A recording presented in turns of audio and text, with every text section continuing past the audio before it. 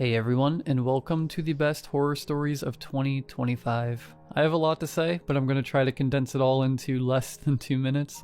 I just wanted to say thank you all for such an awesome year.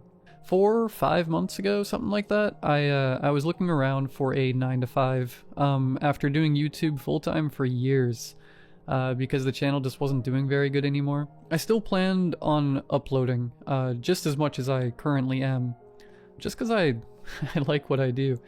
But I thought the days of doing this full-time, like as a career, were completely over. And out of nowhere, people just started listening again. And I'm so appreciative.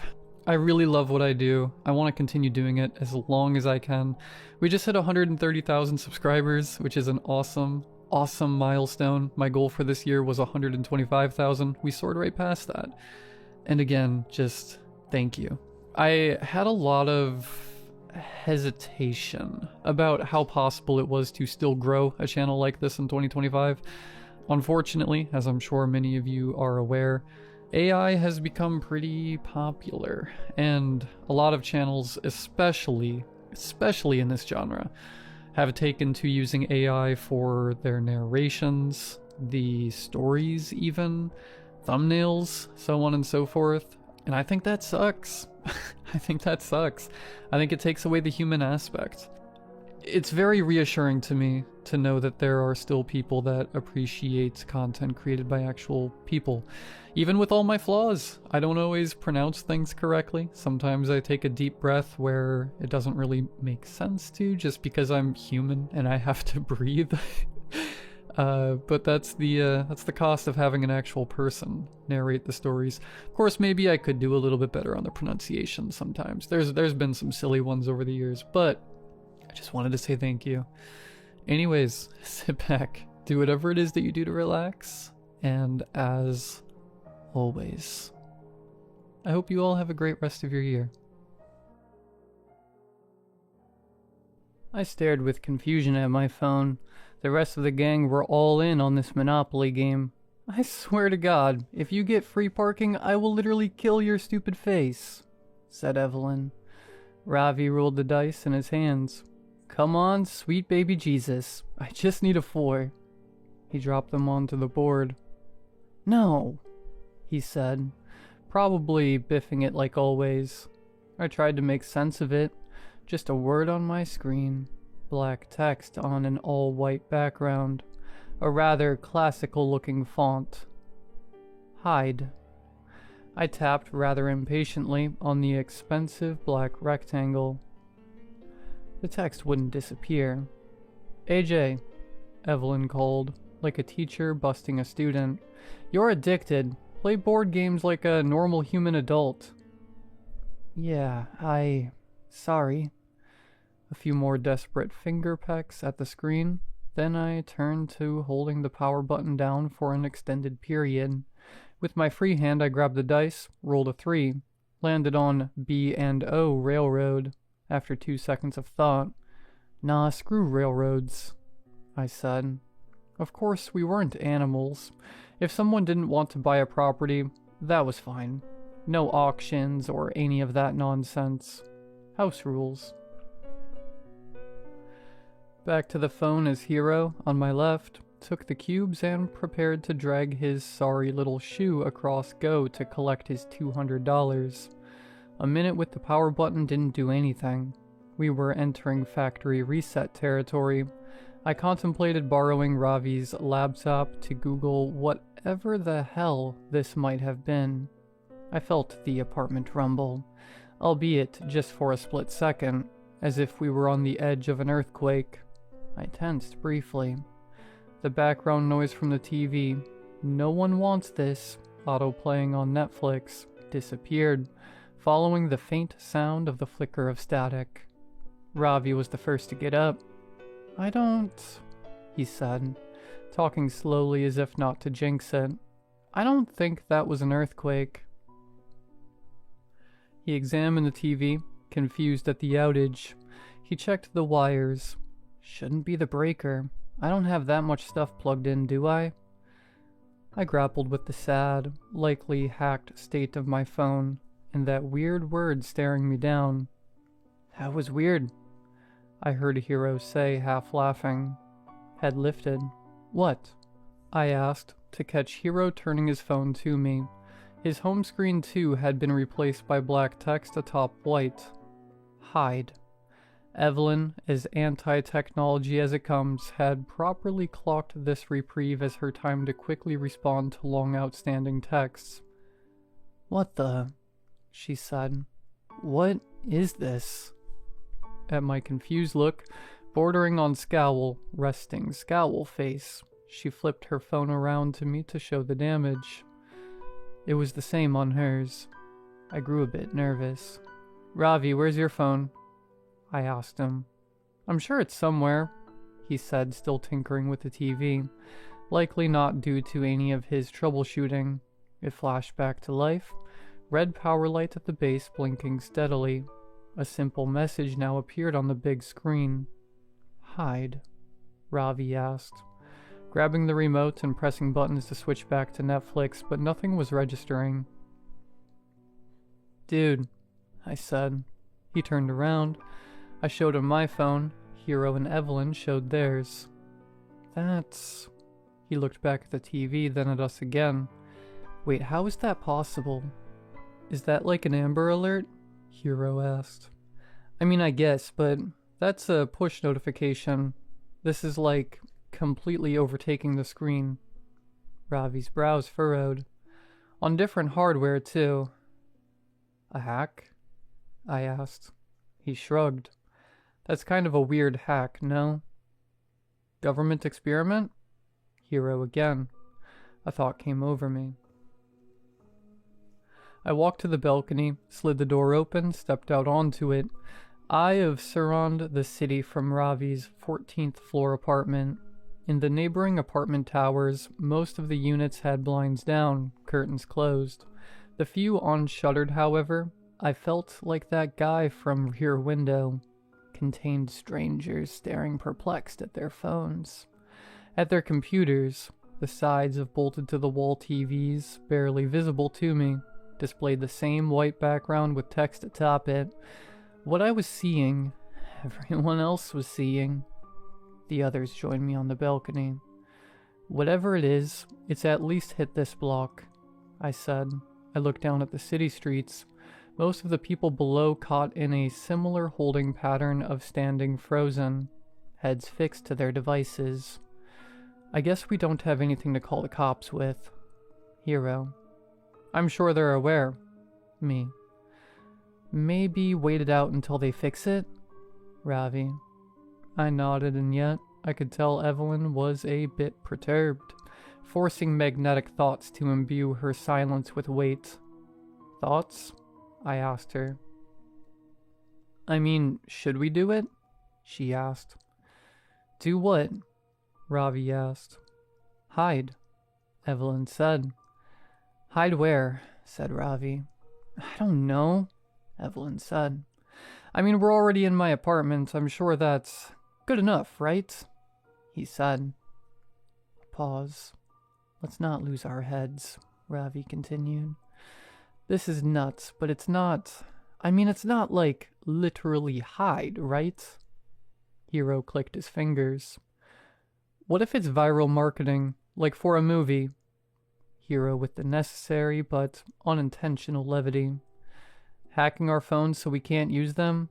I don't know if that's in Linegate's purview, man, I said, then head turned to Evelyn. But hide... The flicker in her eyes more than meant she'd sided with the light bulb in her head. She returned to the inside and got to exploring Ravi's apartment carefully. What are you doing? Ravi asked, trailing. Hero and I followed. I don't care if I look stupid. It could be a warning. Maybe something is happening, she said. We're in a box, basically, said Ravi. We're fine, Ev. But the thing, she motioned to the TV, then to her own phone, says hide. Maybe it's that literal. She continued shouting, finally settling on the sliding closet in Ravi's room, the best she could come up with in his 600 square foot quarters. I'll do here unless you think there's better. Evelyn? Ravi stressed. She shuffled in past hung garments, scooching to the end to make space. I'm gonna close the door soon, and if you're all really my friends, you'll join me. Awkward silence until Hero chimed in. I mean, guess it's good to be safe, right? He went for it, second-guessed for a second, then committed to entering. You guys get the luxury of laughing at me forever if I'm dumb. Win-win, she called while Hero wedged in beside her. A compelling argument, certainly. Begrudgingly, I followed, tucking in next under Ravi's dress clothes. There was still room for him inside his own closet. Hell, he caved, joining last, sliding the door closed to introduce darkness. I went back to my phone, still that classical font, still that mandate. How long do we have to stay in here? Ravi asked. 5 minutes, Evelyn said. Yeesh, he tagged. And then we sat in silence for a while, distant tick-tick-ticks of the clock in the living room bringing down the blood pressure a tad. It all felt silly, kind of fun. Remember when we went camping at Sunlight Groves? Hero asked. Glamping, Ravi clarified. Ev thought she saw a bear. Hero laughed. A bear and its cub. It was dark. It looked like bears, she said, half laughing herself. I heard noises, too. Bears at Sunlight Groves? He said again. Saddest patch of trees in America. Guys, shut up. We're here, so let's commit to the bit, before the conjuring doll gets us, said Ravi, surprisingly not bitterly. We kept our traps zipped for another minute. Eyes at the phone again. Hide. Nonsensical, all of it really, but in a way that was starting to sit more and more uncomfortably for me. What do you think it is? Hero whispered. I shook my head. Evelyn with the light shrug, Ravi with a deep inhale before speaking. I mean, obviously sophisticated, he said, voice low. Like it's obviously something. I waved my phone. My bank is on this, and it's bricked now, basically. I'm screwed. They'll figure something out, said Ravi. Powerful knocks at his apartment door all of a sudden. Thundering.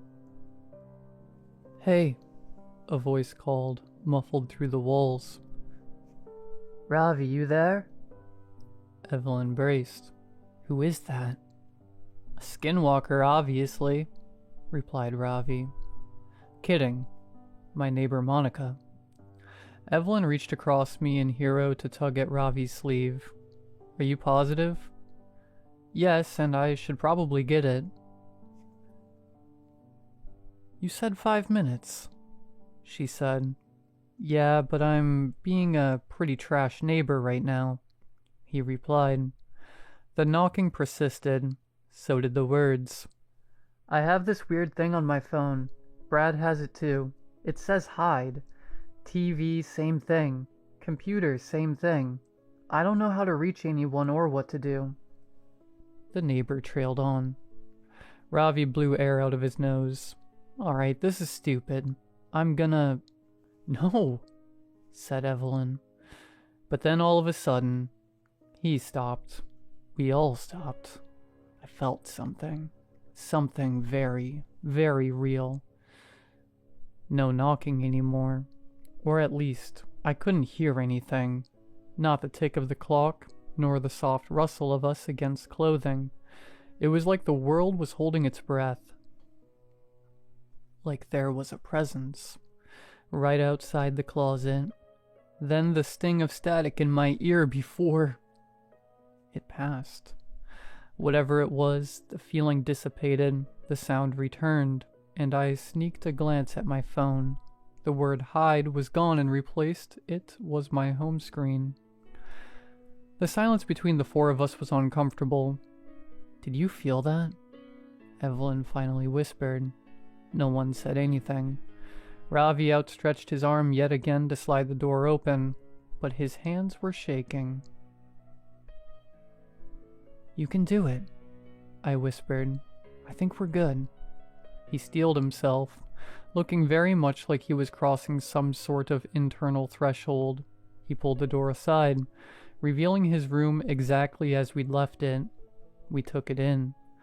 I'm gonna answer Monica, he said with not a whole lot of vigor to his voice. Getting up and creeping out of the room, the rest of us followed, stopping in the living room while he continued to the door. I went to Twitter, searched hide, and sorted by new. Evelyn, meanwhile, grabbed the remote from the stand and turned the TV, now hideless, on and maneuvered through the Roku channels. What are you looking for? Hero asked. Just like a live channel, I guess, she replied. The news? My scrolling wasn't yielding anything of help or insight, though it was clear, via the confused posts from seemingly around the whole world, that the scope of whatever happened was global. My focus shifted to Ravi, who was standing on the welcome mat, eye pressed against the door's peephole. He hadn't moved in quite some time. Everything alright, man? I asked.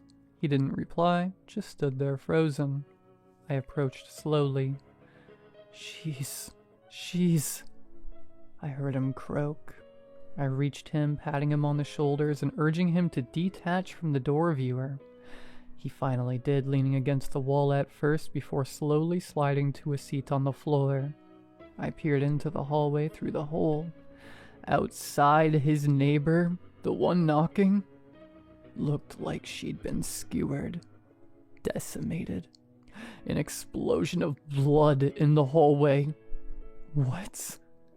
I felt a buzz on my phone. I pulled it out. Again. Before I could even process, I heard Ravi and Evelyn react. There's another one. It says again now. I turned to see the foreboding word on the TV. Fuck. So we should hide again, Hero called. Much like Ravi, I was shell-shocked. AJ, what do you think we should do? He repeated. Evelyn? I said, trying to force the words out of my mouth. You had good instincts the first time. What do you think? How much time do you think we have? She asked.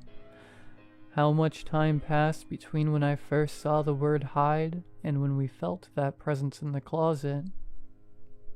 It might have been 10 minutes. I heard Ravi mutter, almost lifeless. I don't... Then Evelyn interrupted herself. Wait, what did you just see outside? She started approaching the door. I stopped her. I don't think it'll be good for you to see it. Are you serious? She responded. Yes, I said immediately, realizing that lying might have been smarter. We can't assume we have the same amount of time, Ravi added. I went with my pitch. Do we try the same spot? Hero started pacing, thinking, tapping his foot. If we think about it, it said hide and we hid. Now it's saying again, and obviously that means that whatever happened is gonna happen again. He gave us a look as if he could see, in our drained expressions, what was waiting on the other side of the door. That's a great recap, man, I said. What I mean, he said, struggling, is that when you'd play as a kid, if you kept picking the same spot over and over, eventually it'd catch up to you. Are we really trying to apply some sort of logic to this? Ravi mumbled. Evelyn fortified herself. I think he's right. It's nuts, and I can't believe I'm saying this, but we need to operate on gut, and gut tells me we pick better spots this time. But spots makes it sound like we should split up, I said, looking around, slowly realizing that the limited real estate we had to work with meant this suggestion made more sense than I would have liked. I turned to Ravi. Where should we all go? He shook his head, palmed his forehead a few times as if to slap himself back to reality. We do, he started thinking. 2 under my bed, he grimaced, letting neurons collide in his mind. 1 of us in the utility closet, the other, laundry closet. He got up and pointed. 1 of the closets was right behind me. Life in him again. Now. My eyes fitted to Hero and Evelyn, who ran into the bedroom. Ravi gave me a nod before entering the laundry closet and awkwardly squeezing in with the washer and dryer, closing his door. I entered the utility closet and closed mine. Rather, I tried to. The door wasn't clicking shut. Ravi, the door, it's not... But then I fought the urge to say anything more. If time was up, I'd compromise my spot. Hell, compromise his spot too if I kept talking. I tried a few more times to get it closed, then... I committed, terrified out of my mind to gripping the handle and holding the door shut. I tried to keep my shaking hand and quickening breath in check as... The silence overtook again. Complete silence, and then... That presence. I felt a light tug at the door. I kept my hold firm, but didn't try to overpower. Didn't want to completely give it away. And again, it stopped. The feeling disappeared, and I waited 15 seconds before sneaking a look at my phone to see that the again warning was gone. I heard the sound of Ravi's door swing open first. I followed with mine. He was emotional. I forgot that that door is screwed up, man. I got scared, man, and I was... You're all good. It's alright. I know. I even heard you call for me, and I didn't. I panicked and I thought it'd... We're alive, man. It's alright. We're... And I immediately remembered it wasn't just us. Evelyn and Hero. Right, he said. We rushed to his bedroom. Nothing at first. The 2 hadn't emerged yet. For a moment, the horrifying thought that we'd be pulling their corpses out from under the bed rushed past me. Guys? I said.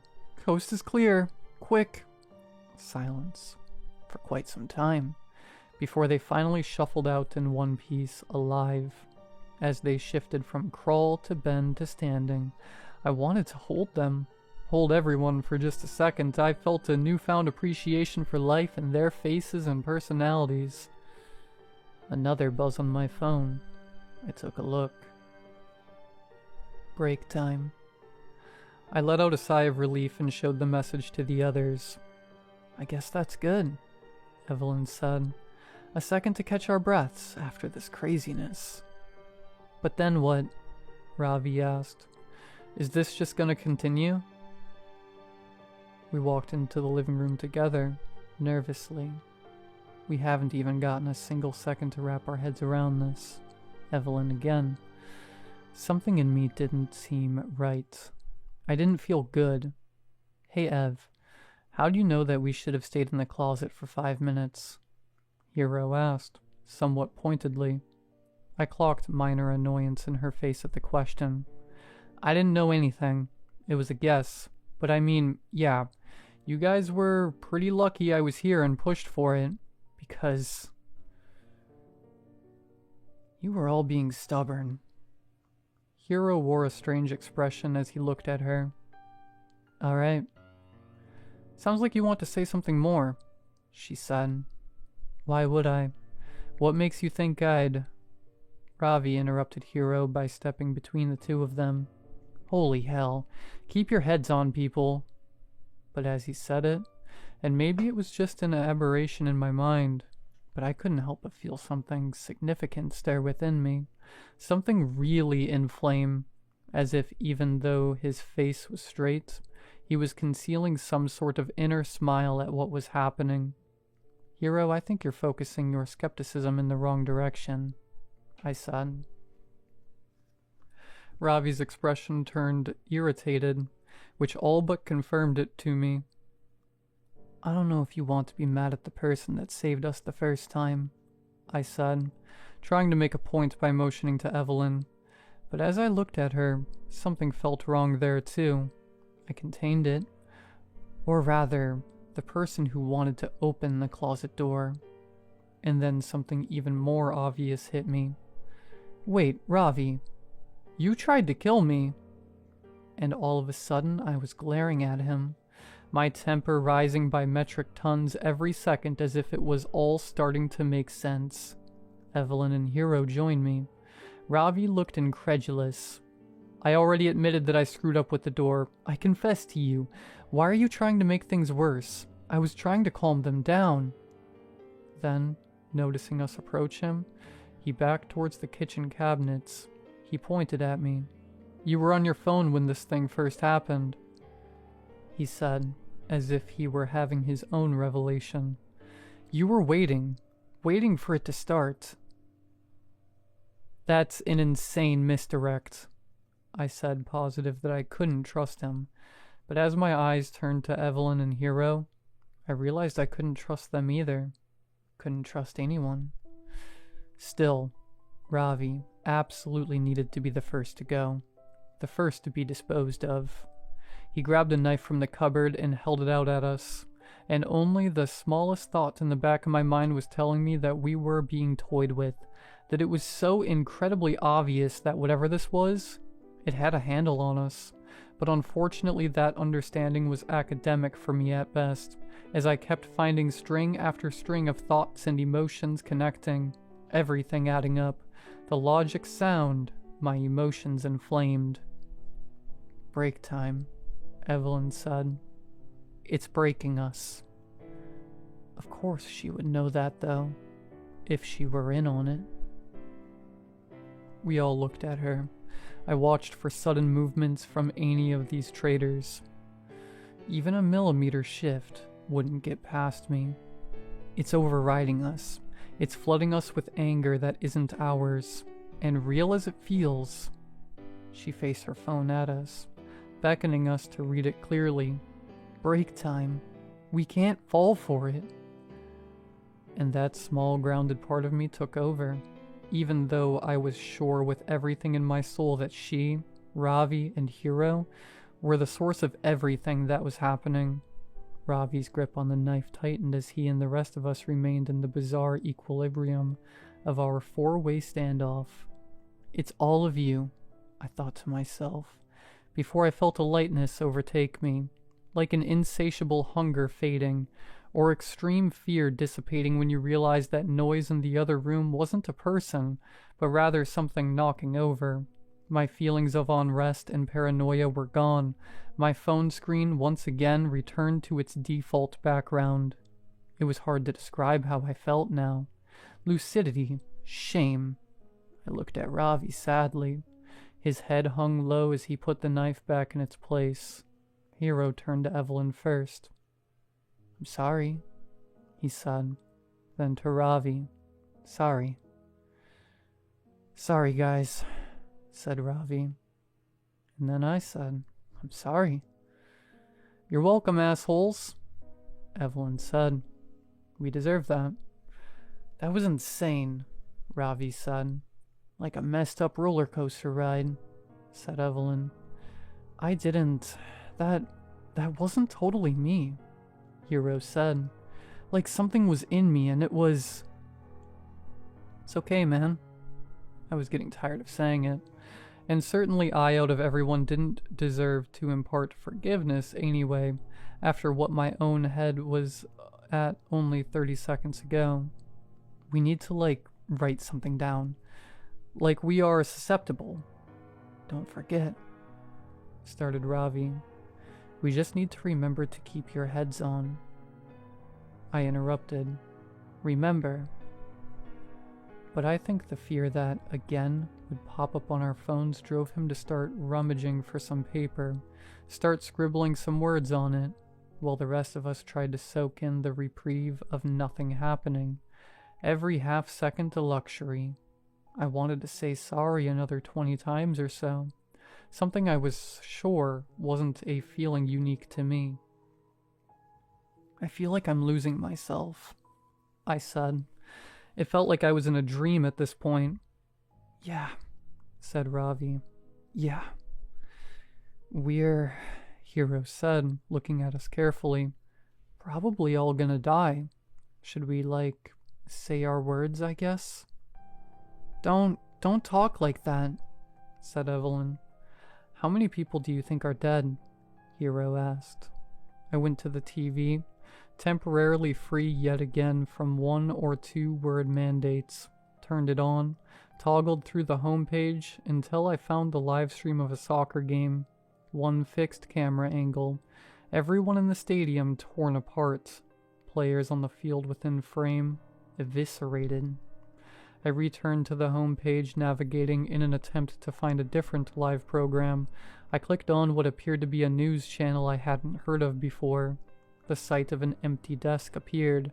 Wires leading under the desk made me think that perhaps the anchor was hiding under it. We are trying to report, he said. Knowing that the signal is going to cut out, I've survived so far. Survived whatever exactly this might be. But the carnage from footage I've seen is extensive. I strongly recommend. The broadcast was interrupted by the new word. Seek. Again in classical lettering. And the screen cracked, then shattered with a loud pop, sending bits of glass onto the floor, as did the screen on my phone that I'd placed on the coffee table, as did the phones in Evelyn and Hero's hands too, reactively dropped on the floor by the pair, a weak bounce before settling. I panicked. Seek, seek, I said desperately, trying to jolt my brain to the task. Maybe something out of place? Evelyn said.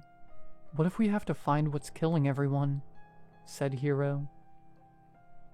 I started, but I couldn't even muster up close to the sentence.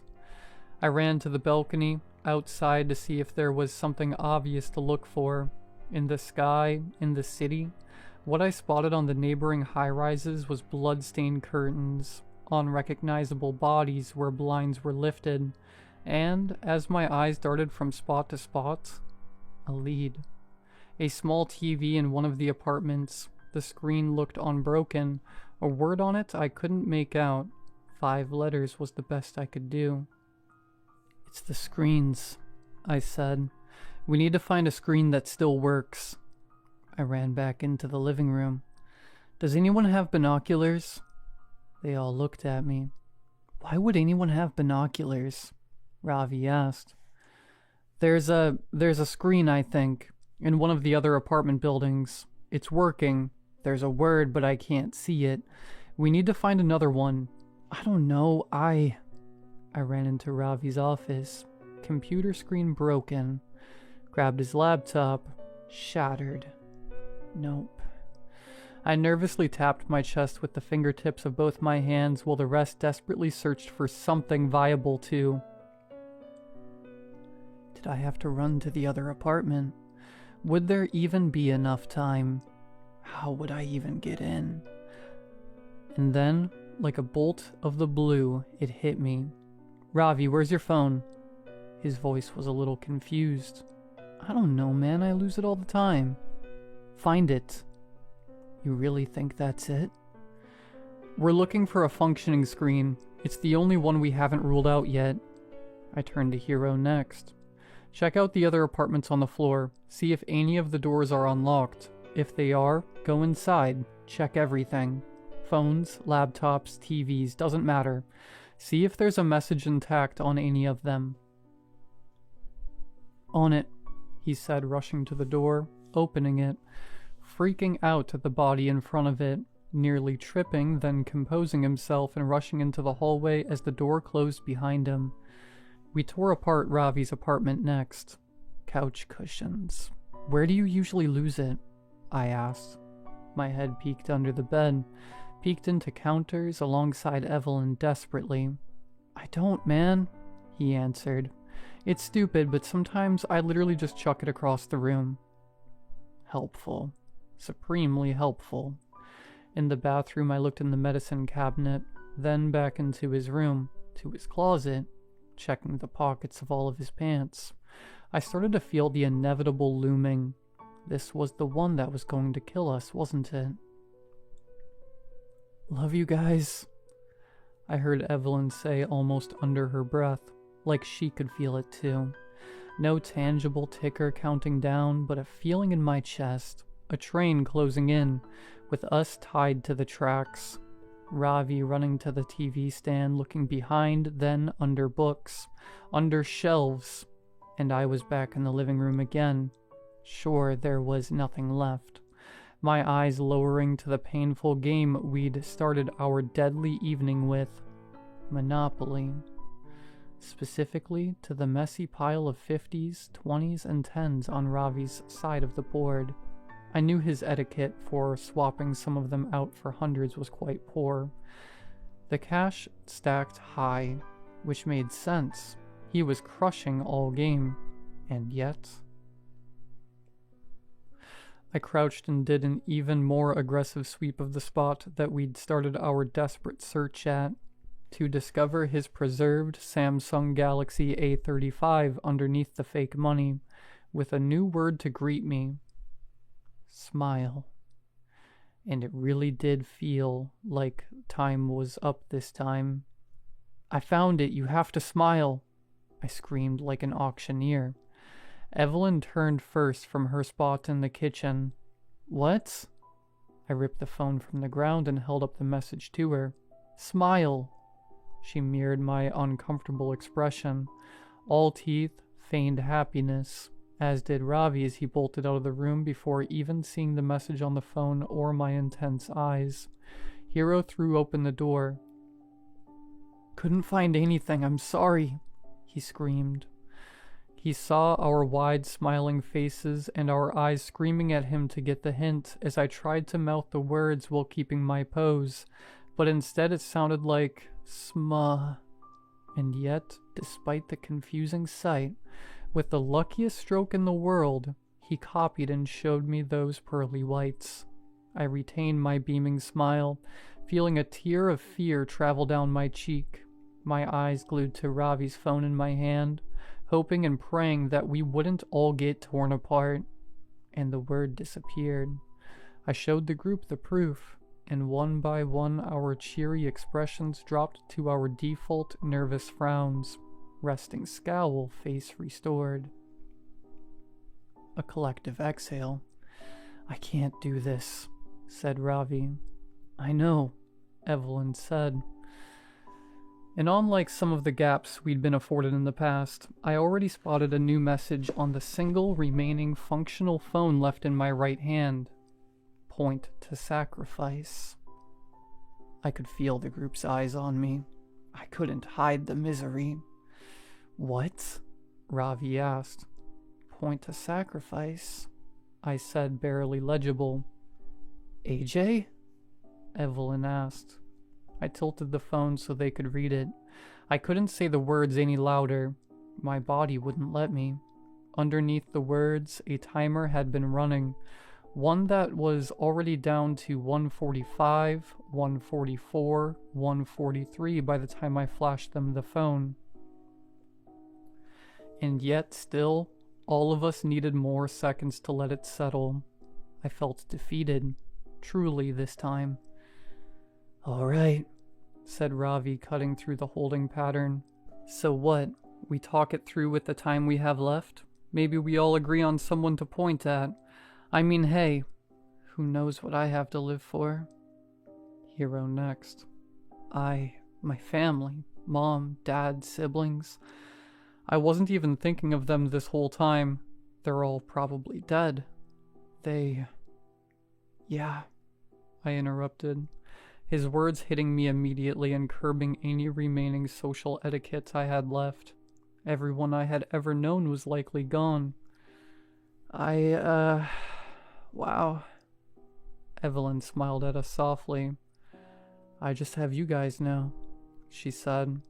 So, yeah, screw this. She said, immediately pointing to herself, almost causing me to die right there in fear she'd be torn apart immediately. But the counter was still ticking down.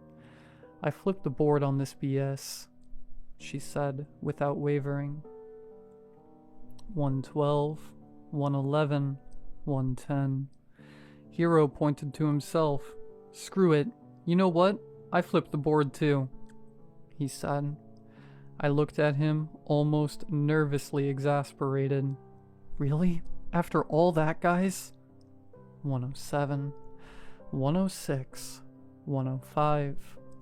If there is a hell, Ravi said. Unlikely, but what the... Maybe we dodged that bullet. He curled his index finger back towards himself. Flip the board. I just looked at them. It was strange to feel a deluge of selfish thoughts flood into me all at once. 40 seconds. 39. 38. Alright, I said, copying my peers. Let's do it. I pointed at myself too, like we were all playing Simon Says or something. 33. 32. 31.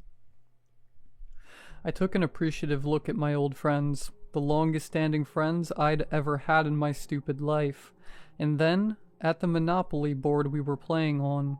It really was quite an awful game. I wasn't sure why we'd always subject ourselves to it. 27, 26. I saw the pile of money on free parking. 23, 22.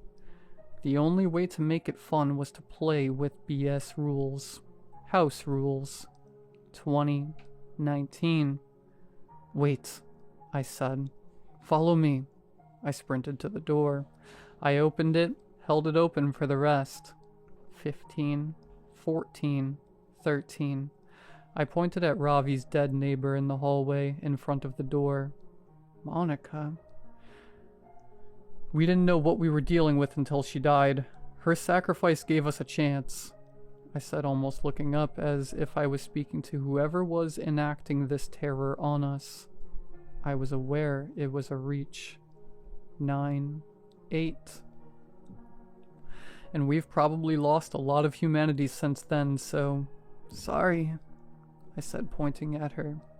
And thank you. 6, 5. And my best friends pointed too.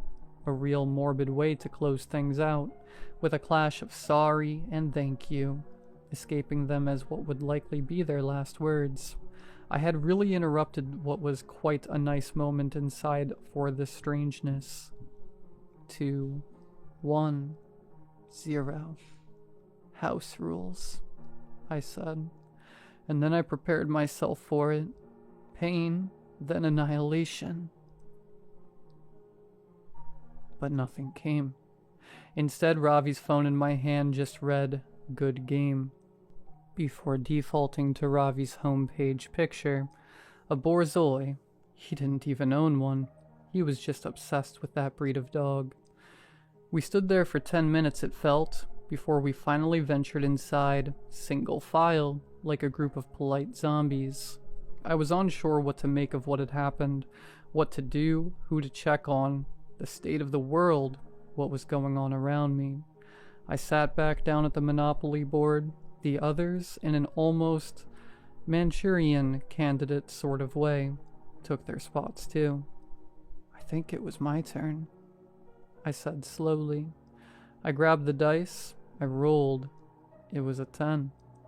I tapped my top hat icon on each square until I landed on Short Line Railroad. Do you want to buy it? Evelyn asked me. I thought about it for too long. Finally. Sure.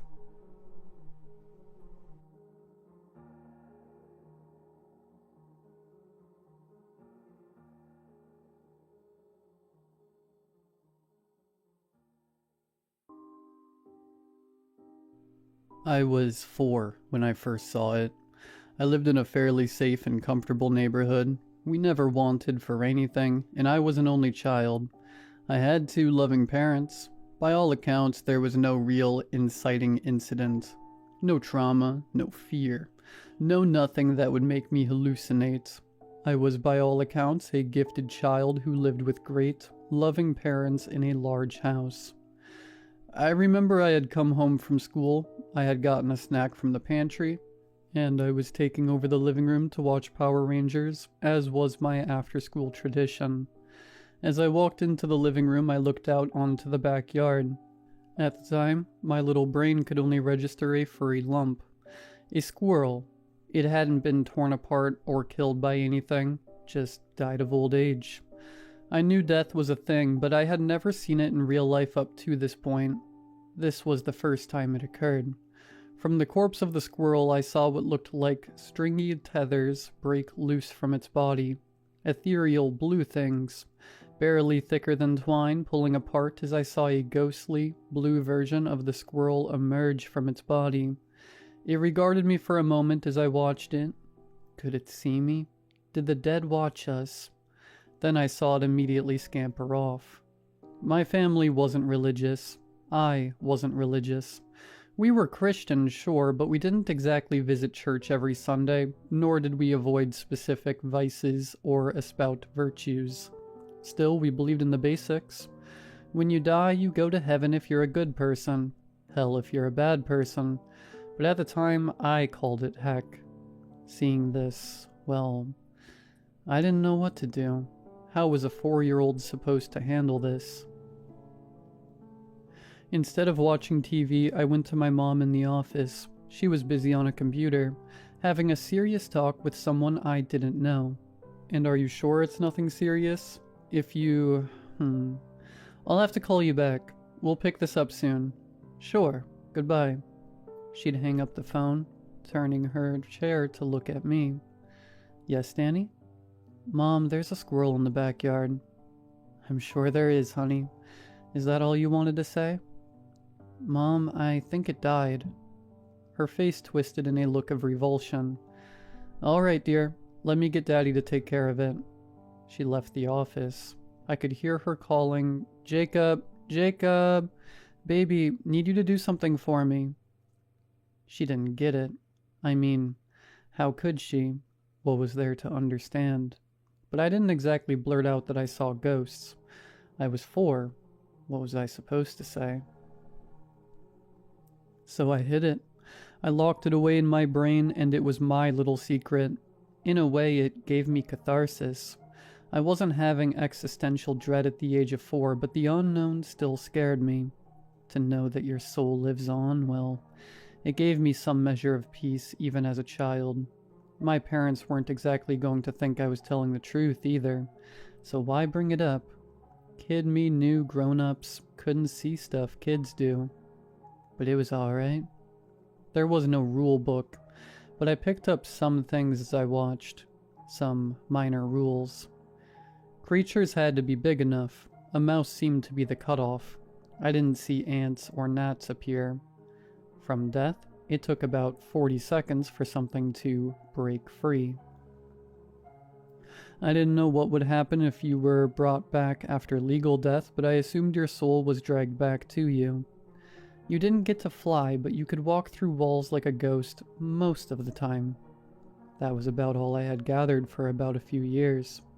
Things were good for those 2 years.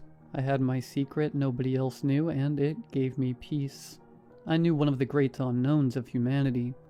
Me, a kid? I felt like a genius. Then the greater truth was revealed. It was December 8th, at about 6:15 in the morning on a Sunday, that things went to hell. I had been dreaming peacefully when the scream woke me up.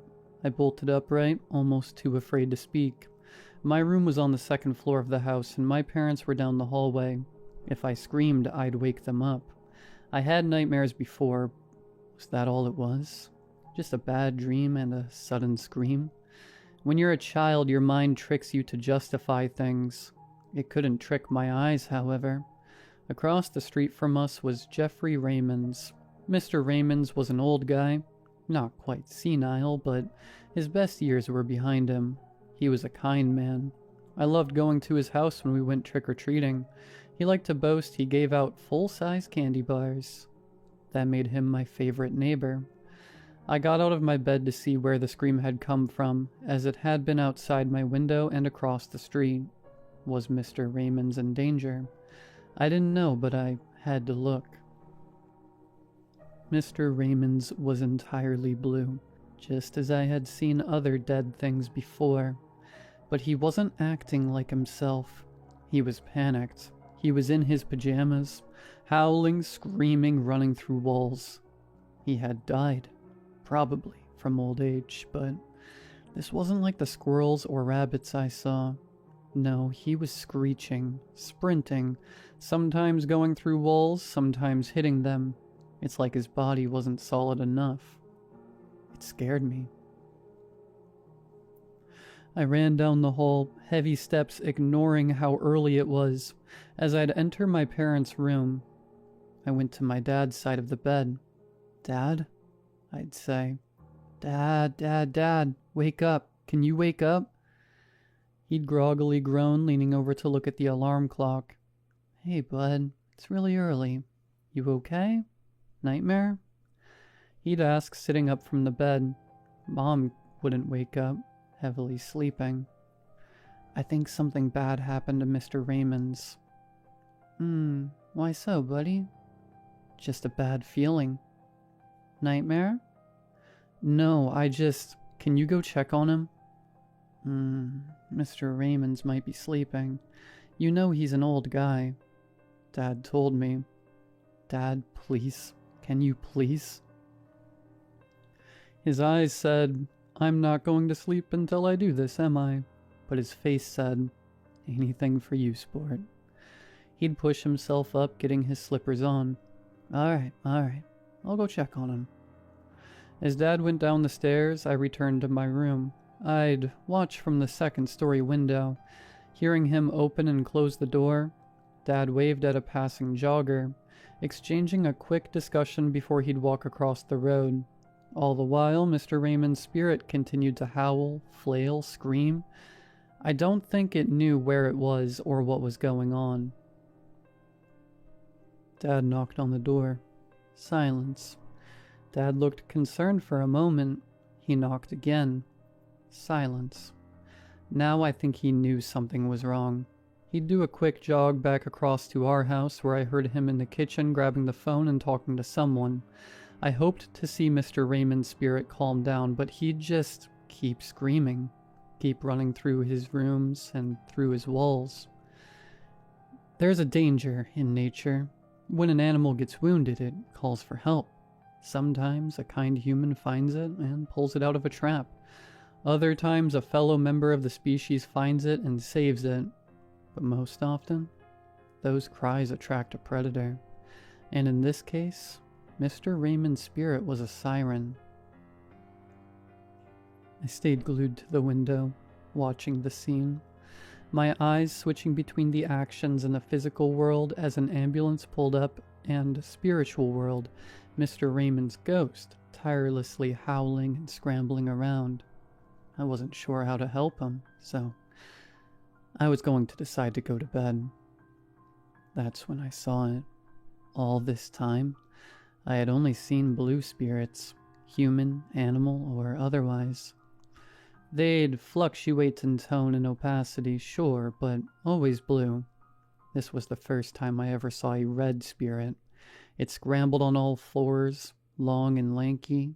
Its arms were too long, its legs not ending in feet, but in two sharp talons, one in the front, one in the back. I covered my mouth, watching what I think was its head bob. It had no eyes, a sort of heavy shell covering the top half of its head. It was beelining to the screaming Mr. Raymond. Paramedics were having a polite conversation as it barged through them, phasing like a ghost. One paramedic turned around as if someone had tapped his shoulder, but he looked back to his friend. I saw a primal terror in Mr. Raymond's eyes. He knew this was a predator.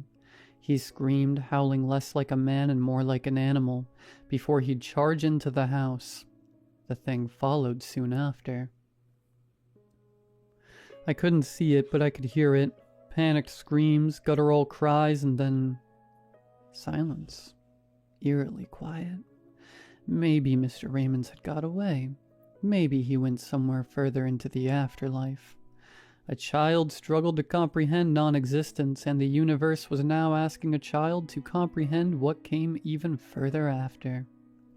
Nausea was going to overtake me before my dad went in my room. making me turn away from the window. Hey, kiddo. Hey, Mr. Raymond's, listen, yeah. He seemed unsure of how to broach the subject. Doubtly so. I considered I somehow knew Mr. Raymond had died. It's okay, Dad, I whispered. I thought it was a nightmare, but... Bad dreams, I know. Hey, listen. Do you want some breakfast? Whatever you want. No, I'm not really hungry right now, but thanks, Dad. I love you lots. Love you too, buddy. Dad closed the door, probably wanting to give me some space while I processed this. There were things to process, to be sure, but I didn't want to speak on it. I turned back to the window, watching to see if the red thing had gone. It hadn't. The red thing now stood in the middle of the street, hands twitching. Hands that ended in knives, not fingers. And it was staring at me without eyes. I covered my mouth in horror. Kid logic said that safety from monsters was always under the blanket. That made sense to me, scrambling under it as I got away from the window. Maybe it hadn't noticed. Maybe it was just a coincidence.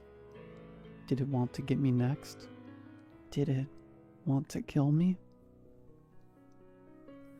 The blankets covered me, head to my knees as I hid. I didn't need to see it. I could hear it. The clicking and clacking of its knife fingers on the walls. The red glow as it moved inside my room. I was trapped under my blanket, quivering, and as it came into my room, it just sat there, knees to its chest right across from me. Time seemed to slow. Did I sit under the blanket for a minute? 20? 2 hours? I don't know. But it wouldn't leave, sitting there watching me. I felt bile well in my throat. I wanted to throw up from panic and dread. Experimentally, and against the child's code of what kept you safe, I removed the blanket. The thing was easily 7 feet tall, maybe more, but its arm length had to be about 8 or more. The shell on its head was more of a carapace, fused to the top of its head like a helmet. Leathery red skin, taut and tight, like leather stretched over muscle. The worst was the mouth. It had no lips, no jaws, no normal teeth. What instead I saw was a slowly rotating blender of a hole, sharp and jagged. It was uncanny to feel a stare with no eyes upon you. We locked gazes. Or at least I think we did, as I trembled in bed. I think I had peed myself, quivering, watching it observe me. It looked back, seemingly unaware of the horror I was in. We were in a stalemate until one long, bony knife finger uncurled. I watched that knife etch into the wall of my room, not damaging the physical space, but doubtlessly marking my room in the spirit world. It read, "Can you see me?" I looked at the wall, then to it, then to the wall. I nodded. Its razor maw rotated, sharp and jagged teeth spinning. "Can you hear me?" it asked, its voice guttural like it came from a drain pipe clogged with muck. I nodded. Of all the words to come out of its mouth, I didn't expect what it said next. "Sorry, I didn't want to scare you." Sorry?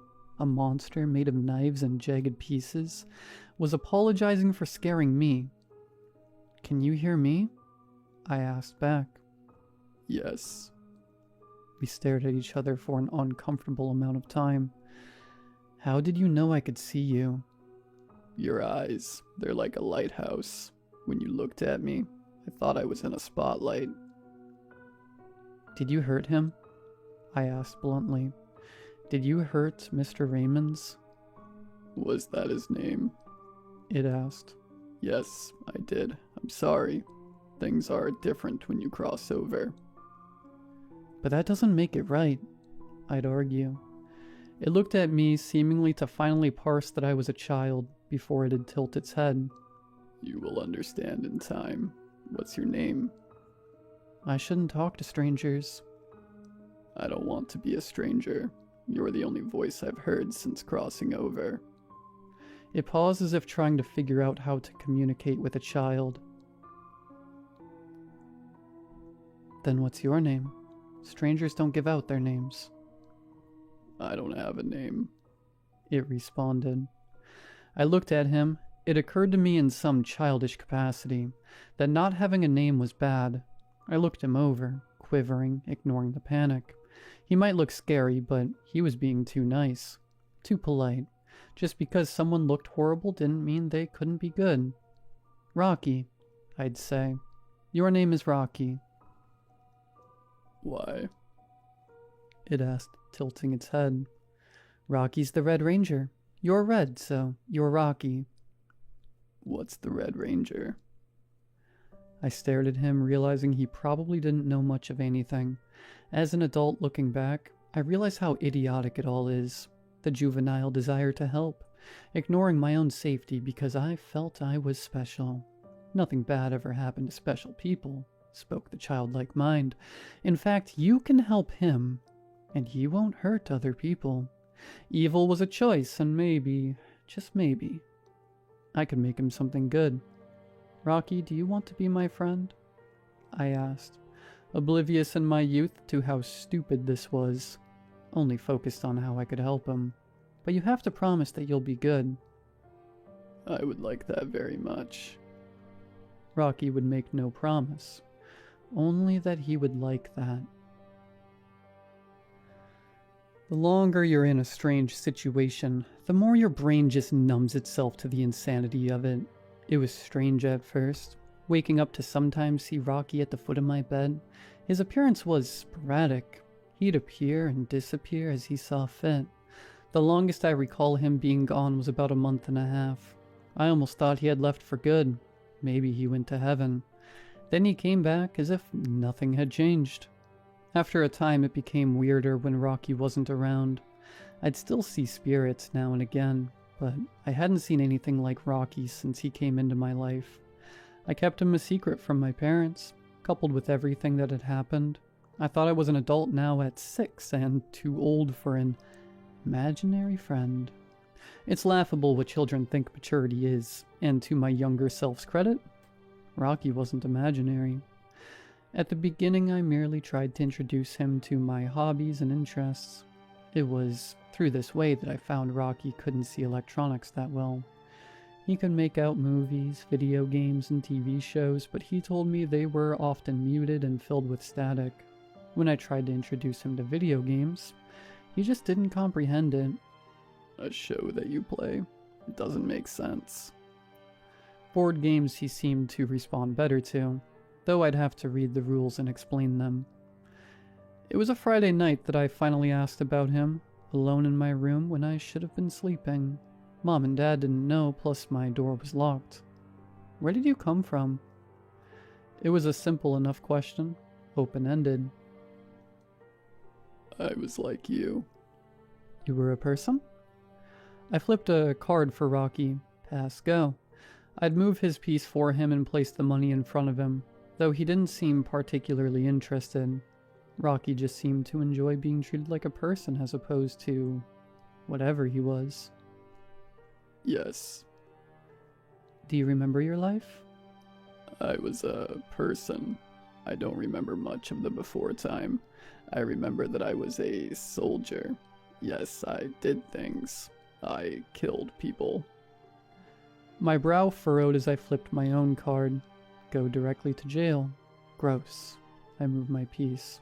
Is that why you're how you are? Rocky craned his head to better look at my eyes. He liked to make eye contact, even though he had none. It is a rule I found out about the after. When you kill, when you take a life personally, you become more like me. I stared at him.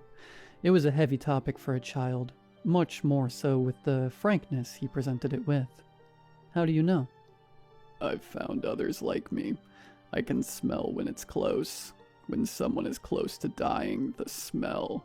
What's your favorite food? I moved his piece, but I did so half-heartedly. My attention was elsewhere. I like pizza with onions. Imagine that, but you haven't eaten in years. Imagine the smell, the aroma, so close, so delicious. It was the first time I ever saw two slits open on Rocky's face. Just above that mouth, a wheezing inhalation sound. You couldn't understand it. How hungry you get. How you'll do anything for it. My mind had finally linked what had happened with Mr. Raymond's. But you only chase after bad people, right? Was Mr. Raymond's a bad person, actually?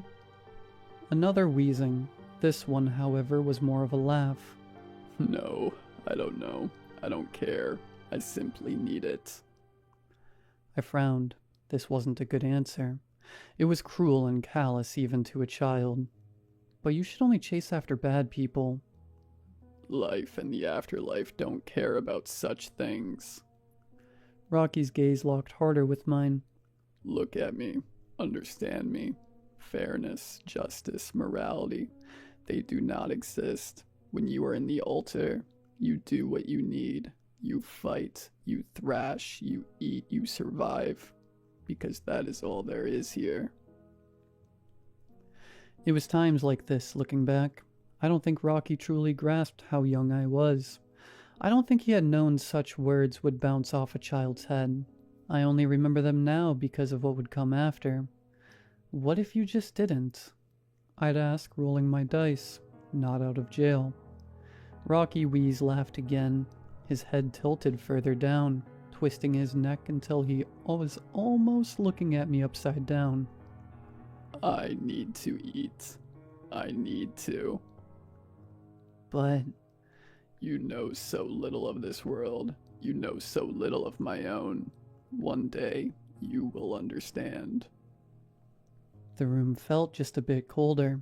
I stared back at the board, playing my game, which at this point was me moving pieces while he watched. Where do you go when I'm away? I asked. I search to fill the void. And, what fills the void? Do not ask questions that we both know the answers to. We'd continue our game in silence after that, me moving pieces, just trying to enjoy myself. But the question lingered. Did it really take him that long to live? Was that his equivalent of chores? I don't know. Looking back, I should have shooed him off then and there, but I didn't. I wanted to try and help Rocky, whatever that meant. Maybe if he saw how I lived my life, he'd have a change of heart. Do you want to come to school with me? I asked. A confused look, the tapping of knife-like fingers. I could. It'll be fun if you do. I will do this. I will see how things have changed since I was in your world. I wish there was more to talk about. More hints, more things, but that was the thing about Rocky. He was an observer. A guardian angel if you believe he was pure. A malevolent curse if you don't. It was rather unnerving how normal that school day was. He didn't comment or say anything. He merely watched. The expression never changed. Passive confusion. An alien on the outside, watching acts and rituals. Nothing seemed to click. It finally occurred to me that maybe Rocky was too far gone. Maybe Rocky had just let his mind wander away from what it meant to be like us. To be human. The one brief note was that as we were walking to lunch, Rocky stopped. I didn't say anything and kept walking, but he seemed to be drawn to another classroom. My school went from kindergarten to 8th grade. Rocky focused entirely on a history class, watching what I think was a war movie. His head tilted to the side, breaking away from me as he went to look through the window. Rocky would rejoin me later after lunch. It was during recess now, and I was distracted playing kickball. Rocky followed me, watching children play, as I guarded the outfield. Do you see something that you remembered? I asked in a hushed whisper. Yes, maybe, possibly. What was it? A faraway place. Blood, fire, noise. Hate. Rocky stopped what he was saying.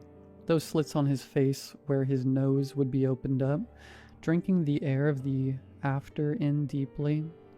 A low guttural groan rippled from his throat. The words stopped. Every muscle in his body flexed, growing taut. His fingers writhing as he smelt something. "Rocky?" I whispered, confused. He didn't respond to me. I don't think he even knew who I was. He dropped to all fours and began to sprint. It was exactly as I saw him when Mr. Raymond's died, a wild, charging behemoth. The worst part of it all was how silent he was. The silence made it easy for me to hear the braying of something in the distance, the direction of which Rocky had begun sprinting towards. It was feasting time. "Idiot, the ball!" I was so distracted that I hadn't noticed that the kickball had landed in my field, tumbling toward the direction Rocky had gone.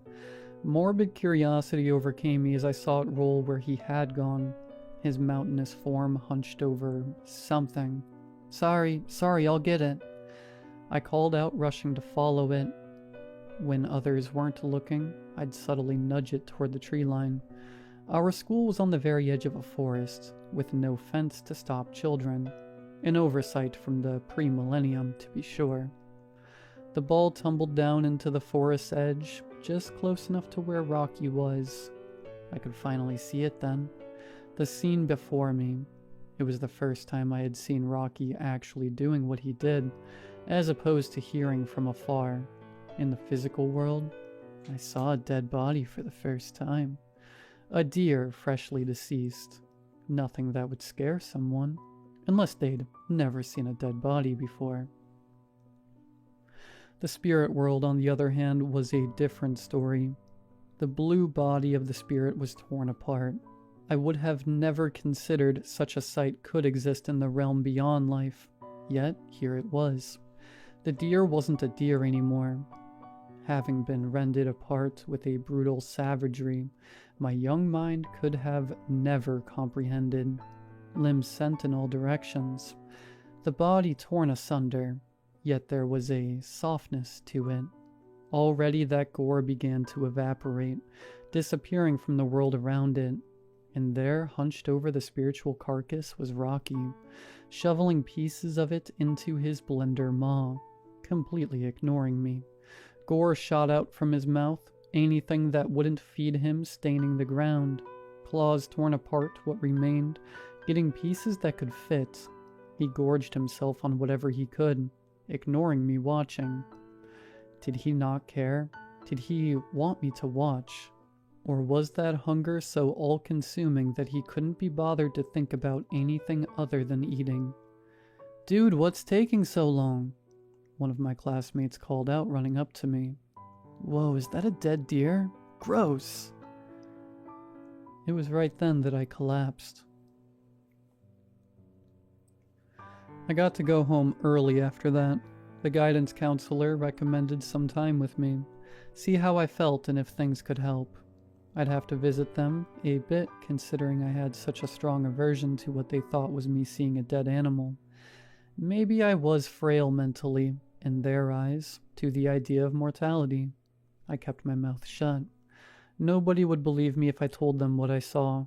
If anything, they may consider me wrong, having vivid, violent images in my head. It didn't take a child to know that the things you imagine tell a lot about your own mind. Rocky followed me home as he always did. I couldn't look at him. I think he realized, finally coming off his binge of feasting, that he might have frightened me. Maybe he'd see my reaction and change his ways. I had hope he'd realize things were dire between us. When I finally got to bed, alone in my room after a horrid day, Rocky just stared at me. I couldn't read his expression, but it slowly dawned on me. There was no apology to be given, no remorse, nothing. What looked back at me across the edge of my room was something that held no forgiveness. Why would it forgive what was normalcy? "That was horrible, Rocky," I said. "I told you, there is no fairness in the here nor the after." "You didn't have to be so mean." "Maybe not." "Was that what you did to Mr. Raymond's?" Rocky slowly clawed his way over to me, sitting by the bed parallel to me. I cannot stop. That hunger, that pain, I feel it all the time. I need it to stop. I need it to end. Even now, I am in agony. Talking helps me forget, but it never goes away. Be it napalm or be it a campfire, it's still fire. It's always there burning me. I'm sorry it's like that for you, I'd say. If I could stop, I would, but I don't act through hate or vengeance or spite. I do this because I need to. The pity I had felt, the empathy vanished. It dawned on me that Rocky was not something or someone that could change. Rocky was less of a person and more of a sentient animal, driven by food, driven by whatever he needed. I had let the wolf into my home, and now it was there. But something else clawed at my mind. Rocky? I asked. Yes. If I died, would we still be friends?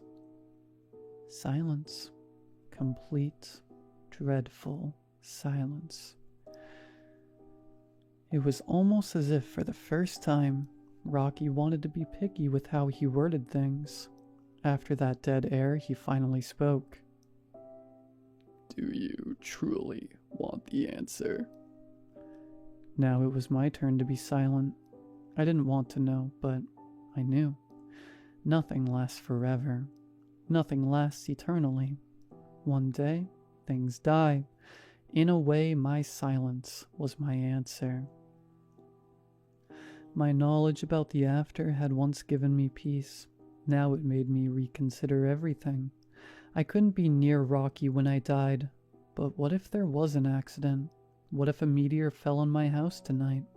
What if I got hit by a car, and what if Rocky was there? The things I had once considered my friend was now an omen, an ominous reminder, always following me, always watching. I felt ill. I felt terrified. Existential dread, the thing I had believed I had passed, loomed over me now more than ever. Every day that passed, I was closer to dying. And Rocky would be there, waiting for me. Whether I liked it or not, it's there that I realized that he was a sword looming over me. Could I get away from him? Could I escape him? No. He didn't need to sleep. Rocky could watch and wait, eyes locked on me. I could never escape him. I couldn't run from him. He was a ticking time bomb. The day I would die, he'd be upon me. I felt nausea overcome me, dread, terror. He would always be there, watching, waiting, yet to him he couldn't grasp my terror. To him I was just a friend he'd one day tear apart when the final breath escaped his body. These were things a child shouldn't have to think about. Rocky watched me sit in contemplation, opting to join me in it, those long, sharp fingers resting on bony knees as he'd stare forward. I was so focused on myself that I hadn't considered death may come for someone else, close to me.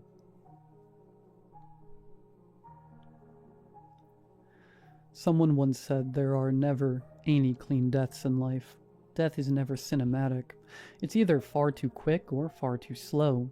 Young as I was, I couldn't grasp it at first. Mom and Dad would have long talks alone. Sometimes it'd grow in volume, but never above a whisper. They didn't want me knowing. Rocky couldn't hear them either, though he never left, always lurking, always hanging over me. For years, this specter haunted me. I even had to go to a sleep clinic because there were numerous nights I couldn't sleep with Rocky there. I dare not tell anyone. I had reached the point where I realized that if I had told anyone, they'd most likely throw me in some insane asylum. Let's not even entertain the idea of what it would be like if people did believe what I saw. It was when I was about 8 years old that Mom and Dad pulled me aside. They were, at last, open and honest about what the problem was. cancer. I don't know the word for it. Irony? Dark humor? Some divine amusement that in my life, where I was constantly the unwilling host to a saw-mouthed monster that saw me as its one friend, the most normal of horrors had crept into my life. I wouldn't know the word for it, but it certainly changed things. Money around my house became tighter. Mom went in for more treatments as time went on. We'd have peaks and valleys where it looked like Mom would get better, only for it to reappear like an ugly ghost.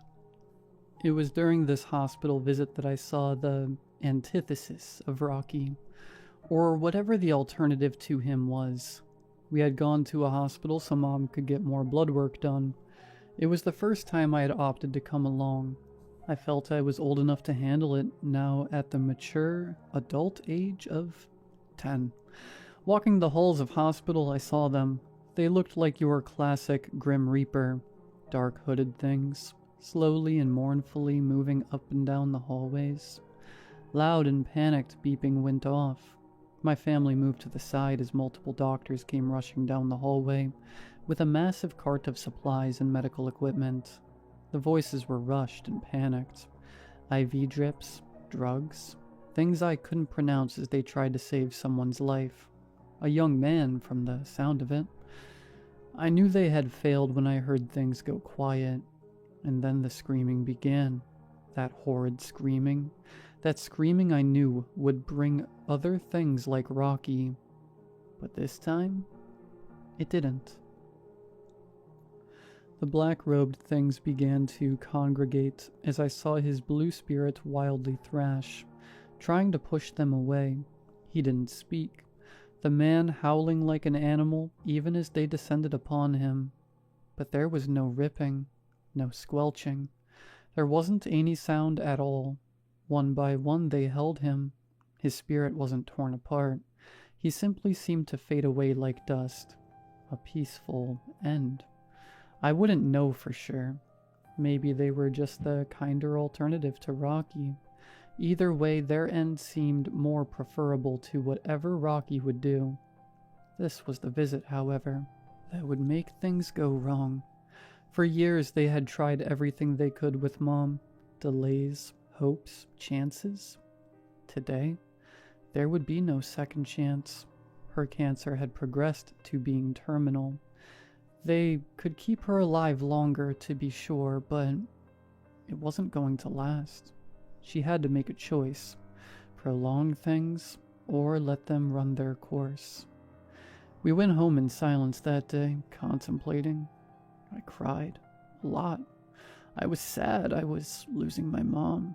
It was the worst thing that could have happened to me, until I heard her ask for something that made my stomach drop into the pavement. Jacob, I want hospice. I want to be home. Hospice. That word I knew. It's when people died at home. A home where Rocky was. There was no way I could convince her. I was old enough to realize that, and knew things wouldn't work out in my favor. That'd mean I'd have to do something I hadn't in years. I'd have to talk to Rocky. When we arrived home, I quickly got up the stairs. Mom and Dad thought I needed time alone. Rocky was there today, watching me as I locked eyes with him, his head tilted. You haven't looked at me like that in a long time. Those eyes, those lights. You need to leave, I demanded in a quiet whisper. Why? He'd ask. Because I said so. I didn't want to tell him the truth. If you're my friend, if you ever were my friend, you'll leave. Now. A long silence, the room thick with tension. Rocky stared at me, those hands scraping the floor. He'd move closer, crawling on all fours to get at eye level with me. A boy trying to be strong in the face of a monster. No. What do you mean, no? I want you out, I stuttered, trying to hold my ground. No, I am not leaving. Your lights, Your voice. I need them. I want them. But that's not why I'm not leaving. No, no. I'm not leaving because I can smell it. Those slits on Rocky's face opened, breathing in deeply, fingers dragging along the ground. The smell? I moved away from him. Rocky's anatomy had only gotten worse as I got older, but the smelling never sat right with me. Deep inhales resounded in the room. Oh, I can smell it. Something's close. Something's decaying. Soon. Rocky muttered. Someone's crossing. Maybe they'll cross over soon. I need it. I want it. I have to feast. I must feast. You're a freak. A monster. No, I am an animal like any other. We're all animals. We all have needs, and I need this. Rocky clawed his way away from me. But those deep inhales never left. He kept sniffing, drinking in the stench of death, drinking in my mom dying. I had never been more angry, never more scared, and never more helpless. The next 2 years went by both like a flash and agonizingly slow at the same time. More family came to visit. Dad spiraled into depression. Mom tried to keep things happy, even as she degraded, and all the while, out of the corner of my eye, I could see Rocky. He grew bolder day by day, wandering around our house like a beast claiming territory, a ward to anyone else around that this was his to have. I wanted to punch younger me for bringing in a feral monster into our home. And just like that, there we were. Most of the family was gathered around the bed. Mom lay there, gaunt and pale. She looked between all of us, holding my dad's hand. And there was, too, Rocky, looming over the entire proceedings, eyes fixed on my mother. There were tears bound by everyone, but I was holding it together as best I could. Mom looked at me. Honey? Yeah? I stared at her. Her eyes were sunken by sickness. Mine were sunken in horror and sorrow. I love you and always will. You know that, right? I nodded. I knew that was true. And you know I'm always going to be watching over you, right? I nodded. I knew that was a lie. If you're ever... Mom started saying something. She continued to say something, but I couldn't hear her words. My eyes growing wide. Tears ran down my face. The people around me must have thought I had broken down at last, at everything happening. In truth, I could recognize the sound, like rainfall hitting wood. Drip, drip, drip. I knew what it was, my eyes wandering. I wish I hadn't looked. Rocky was drooling from that open, knife-filled maw, right onto the floor. Mom smiled at me. You're going to be okay. I wasn't. I love you so much and I'll always be here. She wouldn't. Do you all mind if I close my eyes for just a moment? Go ahead, Mom. Inside, I was screaming at her not to shut her eyes, not to let go. Her eyes shut. Her breathing slowed and slowed and slowed. I couldn't bear it. I ran.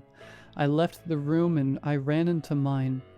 I shut the door. I locked the door. I stuffed my head under a pillow. I turned on the TV. I started playing music. Even so, I could hear my family in the other room. They were all crying, talking, speaking among themselves. I could hear them. I could hear everything. The screaming started. My mom's voice. It didn't last long at all. Before I had only heard Rocky's work from afar. A room away, I could hear every horrid thing. My mind could piece together similar sounds alone. The wet, slashing sound like a butcher's knife cleaving through meat. The bludgeoning noises of heavy hands on something soft and wet. The sound of someone overturning a bucket, spraying its contents on the floor and around the room. The screaming devolved into soft cries, gurgling, choked grasps. And then the other sound. The gorging. The wet noises of jawless maw cramming in anything that could feed. Tearing chunks apart. It lasted for about 10 minutes, but it felt like 1,000 years. Anger welled in me alongside my terror.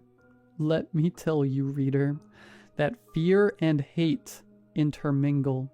They're lovers, close spirits, and they make a home together. For the first time, I felt something other than fear about Rocky spread through me. Raw, unbridled hatred. After all, he just killed my mom. Rocky didn't return to my room until an hour later. I don't know if it was some manner of clarity after eating or genuine guilt, but return he did. Fingers and teeth stained in blue as he'd look at me before moving to a corner to sit. "Get out," I whispered. "It had to be this way," Rocky responded. "I'm going to kill you." At this, Rocky snapped his head towards me. Shock. Not that he felt betrayed or hurt, like I had said something that wounded him. No, this was a look of surprise. Not once, since this thing had crossed over, had it been threatened. There was almost a look of amusement in its eyes. And then it smiled. That bloody hole of a maw twisted into the closest thing of a grin it could. "Good luck." Rocky crawled out of the window then, leaving behind a trail of gore, a trail I could never wash out. When I'd sleep, when I'd come home, I'd always see it, the dark blue stain of what my mom had been. There's not much more to it. We buried her remains. Dad was depressed, but he moved on. I didn't. I never did. After what happened, Rocky never came back. I know Rocky is out there in this in-between, and it is why I am writing this. Consider this my confession. This will be the last you hear of me because I figured it out. I have figured out what makes you into something like Rocky when you die. I am an adult now with the funds and capabilities to finish this plan. I am going to do many things. Terrible things. I am going to drink deep of the well of monsters and give myself every single fighting chance I have against that horrible thing. And when I feel I have drank as much as I could until bile fills my soul, I am going to return to my home from when I was a boy and cross over. I am going to find Rocky, and I will make him pay. I don't know if I can stop a monster, and the thought of seeing him again fills me with dread and horror, but it also fills me with hate, and hate will drive me forward. I know what happens when you die, and God willing, I am going to make Rocky find out what happens after.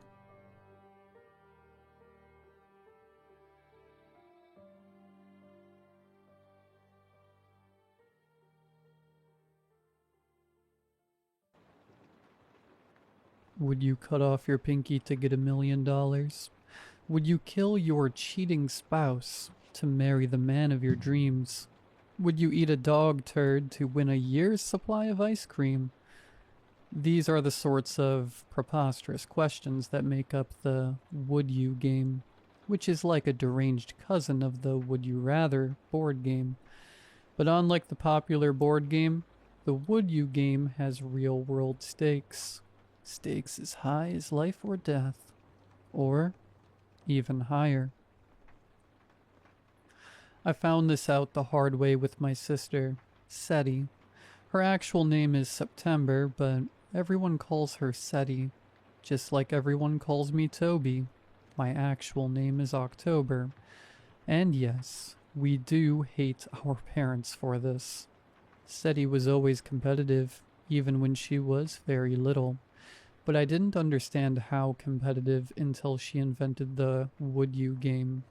We played during boring summers at home. In the beginning, it was just Seti, me, our older sister Jules, July, but everyone calls her Jules, and her best friend, Darren. Darren is the one who added cards to the game, Structure. He was kind of a nerd and liked board games, though he only reluctantly played them with me and Seti, whom he found too young and competitive. The game as it exists today is largely Darren's construction. There are 7 cards, always dealt in order. Would you risk verb, risk noun, to reward verb, reward noun? For example, would you kill your roommate to cure cancer? Most of the time, the randomness of the cards led to absurd sentences, less like truth or dare and more like Mad Libs. Points were earned through guesses, with fellow players trying to guess whether you would or would not. Often the fun of the game revolved around players justifying their choices, as in, sure, eating a dog turd would be gross, but 2 minutes of gross is worth a full year of delish. It was silly, harmless fun. The fact the game turned into something horrifying is my fault. I knew even at the time I shouldn't have done what I did, but I was furious with Seti. She'd pulled, would you lick a cockroach, to get a day home from school, and she said yes. Seti says yes to everything, I pointed out. It's ridiculous. She's lying. She wouldn't do any of these things. I would. Seti, about 7 years old at the time, balled her fists. She was trying very hard to be cool enough to play with her older siblings and keep up with us. You wouldn't, I snapped, sick of her lying. We went back and forth, and finally I declared I was adding a new rule. The challenge rule. Any player could challenge another player, and then the challenge player would have to do the thing they'd said yes to. If they did, the player who'd made the challenge had to give the reward. A day home from school meant I'd cover for her with our parents. Seti's face immediately took on a pink cast. She clearly hadn't anticipated my making up this rule. I, cruel older sibling that I was, challenged her then to lick the cockroach. It wasn't nice, I admit. Tears came into her eyes. She looked at me in disbelief. Seti always looked up to me, idolized me. I'd like to say that in the moment, I regretted what I was doing to her, but at the time, I was just gloating. But little Seti wouldn't be beaten either. Darren went and got a cockroach. He and Jules really should have been chaperoning better, but Darren was just gleeful at the idea of anyone licking a cockroach. He pulled a dead one from one of the traps and laid it out on a napkin in front of her. Seti's lower lip quivered. Her big eyes lifted to mine. Then she leaned forward, squinching her eyes, and stuck her tongue out. The pink tip touched the roach. She licked it, declared Darren, delighted, even as Julie cried, "Ew!" and I exclaimed, "Gross!" But now I owed her a day off school. Triumphant, she squashed the dead roach in the napkin and tossed it into the trash. "I win," she said. "Yeah, well, you licked a roach, which means you lose at life," I retorted. "I win," she declared again. From then on, the challenge rule held, but I should have known it was stupid. Dangerous rule to put into play. The next time we played, the very first card Seti flipped had kill written on it. She paused on that card, while Darren's mouth made an O of expense. And Jules and I exchanged troubled glances. Including the kill card was controversial. It sometimes resulted in hilariously absurd combinations, such as, would you kill your butt to become a lost treasure? To an adult, this sort of Mad Libs game is ridiculous. When I was 10, it was hilarious. But of course, the word could also result in some very bad combinations. SETI kept drawing, your sibling to win this game. She paused, mouth quirking to the side as she considered the cards. Invalid, declared Jules. No, we can still guess, said Darren, even as SETI slid her answer card. A card that said either yes or no, face down in front of her. Darren, Jules objected, but Darren was already sliding his card forward as well. Jules and I followed suit, and we all flipped them upright. Darren and Jules had guessed no. My card said yes. I knew my dumb sister, and SETI, hers also, said yes. Knew it, I said, glaring quietly. She smiled back at me serenely. Come on, BS, Darren said, while Jules elbowed him. But Darren ignored her and growled. Challenge. No, said Jules. Oh, no, we're not. What? Darren snapped. It's in the rules. If she kills Toby, she wins the game. He eyed SETI and said pointedly, I'm not going to let her win by cheating or bluffing. Enough, said Jules. My younger sister gathered the cards in front of her, set both her yes and no cards aside, and smoothed her skirt. There was no red face this time, no crying or embarrassment. She stood up, turned to Darren and said, Well, aren't you silly? Don't you know it's just a game? Come on, Toby, let's go. Something in my stomach nodded as her fingers intertwined mine. It was a relief to know that despite her competitiveness, my sister could recognize when a thing went too far. Suddenly her arm curved round my neck, yanking me back in a chokehold. I slapped at her arms, fingers clawed and pulled at me as my face went purple, and my windpipe felt crushed and speckles blackened my vision. Then she was off me, hauled back by Darren and Jules as she howled, Let me go! Let go! SETI, stop it! Hollered Jules. SETI was still screeching as they dragged her to her room. Jesus, she's crazy, growled Darren. Jules declared no more games. If I kill Toby tonight, I win, panted SETI as they locked her in. I win. Say that I win. No one wins, SETI, screamed Jules. I can't believe I even have to say this. I'm telling Mom and Dad. Why do you have to be so crazy? Christ, the game is suspended. Do you understand me? It's over. There are no winners. And we are never playing this game ever again.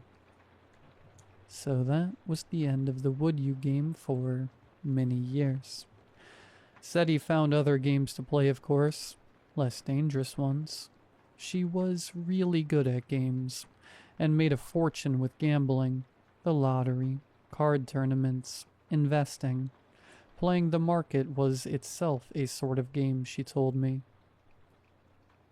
And as with all such ventures, she tackled it with a competitive spirit and almost unmatched skill, though she did suffer some stunning losses occasionally, as a consequence of her tremendous risks. She knew all the tricks of the trade, shuffling tricks, sleight of hand, weighted dice, counting cards. Contrary to what you might believe, she was actually a pretty good sister, most of the time. It was SETI who took care of our parents, making sure their bills were paid and their lawn mowed, and the big house always tidy. She did a lot of the cooking and cleaning herself, before she'd do her makeup and go out for the evening to the casino, or for a drink with business partners. She never went to college, instead keeping house for our parents. But then, she didn't really need college. We had wealth inherited from our grandparents, and SETI multiplied it neatly, managing investments for all of us. She did this with complete transparency and fairness, and while she sometimes gambled heavily with her own money, she never did with ours, always putting it in investments according to our willingness to embrace risk or security. And yet, through my college years, when SETI was finishing high school, she brought back the Would You game, and this time being legally an adult, she had no one to rein her in. I found out about it from Kedar, another boy at her school. He told me how she'd started playing with a group of preppy senior friends. I tried to shrug this off. Whatever. We were all adults now. Surely my sister wouldn't go too crazy, right? It wasn't until later I found out she'd changed the rules again. She and some of the other seniors were playing one day when they decided that the Mad Libs aspect was no longer as entertaining as when we were children, and that players should draw until the cards issued a sentence that the majority agreed made sense. Of course, even then, most of the results were still things that couldn't actually happen, but others, like, would you eat bugs to get a winning lotto ticket, were not only perfectly valid combinations, but also easy enough to both challenge and reward. And this is exactly what happened when SETI and her friends played. One of them claimed he'd eat bugs to get a winning lotto ticket. She challenged. He ate several ants. So SETI bought lotto tickets until she had a winning one. Granted, it was only for $3. But the cards hadn't specified, had they? And that's how it began. SETI herself becoming a grantor of sorts. Anytime she played the game, she had the money after all. Even back then, our family was well off, and SETI already had a considerable sum saved from her gambling and side hustles. I never knew what she did on the side, but I assume some of it wasn't legal. She could afford to escalate the game, so when a combination came up like, would you dump your boyfriend to earn a new iPhone, SETI could issue the challenge. And when her friend followed through on the dumping, said friend would be gifted with a new phone. It was nonsense, risky, and unhealthy. But not, I guess, more than any other kind of gambling. Until it got worse. Several years later, SETI had some friends over. I'd refused to join. I'd sworn to myself never to play this game. SETI seemed to get even more competitive when I was around, so I kept away from the group, watching from across the living room. Turns kept passing around and everyone was laughing, drinking. A few people were smoking, but that wasn't really my business. Mostly it sounded like absurd stuff. Would you kiss Mrs. Whittinger to save a litter of kittens? Groans. Mrs. Whittinger was the principal at SETI's high school, and in games of kiss, marry, kill, was universally the kill option. Much discussion ensued about whether a litter of kittens would actually die if the player said no to this, and whether the price, having to kiss Mrs. Whittinger, was too high. SETI considered the question, but intertwined her fingers and explained that since the kittens were in the reward deck and not the risk deck, the game would not put kittens in harm's way. In short, kissing will mean you do a good deed, but not kissing won't make you do a bad one, she declared.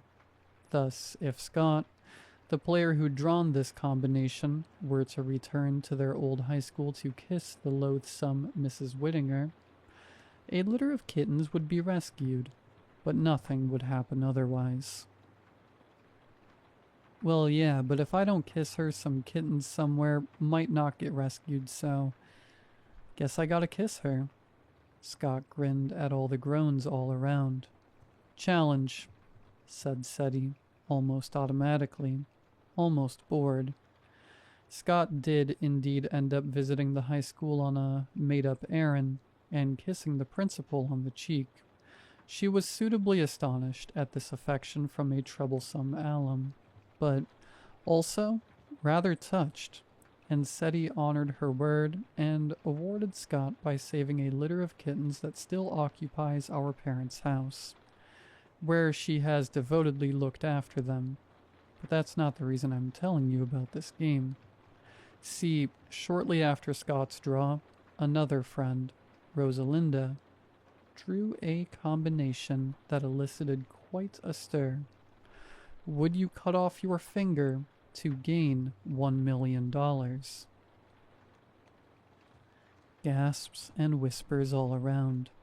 Everyone at that party knew that if it was done, SETI could potentially honor the million.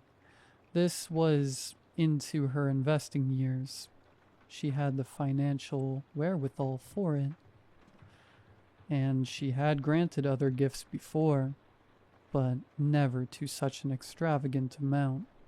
The most she'd ever given was a gift for a Bahamas trip. "I'd totally do it," said Scott. "No way," said another friend. "No way I'd do that." "But $1 million? Said someone else. "This one's a hypothetical, right?" said another, glancing tentatively to SETI, who just sat back holding her drink with her eyes glimmering and a lazy smile on her face. "Yeah, obviously," said Scott. "I mean, who's got $1 million to give?" "SETI might." "Yeah, right." "Screw it," said Rosalinda, slamming her cards down. "I'm in. Make your picks, people." Everyone voted. Half said yes, half no. Rosalinda flipped her card. Yes. Everyone glanced to SETI, who stood up quietly, moved to the bar to pour herself another drink, and then poured a glass for Rosalinda, too. A glass of strong stuff. She then moved into the kitchen where she opened a drawer. I felt my heart rate increase. Moved to follow SETI, in whose fingers glinted silver. She sterilized the knife over a flame, then brought it to Rosalinda, laying it out on a tray with napkins, bandages, a first aid kit. Rosalinda's eyes grew wide as saucers. Scott whispered, disbelieving. Everyone had gone utterly silent, appalled. I held my breath. Don't, I thought. Don't.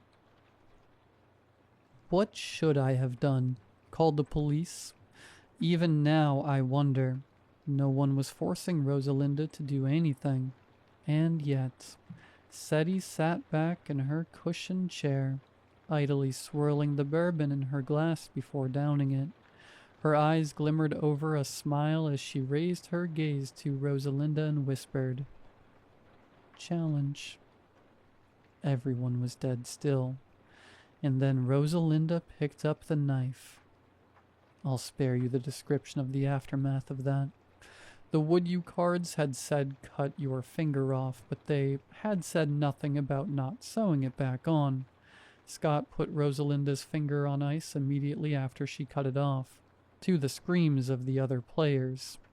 There were some accusations that SETI was sick, that this all went too far. Then Rosalinda's friends rushed her and her severed finger to the hospital, where it was reattached. And of course, Rosalinda and her friends were somewhat mollified that, shortly afterwards, $1 million was transferred to her bank account.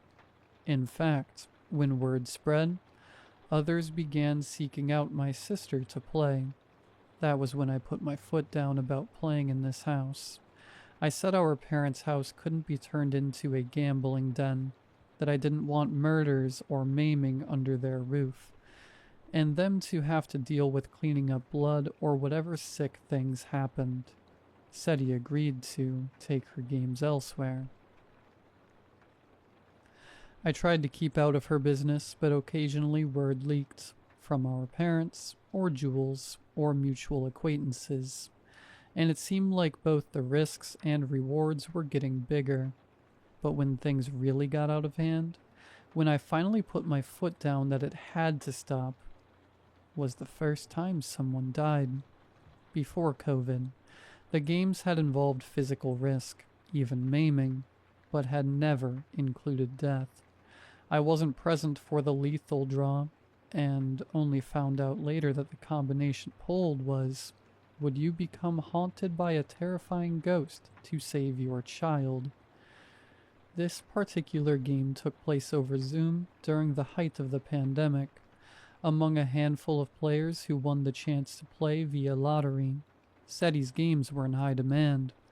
As it turned out, one of the players had an eldest daughter on a ventilator. Now you'd think that any combination involving a ghost would be inherently invalid. After all, it's not like SETI can conjure up the supernatural. But apparently the players agreed to accept it as a valid draw, and the devoted father played yes. Anything for my kids, he said. I viewed the recording of the Zoom later, and after the father played his yes card, SETI's eyes fluttered for several seconds in this strange way, as if she were in a trance, or listening to something no one else could hear. Then her eyes opened and she declared, "Challenge." A few days later, the daughter recovered. But it wasn't until said daughter messaged me, begging me to intervene, that I understood how deranged the game had become.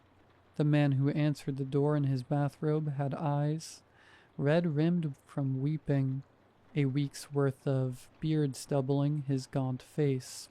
Without a word, he let me into his house, and as he shuffled away from me, I noticed burn marks on the walls, not in any obvious pattern, but here and there marring the wallpaper.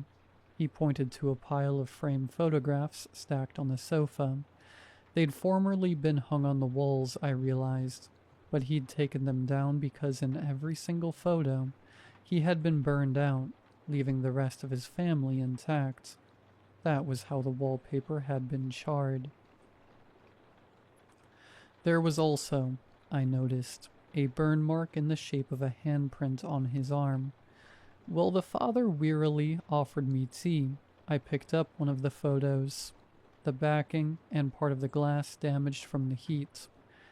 Is it just the burn marks, or is other stuff going on? The lights, he whispered as he stirred the tea. The shrieks and banging at night, the handprints, the dreams, and this. He pulled open a drawer full of children's drawings scrawled by his daughter and her siblings, kept from when they were very little. In all the drawings, he had been scratched out, and a blackened figure, like a shadow, seemed to be looming behind him, its hands on his shoulders. She's obviously hired someone to come and do all this, I said. You're probably having nightmares from the stress. No way would I believe that SETI could summon ghosts. But I absolutely believe she had the resources to make a man think she had. The defiled children's drawings especially left me chilled. How had she identified which figure in the child's scrolls was him? I offered to stay the night, to confront whoever SETI had hired and chase them off, and I promised I would contact my sister in the morning and put an end to this so-called haunting. The man seemed relieved by my assurances that all the spooky effects were staged, yet he also requested me not to interfere. He was clearly anxious that if he didn't let things continue, his daughter would fall sick again. I tried to assure him that SETI didn't have that kind of power and couldn't make her relapse, but he insisted I keep out of it. Privately, I decided to speak to SETI anyway. She was overseas, however. The man killed himself before she got back, hung himself from the staircase, leaving his beloved daughter and her siblings to mourn.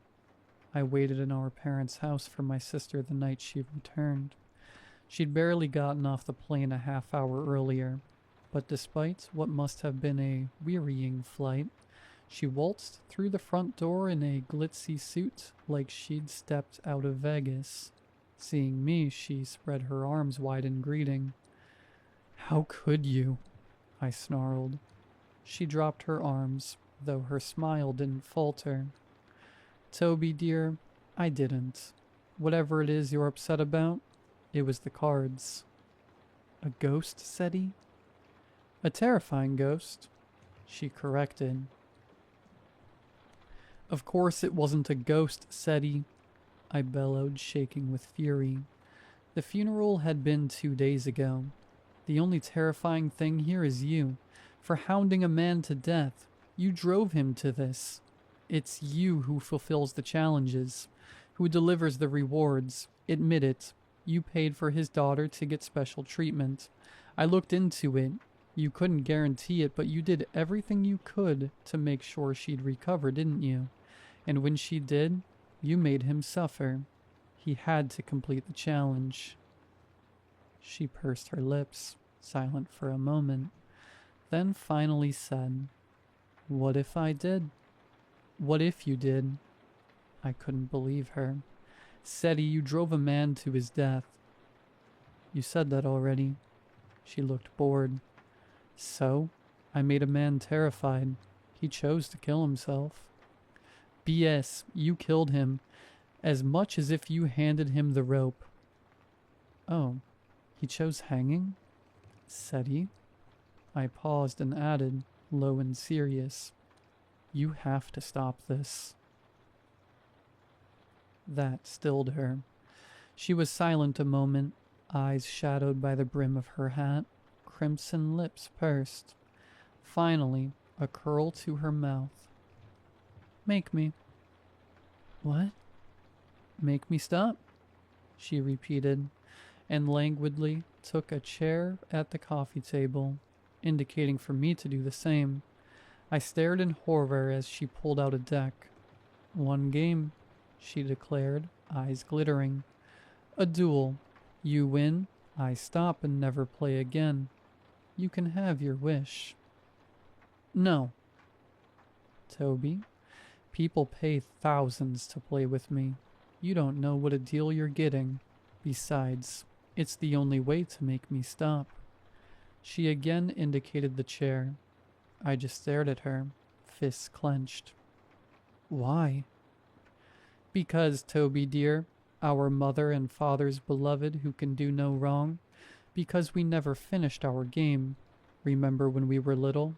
We started to play, but things went too far. We couldn't end it. I won't be left at a stalemate.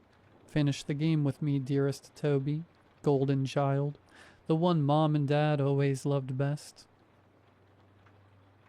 "They love you too."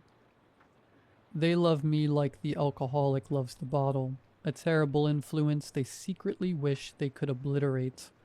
And it's true, I am terrible, but perfect. Good Toby. Win against me, and I will stop." Her eyebrows shot up. Reluctantly, dread building in my gut, I sat down opposite her. I threw out one more feeble argument. "We don't have enough players. I won't let anyone else get involved." "We don't need other players," she corrected. "A duel game is a 2-player version. It has a few extra rules, like the double dare. It's where you take your opponent's challenge and double it. So, for instance, if it's, 'Would you kill a kitten?' and I accept, you'd have to kill too." Great example. "How are your cats, by the way?" "All very well, as it happens. They haven't been drawn into any games." She flashed a wicked smile at me as one of said cats, oblivious to the danger it would be put in should Seti draw any cards that involved pets, came over and rubbed against her leg, purring. She explained the rules of the duel game as she shuffled. It was basically the same as the regular game, but answers were scored differently. 1 point for yes, 1 point for correct guesses, 0 points for no, 0 points for wrong guesses. 10 points for a completed challenge. If a challenge went unfulfilled, it was an automatic loss. If more than one challenge was fulfilled for the same reward, only the most recent challenge would gain the reward. The game would continue until each player had drawn 10 valid combinations. Getting points for saying yes automatically skews the game in your favor, I observed. It skews the game in favor of playing more boldly, yes, SETI agreed, but it's still possible for you to win. I glowered. SETI allowed me to draw first. Would you dance with rotting human entrails to earn a dream vacation? Tame by the current standards of the game. I started to put down my no card, but then remembered I'd get 0 points for it. Of course I put down yes. SETI would manage to make those rotting entrails appear, and I didn't even want to think about whether they'd really be human or not. I sighed and pushed forward yes. SETI also slid a card forward. Both of us flipped. Both of us said yes. 1 point for me, 1 for SETI for guessing correctly. I waited for the inevitable challenge, but she only smiled. You're not going to challenge? I asked.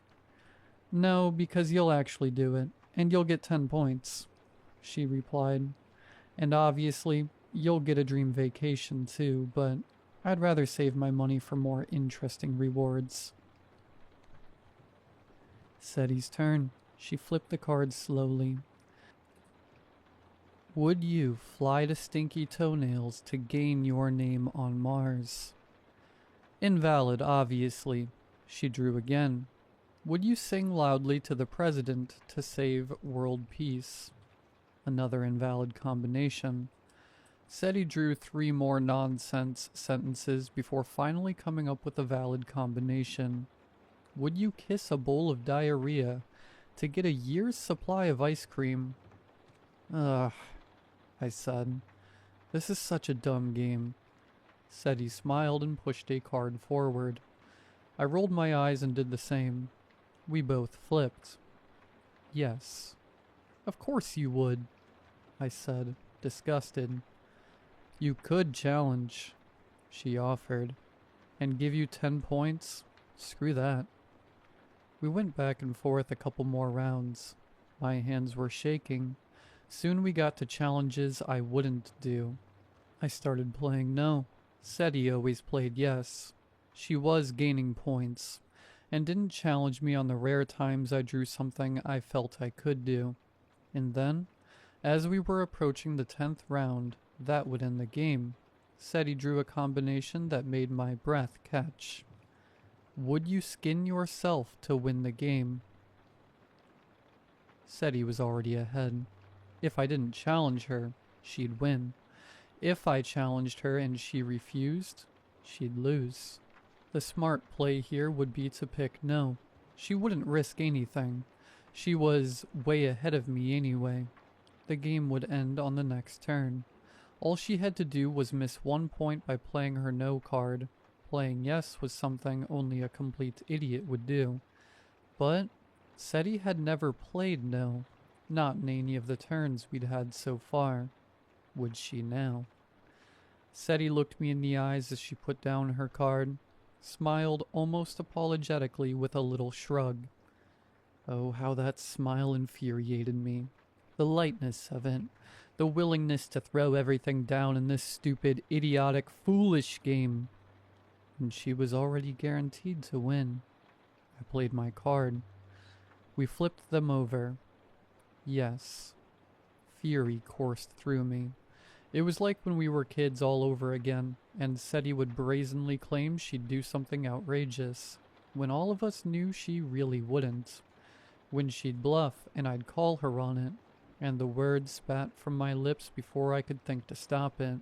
Because how dare she mock me like this, playing like her life hardly mattered. Challenge. It was strange. The expressions that flickered across SETI's face. Regret, fear, angst, rage. For just a moment, she reminded me of that little girl again. The little girl who idolized me, who just wanted to be brave enough to impress me, until I called her out for going too far. And every single time she forced herself to rise to my challenge. Remembering that, I suddenly regretted my actions. Seti's eyelids closed, fluttering, as if she were coming to terms with what had just happened. Then without a word she rose to her feet. My parents did a lot of barbecuing in the summers, even the occasional pig roast or carving up venison.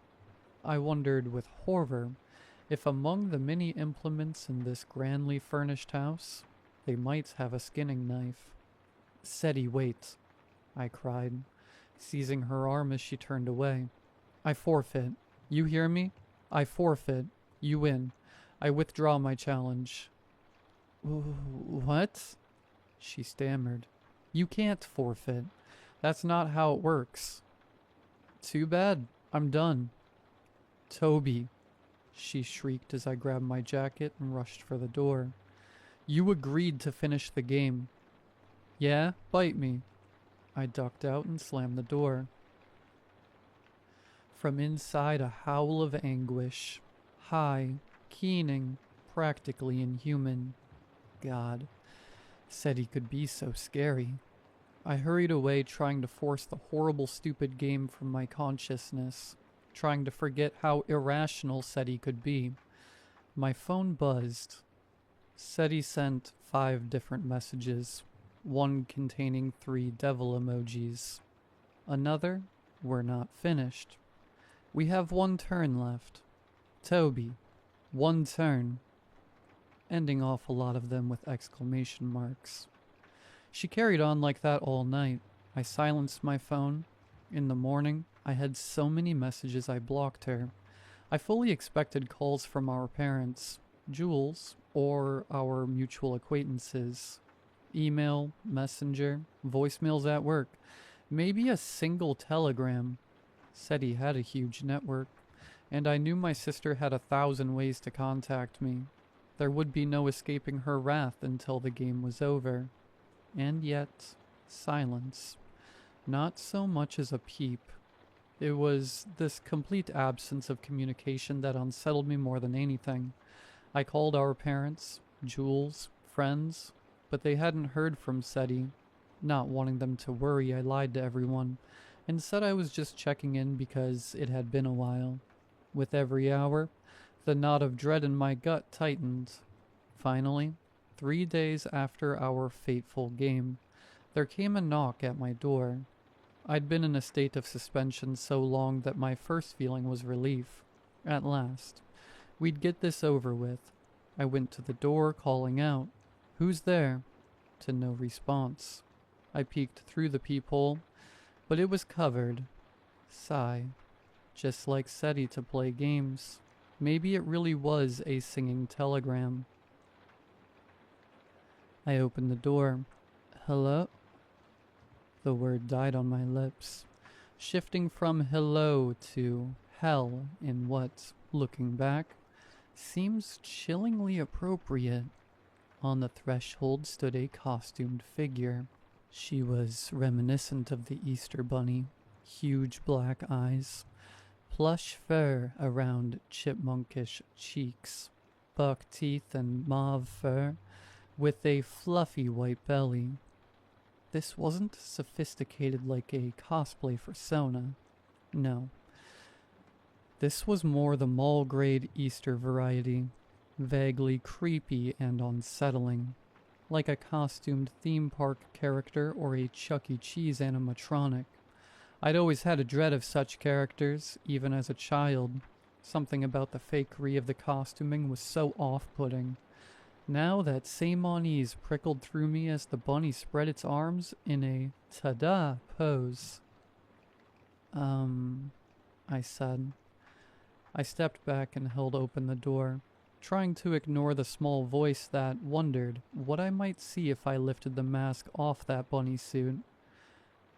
The bunny strolled in with an exaggerated happy stride, reminding me, again, of a costumed character. Who could ever tell what was underneath such a suit? The bunny pulled out 2 chairs from my dining table and patted one for me. "Seti?" I said. The bunny pulled a card from a pocket somewhere in its fur and held it up for me to read. One more turn. "How do I know it's you? Take off that dumb thing." A head shake. The bunny pointed again to the card, exaggeratedly tapping it and nodding to me. Its suit smelled faintly of copper and maybe something else. Sweat. Body odor. No. It was more unpleasant than that. Like the smell of a dead mouse I'd found once in a trap rotting for days. And I wondered, what was under that suit? She wouldn't have done it, would she? She couldn't have and survived. This had to be an act. To make me fret. Think that she'd done something crazy. I looked into those bunny eyes. Black mesh. I thought I could just glimpse the whites of her eyes. A faint gleam as she looked out at me. Again that coppery smell. And as we both sat at the coffee table there was, I could see, very clearly now, blood dripping from the suit of the bunny. A faint dribble of it. How badly was she bleeding in there? Or was it all an act? Would she even be bleeding still? Would blood really drip through the costume? God, Seti, fine. I'll play the last turn, and if I win, you'll take off that suit and you'll be just fine underneath. Alright? Deal? You'll be whole and fine. The bunny made a sound in the affirmative. It was Seti's voice, but sounded wrong. Like the vocal cords were somehow deteriorated. It reached into a pocket somewhere in the suit. Handed me the would you cards. My turn. Hands shaking, I shuffled. I could see now a couple of places where the mauve fur was darker, wet with stains. But it can't be real, I thought. No way it can be real. I swallowed the bile in my throat and dealt the cards. Would you? My hands trembled as I turned each one. Disappear yourself to win this game. Disappear? Did that mean die and my life, or like witness protection disappear? The meaning was unclear, but I couldn't pick no, or said he would win. And somehow I knew what would happen if she won. That she would lift off her mask and underneath there would be... I pushed forward my card, and the bunny pushed forward hers. And we flipped. Yes. The bunny spoke. One word. I tried not to imagine its skinless tongue slurring. Challenge. My heart quickened. Fine, I said. You, Mom, Dad, Jules, everyone we know. You'll never see me again. The rest of my life, no matter how hard you look or how you spend your resources to come after me, I will not be found. I'll be gone, and when I am, I'll have won the game. As I spoke, I felt the air shiver between us.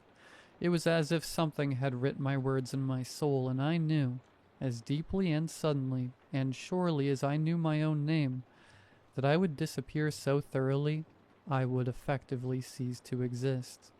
Somehow, I was incredibly calm about all this.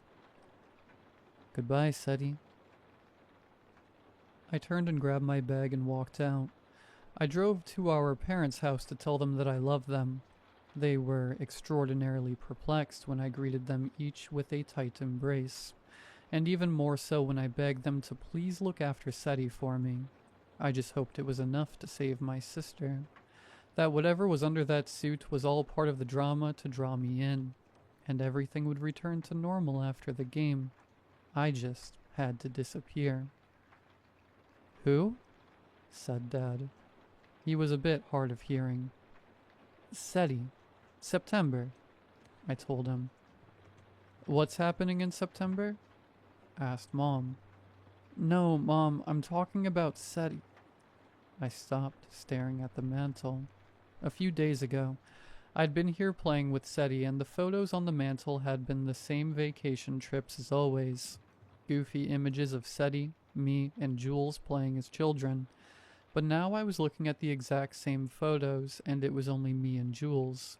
Mom, meanwhile, nudged Dad and murmured, "Sweetie, remember how Toby used to pretend to have a little sister?" "Oh gosh, that's right." Dad brightened and turned to me. "And whenever you did something bad, you'd blame it on September." But I was already out the door, rushing back to the game. I'd declared I would disappear. From the present moment on, I'd be gone, but SETI? I checked my phone, my email, messages. But there were no photographs, no texts, no social media evidence my sister had ever existed, present or past. I called Jules, but she said the same thing as our parents. That SETI was the imaginary little sister I made up to blame for the worst outcomes of a childhood game. A game I designed. A game for which I am the guarantor. A game / have been hosting among various groups and players for the past few years.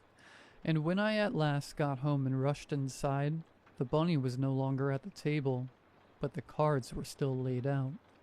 A note scrawled beside them on a bloody napkin. Double dare. People still contact me asking why I ended the game. The truth is the napkin. The only proof of SETI, written in her own distinctive handwriting, disintegrated with time, and I'm not even sure myself what I believe anymore. But I'll tell you this. If anyone ever offers to play the "would you" game, no matter what the prize, do not do it. It's not worth it. Learn from my mistakes, and never, ever play the "would you" game.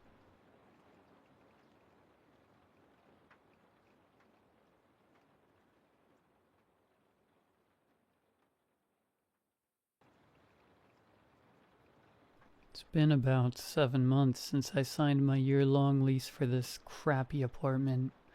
I don't think I'll be making it another 5 months. I'm not sure if I'll even make it another night. My cheapness might have cost my life. I was going to make this a short cry for help before I remembered that no one would ever believe me, and it would be too late anyway. Hell, I wouldn't believe this if I stumbled across it. I'll just take my time here and pour my heart out. 7 months ago, I made what I now realize was the worst decision of my life. I moved into this dumpy apartment building after finally making the move out of my hometown. I had romanticized the idea of escapism so much. I pictured myself in New York City or something like that, walking down the sidewalk with some overpriced coffee in my hands and my tasteful messenger bag slung over my shoulder. I'd be walking to somewhere idyllic, maybe a get-together with new friends that took an interest in me or something like that. I never made it too far into that daydream. I just wanted to get out of that little rural town. It was one of those towns that was just a road with a bunch of sad old signs along it, blown-out buildings with occasional passing silhouettes that were once somebody's. Let's just say I couldn't afford New York City. But I could afford a small city a few hours from that rotting place of a town. It's a city with some high-rises and skyscrapers, but nothing that's going to put it on somebody's road trip. It's a pretty lonely place, honestly. It's old and tired like my hometown, but in a more industrial way. Walkability isn't much of a reality here, unless you want to take your chances with the harsh weather, or the rampant mugging. So there went my sidewalk daydream. Still, I wanted to make the most of the experience. I got an apartment right downtown for a reasonable price and figured life would improve from there on. However, I failed to truly grasp how much of a piece of crap the apartment was until I moved in. I was a little too naive at the time to understand the spectrum of stress caused by a landlord special. The doorknobs would come right off, the fridge never fully shut, the the toilet wouldn't flush without some sacred jiggling sequence, and a whole mess of other inconveniences or hazards. This apartment also had a lot of strange features. The floor plan doesn't make much sense, and anyone with a shred of interior design knowledge, or even just self-respect, would have immediately crossed this place off their list. I was so desperate, though, that I didn't mind when I entered the apartment and just saw a hallway full of closed doors. I shrugged off how strange it was that each room was contained behind one of those doors, with none of the rooms connecting to one another. The kitchen is its own closed-off room. The living room, too. The only way to get anywhere in the apartment was to take the central hallway. It honestly looks like one of those hallway chase shots in Scooby-Doo or something. For how awful the place is, it's not small. There are a good amount of rooms, and I actually hadn't been able to fill one particular room until recently. When you walk into the place, there's the long hallway and then 9 doors in total. There's 4 on the left side, 4 on the right, and 1 at the very end of the hallway. On the right side, the doors in order are the living room, a closet, then my bedroom, and then the bathroom. On the left side, it starts with a kitchen, then another closet, the dining room, and a second bedroom. The 9th door in the middle is that extra room. I barely had enough stuff just to fill the other rooms, and I lacked any sort of motivation to do anything with the extra room for a while. I have a corner unit, so all the rooms on the right side of the apartment have windows, as well as the extra room. The extra room has these neat casement windows that I like to look out of, but offer little privacy. I had thought to make the extra room a sort of reading area, or a home theater type deal, but I was flat broke. The extra room is strange. It's really big and open. It feels like an apartment of its own. One night, I was in there just looking out the other surrounding high-rises when I noticed a light switch that had been painted over right next to the window. I didn't think much of it. It was clearly just another amenity of my crap-hole apartment. I left it alone. As time went on, I found myself in that extra room most nights just looking out the window. I didn't have the money for any fancy streaming services, nor friends to leech off of, so I just looked out that window most nights. It was peaceful, and at night the city looked bigger and more lively. I loved seeing all the different lights, the blurry shapes of people in their own world watching their TV or making dinner. It didn't take long for me to start picking at that point on that hidden light switch as I watched the world wind down every night. I'd chip away at the paint little by little with my finger while I was lost in my thoughts. It took a few days to make any sort of progress, but eventually I had peeled off enough paint to see the light switch. It was a different color than the new plain white paint that covered everything else. It was bronze, and the switch itself was almost antique looking. It got me wondering how old this building was. A few nights later, the old switch was finally uncovered. It caught the light in an intoxicating way, and I flipped the switch on and off a few times to see if it still worked and what it controlled. Nothing changed. The next night brought a heavy snowstorm. It was beautiful, and you already know I was set up at that window staring out at the world as the brilliant snow fell. At some point, I was reminded of the bronze light switch and I flicked it, not remembering if I'd already tried it the night before. Nothing changed. I absent-mindedly flicked it again and noticed something strange out of the corner of my eye. A light turned on in the building across the street. It was the rightmost room on the top floor of the neighboring high-rise, which was quite a bit taller than my building. At first, I just thought it was something new to look at. My hand still on the switch. I craned my neck up and leaned in to watch the new light. I lost concentration and flicked the switch down, and the room's light turned off. That caught my attention. I looked down at the switch and back up at the now dark pane of glass.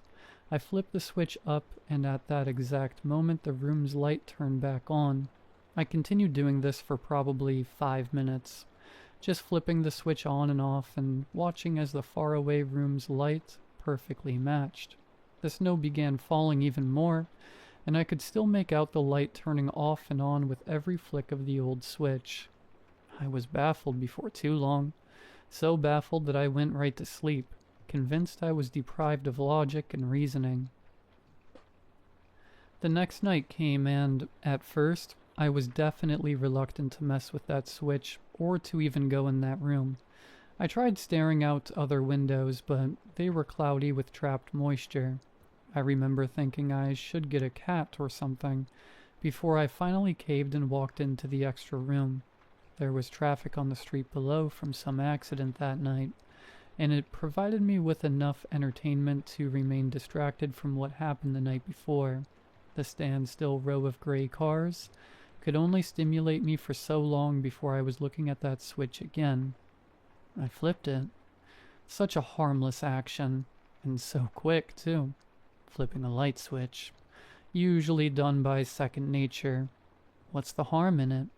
Why did flipping that switch feel so important? The same room from the night before lit up. It was a yellow, more vintage-looking tone of light. I tried using some beaten-up binoculars from my childhood, but all I got was a somehow fuzzier view of the room. From my vantage, I could only really see the ceiling of that mysterious place. That's gotta be an apartment, right? It looks too big to be a storage closet, too small to be anything commercial.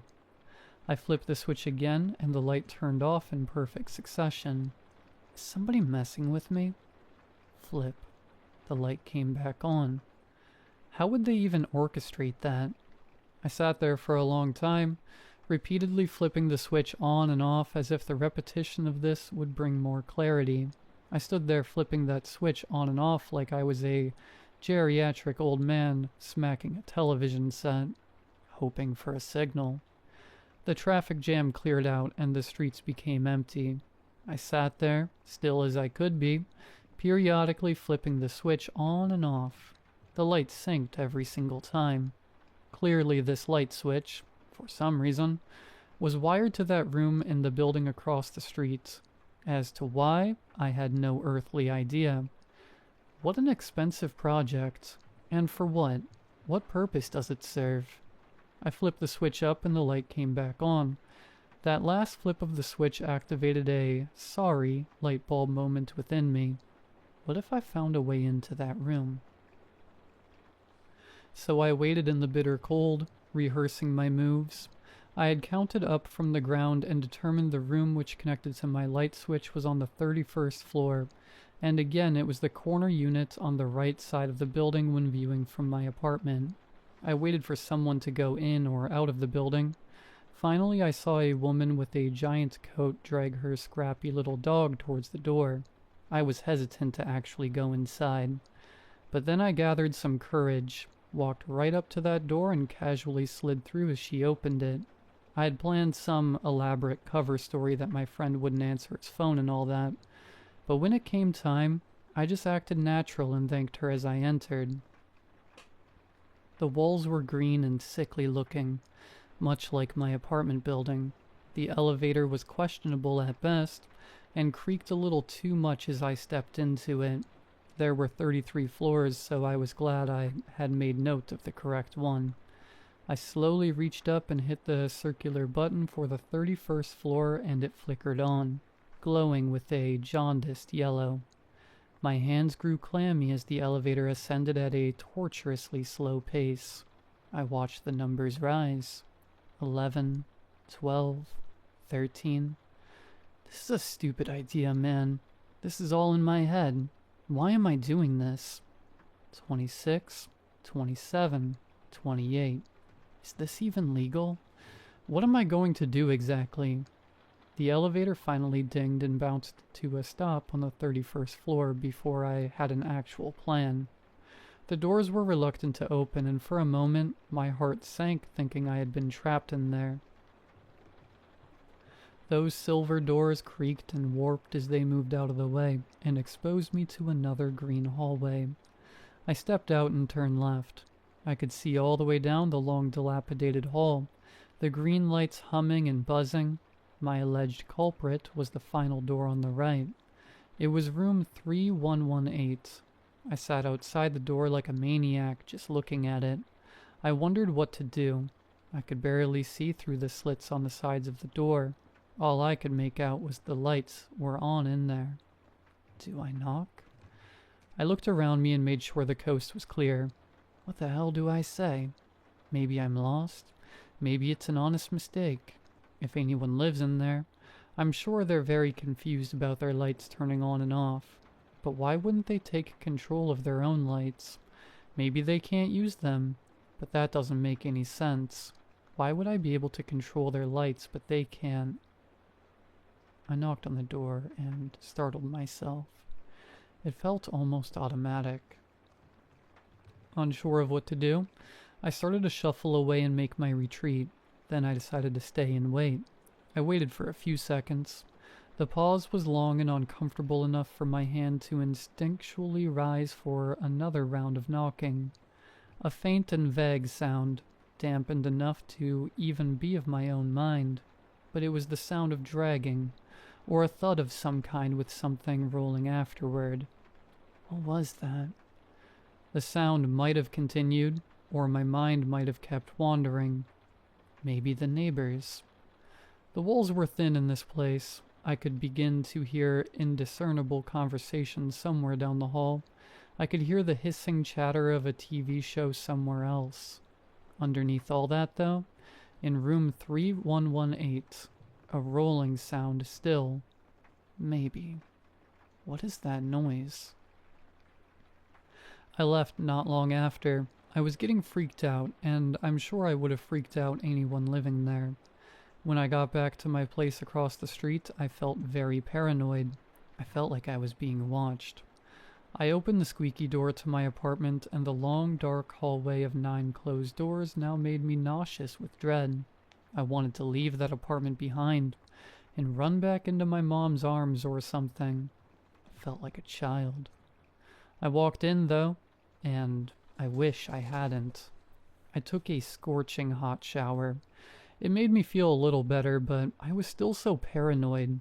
I kept hearing, or thought I was hearing, similar thudding and rolling sounds in one of the other rooms.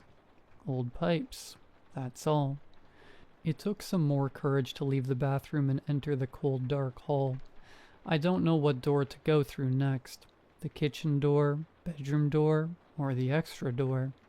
My stomach was in a knot, but I thought I should probably try and eat something. It was around midnight by that point, and I felt hopeless knowing there were so many more hours of dark left. I looked down at my half-eaten peanut butter sandwich, and knew this knot in my stomach wouldn't go away if I didn't have some kind of closure. I wanted to go into the extra room and turn off that switch for the night. I braved the silent hallway again, and opened up the 9th door into that grand room that turned the faintest sound into a booming echo. I walked up to the big window I always looked out of and, with great caution, looked up at room 3118. The light was still on, and there was something up there now. I couldn't tell what it was, but it looked like a big shadow.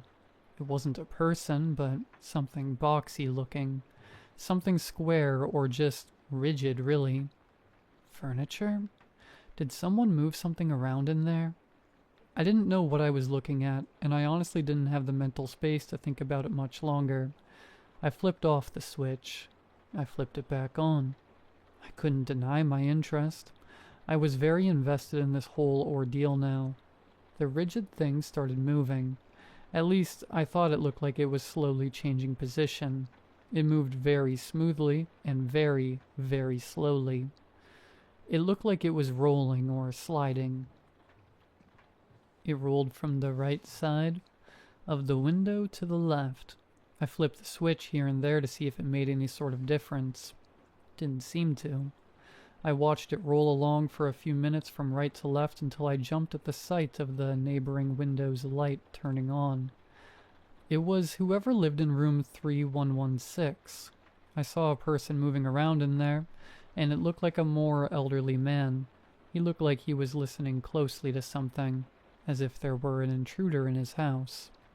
I didn't know what to do, but now I felt intrusive watching this man fumble around.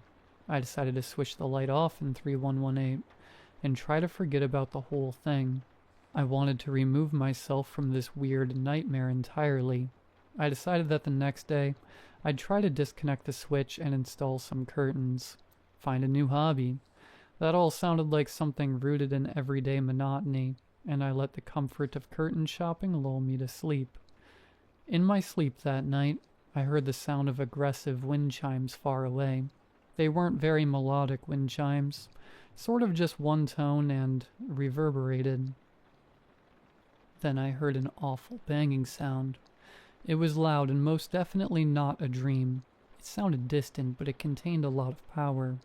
It was 3:48 a.m. I tossed and I turned until my bedroom started flashing red. I got out of bed and tried to see what was happening outside from my bedroom window, but I couldn't see through all the gloom trapped in between the glass. I had no choice but to go into the extra room if I wanted to see outside. There was a large fire truck that was blocking off one side of the road, and police were putting up caution tape on the other. Squad cars were rolling in one after the other. A few ambulances were present too, but it seemed like no one was in a big rush.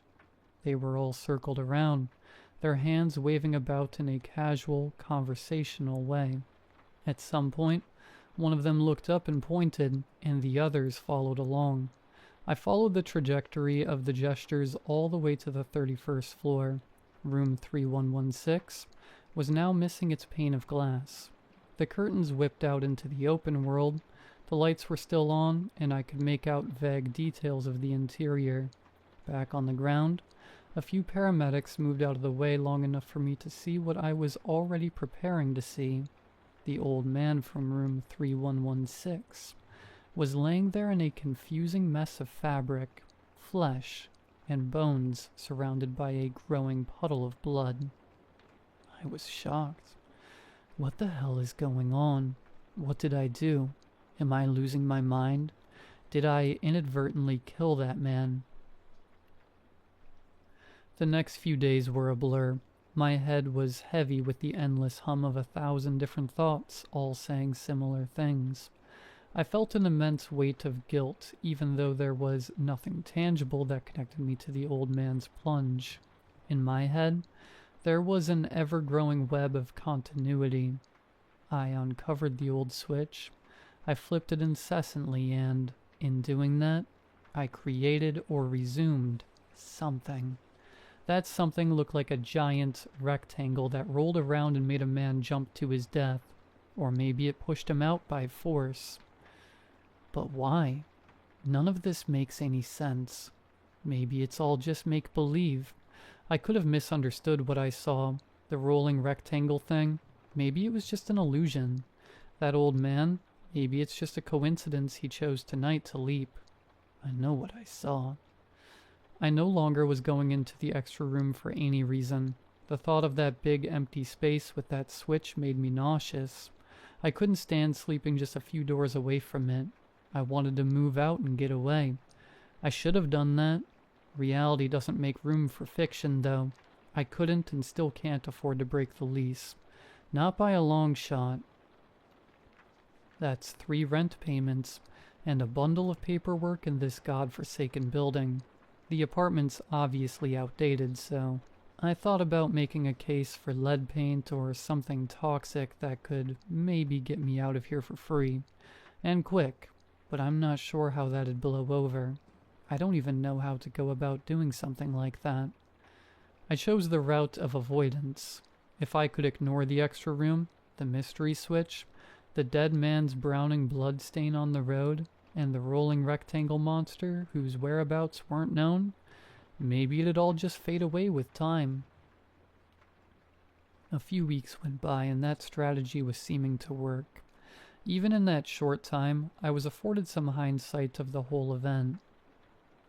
How I was jumping to conclusions, being paranoid, and maybe not appreciating my deteriorating vision that was probably making some serious guesswork. Still, there was no explaining away the light switch.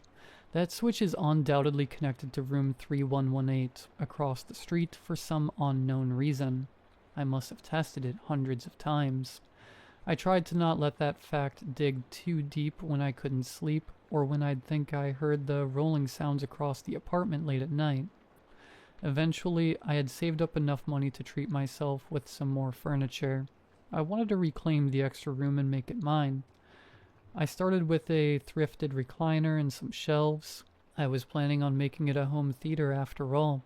I had plans to bury the big casement windows behind blackout curtains.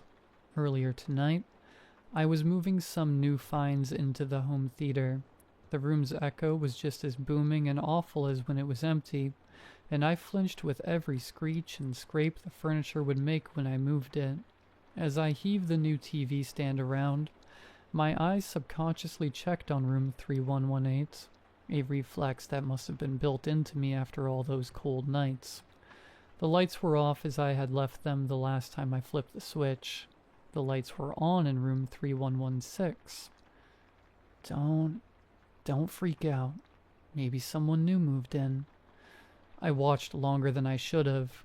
I don't know why I'm so nosy, always trying to get to the bottom of everything. I watched and waited for any sign of movement in room 3116. I never saw a soul in there. At some point, the big coat lady came out of the building with her dog and, for some stupid reason, I felt compelled to go talk to her. I just need to be sure of something. I walked casually down the sidewalk, waiting to run into her again. I was going to ask her if she had a lighter, and then I was going to ask her if she had any information on room 3116. Eventually, she reappeared around the corner with her feisty little dog walking on its hind legs, strangling itself with the leash. I was leaned up on the wall next to the door I had snuck in weeks before, waiting to say my line. "Excuse me," I said. "Do you have a light?" She looked up with confusion. "Like a flashlight?" she asked. I flashed my carton of cigarettes. "Oh, no, honey. I've got asthma. Sorry." "No problem," I muttered back. I tried to come up with anything else I could say, so I could eventually segue into room 3116. Blanking, I simply stared ahead in disappointment. That's when I noticed the faded bloodstain on the sidewalk from the old man. I clicked my tongue. "Terrible what happened," I muttered. The big coat lady turned around and saw what I was staring at, understanding immediately. I know. I'm up on the 13th floor and I heard the sound." She was slowly nodding and now staring at the old puddle of blood herself.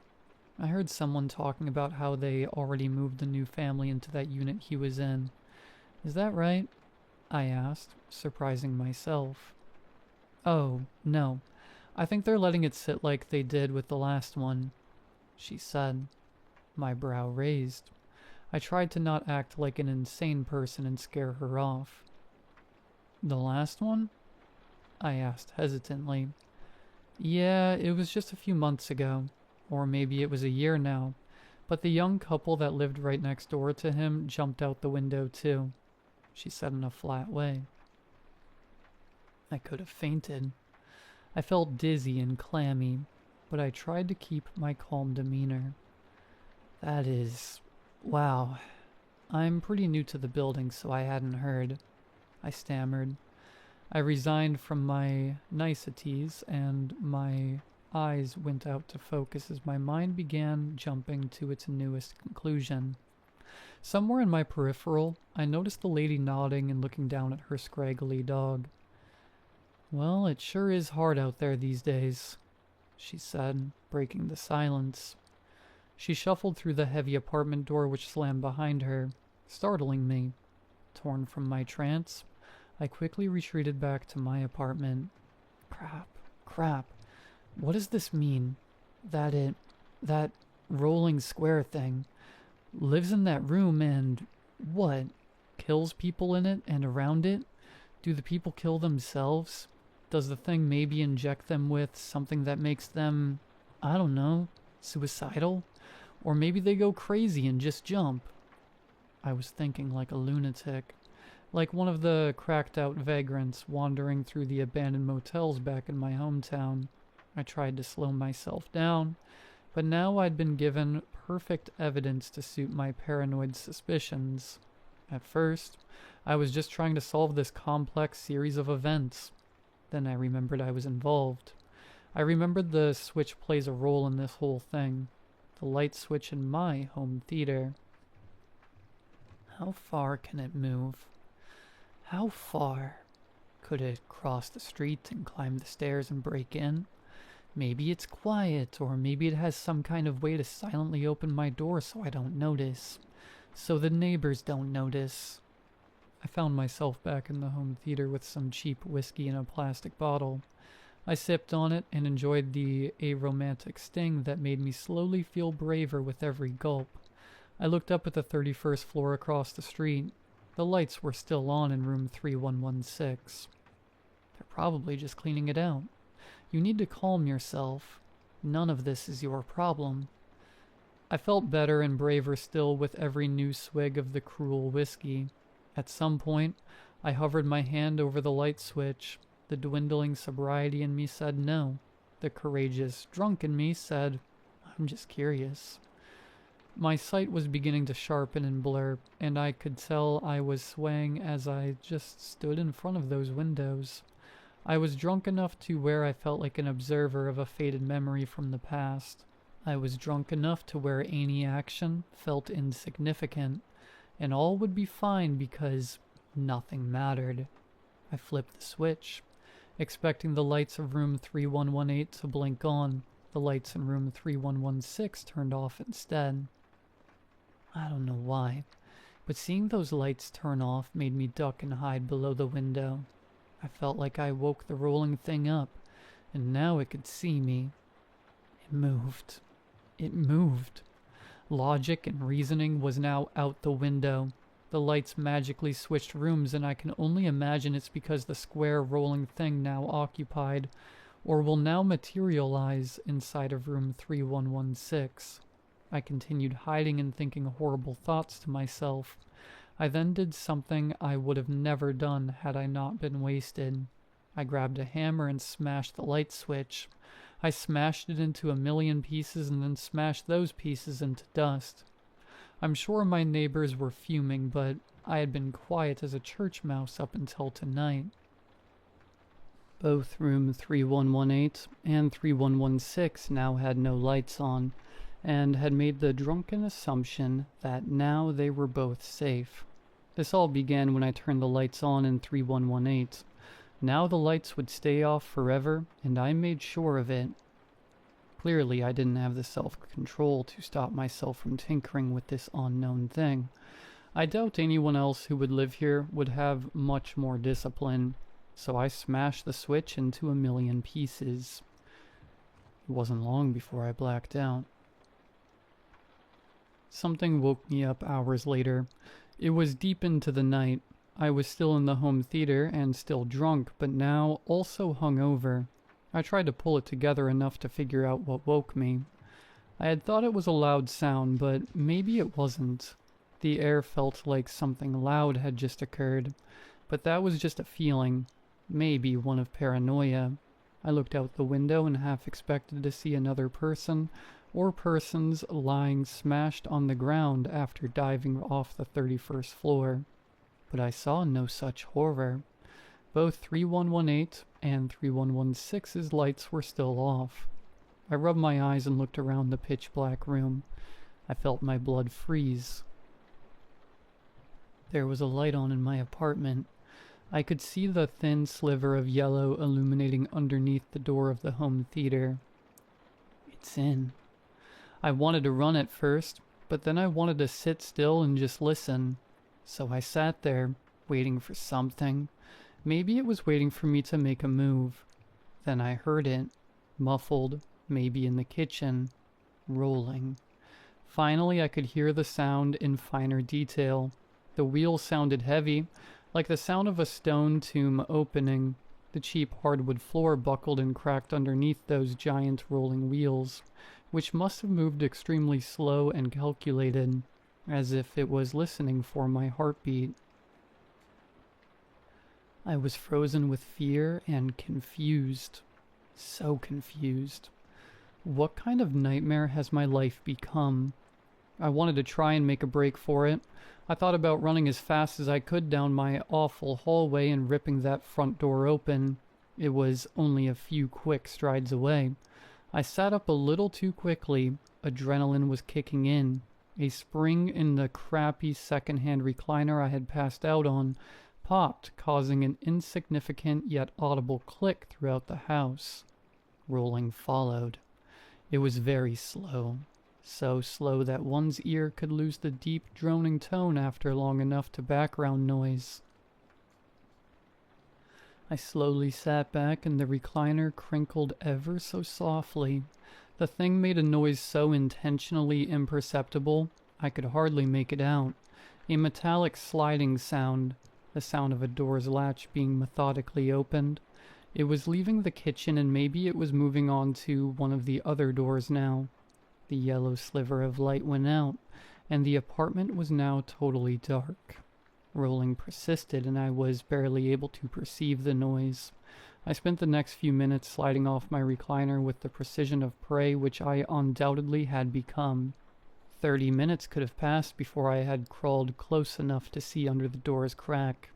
I carefully positioned my left eye to where I could see out into the black hallway just enough. Something impossibly dark. Darker than the natural blackness of night. It was just sitting in the hall, waiting. It was large and boxy, just like that silhouette in 3118. It looked to almost perfectly fit the dimensions of the hall, leaving me sealed in. I'm dead. Maybe not. Maybe I can call the police or something and distract it. It'd kill them though, right? Then I'd be a murderer. Maybe. Or maybe it would roll away. Maybe it isn't bulletproof. I can't have anyone else's blood on my hands. Maybe I can start a fire somehow, and then the fire department will be able to rescue me from the window. Maybe that's the stupidest thought I've ever had. Too much noise. I can't make any noise. I can't make a sound or it'll come get me. My thoughts were so frantic and visceral, I feared even they would make a sound which could be intercepted by the masterful listener, sitting mere feet away. Another 30 minutes of eternity, and I had silently made my way towards the large windows. I was so cautious and so deliberate in my movements as to not touch the tiniest plastic shard on the ground from when I had drunkenly destroyed the light switch. Maybe I made it angry by doing that. Maybe, in breaking the switch, the thing reverted back to me. Or maybe I exposed myself to it when I smashed that switch. I tried to use my phone and call for help, text for help, email for help. None of it was going through. That rolling demon must have jammed my signal somehow. I ran out of hope. I froze in place. Eventually, I just started to write all of this. I'm still in the home theater, typing this all out on my phone as quietly as I can, even sipping the last of my whiskey with the most delicate swigs one could imagine. This whole thing is rather bleak, and I apologize if you stumble across this. I've scheduled this post to go up in 8 hours. Maybe by then the thing will have left and my final words will get out into the world to be forgotten or laughed at. I'm sure you think I'm insane, or maybe I'm just a liar. And that's okay. I know what happened here tonight. I don't know how or why any of this happened, but I know the rolling thing outside my door is real. I don't know why it's here, what its motivation is, if it's man-made or some impersonation of something we'd engineered. Or maybe it's the very muse of humanity's chase for right angles and industrial design. I now understand how those people in room 3118 and 3116 met their fate on the cracked pavement below. I think it wants me to kill myself. Either that or it's totally content with me killing myself. It's had me trapped in this room for hours now. It could have barged in and flattened me at any point, but it hasn't yet. Funny how this all started in this extra room of mine. funny how these windows are the ideal design and size for me to throw myself from this hellish place. I don't know anymore. At this point, I'm just trying to buy time and sip more whiskey before the inevitable. I had been distracted in writing this for a few hours, and even began to have hope that when the sun came up, the thing would roll away. All I'd need is a few minutes to get out. I don't think I'm so lucky, though. The sky is beginning to brighten into a deep blue, and once again I hear that steady rolling, so slow and meticulous. It must only be moving a centimeter every 15 minutes. The whiskey is doing its job, and it's becoming harder to type, harder to maintain literacy. I think I'll wrap this up here. I'm sorry, everyone. I can only hope this is seen, and if you did see this, I thank you for keeping me company, in a way. The sun's almost up. I hear rolling, and it's close. The view from the window is very nice. It's looking like a nice day. I hope it is a nice day.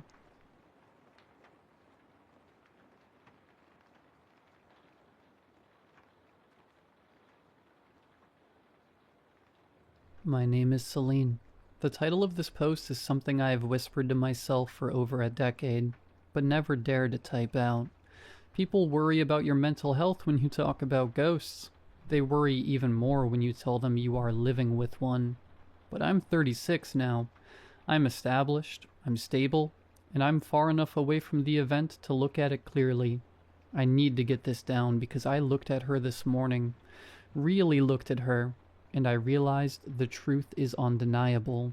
To understand what I have now, you have to understand what I lost. It started 15 years ago. I was 21, living in a cramped, drafty apartment in Montreal, with the love of my life, Marianne. We were young, stupidly in love, and perpetually broke. Marianne was everything I wasn't. I was quiet, anxious, and prone to overthinking. Marianne was a firecracker. She was loud, she laughed with her whole chest, and she had the most piercing, impossible blue eyes I have ever seen on a human being. She was my anchor, until the night I let her drive away angry. The argument was stupid. It's the cliché of every tragedy, isn't it? We fought over money. We were short on rent, and she had spent a little extra on concert tickets for my birthday. I should have been grateful. Instead, I yelled. I told her she was irresponsible. I told her she didn't take our future seriously. The last words I said to her were, "Just get out. I can't look at you right now." So she did. She grabbed her keys, her eyes swimming with tears that made that blue look like a stormy ocean, and she slammed the door. 2 hours later, the police were knocking. Black ice on the hallway. She had lost control of our beat-up Honda and went over the guardrail. She died on impact. The weeks following the funeral are a blur of gray. I don't remember eating. I don't remember sleeping, really. I just remember laying in our bed, staring at the empty spot beside me, smelling the fading scent of her vanilla shampoo on the pillowcase. The guilt was a physical weight. It sat on my chest like an anvil. I had killed her. I convinced myself of that. If I hadn't yelled, if I hadn't kicked her out, she would be safe in bed. I was a murderer. That was when the activity started. At first, I welcomed it. It began small. I would come home from my waitressing job to find things displaced. A picture frame turned face down. The cabinet doors in the kitchen wide open. The temperature in the apartment would plummet, leaving my breath visible in the air despite the radiator clanking away at full blast. My grieving mind didn't register fear. It registered hope. "Marianne?" I would whisper into the darkness. "Is that you?" I assumed she was back. I assumed she wanted to tell me she was okay, but the atmosphere in the apartment wasn't comforting. It was heavy. It felt oppressive, like the air pressure before a tornado. 3 weeks after the funeral, the activity shifted from passive to aggressive. I was in the kitchen making tea. I had the kettle on the stove. Suddenly the burner dial snapped from low to high on its own. The gas flared up with a whoosh. I jumped back, my heart hammering. I reached out to turn it off, and a mug from the drying rack flew off the counter. It didn't just fall, it was thrown. It shattered against the wall inches from my head. I stood there, shards of ceramic at my feet, trembling. "Marianne," I cried out, tears streaming down my face. "I'm sorry. I'm so sorry." I thought it was her anger. I thought she was trapped here, furious at me for the way we left things. I deserved it, I told myself. She wanted to throw things. Let her. I deserved every bit of it. But it got worse. The nights became unbearable. I would wake up at 3 a.m. to the sound of heavy, wet breathing right next to my ear. Not the soft breath of a sleeping partner, but a raspy, guttural sound. When I reached for the lamp, the bulb would pop with a deafening crack, plunging me back into darkness. Shadows began to pool in the corners of the room, taller and darker than they should have been. They seemed to stretch toward the bed. I stopped sleeping. I became a ghost of myself, dark circles under my eyes, shaking through my shifts at work. The culmination happened on a Tuesday in November. It was a month after the accident. I was lying in bed, fully dressed, because I was too terrified to change into pajamas anymore. I was staring at the ceiling, waiting for the sun to rise. The silence in the apartment was deafening. Then the temperature dropped. It wasn't gradual. It was instant. The air went freezing cold, so sharp it hurt my nose to inhale. I squeezed my eyes shut. "I'm sorry, Marianne," I whispered. My mantra of guilt. Something grabbed my ankles. It wasn't a gentle touch. It was a vice grip, strong and painful, like two bands of steel clamping down on my bones. I gasped, my eyes flying open. I tried to kick, but my legs wouldn't move. With a violent jerk, I was ripped down the mattress. I screamed, I clawed at the sheets, desperate for purchase, but the fabric just bunched in my hands. I was dragged off the foot of the bed, my hips slamming hard onto the hardwood floor. The grip didn't let go. I was being pulled across the floor of the bedroom, toward the open closet door. The closet was a gaping maw of darkness. "Marianne, stop, please!" I shrieked. I grabbed the leg of the heavy oak dresser as I slid past. The friction burned my palms, but I held on. The force pulling my legs was immense, threatening to dislocate my hips. I was sobbing, hysterical, kicking wildly with my feet against empty air. Suddenly, the grip vanished. I didn't wait. I scrambled up, scrambled into the corner of the room and curled into a ball, hyperventilating. I stayed there until dawn broke, watching the closet, waiting for her to come back and finish me. I looked at my ankles in the morning light. There were bruises, distinct, finger-shaped bruises, but they weren't the size of Marianne's hands. Marianne had small, delicate hands. These marks were large. The fingers were too long. A cold realization settled in my gut. That wasn't Marianne. Marianne had a temper, yes. She could be fiery, but she was never cruel. She would never hurt me physically. She loved me. Even in our worst moments, she loved me. Whatever was in my apartment, whatever was dragging me toward the dark, wasn't the woman I loved. It was something else. Something that fed on misery. And I was an all-you-can-eat buffet. I was terrified to go back to the apartment, but I had nowhere else to go. I spent the day walking around the city, freezing in the November wind, dreading the sunset. That evening, as I approached the front steps of my building, I saw something sitting near the communal trash cans. It was a cat. It wasn't scrounging for food, and it wasn't fleeing from the noise of the street. It was sitting perfectly still, its tail wrapped neatly around its paws, watching me. It was a calico, mostly white with patches of orange and black. I stopped at the bottom of the stairs. The cat stood up and let out a soft merp sound.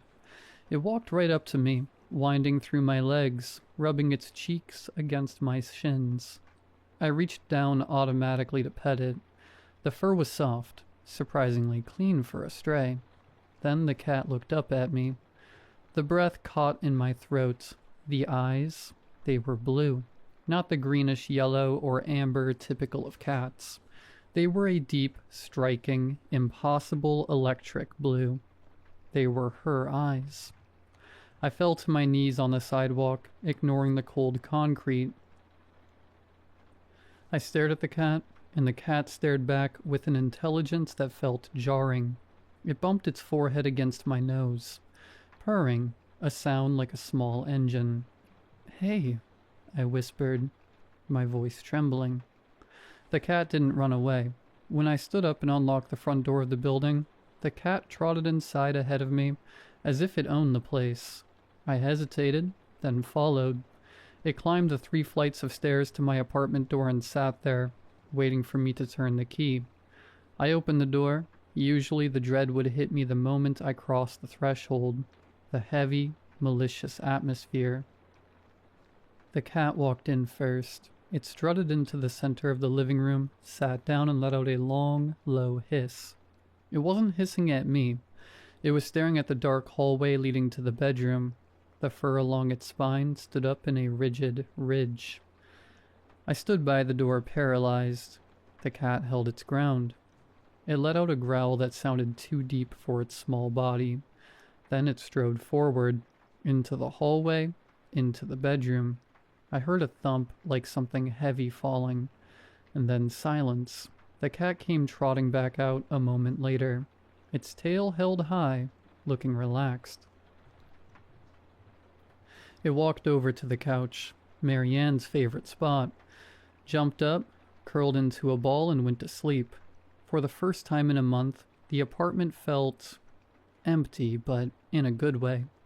The heavy pressure was gone. I didn't kick the cat out. I named her Marianne. It felt sacrilegious to anyone else, I'm sure, but it felt like the only option to me. Things changed after Marianne the cat moved in. The supernatural activity didn't stop immediately, but it changed. It felt like a war being waged, but I was no longer the soldier. I was the civilian being protected. One night, I was watching TV. The air grew cold again. The familiar scent of ozone and rot began to creep in. I tensed up, clutching a pillow. Marianne, who had been dozing on my lap, instantly woke up. She leaped off the couch and stood in the center of the room. She stared at an empty corner near the ceiling, her eyes pinned back flat against her skull. She let out a scream, that specific, yowling caterwaul that cats make when they are about to fight. The lights flickered. The TV turned itself off. Marianne launched herself at the wall. She literally ran halfway up the drywall, claws out, swiping at the empty air. I saw, and I swear this is true, a dark, misty shape recoil from her. She landed on her feet and hissed again, spitting, her blue eyes blazing. The cold air dissipated instantly. The TV flickered back on. Marianne sat down, licked her paw, and looked at me as if to say, "It's handled." This happened a few more times over the next month. Whatever that thing was, whatever dark parasite had latched onto my grief, it was trying to come back, and every time, Marianne was there. She was a sentinel. She slept on the pillow next to my head every single night. If I shifted in a nightmare, she would place a paw on my cheek, grounding me. I started to notice things about her behavior, things that made the hair stand on my arms. My human girlfriend Marianne had a very specific hate for olives. If a pizza came with olives, she would pick them off with surgical precision and stack them in a pyramid on a napkin. One night, I ordered a supreme pizza. I was eating at the coffee table. The cat jumped up. She sniffed a slice. She delicately used her claw to hook an olive, fling it off the pizza onto the table, and then nudged it away with her nose. She did this to every olive on the slice before trying to steal a piece of the pepperoni. I just stared at her. Really? I asked. She blinked slowly. Marianne the human also had a habit of tapping her fingers when she was impatient. The cat, when waiting for me to fill the food bowl, would tap her left paw rhythmically against the floor tiles. Tap, tap, tap. She didn't like cat toys. I bought feathers, laser pointers, fake mice. She looked at them with disdain, but she loved watching reality TV. She would sit on the back of the couch, eyes glued to the screen, head moving back and forth as the people argued. Human Marianne used to say it was her trashy, guilty pleasure. Slowly the fear in my life evaporated. The dark entity gave up. It couldn't get past the guard dog, or rather, the guard cat. By the time spring arrived, the apartment was just an apartment again, but I was never alone. I talked to her. I know that's what crazy cat ladies do, but this was different. I told her about my day. I told her I was sorry about the fight. I told her I loved her. Whenever I apologized for the accident, for the argument, she would butt her head against my mouth to silence me. She would purr so loudly it rattled her ribs. It was forgiveness. I knew it. Life went on. I moved out of that apartment 2 years later. Marianne came with me, obviously. I went back to school. I got a degree. I started a career in graphic design. I dated a few people, though it never really worked out. It's hard to bring someone home when you feel like your dead ex is judging them from the top of the cat tree. And that brings us to today. I was sitting on my porch this morning drinking coffee. Marianne was sunning herself on the railing. I realized the date. October 14th. It has been exactly 15 years since the accident. It has been 15 years, minus 3 weeks since I found the cat. I looked at her. 15 years is a long time for a cat. A cat at 15 is usually slowing down. They have gray hairs around their muzzle. Their eyes get cloudy with cataracts. They sleep 20 hours a day. They have trouble jumping onto high surfaces. Marianne looks exactly the same as the day I found her. I mean exactly. Her fur is pristine, silky, and vibrant. There is not a single white hair on her black and orange patches. Her eyes are that same crystal, piercing electric blue, clear as the summer sky. She jumped from the porch railing to the roof of the garage this morning, a 6-foot vertical leap, to chase a squirrel.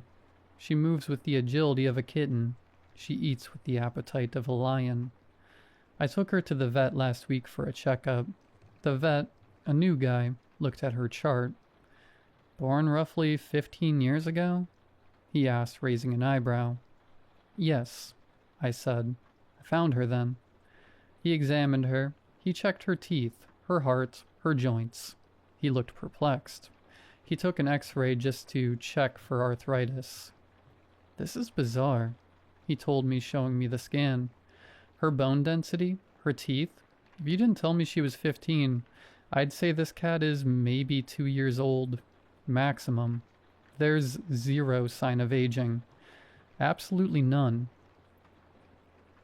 I nodded. I wasn't surprised. I came home and looked at old photos. I found a picture of human Marianne from her 20th birthday. She's laughing, looking at the camera. The look in her eyes is defiance and joy mixed together. Then I looked at the cat, sitting on my desk, watching me write this. I don't think she's a cat. I mean, she is a cat biologically, I suppose. But the spirit inside, the thing looking out through those blue eyes, the entity that attacked me 15 years ago wanted to hurt me. It was drawn to my guilt, but Marianne, she fought it off. She came back. She found a vessel that would let her stay. I've read about this kind of thing. Reincarnation, possession, spiritual attachment. Usually spirits move on. They fade, or if they stay in an animal, the animal eventually ages and dies. But she isn't aging. She isn't leaving. I stroked her head a few minutes ago, running my thumb over her ears. I whispered, "You're not going anywhere, are you?" She let out a short, sharp meow. It sounded like no. She bit my thumb gently, another thing human Marianne used to do when she was being playful, and began to lick my hand with her sandpaper tongue. I'm not scared. I should be, probably. It defies every law of nature. I'm living with a creature that is effectively immortal, inhabited by my dead girlfriend who refuses to cross over because she thinks I can't handle myself alone. And the honest truth? She's probably right. She's looking at me right now. She wants me to stop typing. She's tapping her left paw on the desk. Tap, tap, tap. I guess I better go. She hates to be ignored.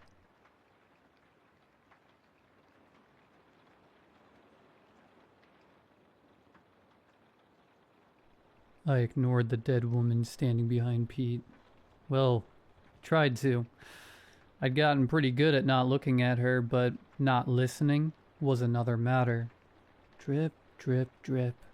Was it blood that perpetually rolled down her fingers, or something worse? No way of knowing without looking. My eyes burned with the temptation to take a peek. Just a quick one. Surely it wouldn't do any. I blinked hard and focused on what Pete was saying. No Shirley tonight? Kids have come down with the flu. I volunteered for setup duty. I gestured down the corridor. Shall we? I led the way, careful to keep my eyes away from windows, shiny doorknobs, unexpected puddles, anything that might cast a reflection. When we reached our room, I paused, casting Pete a sidelong look. Do you want to... He knew the drill. No setting foot in the room. Not yet. With exaggerated casualness, he leaned against the wall and fixed his eyes on the ceiling, while I opened the door and hurried inside. I fumbled the key into the storage cupboard lock and found what I needed within easy reach. Thank God for Shirley's organizational skills. All but sprinting back to the door, I uncorked the jar and drew a thick line of salt just inside the threshold. I caught the briefest glimpse of bare feet, bloated. The corpse white flesh shot through the blue. Dark, viscous liquid pooled around the rotting toes. Then Pete stepped over the salt and walked briskly to the storage cupboard, closing the door behind him with a firm click. That left me to deal with the blinds. It wasn't Pete's fault. It wouldn't be fair to expect him to do it. No amount of logic prevented the wave of resentment I felt as I wrestled with the ever-tangling cords, jaw clenched, waiting to hear. Tap, tap, tap. My mouth went dry. Just to my right, on the other side of the glass, was a glob of black ooze. And was that a fingernail? It's no wonder the cleaners hate us. The words erupted from my lips before I could stop them, followed by a giggle that sounded more like a shriek. Acknowledgement. Bad idea. But it broke the heavy silence of the room, cleared my head long enough for me to win the battle with the blinds. With the outside world at last shut out, I allowed myself a moment, just long enough for my hands to stop trembling. By the time I made it back to the storage cupboard, I'd managed to plaster a smile onto my face. Pete had already retrieved his talisman. He sat cross-legged on the floor, gripping the dog-eared book so tightly his knuckles had turned white. When he heard the door open, he looked up expectantly. All clear, I confirmed. Rough week? I bit my tongue on the question as he scrambled to his feet. It seemed rude not to ask, particularly when the circles under his eyes were so much darker than usual. But now was not the time.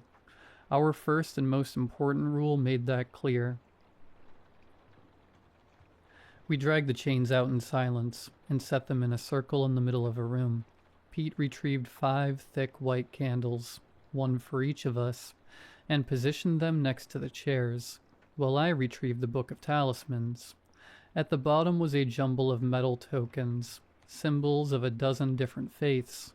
They were a hangover from the early days, when it was just me and Shirley, fumbling our way through the darkness. None of our eventual regulars turned out to be particularly religious, not even Stefan, our formal man of the cloth.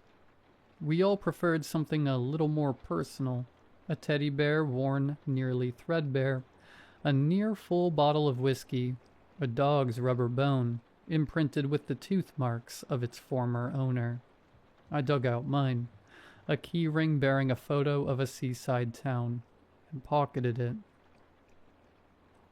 The cat tree was too cumbersome for either of us to manage alone, so we wrestled that into position together before parting again to finish up. Pete conducted a thorough search of the room, rifling through every drawer and dropping to his knees to crawl beneath tables. We weren't the only ones to use this room. A compact mirror, misplaced by the Knitting for Anxiety group, could prove disastrous. While he did his rounds, I set out the laminated rule cards. By now, I knew them by heart, but I scanned through them nonetheless. As Shirley often told us, taking a couple of minutes to refresh our memories could save us a lifetime of suffering. 1. Discussion must not begin until all protective measures are in place. 2. Any members with followers must not enter the room until the salt line has been drawn. 3. Cover any reflective surfaces. 4. Once the candles are lit, no one can leave until they have burned out. 5. Don't be a dick. Everyone's stories are valid, even if they don't match your own. 6. Listen when someone is talking.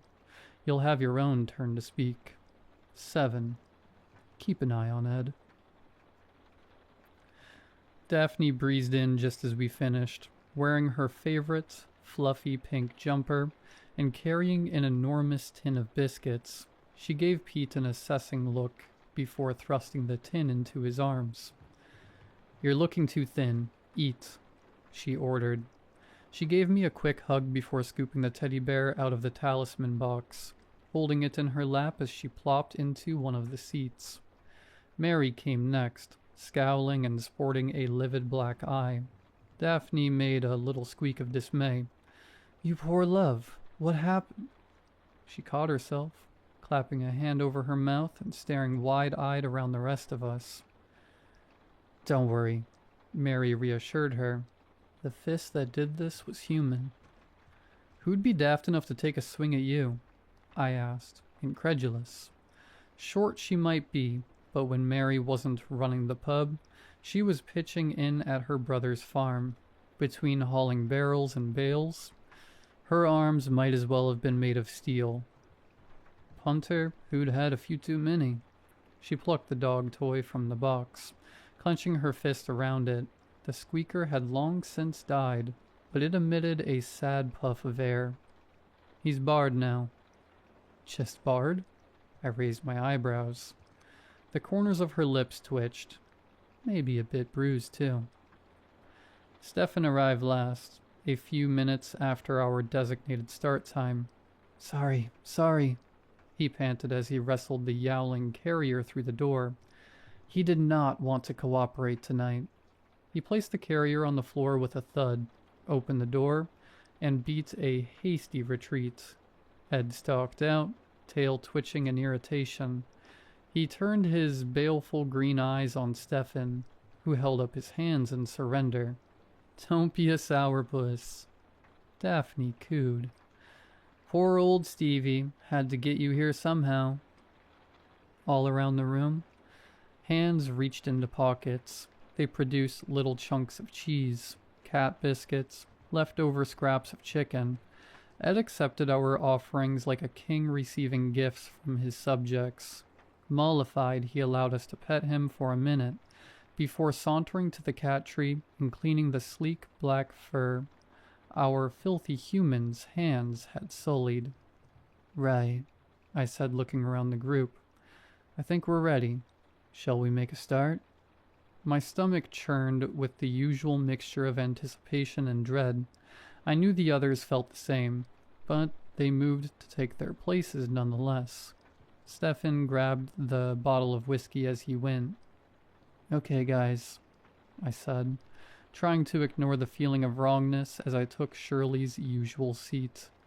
It didn't matter how many times I filled in for her. I'd never get used to it. "If you need to go to the loo, make a cup of tea, whatever, now's the time. Once we light the candles, there's no getting up until they burn out." No one moved, of course. They knew to come prepared. "Pete, do you mind?" He pulled a lighter from his jacket, lit his candle, and passed it to Mary. It did a full loop of the circle until it reached me. "We're safe in the circle," I said as I lit my candle. "Not just from the things that haunt us, but from each other. Remember, there's no judgment here. Listen. Be kind to one another. Now, who would like to start?" I glanced towards Pete, but he gave a tiny shake of his head, pressing his lips together tightly. Not ready yet. No matter. I turned instead to Stefan, who cleared his throat. "I'll go, I suppose." He turned the bottle over in his hands. "Danielle emailed me a few days ago." "Danielle? Elfie's mom?" Daphne ventured softly. "The very same. She always gets in touch this time of year. Lets me know how he's getting on. History's his favorite subject. He'll be studying it at uni in a couple of years." "Thanks to you," said Mary. "You gave him that chance." Pete, thumbing the edges of his book, added, "You gave a lot of people chances." Stefan nodded. It's nice to hear about it. The life he might otherwise not have had. Nice to be reminded it's been another year since I chucked this in. He glanced down at the bottle, his grip tightening around its neck. But it's also a reminder that I'm not myself anymore, that I never will be again. His candle flickered, and for a moment his shadow was not his own. It loomed on the wall behind him, its fingers growing, sharpening to points. The air grew heavy around us. Breathing was no longer an unthinking, natural process. It required conscious, painstaking effort. Behind me on that cat tree, Ed let out a low growl. I glanced at the others in turn. Mary stared straight at Stefan, jaw clenched tight. Daphne held her teddy bear close to her chest. The circles under Pete's eyes looked darker than ever. Twisting a little in my chair, slowly forcing myself to act as though I hadn't a care in the world, I looked over at Ed. He stared unblinking at the wall behind Stefan, tail snapping from side to side. "Perhaps," Stefan's voice emerged a deep rasp, "we should move on to someone else." "Good idea." Through sheer force of will, I managed to keep my voice light. "Sounds like you need a strepsil, mate." Mary snorted. Daphne looked at her like she'd lost her mind, then let out her own small giggle. Even Pete managed a smile. The oppressive feeling vanished as quickly as it had come. Ed resumed licking his paws. "My turn," said Mary, drumming the rubber bone against her knee. "The little git has been causing hell all week.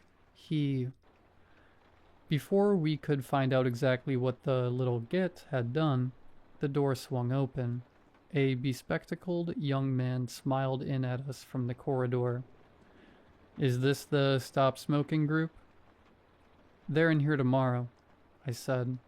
"We're something else."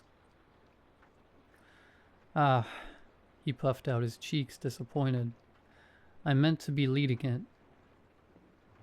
"Well, come back at 8 o'clock tomorrow. I'm sure you'll do brilliantly." "I don't suppose I could sit in on your session. I've never done one of these things before. I could do with some experience." "Bad idea," said Mary abruptly. "We're a private group," I explained. "You won't even know I'm here, I promise." As he stepped into the room, we all rushed to dissuade him, talking over each other in our panic. "You can't. This is private. You don't know." Mary, her face so red it was nearly purple, looked like she was strongly considering battering him with the rubber bone. She couldn't. None of us could leave the circle. All we could do was watch helplessly as he waved off our complaints, grabbed a small chair and forced it into the small gap between Daphne and Stefan. The group stared at him, aghast, then, as one, turned their eyes to me. Damn it, Shirley. Why did you breed children with such weak immune systems? Right. I looked at the stranger expectantly. Martin, he supplied. You're here now, Martin, for better or worse. We have strict rules, and we expect you to follow them. Of course. I wouldn't dream of disrespecting your group. I bit my tongue down on the comment that barging in uninvited had done just that, and instead said, the most important one is you're now here until the end of the session. No getting up to go to the loo. No smoke breaks. No fear there, he cut in, beaming at me. I smiled weakly back at him. Secondly, we respect each other here. You might hear things that sound strange to you. It's not your place to interrupt or invalidate anyone's experience. I understand how important respect is, he said sincerely, then with just the faintest tone of pompousness creeping into his voice. I'm a trained counselor, you know. Is the ink still wet on your certificate? Mary snapped. Mary? I said quietly. Less a caution, more a plea. She shot Martin a burning look that suggested she would be having words with him in the car park later, but said nothing further. Would you like me to start? Daphne asked. I felt a rush of affection for her. She was fiddling with the bear's ears, clearly uncomfortable, but she was still trying. That would be lovely, Daphne. She took a deep, steadying breath. It's been hard since the nights started getting longer. Winter's always the worst. You know, I've got lots of other little berries at home. She picked the bear up by his paws, made him dance a little jig in her lap. They help, but when I wake up and see it standing there at the bottom of the bed... She shivered, and when she spoke next, her voice was little more than a whisper.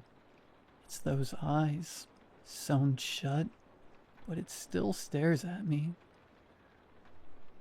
Do you all have sleep disorders? Martin butted in. No, I said shortly, and please don't interrupt. Sorry. Daphne, please carry on.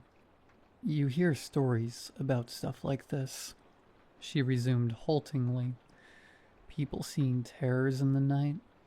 They always seem to be there one moment, gone the next. You all know it doesn't work that way for me. Once it turns up, it's there until sunrise, following me around the house, always watching. It was a bit more bearable when I still had Graham. He used to sit up and watch films with me, hold my hand on the sofa. Her eyes were sparkling now. In the early days, anyway. By the end? I saw Mary's hands tighten around the bone. I knew how she felt. Logically, I knew I couldn't blame Graham. It took a special sort of person to stick around and deal with this stuff when they didn't have to. And as we'd all learned, those sorts of people were few and far between. Still, I hated him for leaving his poor, sweet wife to suffer alone.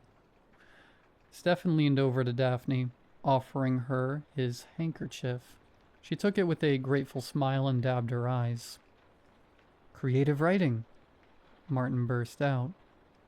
What? I asked. You're a creative writing group, right? Mate, you've been told already to keep your gob shut. How hard is it? Mary demanded, jabbing the bone in his direction. She's right, I said. Please don't make me ask you again. When I looked at Daphne, she shook her head, holding the handkerchief tight against her cheek. I raised my eyebrows at Mary. Fine, she huffed. I'll go. As I was saying before, we were so rudely interrupted. She shot Martin a scorching look. He's been causing trouble this week. More than usual, I mean. Has he been in the toilets again? I asked. Yes, literally in this case. That's how I ended up with this. She tapped her black eye. Drunk punter went into one of the stalls, and the little shit popped his head up out of the loo. Course, it's not the place you expect to find a little old man in a bowler hat. Freaked him right out.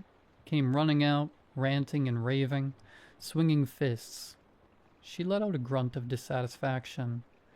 2 of the staff gave their notice that night. It's becoming an issue. We don't have a problem hiring. They hear the pub's haunted and think they might get a little laugh, a little scare, but the moment it inconveniences them. Wait, Martin interrupted. Mary heaved a heavy sigh. Here we go. Are you claiming that you're experiencing some sort of, I don't know, genuine paranormal phenomena? When Mary's only response was a hard stare, he turned to Daphne. And you too? She gave him the smallest nod, just enough to confirm his statement. Martin? I cut in before he could say anything further. I was very clear about our rules. We don't invalidate anyone's experiences. But you should. No. He caught himself, held up his hands in a gesture of contrition.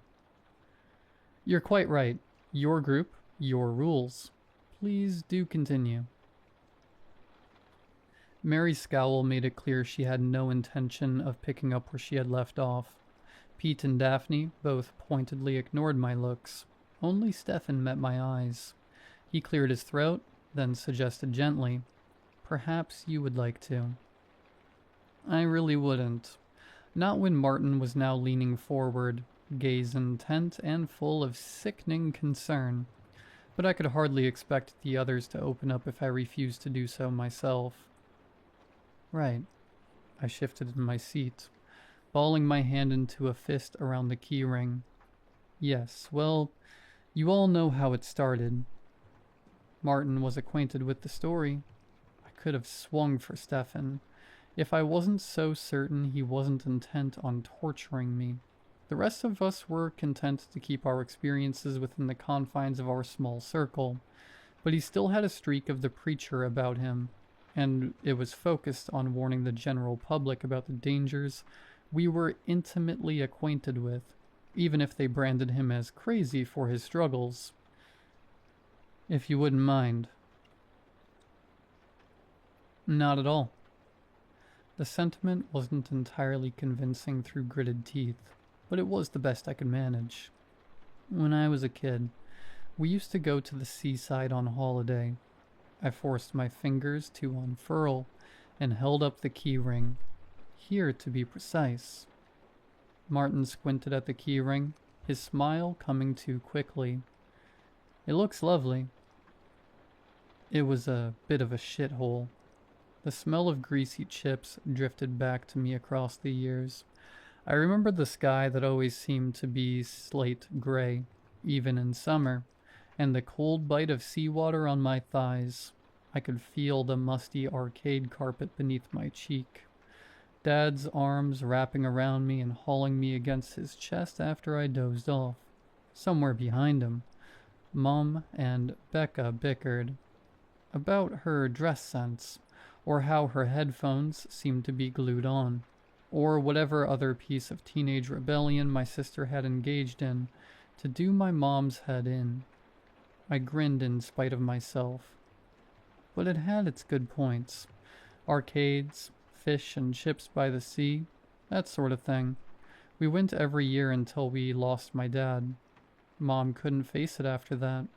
The year after he died, she took us somewhere else instead, some broken down old cottage in the middle of nowhere. That must have been very difficult, said Martin somberly. The disruption in routine after...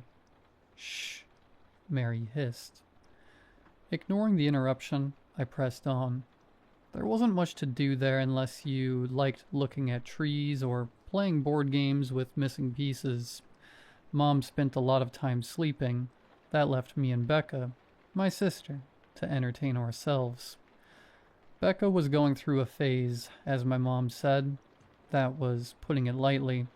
Their arguments could rage on for hours, always ending with Becca slamming her bedroom door so hard that the trinkets on my shelves rattled. They were constantly at each other's throats. She'd even started butting heads with Dad before he died, but she always had time for me.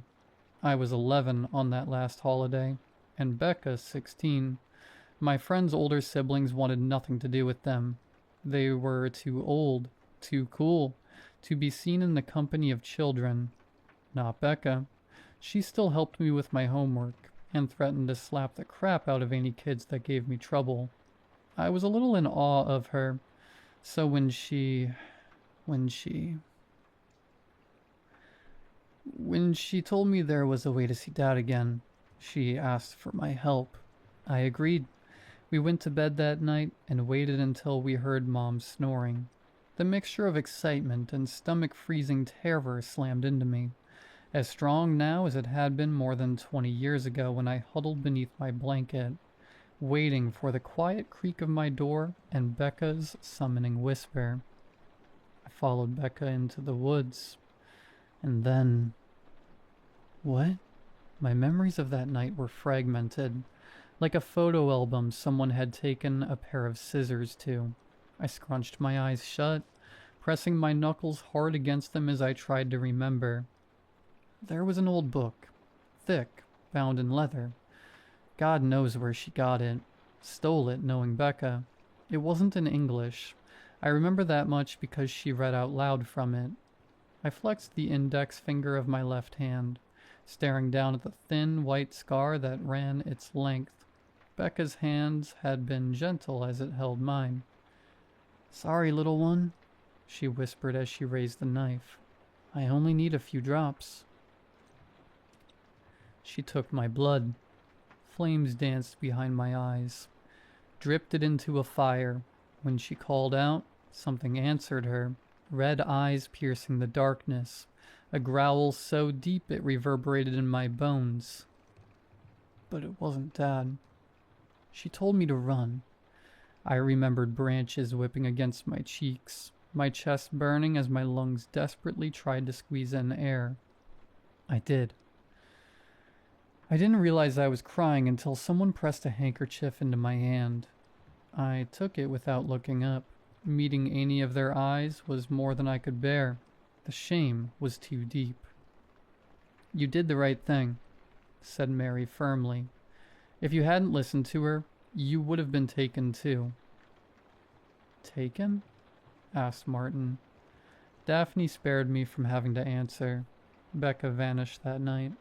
Their mom called the police. They searched the woods. Nothing. "You believe someone kidnapped her?"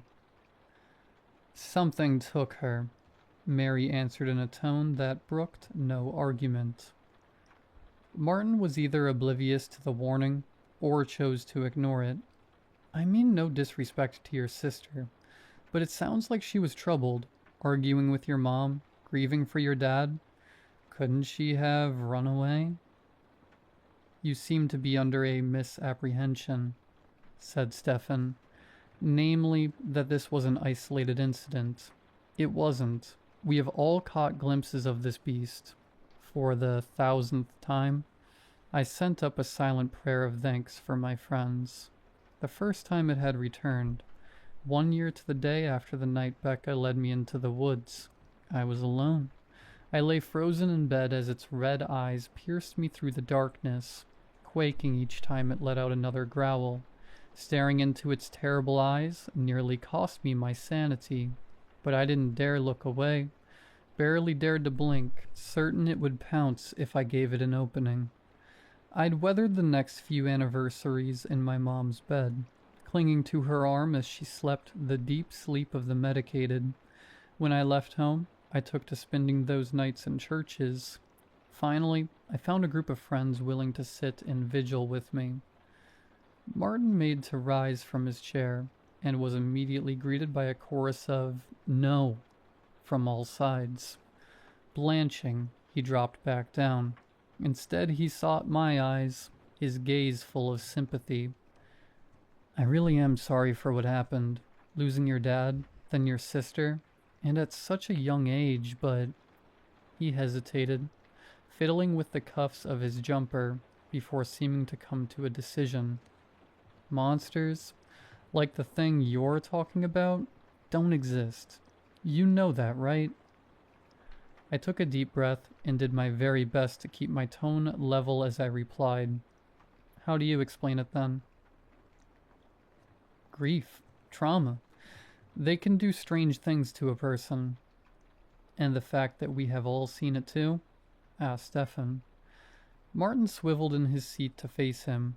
Group delusions and hallucinations are documented phenomena, particularly in tight-knit groups that share a belief system. Mary scoffed, opened her mouth to retort, but before she could, tap, tap, tap. We all froze except for Martin. I was vaguely aware that he was still laying out theories, building up steam, but my focus was entirely on the tapping coming from the other side of the window. I knew better than to look, but I couldn't help but listen. The others, the members, had paled. Pete's face had little more color than a cadaver. Across the room, a deep rumble was building in Ed's throat. What do I do? Shirley would know. Damn it. I looked from face to face and saw my own panic reflected there. Stefan rescued us. "Young man, I appreciate you've heard things that are contrary to your worldview." There was an undeniable tremor in his voice, but he pressed on. "It's difficult. I understand that. It does not excuse your unconscionable rudeness. We ask only for respect. You have failed to give that to us." "I don't mean any disrespect." Martin pressed an earnest hand to his heart. "But there is no such thing as ghosts, and goblins, and things that go bump in the night. Such beliefs stem from illness." Tap. Ed began to growl properly now, a low, guttural sound that rose up to fill the gaps in the room. Mary opened her mouth, but Stefan held up a finger to forestall her. In some cases, that's true. Not in others. Certainly not in ours. "There's medication that can help you," Martin insisted. "Therapies." "This is our therapy," Stefan said coldly. "It's not. It's a shared delusion. It's only going to make you worse. You need..." Tap. Martin whipped his head towards the shuttered window. "Do you hear that?" "No," said Stefan, "but we've heard quite enough out of you." Tap. "There it is again. Surely you can hear it." "You don't know what you're talking about," I said. "Your cat does." He gestured towards Ed, who was now standing, claws digging into the fabric between his paws, eyes locked on the window. "It's coming from over there." "Don't," we shouted in unison, as he made to rise from his seat once more. He dropped back down with a thud. As he looked from one person to another, realization dawned on his face. "You think it's some sort of monster, don't you?" Silence, but for the tapping. "I'm going to go over there." "Please don't," Daphne whispered. "And show you there's nothing to be afraid of." "It'll be the end of you, you bloody fool," said Mary. Martin stood up. Stefan jerked reflexively, as if he was about to go after him. He caught himself at the last moment, gripping the seat of his chair to anchor himself in place. "Martin," his voice was low and urgent now. "I've participated in dozens of exorcisms in my time. I've seen things that have stretched my belief to the point of breaking. Everything I've seen, all my experience, tells me one thing.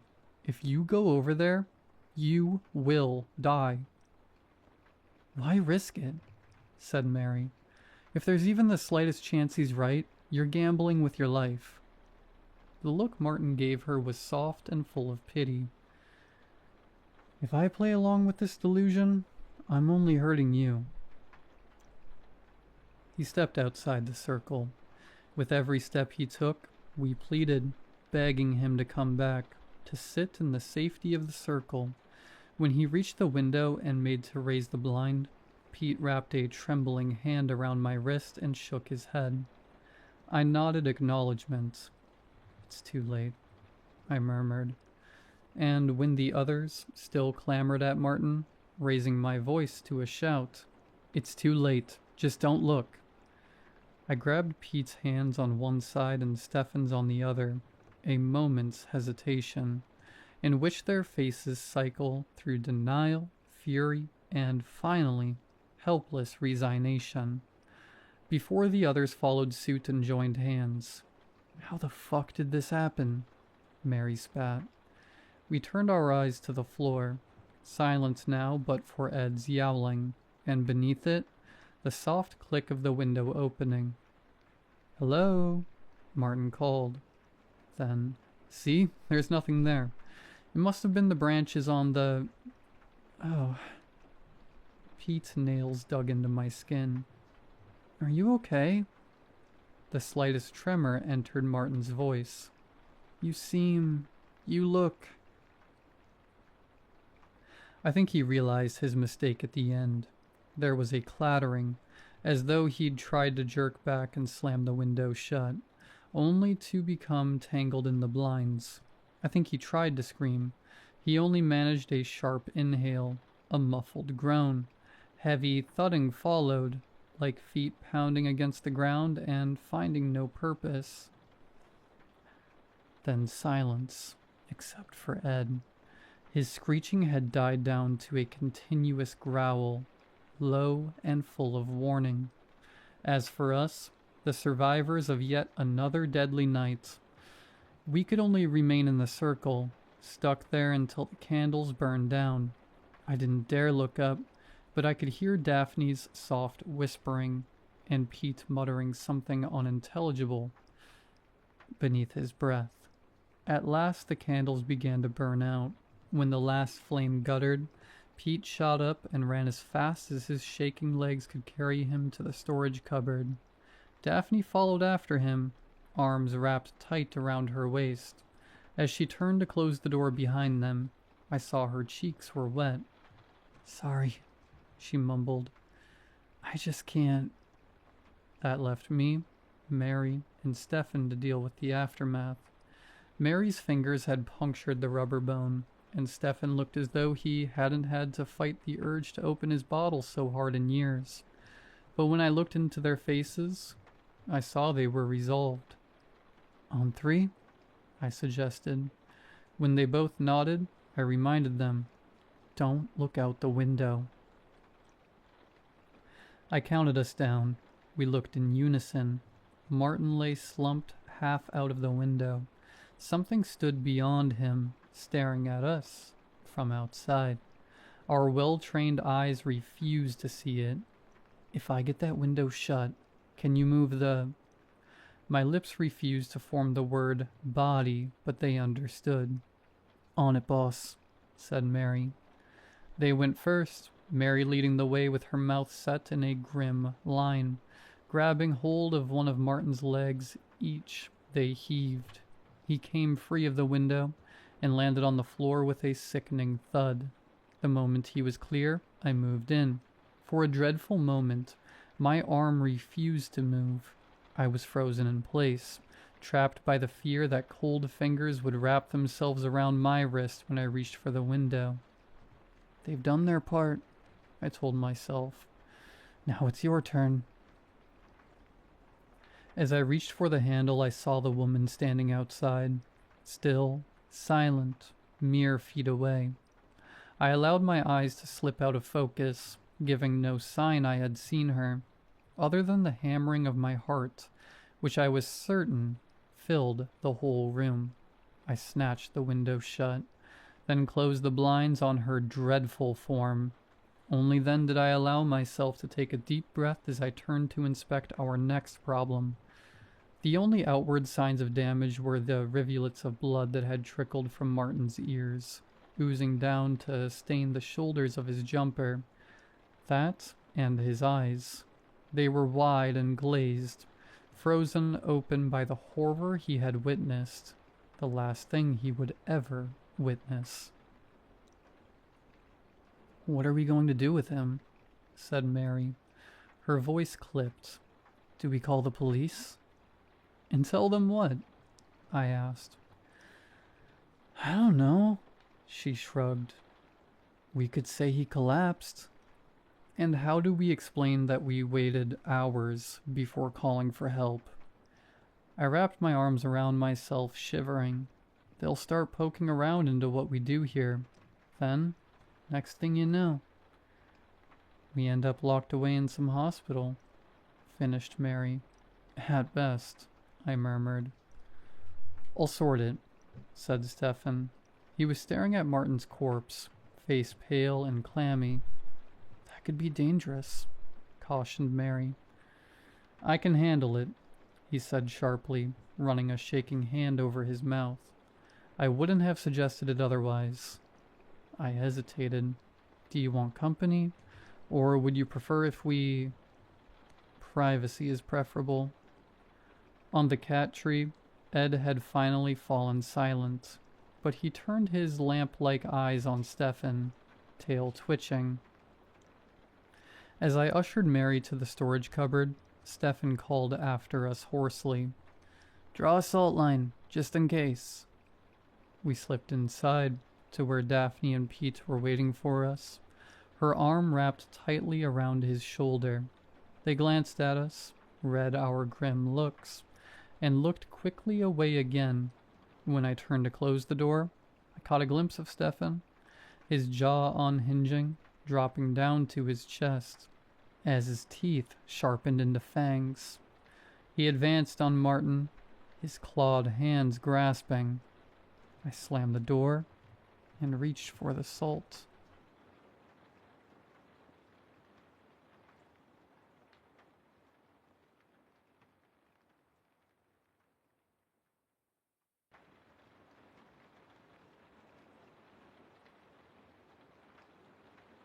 One thing to know about me, I love Halloween. Always have, always will. Every October I spend thousands making sure my house is the spookiest on the block. The decorations put even some of the local haunted houses to shame. Though I make sure not to go too crazy. Don't want another HOA citation. I also give out the best treats. King-size candy bars. That's right, king-size. It's no wonder so many trick-or-treaters come crowding outside my door each year. But of course, they'll have to earn it first. So many kids nowadays don't take Halloween seriously, throwing on last-minute costumes just to feed their sugar fix and rot their teeth out. You only get so many Halloweens before people start saying you're too old, and these brats are wasting them. Don't they know that some people would kill to be that age again? Young like the girl currently ringing my doorbell? "Trick or treat," she lisps between two missing front teeth while lifting up her treat bag. She can't be older than 6, and her costume isn't really much of one at all, just an ordinary child's romper that cuts off above her terribly scraped up knees. Like she'd fallen on the way here. I feign a smile of my own. "Now aren't you a cutie? Were you so excited to go trick-or-treating that you forgot to put on your costume, dear?" The child freezes. "You don't recognize me?" I look her over again. Maybe she's dressed as a character from some TV show she likes. Still doesn't change the fact that it's an awful costume. Boring, like those wise kids who think it's a good idea to dress up as someone from The Office. A good costume should be eye-catching regardless of whether someone gets the reference or not. "I'm sorry, hun. I really don't..." Before I can shoo her off my porch, I notice tears welling up in her big green eyes. For heaven's sake, really? Reluctantly, I reach out to comfort her. and she grabs my arm with a strength uncanny for someone her size. An ugly, guttural sound emanates from her throat as she chokes back sobs. "But you," she sniffles. "I'm past." I can't make out the rest. Past what?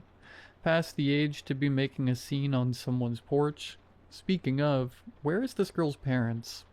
I search for them in the evening gloom, and am instead greeted with a sight most unwelcome. Trick or treat! Choruses a new batch of kids.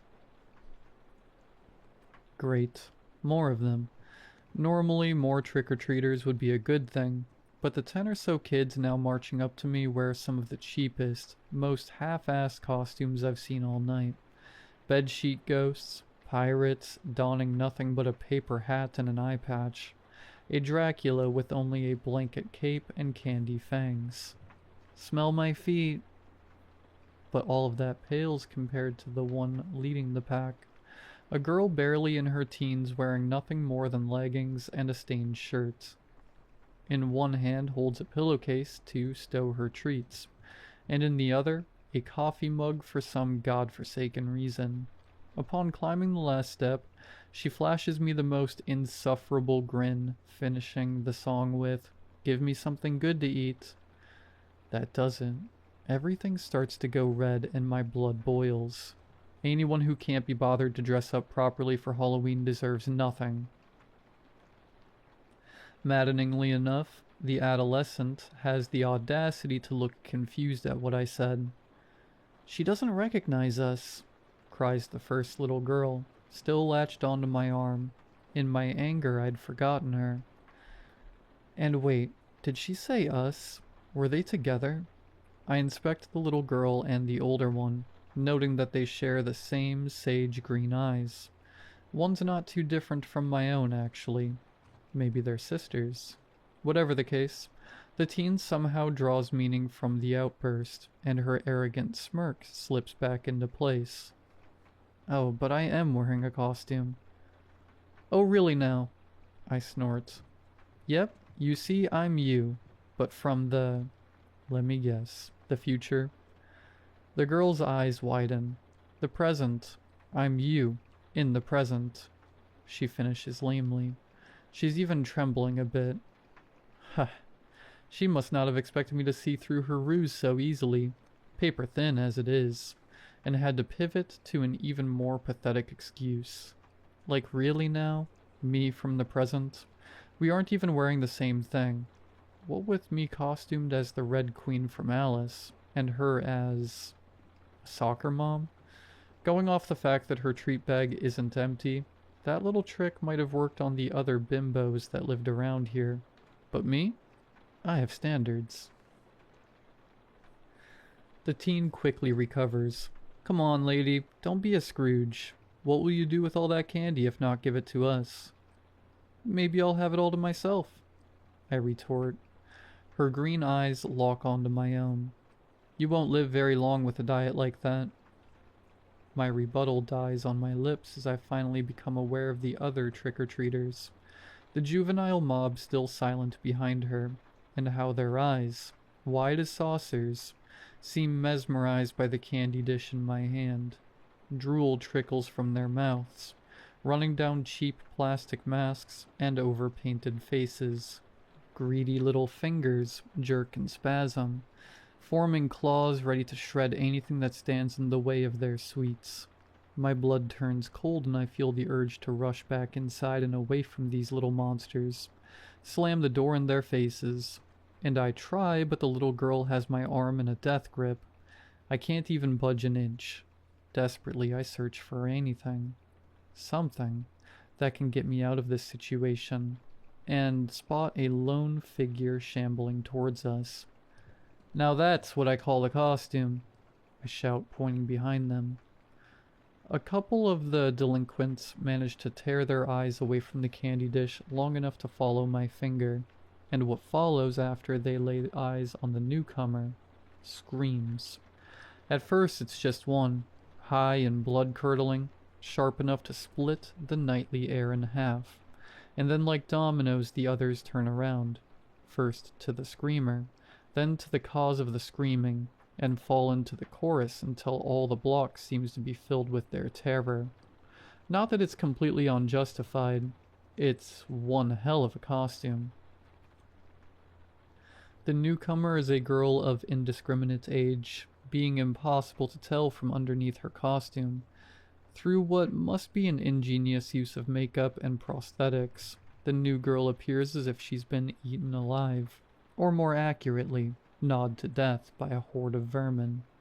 A soiled, raggedy dress reveals even raggedier flesh, shot through with countless wounds oozing and congealed blood, and clustered around each one are ants, cockroaches, centipedes, posed to look like they're burrowing inside the girl, tunneling, hollowing her from the inside out. A living, walking hive. It must have cost a fortune.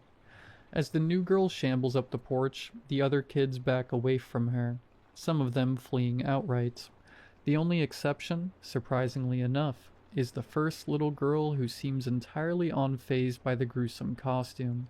Still, it serves enough of a distraction for me to slip free from her grasp. Rubbing away the soreness in my arm, I turn to the newcomer with the first genuine smile of the night. "Hey there, sweetie. I love your costume." No words pass through the girl's scarred lips. Her only response is a silent stare, dull and one-eyed, as the other eye is a ruined bloody mess with bugs burrowing through the socket. Talk about staying in character. I scoop a handful of candy into her palm, a palm attached to a hand that looks like a Rottweiler's chew toy. The flesh on her pinky has been entirely gnawed off, exposing bone, and from it dangles a small black rat, hanging on by its teeth buried into the bone. Another rubber prop, I assume. That is, until I see the thing twitch. I shriek, jumping back, causing the candy dish to slip out of my hands and into the bushes below. The girl doesn't react in any matter, still as the grave, and so is the rat, just as lifeless. Neither now does the rat biting into her hand, if it had ever actually moved in the first place. I must be more shaken up from that close call earlier than I'd thought. My cheeks burn bright in embarrassment. I'll go get some more candy, hun. Be right back. I dive back inside, heading for the cellar where I keep the leftover Halloween candy. It's dark inside the cellar. The stale air is paradoxically both dusty and humid. I rarely come down here. I'll have to hire a cleaner. The lone, naked light bulb sputters through light to barely make out the far wall. I walk over to a box labeled Halloween Leftovers in fat black Sharpie. As I reach to grab it off the shelf, I notice the date scrawled under it. It's not from last year, but from 4 Halloweens ago. And yet somehow, the box feels oddly heavy, oddly full. Slowly I open the top flaps, and am immediately sent gagging from the stench of spoiled milk and fermented sugar. No, this won't do. This won't do at all. I'm hiring that cleaner first thing in the morning. When the nauseous fumes have finally left my lungs, the tears they sprung blinked away. I realize in dawning horror that this is not a one-time blunder. Deeper into the cellar, lining the walls, are entire shelves of old Halloween leftovers.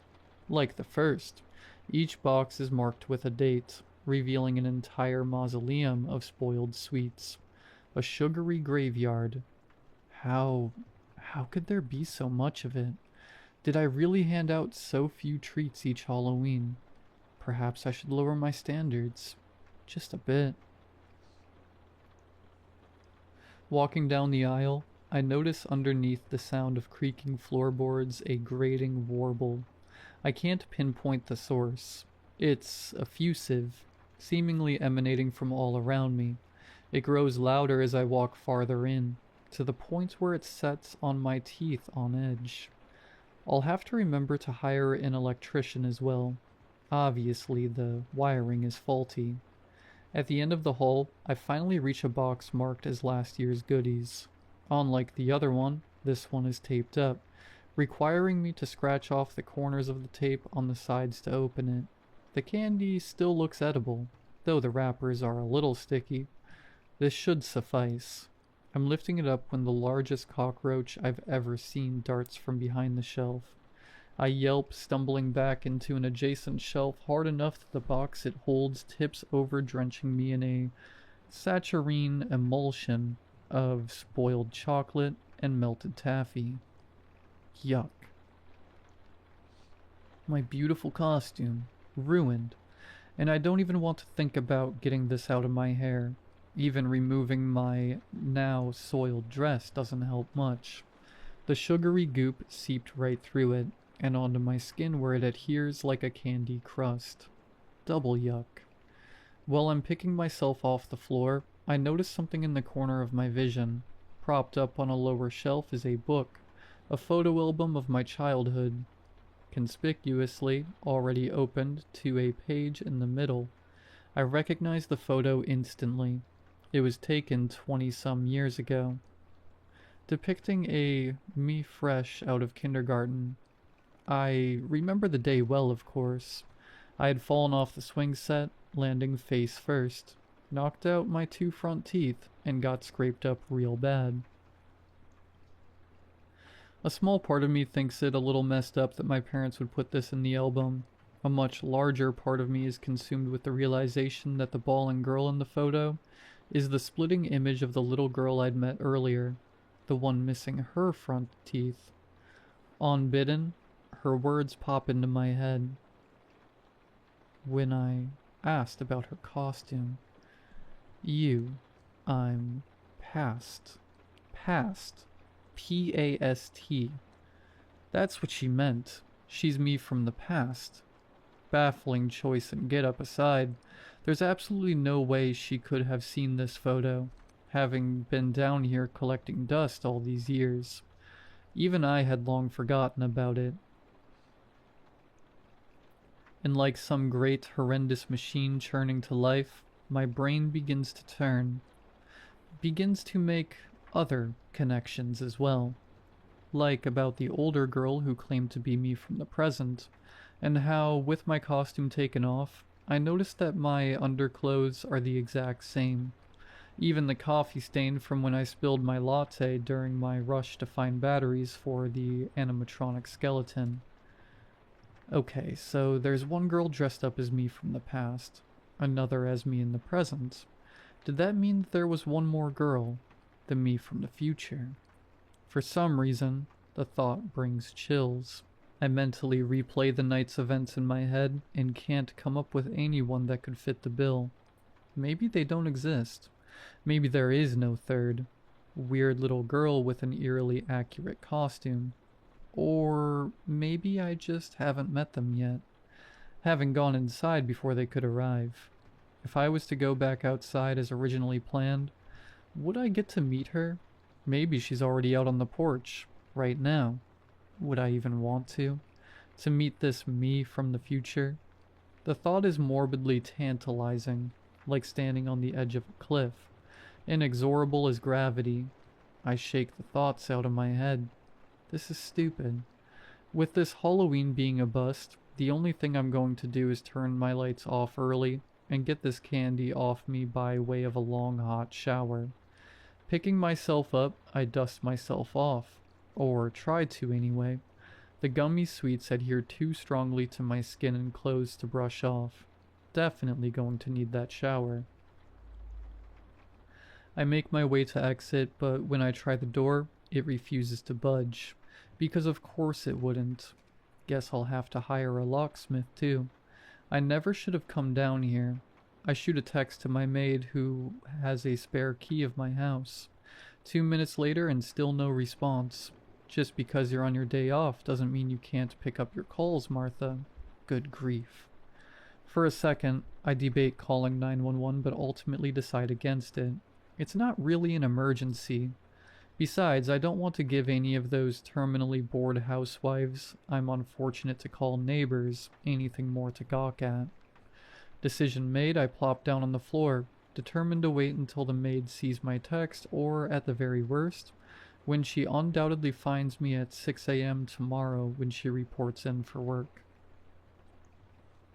But as the minutes well away in this dusty cellar, the night's events and revelations begin to gnaw at me. I realize that I'm breathing way too fast. Try to do some breath exercises. Doesn't work. I heard once that journaling can be calming, hence this little story I wrote on my phone, recounting the strange series of events from start to finish. It helps a little, I think. I'm still debating whether I should actually post it or not. On one hand, I'm not much for strangers prying into my business. On the other hand, commiserating with strangers on the crappiness today's generation of kids could very much be what I need to get through this even crappier situation. In the midst of my typing, the buzzing sounds reach a peak, taking on a new form that sounds almost like chittering, a cacophonous noise coming from all around me. I lift my eyes and am met with hundreds more, belonging to a horde of vermin. In every direction lies ants and roaches and rats, all grotesquely fat from years of gorging on spoiled sweets, and I can tell from the way they look at my sugar-saturated form, their appetite isn't quite sated yet. Their ravenous gaze brings to mind the kids still waiting on my porch. All of them had that same hungry look. Well, all except one, the last girl in the impressively made costume. I had seen something almost sadden her one remaining eye, an eye of sage green, just like my own. I'm already onto my feet, pounding on the door before I realize the scream tearing out of my throat, noticed only through the burning of vocal cords shredding themselves against each other. The sound itself doesn't reach my own ears, drowned out as if by the scuttling of thousands of clawed feet and the chittering of gnashing teeth. I don't dare look back, vision narrowing solely to the door in front of me, and how it can't be locked because the knob turns and yet it won't move. I fumble around with my phone, madly shaking my legs to get bugs and worse from crawling up them, and turn on the flashlight, glued stuck with the door hinges and some gummy substance. Old taffy. Desperate, I try clawing it off, but recoil when I feel a sharp pain in my hand. I lift my hand up to the phone's light. Tangling off my pinky is a small, mottled black rat. It had bitten me right down to the bone.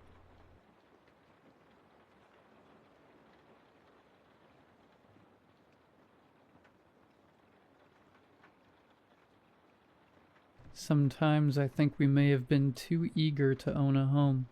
If we had taken our time and been more discerning, we probably would not have ended up as involuntary hosts to the dozens of yearly visitors that wander onto our property from the small business next door.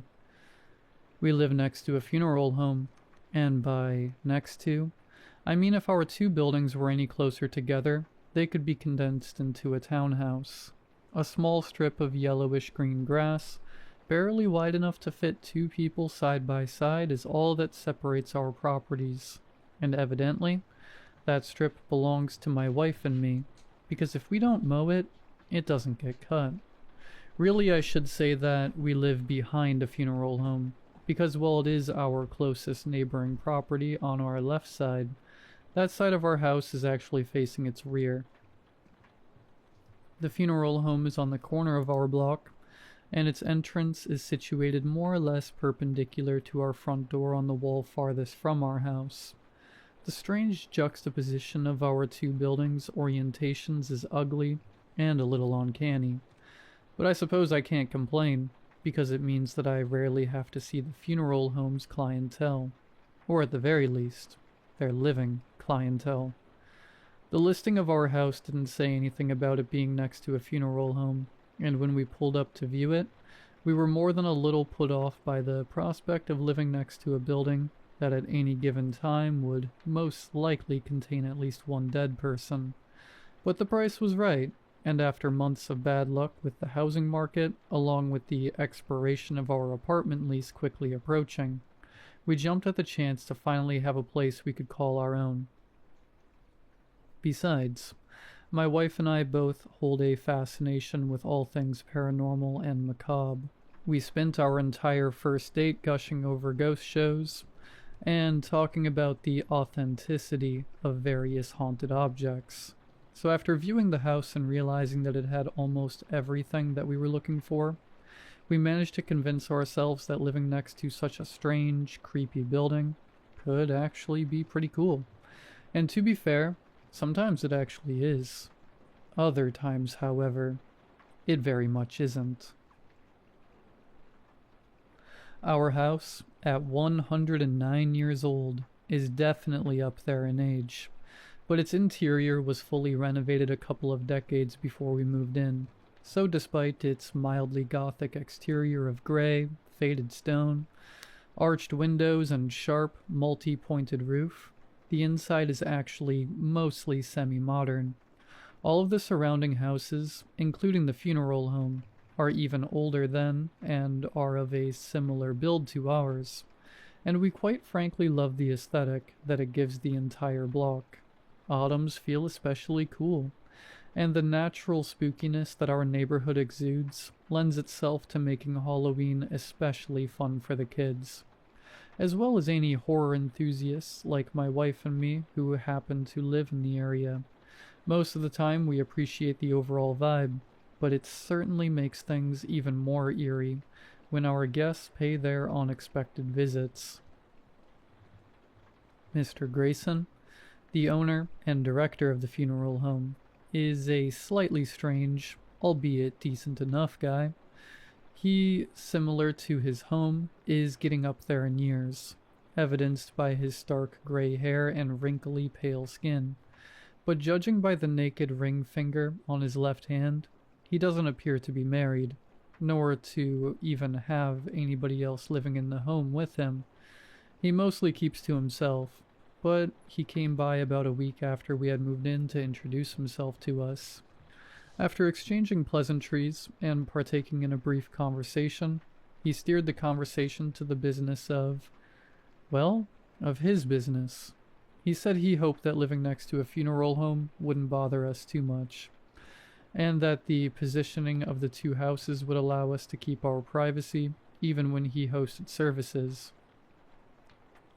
He told us that he didn't provide cremations, that he preferred to do things the old school way, whatever that meant, so we wouldn't have to worry about any unpleasant smells. And while he had a small parking lot attached to his property, often cars would wind up spilling out along the streets, but service goers actually parked on the curb in front of his building and only rarely ventured into the space in front of our house. We thanked him for the heads up and said that it was nice to meet him. He turned to go, but he only made it to the middle step of our front porch before he turned back. "One more thing that I forgot to mention," he said. "You may notice that my clients tend to wander. At times they may briefly wander onto your property. You needn't worry, they won't harm you, and they will listen to you if you tell them to move on. I just thought I should forewarn you now before you find yourself positively spooked for no good reason." He turned to leave again before we could respond. "Well, have a pleasant rest of your day, and don't be a stranger, you hear? We'd love to have you over for dinner so we can welcome you to the neighborhood." He shuffled down our porch steps and made his way back to his home, disappearing inside and largely removing himself from our lives. Neither of us were particularly interested in his dinner invitation, and we doubted that he was either. Pleasantries and all that. At the time, we didn't think much of Mr. Grayson's final warning. We assumed that when he said clients, he was talking about disoriented mourners who sometimes wound up where they didn't belong. We doubted that it would be a big deal, and so promptly forgot about it after a brief discussion about the strangeness of the whole encounter. The first incident didn't come until close to a month later. By then we had largely forgotten about Mr. Grayson and his cryptic words of caution.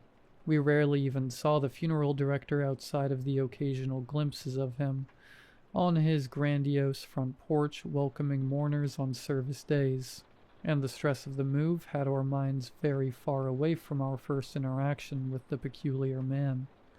It happened on a night in late spring, one of those hot, sweltering days that feel more like early summer, despite what the calendar would have you believe.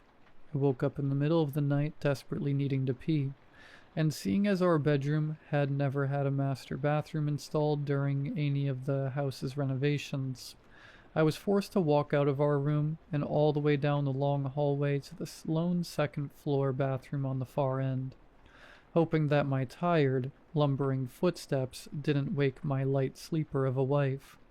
I didn't turn the light on in the bathroom, so by the time I reached the toilet, did my business, and stepped back into the hallway, my eyes had properly adjusted to the darkness that enveloped me. Had I turned on the light, thus resetting my night vision, I might not have even noticed the little girl standing at the top of the staircase. She couldn't have been more than 5 or 6 years old. The first thing I noticed about her was that she was wearing a pink polka dot bathing suit, which immediately struck me as odd for that time of night.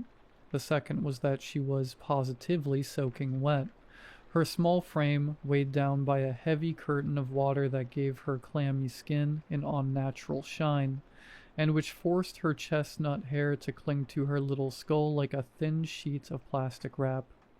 She stood staring at me from the shadows at the nighttime gloom.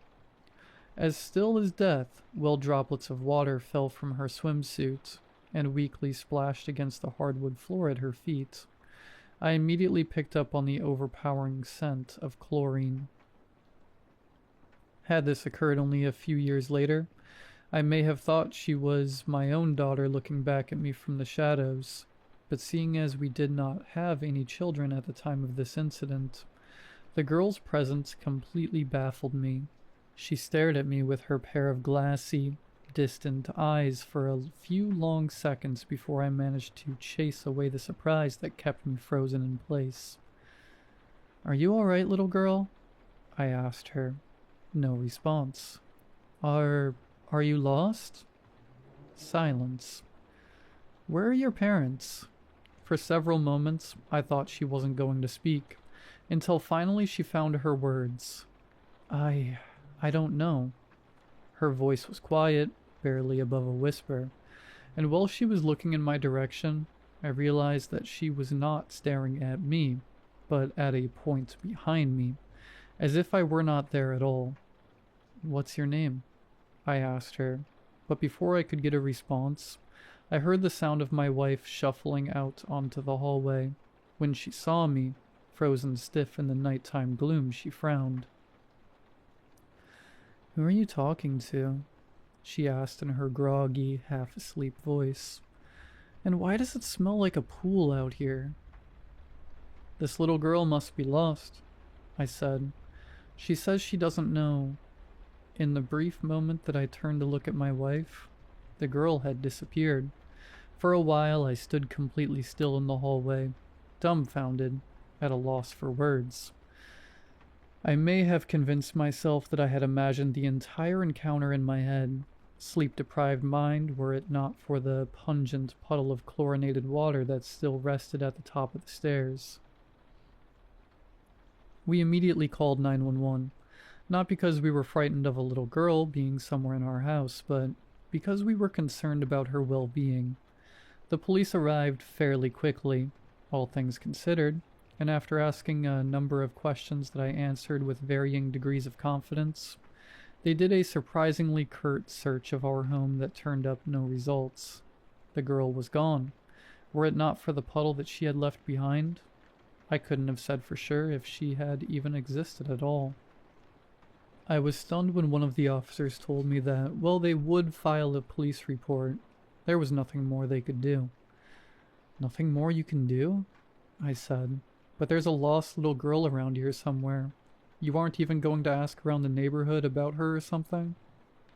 The officer, looking like he had a lot to say, seemed to weigh his words before he finally sighed and spoke. Look, you just moved into this place recently, right? Which means you probably don't know this yet, but this isn't the first call of this type that we've had at this residence. Not by a long shot. What, you mean like that girl has been here before? Not exactly, the officer said. People tend to see strange things in this house. Things that aren't necessarily there. But she left a puddle at the top of my stairs, I said, flabbergasted. It's still sitting up there right now. You're telling me I imagined that? No, he said. In fact, I'm sure you saw something, but I don't know that it's exactly what you might be thinking. He paused, seeming to choose his next words carefully again. Look, you're the lieutenant's nephew, right? I think it's probably more his place to explain this to you. Give him a call tomorrow morning, and he'll give you the skinny on this house. But in the meantime, rest easy tonight knowing that there is no lost little girl in a polka dot bathing suit wandering around this neighborhood. Of that, I can assure you. His words were not at all reassuring. The police left, and after cleaning up the puddle of water that was soaking into the hardwood of the upstairs landing, my wife and I went back to bed. My mind was too preoccupied by the thought of the lost little girl to fall back to sleep, so when morning came, I groggily crawled out of bed and followed that officer's advice. My uncle is, at the time of writing this, a nearly 3-decade veteran of my town's police department. He's seen it all throughout the course of his career, including, apparently, personally going on several calls to my house back in the day, and so when I called him asking about the previous night's incident, he immediately knew what I was talking about. Jeez, he said from the other end of the line. I didn't realize that you had moved into that house. If I had, I probably would have told you to steer clear of it before you signed anything that was legally binding. I frowned at this, despite knowing that he couldn't see it. Why? What exactly is wrong with our new house? My uncle waited a long time before answering, so long that I actually thought he had hung up on me, or we had otherwise lost connection before he finally spoke again. There is some weird stuff that happens at that house, kid. I've already gathered as much, I said, trying my best to check my annoyance while speaking to my uncle. What I don't understand yet is what exactly that means. Again, there was an uncomfortably long pause. Let me start by telling you this. The reason that officer last night knew that the little girl in the polka dot bathing suit wasn't wandering around your neighborhood is because he knew that she had died earlier this week. I can still remember the chill that ran up my spine when my uncle told me this. The invisible line that connected our two phones suddenly felt very heavy,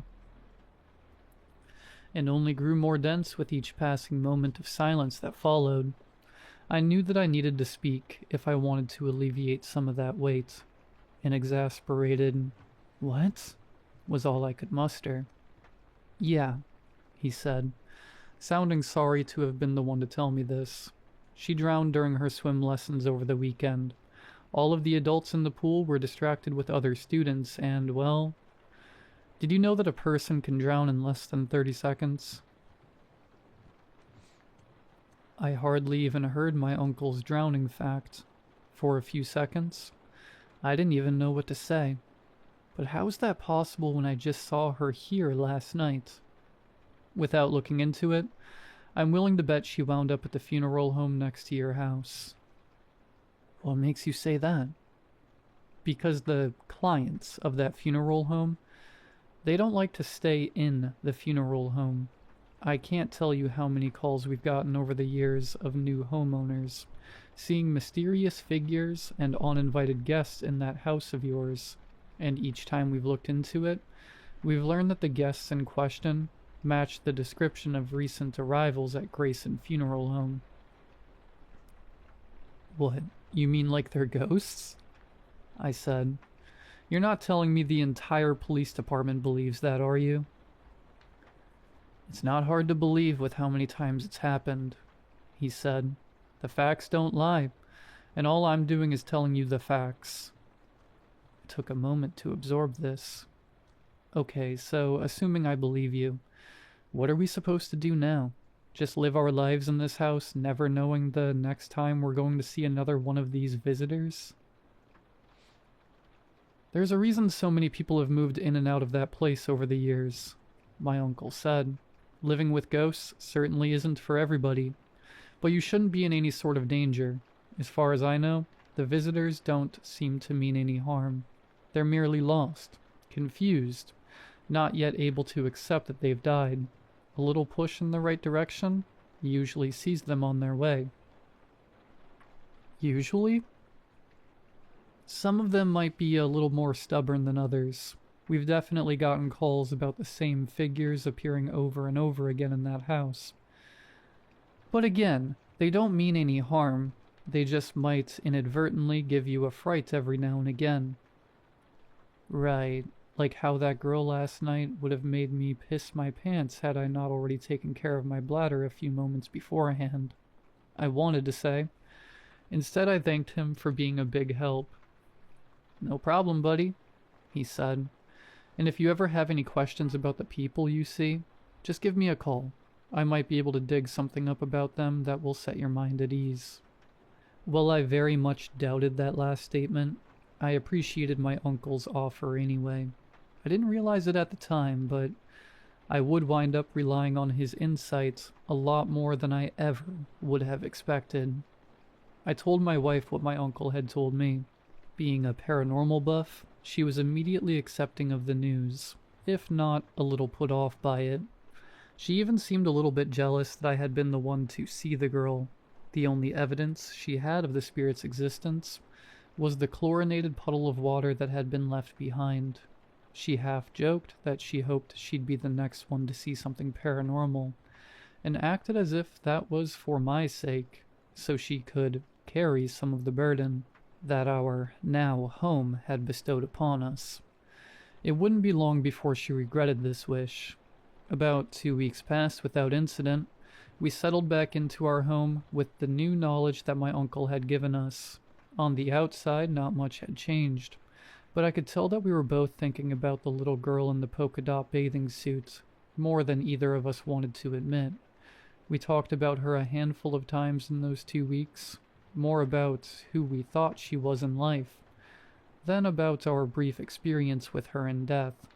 The more we thought about her, the more upset we became over the tragic end of the little girl that we had never met and not even known the name of. Eventually she would fade into the background, becoming just another number in the vast collection of visitors that we would gather throughout all of our years in this house. But for the time being, her presence was very much felt, and it felt incredibly raw. We could understand why so many people had moved out of this house throughout the decades. Even as paranormal enthusiasts, the weight of what we had experienced was significant, and we could only imagine how heavy it felt for others who wanted nothing to do with the ghostly interlopers that regularly found their way onto our property. And all of this was after only a single experience. But there were certainly many more to come. At the expiration of those 2 weeks, I heard my wife scream. I was cooking pasta in the kitchen, the hot pot in my mitted hands headed toward the strainer in the sink, when her terrified screech stabbed through the house like a stiletto, so shrill and horrific that I nearly scalded myself with the boiling water. I placed the pot back on the stove with as much haste as I dared to, and rushed toward the sound of her voice, calling her name and asking her if she was all right as I went. I found her in the second-floor bathroom, sitting curled up in the tub and sobbing so hard that I thought she was going to cause herself to asphyxiate right there beneath the dripping faucet. After crawling into the tub with her and comforting her for a minute or so, I managed to get her calm enough that she could tell me what had forced her into such a state.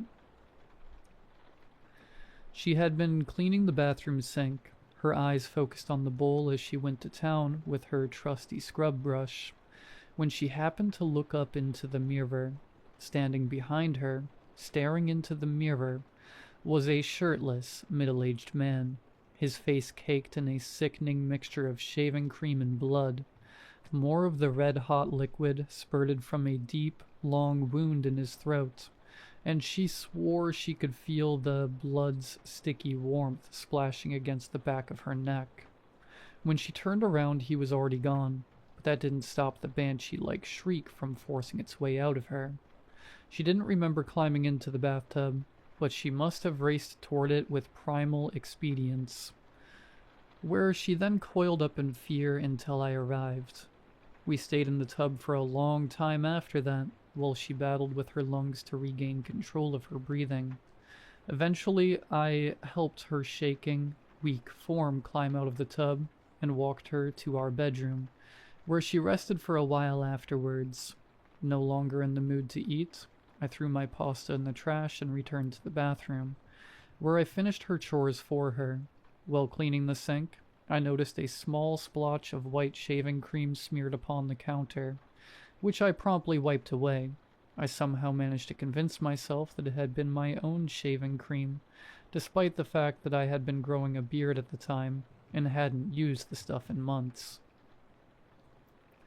I reluctantly asked my uncle about the incident, and what he told me disturbed me enough that I decided I would not repeat it to my wife unless she asked me about it.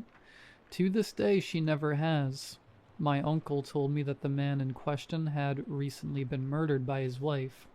She had come up behind him while he was shaving, one of his old-school double-edged razors, blades hidden in her hand. She sliced open his throat before he even had a chance to realize what was happening. Now she was sitting in the local jail, while he was in the funeral home next door, waiting to be put to rest by his confused and devastated family. At the time, his wife had not provided a motive for the murder, and I never followed up with my uncle about it. I didn't see much good in knowing. Naturally, we discussed moving out after this. Oddly enough, my wife was the one who was more intent on staying in the house, despite her experience being significantly worse than mine was. "We've made a commitment to this house," she said, "and we're going to stick to it. There's no way we can let this place beat us that easily." She forced a smile. "Besides, both Mr. Grayson and your uncle said we don't have anything to worry about with these visitors. It's not like they can hurt us or anything." "Yeah," I said, "but they can scare you so badly that you wind up hiding in the bathtub." I was more surprised than anything else. I'm sure I won't react nearly that badly next time. My wife placed a reassuring hand on my forearm. "You don't need to worry about me. I'll be all right." "Are you sure?" I asked, unconvinced. She nodded. "Yeah, I can handle a few scares here and there if you can." I finally gave a smile back to her. It was mostly genuine. "Of course I can. It's going to take more than a few unexpected guests to scare me out of this place." And so we were in agreement, and the matter was settled. Years passed in that house. We raised a family together, a pair of beautiful daughters that became our entire world. All the while, we continued to be inconvenienced by our regular visitors. Sometimes weeks would go by where nothing paranormal happened, but other times we'd both have experiences for multiple days in a row. As it turned out, my wife had been right. She had never had as bad of a reaction as the one after the first incident. Some ghostly encounters were worse than others, but never once had we ever felt threatened by any of the presences in our home, or at least, not for a while. But I don't want to get ahead of myself. We eventually mustered the bravery to do as Mr. Grayson and my uncle had told us to, and encouraged any guests we encountered to leave. Like my uncle said, there were a few that ignored our urges and stuck around for a while after we had spoken to them, but most of them didn't put up a fight. The good ones did, as we instructed, usually disappearing with such little fuss that it often took us a little while to even realize that they had left. As our two daughters grew up, we taught them how to deal with the apparitions they encountered. and soon they would even begin telling us stories about the ghosts they vanquished throughout the house. My youngest once encountered an elderly woman in our garden when she was gathering peppers for her mother, and on the same day, our oldest came across a young boy around her age while she was pulling her bike out of the shed. Both of them encouraged the interlopers to move on, and both guests had listened without any complaint. I was oddly proud of my girls. It felt as if they had taken up the mantle of some old family tradition and were following in the well-trodden footsteps of their ancestors before them. Their experiences at home made them tough and difficult to frighten, and they eventually became minor celebrities at their school. Kids started coming over wanting to have paranormal experiences, and a few of them even did, or so they said. I suppose I'll never really know if they were being honest about their encounters, or if they were simply making up stories to tell their friends on the playground. But I guess it doesn't really matter. Not every visitor was the result of a recent death. As I said before, the funeral home is quite old, and some of its patrons over the decades, and even centuries, have chosen to stick around for much longer than they ever should have. Once, I was working under the hood of my car in the garage when I suddenly smelled cigarette smoke. I looked up and saw a man standing in front of my workbench, a lit cigarette drooping lazily in his mouth. He wore a white t-shirt, tucked into a pair of dark blue jeans, which were themselves cuffed over top his pair of worn work boots. His black hair was sturdily slicked back, and held in place with what looked to be a strong pomade, and was so dark and shiny that it was difficult to make out the thick layer of blood that caked the crown of his head. He was studying the bench, his arms planted against its surface, his profile facing me. "Looking for something?" I asked. He didn't turn to look at me when he responded. "You seen the monkey wrench, boss?" "No," I said, "and I think you ought to leave." "Oh," he said. "All right then." I turned my attention to my car, and when I looked in his direction again, he was gone. The smell of his burning cigarette lingered in the garage for the rest of the afternoon. There was a time one summer when my wife and I had some of our college friends over for a cookout. We had warned them that they might encounter one of our regular guests during their visit, but they all laughed it off and didn't think much of it. At night, we spent a few hours around a campfire in our backyard swapping stories, playing games, and just generally enjoying each other's company. The group initially consisted of 5 of us, my wife and me, along with our 3 friends. But at a point that I could not, and I still cannot discern, our number increased to 6. My wife was the first to notice him sitting in an empty space between 2 of our friends, and she subtly drew everybody's attention to him in the uneven light of the guttering fire. We could see his messy brown beard and matching hair beneath his brimmed hardy hat, as well as the Prussian blue jacket that adorned his upper body, and in the light of the flame, I could just barely make out that the jacket had been torn to shreds there. Our friends, too frightened to move, could only watch as the man in blue sitting between them leaned forward, pulled a metal flask from his hip and began to drink. The scent of whiskey cut through the burn of the campfire and drifted on the nighttime summer air as he drank, and in a few moments, the liquor that found its way to his stomach came pouring out of the tattered hole in his coat. The blue man slowly turned his head toward our friend, seeming to notice her for the first time. He raised the flask in his hand, presenting it to her. "Care for some?" Our friend, despite our earlier warning, was too petrified to respond, and so my wife spoke in her place. "No, thank you, and I think it's best that you move on." The blue man capped his flask, then followed up with a lethargic tip of his hat directed at nobody in particular. "All right." He went silent and turned his attention to the fire.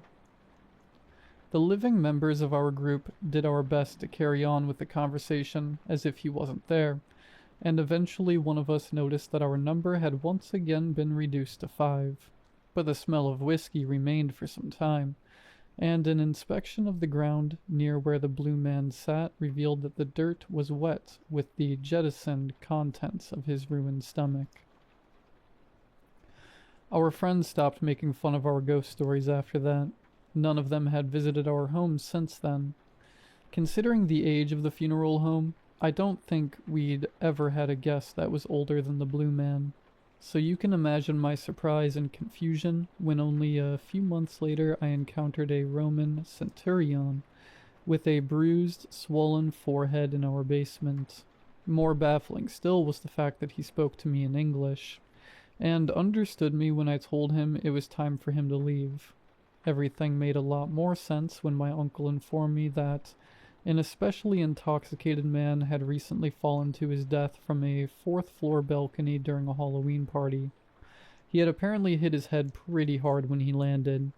It is more important to reiterate that of all the visitors mentioned up to this point, never made any of us feel unsafe outside of the occasional initial reaction of surprise or fright, and even then, the occurrences became so frequent that we weren't even startled by our guests half the time anymore. Any fear instilled in us faded not long after the visitors left, and the only returning guests we've had are the ones we failed to make leave during our first few encounters with them. But even these have all eventually passed on just the same as their predecessors had. This is all to say that not once have we ever experienced a presence in our home that we have not been able to handle, at least not until that night. It happened the winter after our oldest daughter's first birthday. My wife had to stay late at work, which wasn't unheard of, especially back in those days. On nights like those, I'd handle getting our 1-year-old settled into bed before drifting off to sleep myself shortly after. But I'd always leave a few lights on for when my wife got home, one of them being the wall lamp in the upstairs hallway. I had just gotten our daughter to fall asleep and was in our bedroom, reading a book in bed while preparing to hit the hay, when I happened to look toward the open bedroom door and saw the apparition standing there. She was a little girl, similar in age to that first spirit I had seen standing at the top of the stairs all those years ago. Immediately upon seeing her, I knew that something was wrong. Her presence brought with it a disturbing chill that was uncharacteristic of any other spirits we'd encountered up to that point. Plenty of them had come with strange feelings or auras that sometimes manipulated the temperatures in the room, but none of them had ever had this level of intensity to them. It made all the hairs on my body stand up as if they had suddenly been frozen into an army of needling icicles. As we stared at each other, her in the doorway and me in the bed, I felt an overwhelming sense of terror latch onto me that I had never experienced before and hopefully will never experience again. The hallway behind her was black with an almighty darkness, which I knew should not have been possible, since I had left the light on for my wife, and I had seen its soft glow streaming into the room out of the corner of my eye while I was reading my book. As I noticed this powerful umbra, I realized that the overwhelming energy I felt was not coming from the girl, but rather from the presence that existed in the space beyond which light could reach. And as the understanding of a fresh, terrible danger continued to bubble up within me, something happened that stood in complete contrast to every ghostly encounter that I had experienced up to that point. The girl was the one to tell me that she needed to leave, and I knew that I needed to stop her from doing so. Something in my gut told me that whatever presence existed in the void beyond the doorway was beckoning for the girl to come to it, and I knew that I couldn't allow that to happen. I knew that for her to listen to that dreadful umbra would only result in her eternal doom. I was the only thing that stood between her and the certain damnation that awaited her just beyond the edge of that cataclysmic precipice. No, I think you should stay here for a while, I said to her. Sitting up in my bed, I planted my bare feet on the chilly hardwood floor. Its cold touch steeled my nerves, and fought back the cacophony of voices in my mind that screamed for me to let her leave.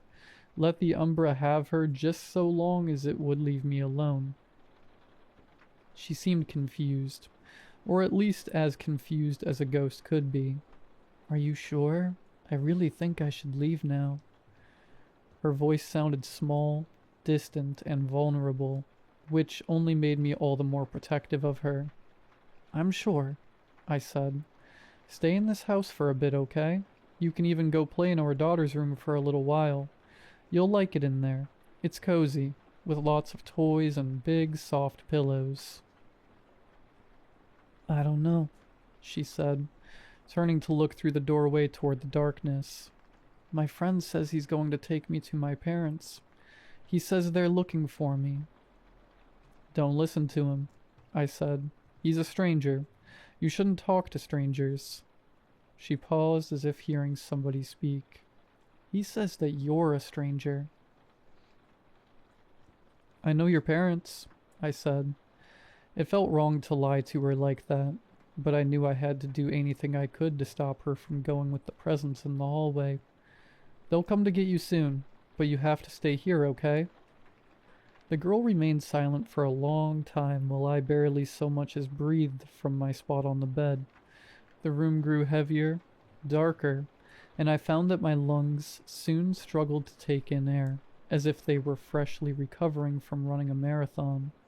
My forehead grew slick with sweat despite the chill that infested the room. My body began to burn and ache. Paradoxically, rather than escape the heat, I felt the almost uncontrollable need to crawl beneath the warm, safe covers and hide from the powerful umbra that seemed to be slowly sweeping into the room in the form of long, black, shadowy tendrils. I suddenly felt an overwhelming sense of defeat. I feared that the girl was going to follow the presence, and that she would quickly be lost to the unending darkness that so sweetly coaxed her from such an agonizingly short distance away. But soon, I noticed that the dark presence was beginning to recede, until finally the light in the hallway was able to once again pierce through the weakening gloom. The terrible chill fled from the room, and the dense miasma that had been suffocating me and draining the very will to live from my bones faded back into light, breathable air. Okay, she said. I'll stay. Good, I said. And let me know if he tries to talk to you again, okay? Okay, she said again. The girl stood staring at me for a spell while my nerves continued to strum all along my anxious body, like a mass of broken guitar strings. Reaching a shaking hand toward my nightstand, I picked up my book and forced myself to return to my reading in an attempt to calm myself down. When my body was once again my own, I looked back at the doorway. The girl was gone, and gentle lamplight bled in from the hall. Strangely enough, I was no longer worried for her. I somehow understood that whatever presence had wanted her had been thwarted that night, and that she was safe for the time being. The truth was confirmed to me when I saw her again a few weeks later, and with the umbratic presence absent, I finally told her that it was time for her to move on. When she vanished for the last time, I felt an inexplicable peace overwhelm me, and I started to cry. To this day, I don't know the extent of what the Umbra wanted with the girl, but I know now, as I did back then, that its intentions were nothing short of sinister. I still wonder what had caused that presence to specifically latch onto her, instead of the countless other souls that drifted through our home. But I could never muster the courage to research the entity or ask my uncle for more details about the girl's death. I debated not even telling my wife about this encounter, but ultimately decided that she needed to know. I stayed up until she got home that night, much to her confusion, and immediately told her what had happened. She remained quiet for a long while after that. Neither of us slept that night. It has been the better part of 2 decades since that incident. My youngest daughter just started high school, and my uncle retired from the police service going on 5 years ago now. Mr. Grayson still holds his funeral services next door. I saw him outside welcoming mourners just last week, and I try not to think about the fact that the old man looks like he hasn't aged a day since I met him. Countless guests have come in and gone in the years since that terrible night. But that dark presence has not returned.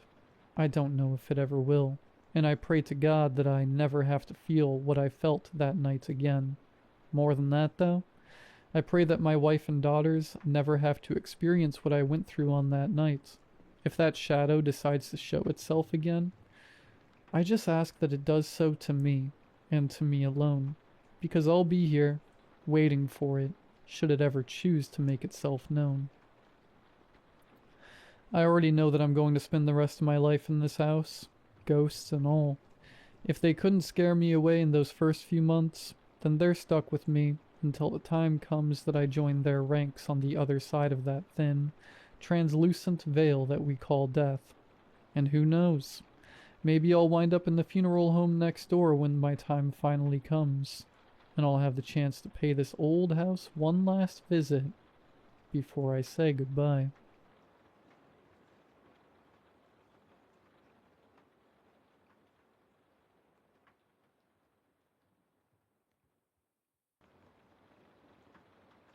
Children ask a lot of questions, but they're never the right ones. For example, when I was a kid, I never asked my parents why we had to live in the middle of the woods. I never asked why our neighbors lived so far away, or why none of them had children. And I never asked why we had to turn off all the lights before sundown. I never suspected something was off because my parents were smart about it. They treated the lights rule like it was normal. So I did too. They even made a game out of it. Every sundown, the three of us would race around the house, scrambling to see who could turn off the most light switches. What could have been a traumatic memory was transformed into whimsical fun. But you can only cheat the inevitable so many times. One night, Dad was working late. Mom lost track of time for some reason, and I was distracted by my bionicles. The setting sun didn't cross my mind until Dad burst through the front door in a panic. I looked up, startled by the sudden entrance, and saw the sky behind him was pitch dark. "Honey, turn off the lights," Dad barked as he dashed to the nearest light switch. My parents scrambled the house in a panic, but I stayed calm. Thinking about it now, their urgency should have frightened me, but I was naive and invested in my game, so I continued playing until the house went completely dark. Reluctantly accepting that it was time for bed, I gathered up my Lego warriors and put them where they wouldn't get stepped on. Once all of them were safely accounted for, I looked out a nearby window and noticed twin lights staring out of the trees. At first I was scared, but as my eyes adjusted to the dark, I realized it was just some critter out for an evening stroll. I knew that animals roamed the woods at night, but I'd never seen one get that close to the house before. Overcome by childish excitement, I waved hello to it. It waved back. "Carson?" Dad hissed, doing his best to stay quiet. "Where you at, bud?" "Shh," I whispered back. "You'll scare it off." "What?" Dad bolted into the room, his footsteps a clumsy contrast to the stillness of the night. I looked away from the window to shush him. When I turned back, the thing was gone. "Never mind, Dad," I said with a shrug. "It ran away." Dad sighed in relief and picked me up. I felt his heartbeat thunder in his chest as he checked to make sure the window was shut. "Don't worry about it," he whispered in a strained voice. "Come on, let's get to bed." Mom and Dad had me sleep with them for some reason, but otherwise the rest of the night was completely normal. There was no cataclysm, no punishment for breaking the rules, no ominous sense of dread lingering over the house. Life continued on normally, unaffected by the night's mistake. My parents were nervous at first, but laughed it off after a week or two. They never suspected something was off because Mr. Pallywag was smart about it. I still remember the day Mr. Pallywag introduced himself. Mom had left me to my own devices again, so I went out to the backyard and invented some game to keep myself occupied. Whatever I'd come up with must have been good, because I was so absorbed in what I was doing. It took me a while to realize someone was watching me. For a while I pretended it was my imagination, but when I couldn't ignore the feeling of eyes peering out from the woods any longer, I stopped and scowled at the trees. "Quit being weird," I shouted, my courage bolstered by youthful ignorance. "Come on out." In response to my demands, a large bipedal creature shuffled out from the tree line. It was covered in a shaggy coat of gray fur, and its small dark eyes reminded me of a great white shark's.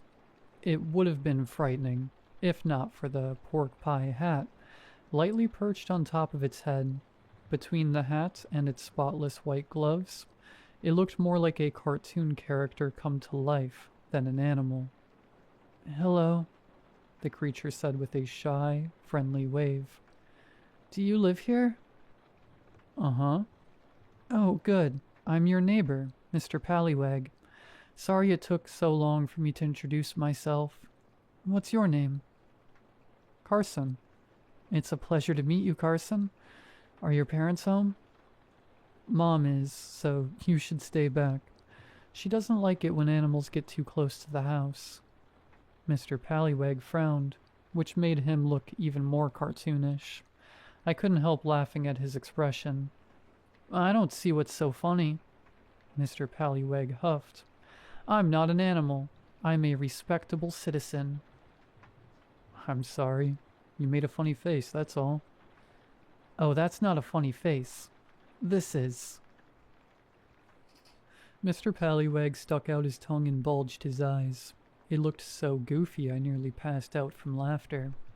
I laughed so loudly, Mom popped her head out of the window and asked me, "What's so funny, Carson?"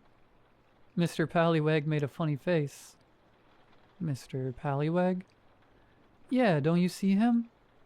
Mom scanned the trees, a frown firmly etched on her face. I looked behind me to find that Mr. Pallywag had disappeared. "That's weird," I said. "He was right here." "Honey, who's Mr. Pallywag?" "He's a big, furry monster wearing a hat. You can't miss him." "Oh," Mom sighed, relieved. "He's imaginary, then." Part of me wanted to argue, but I stayed quiet. If Mom didn't want me to believe Mr. Pallywag was real, that was her choice. Nothing worth arguing over. Besides, adults always hated being wrong. An argument could only end with me getting dragged inside. "Well, I'll leave you boys to it. Have fun, okay?" "Okay." Mom went back to whatever she was doing. Once he was sure she wouldn't come back, Mr. Pallywag popped out from behind a tree and grinned at me. "Sorry I called you a monster," I said quickly.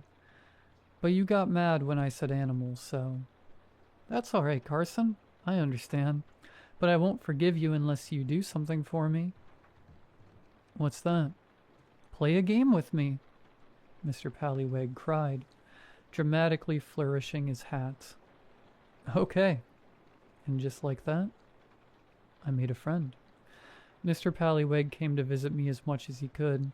Sometimes he'd go missing for days or even weeks. But I didn't mind. He always made up for it with a fantastic new story about his travels.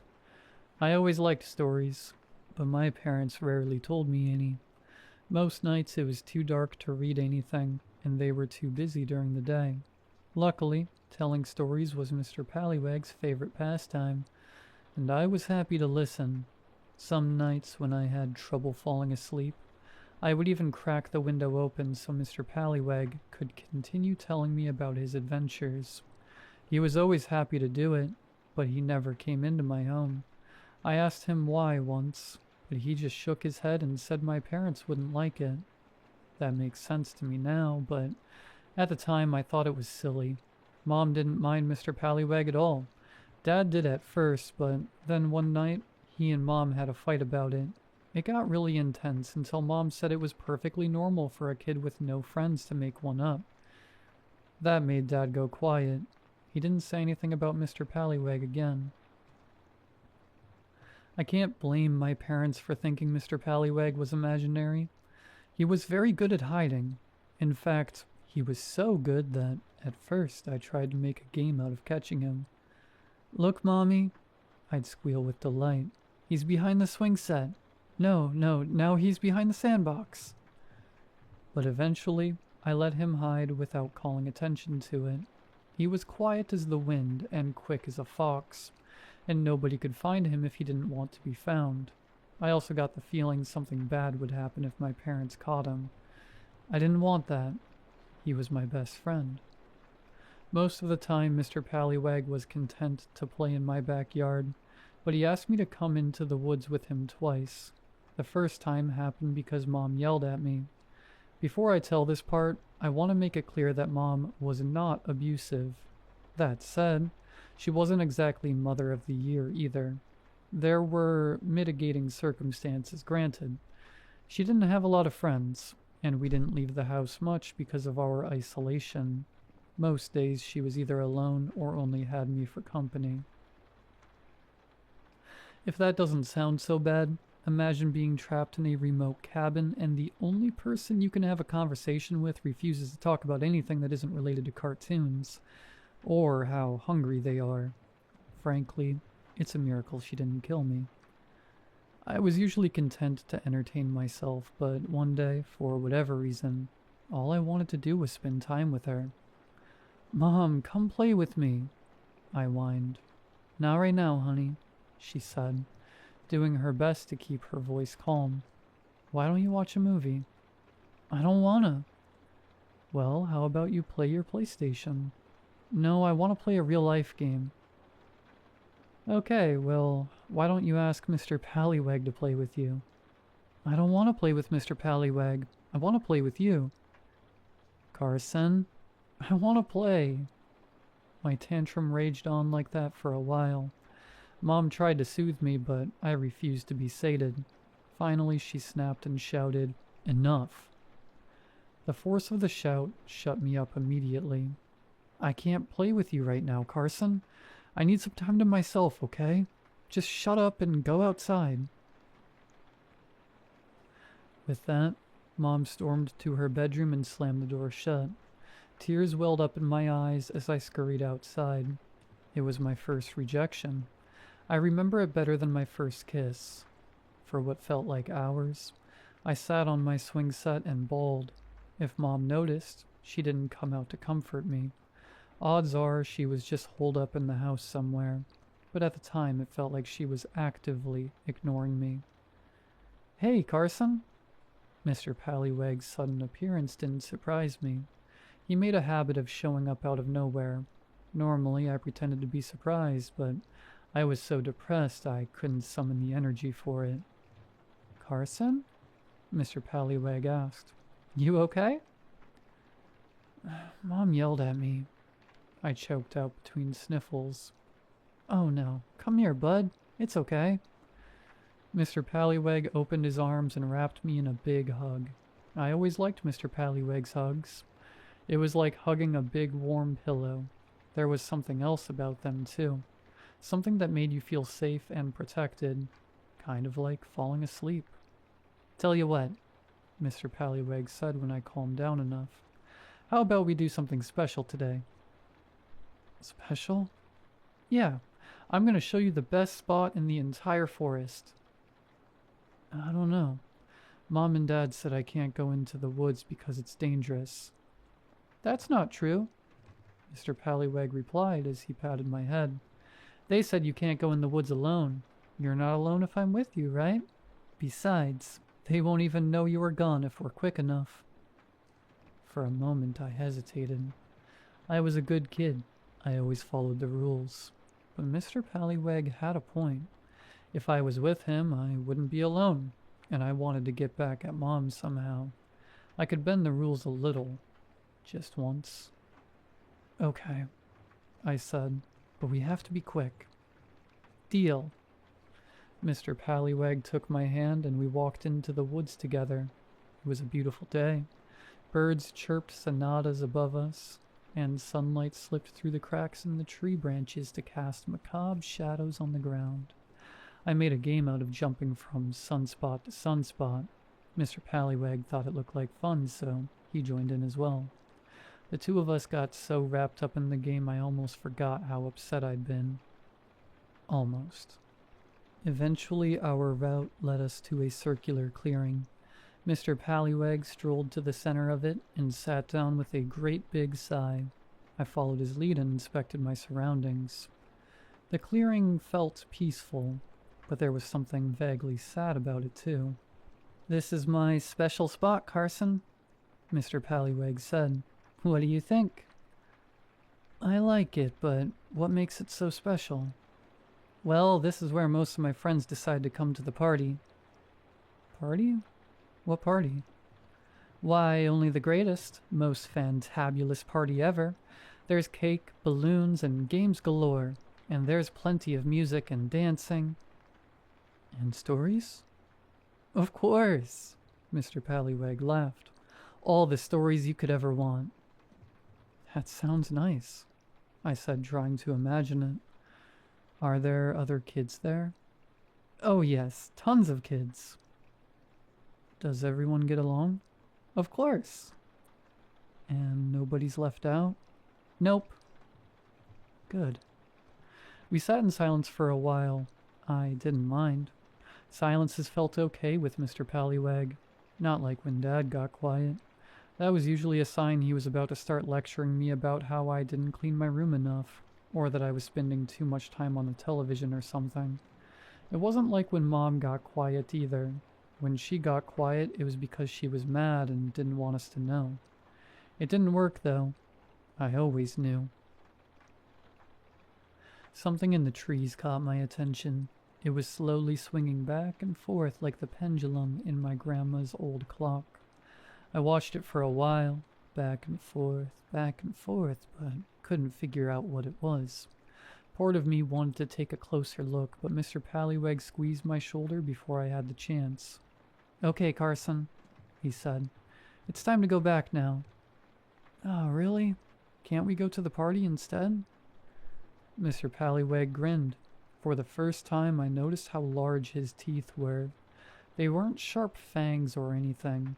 They were just large. I had a sudden urge to run away, but I ignored it. "One day," Mr. Pallywag said, taking my hand. "But not just yet." "Why not?" "You're not sad enough." I wasn't sure what Mr. Pallywag meant, but I let him lead me away from the clearing without complaint. As we entered the woods, I glanced over my shoulder, hoping to get one last look at whatever was swaying back there. No luck. It was too well hidden by the foliage. "Let's race," Mr. Pallywag said. "Last one there's a grounded swallow." Mr. Pallywag let go of my hand and sprinted into the woods. I ran after him, the swinging object forgotten. When we got back, he stopped me and knelt down to my eye level. "One quick thing before you go," Mr. Pallywag whispered. "Promise you won't tell your parents about my special place, okay?" "Why not?" "Well, it's not very special if everyone knows about it, right?" It made sense, but there was an icky feeling in my gut as I nodded and swore to keep it a secret. "Thanks, Carson. I'll see you later, okay?" I smiled and nodded again. Mr. Pallywag grinned and gave me a big hug goodbye. I hugged him back and walked into the house. When I ambled into the kitchen, I found Mom crying at the kitchen table. "Mom?" "Carson!" Mom wailed. "Where were you?" She didn't let me answer before she scrambled over and wrapped me in a bone-crushing hug. "I'm fine, Mommy," I said, shocked. "I just went into the woods with Mr. Pallywag." "Carson, what have I told you about going into the woods alone?" "But I wasn't alone. Mr. Pallywag was." "Mr. Pallywag doesn't count. You're not allowed to leave the backyard unless you're with me or Daddy. Do you understand? But... no buts. Honestly, what were you thinking? It was Mr. Pallywag's idea. He said... I don't care what he said. I was worried sick about you. I thought about protesting more, but I didn't bother. There was no use fighting her. As promised, I didn't tell my parents about Mr. Pallywag's secret spot. I didn't tell them about the party either. Something in my gut said they wouldn't like it.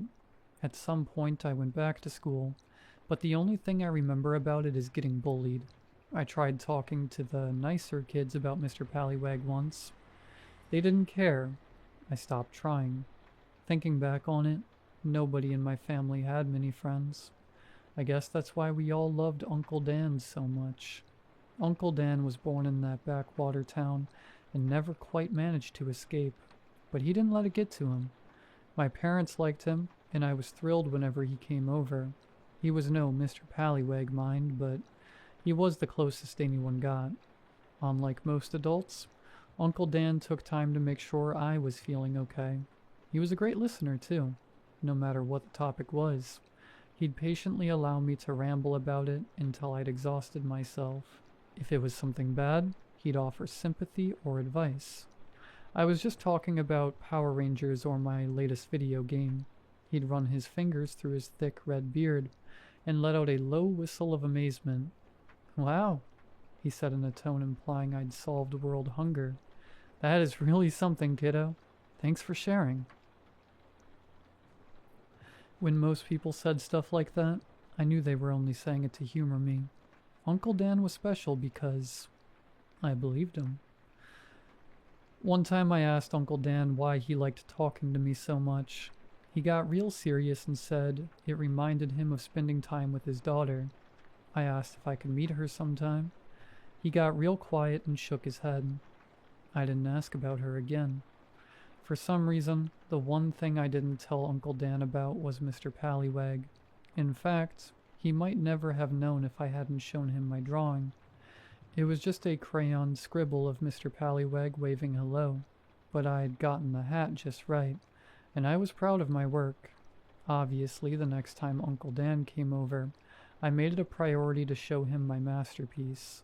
Uncle Dan, look at what I drew. I chirped as I shoved the drawing at him. Carson, Dad scolded, smiling despite himself. Give him a second to breathe. That's all right, Keith. Uncle Dan chuckled. Let's see what Picasso whipped up for us. Uncle Dan ruffled my hair and took the drawing. The second he saw what it was, his smile faded. I waited for him to say something, suddenly self-conscious. He was quiet for so long, I looked to Dad for reassurance. He looked just as confused as I was. Uncle Dan? I asked. It's great, Carson. Uncle Dan replied, his hands and voice shaking. Great job. What's the fella's name? Mr. Pallywag.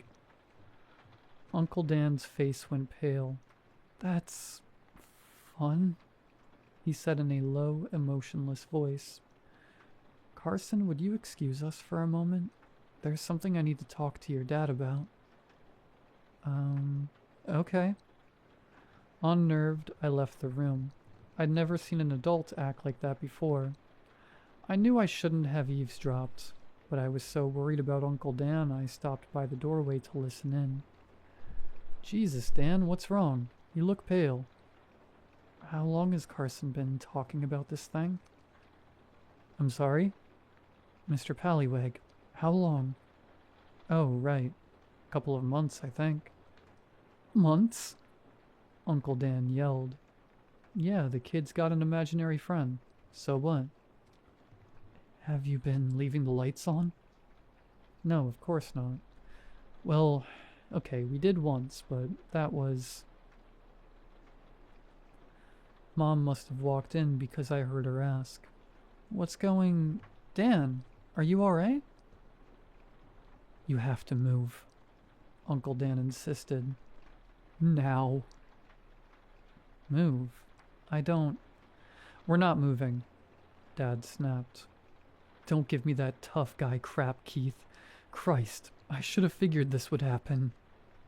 Excuse me? What gives you the right to... Shut up and listen. Jenny drew that thing too. Right before. The house went deathly quiet. I could just barely hear Uncle Dan quietly sobbing. It made me uncomfortable, so I slunk off to my room. I didn't come out until Mom called me for dinner. As I sat down at the table, I looked over to Uncle Dan. It was like nothing had happened. He even shot me a cheerful thumbs up. Sorry for the scare, kiddo, he said. I remembered something really important.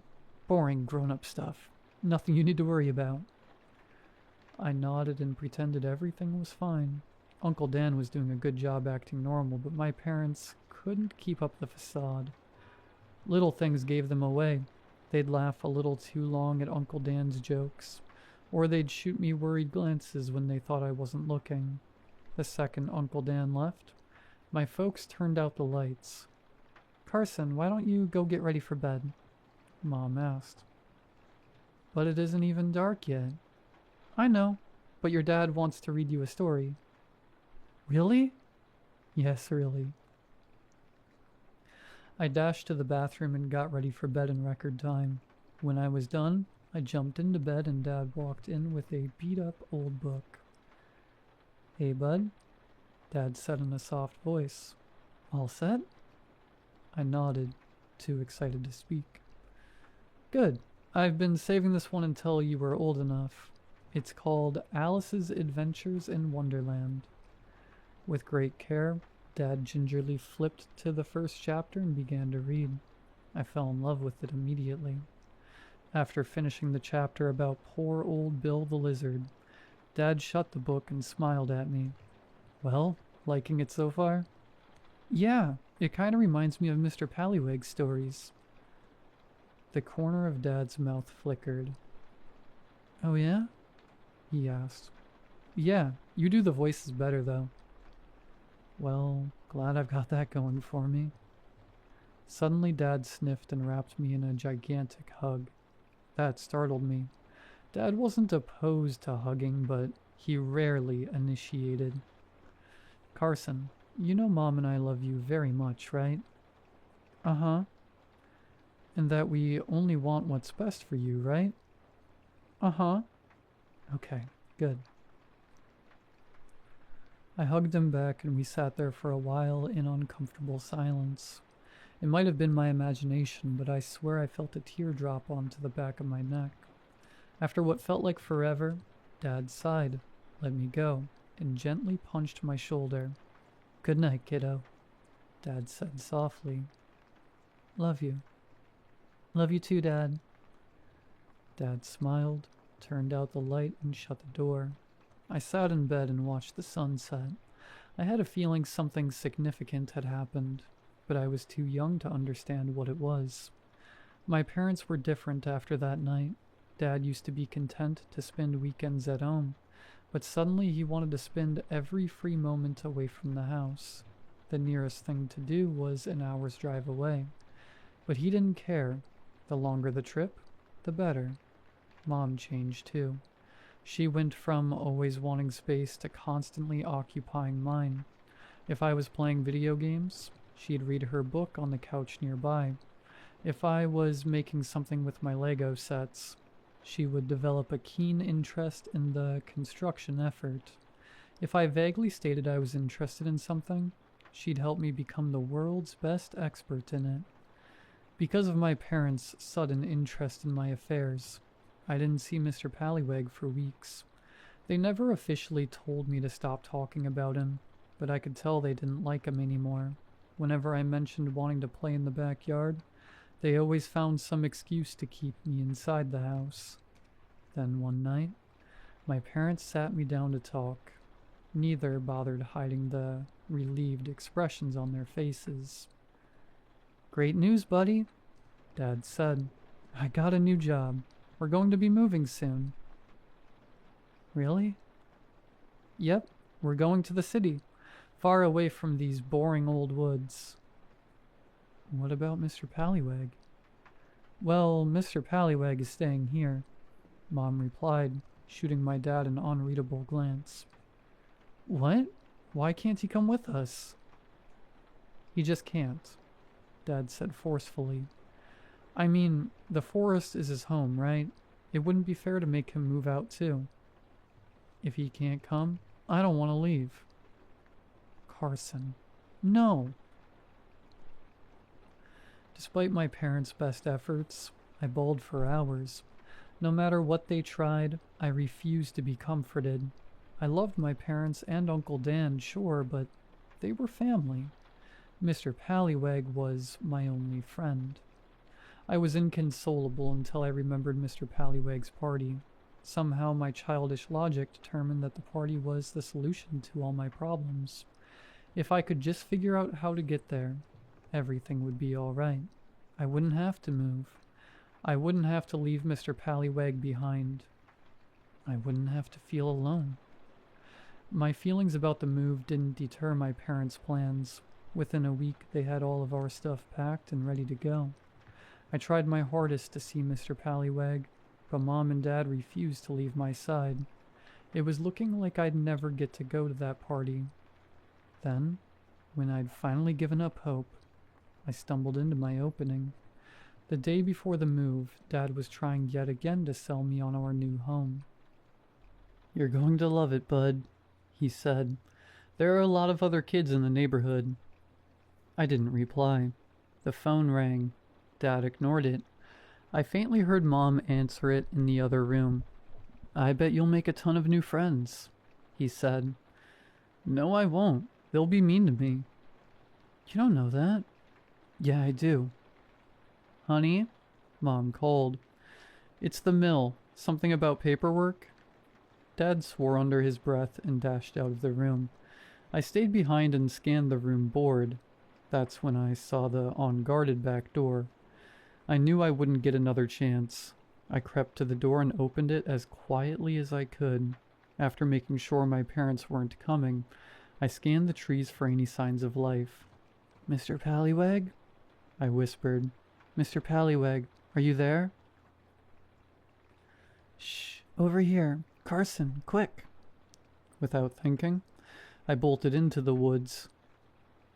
I didn't get far before something strong and furry yanked me behind a tree. It put a hand over my mouth and shushed me. "Carson," I heard Dad call. "Carson, where'd you get to?" "Stay quiet, okay?" Mr. Pallywag whispered in my ear. "Carson, this isn't funny. Carson!" Mr. Pallywag placed me on his back, dropped to all fours, and dashed into the woods. I gasped and held on tightly to his neck. I'd never seen Mr. Pallywag run that fast before. It was exhilarating. I would have enjoyed it more if Dad hadn't sounded so distraught. This next part won't make sense unless I talk about Eli Miller. Bad timing. I know, but bear with me. I didn't know Eli very well. He was a teenager, and even if we were the same age, he wasn't the type of guy Mom would want me to hang out with. He was the resident, troubled kid. Graffiti, antagonizing the police, drinking, that kind of thing. Dad always shook his head whenever he came up. I think that was his way of saying he felt sorry for him. Even though I heard a lot of stories about Eli, I only saw him in person once. Mom had dragged me along on a shopping trip to our local Dollar General, and I wasn't overly thrilled about being there.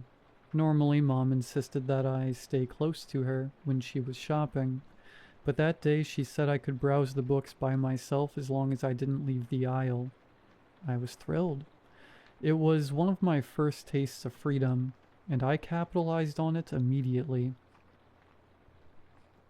As I browsed through the scattered copies of Animorphs and Goosebumps, Eli strolled into the aisle without a care in the world. He whistled a tuneless song, picked a magazine off the shelf, and casually flipped through it. I was so low to the ground that he didn't notice me. Something about the way Eli flipped through the magazine made me stop and watch him with juvenile fascination. After a minute or two, Eli scanned the store. When he thought nobody was watching, He casually slipped the magazine into the inner pocket of his jacket. A perfect crime. That was when he caught me staring at him. He froze, his hand still clutching the stolen loot. I knew I should have called someone over, or told him off for stealing or something. Instead, I put a finger to my lips. Eli smirked, nodded at me, and walked away. He didn't get to the end of the aisle before he stopped and looked back at me. I kept my finger on my lips in silent assurance. A weird expression spread across his face. He rocked on the balls of his feet and kept glancing from me to the door. He was home free and he knew it. And yet... Eli shut his eyes and sighed.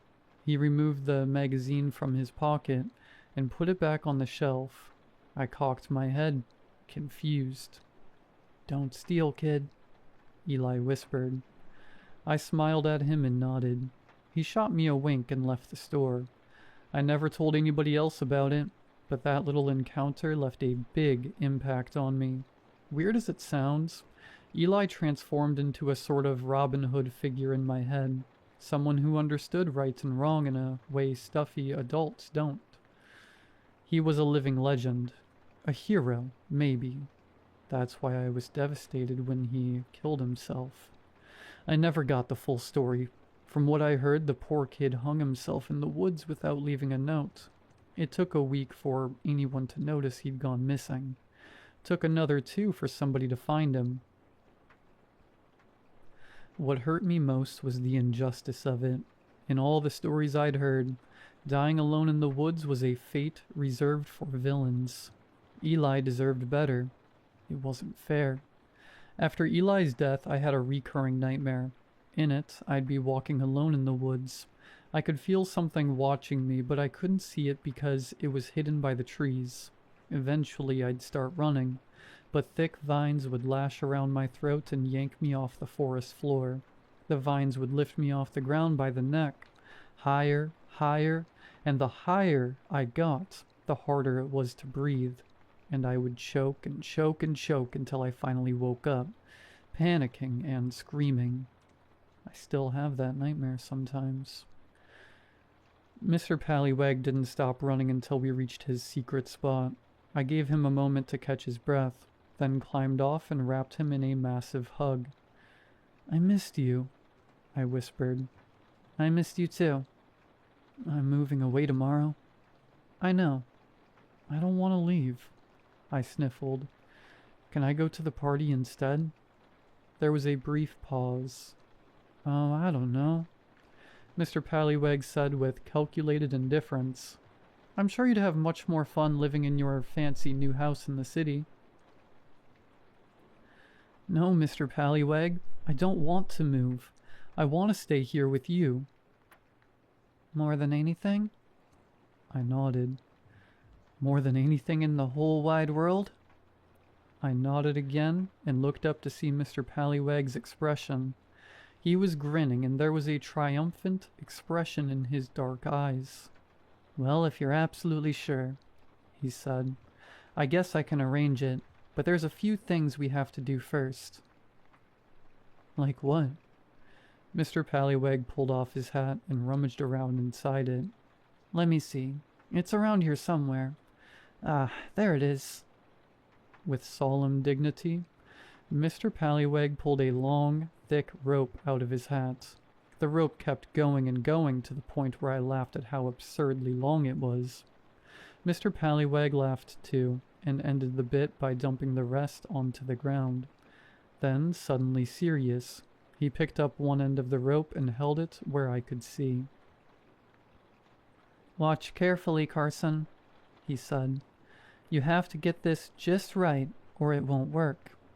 I paid close attention as Mr. Pallywag slowly tied a knot with the rope.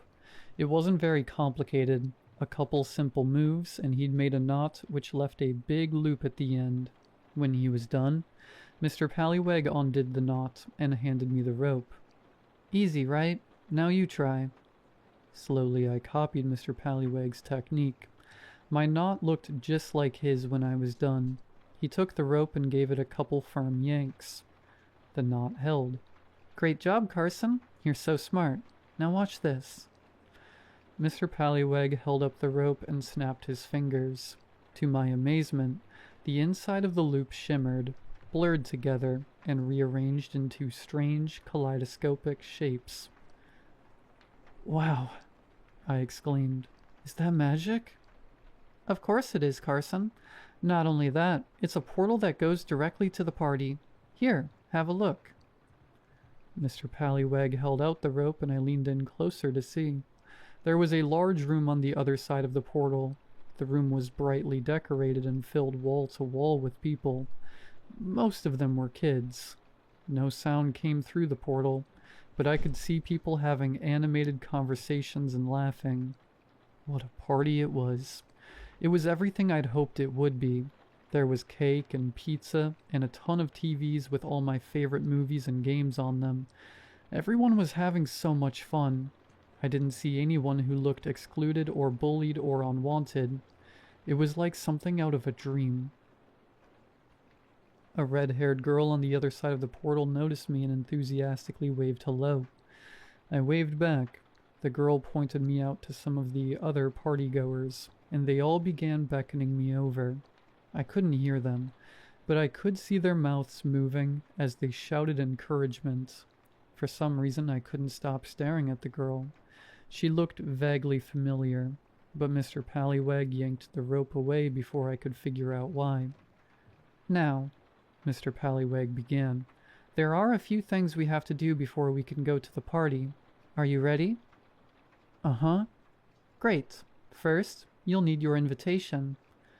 Mr. Pallyweg cleared his throat, grinned a wide, toothy smile, and took a deep bow. Carson, on the most momentous of days, I hereby offer you an exclusive invitation to the greatest party there ever is, was, or will be, good for whenever, wherever, whatever, and forever. Do you accept? I giggled and said, yes. A soft wind blew through the trees. Something changed. Something subtle. A muffled static in the air. A slight shift to the left. A delay so tiny, no one would ever notice. The only word I can think of to describe it is magic settling in. Old and powerful magic mankind chose to leave behind. I didn't like it. Wonderful, Mr. Pallyweg said, clapping his hands. Just 2 more steps and you can go to the party. The first one's easy. All you have to do is pick a tree. I nodded and began inspecting the nearby trees in turn. Midway through my search, something in the forest stole my attention. I squinted and leaned towards it to get a better look.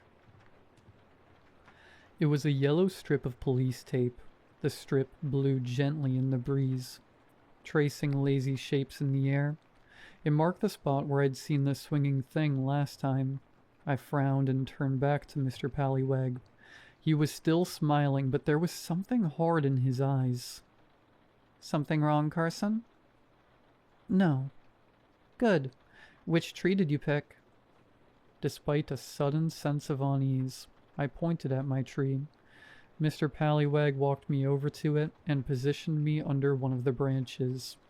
The branch looked thick and sturdy. Good choice, Carson. Very good choice. Mr. Pallyweg nodded in approval and showed me the portal again. The red-haired girl was there waiting for me. She shot me a huge, sincere smile and held up a slice of cake. It was my favorite. A corner piece of red velvet with tons of icing. The icing had even been lathered into a big letter C, just for me. Hey, Mr. Pallyweg, I said, unable to contain my curiosity. Who's that girl? Oh, that's Jenny. She's a very good friend of mine. Do you two know each other? The name was familiar, but I couldn't place it. I shook my head. Well, you'll get to know each other soon enough. Just one last step, and you'll be at the party. What is it? It's very easy. Just put your head through the loop and close your eyes real tight. An intense, shaky feeling shot through my body. I took an involuntary step back. What's wrong? Mr. Pallywag asked. Everyone's waiting. See? His smile didn't waver as he pointed at the portal. All of the partygoers were gathered in a big crowd. They were clapping and chanting something. I couldn't hear them, but I knew it was my name. I instinctively scanned their faces. It didn't take me long to find the one I was looking for. When he caught me looking at him, he held a finger to his lips and winked. Eli. I felt the blood drain from my face as I backed away from the rope. Mr. Pallywag chuckled. It's okay, Carson, he said, his voice as friendly as ever. I won't lie, it's scary at first, but don't worry. When it's done, you get to stay at the party forever. Just you, me, and all of our friends. Doesn't that sound fun? Mr. Pallywag's grin widened. I'd never realized how big he was before. About the size of a grizzly bear, maybe even bigger. I wanted to run, but I'd seen how fast he was. There was no way I'd be able to get away from him. I thought about the night Dad read me Alice, about the long hug he gave me, and the tear rolling down my cheek. With as much courage as I could muster, I shook my head. I don't want to go to the party anymore. Don't be silly, Carson. Everyone wants to go to the party. I don't. Carson? I shook my head again. Mr. Pallywag stopped, smiling. Did you know I could see the future, Carson? He asked in a low growl. I saw yours the moment I met you. Want to know what I saw? No. It's so awful it makes me want to cry, he said, his mouth contorting into a massive frown. You're always a little bit different, a little bit off. People don't notice it at first, but they always find out. And when they do, they abandon you. Shut up, you're lying. No, I'm not, Mr. Pallywag droned, an annoyed teacher lecturing his student. You're going to end up all alone, Carson. No lovers, no friends. Eventually, you won't even have a family. No mommy or daddy or Uncle Dan. Nothing but a slow, depressing slide into endless misery. Shut up, shut up, shut up. Don't fight it, Carson. You already know I'm right. Something rustled in the woods. Dad's panicked voice echoed out soon after. Carson! Carson, where are you? The corner of Mr. Pallywag's mouth flickered. I started to yell, but Mr. Pallywag was on me in a flash.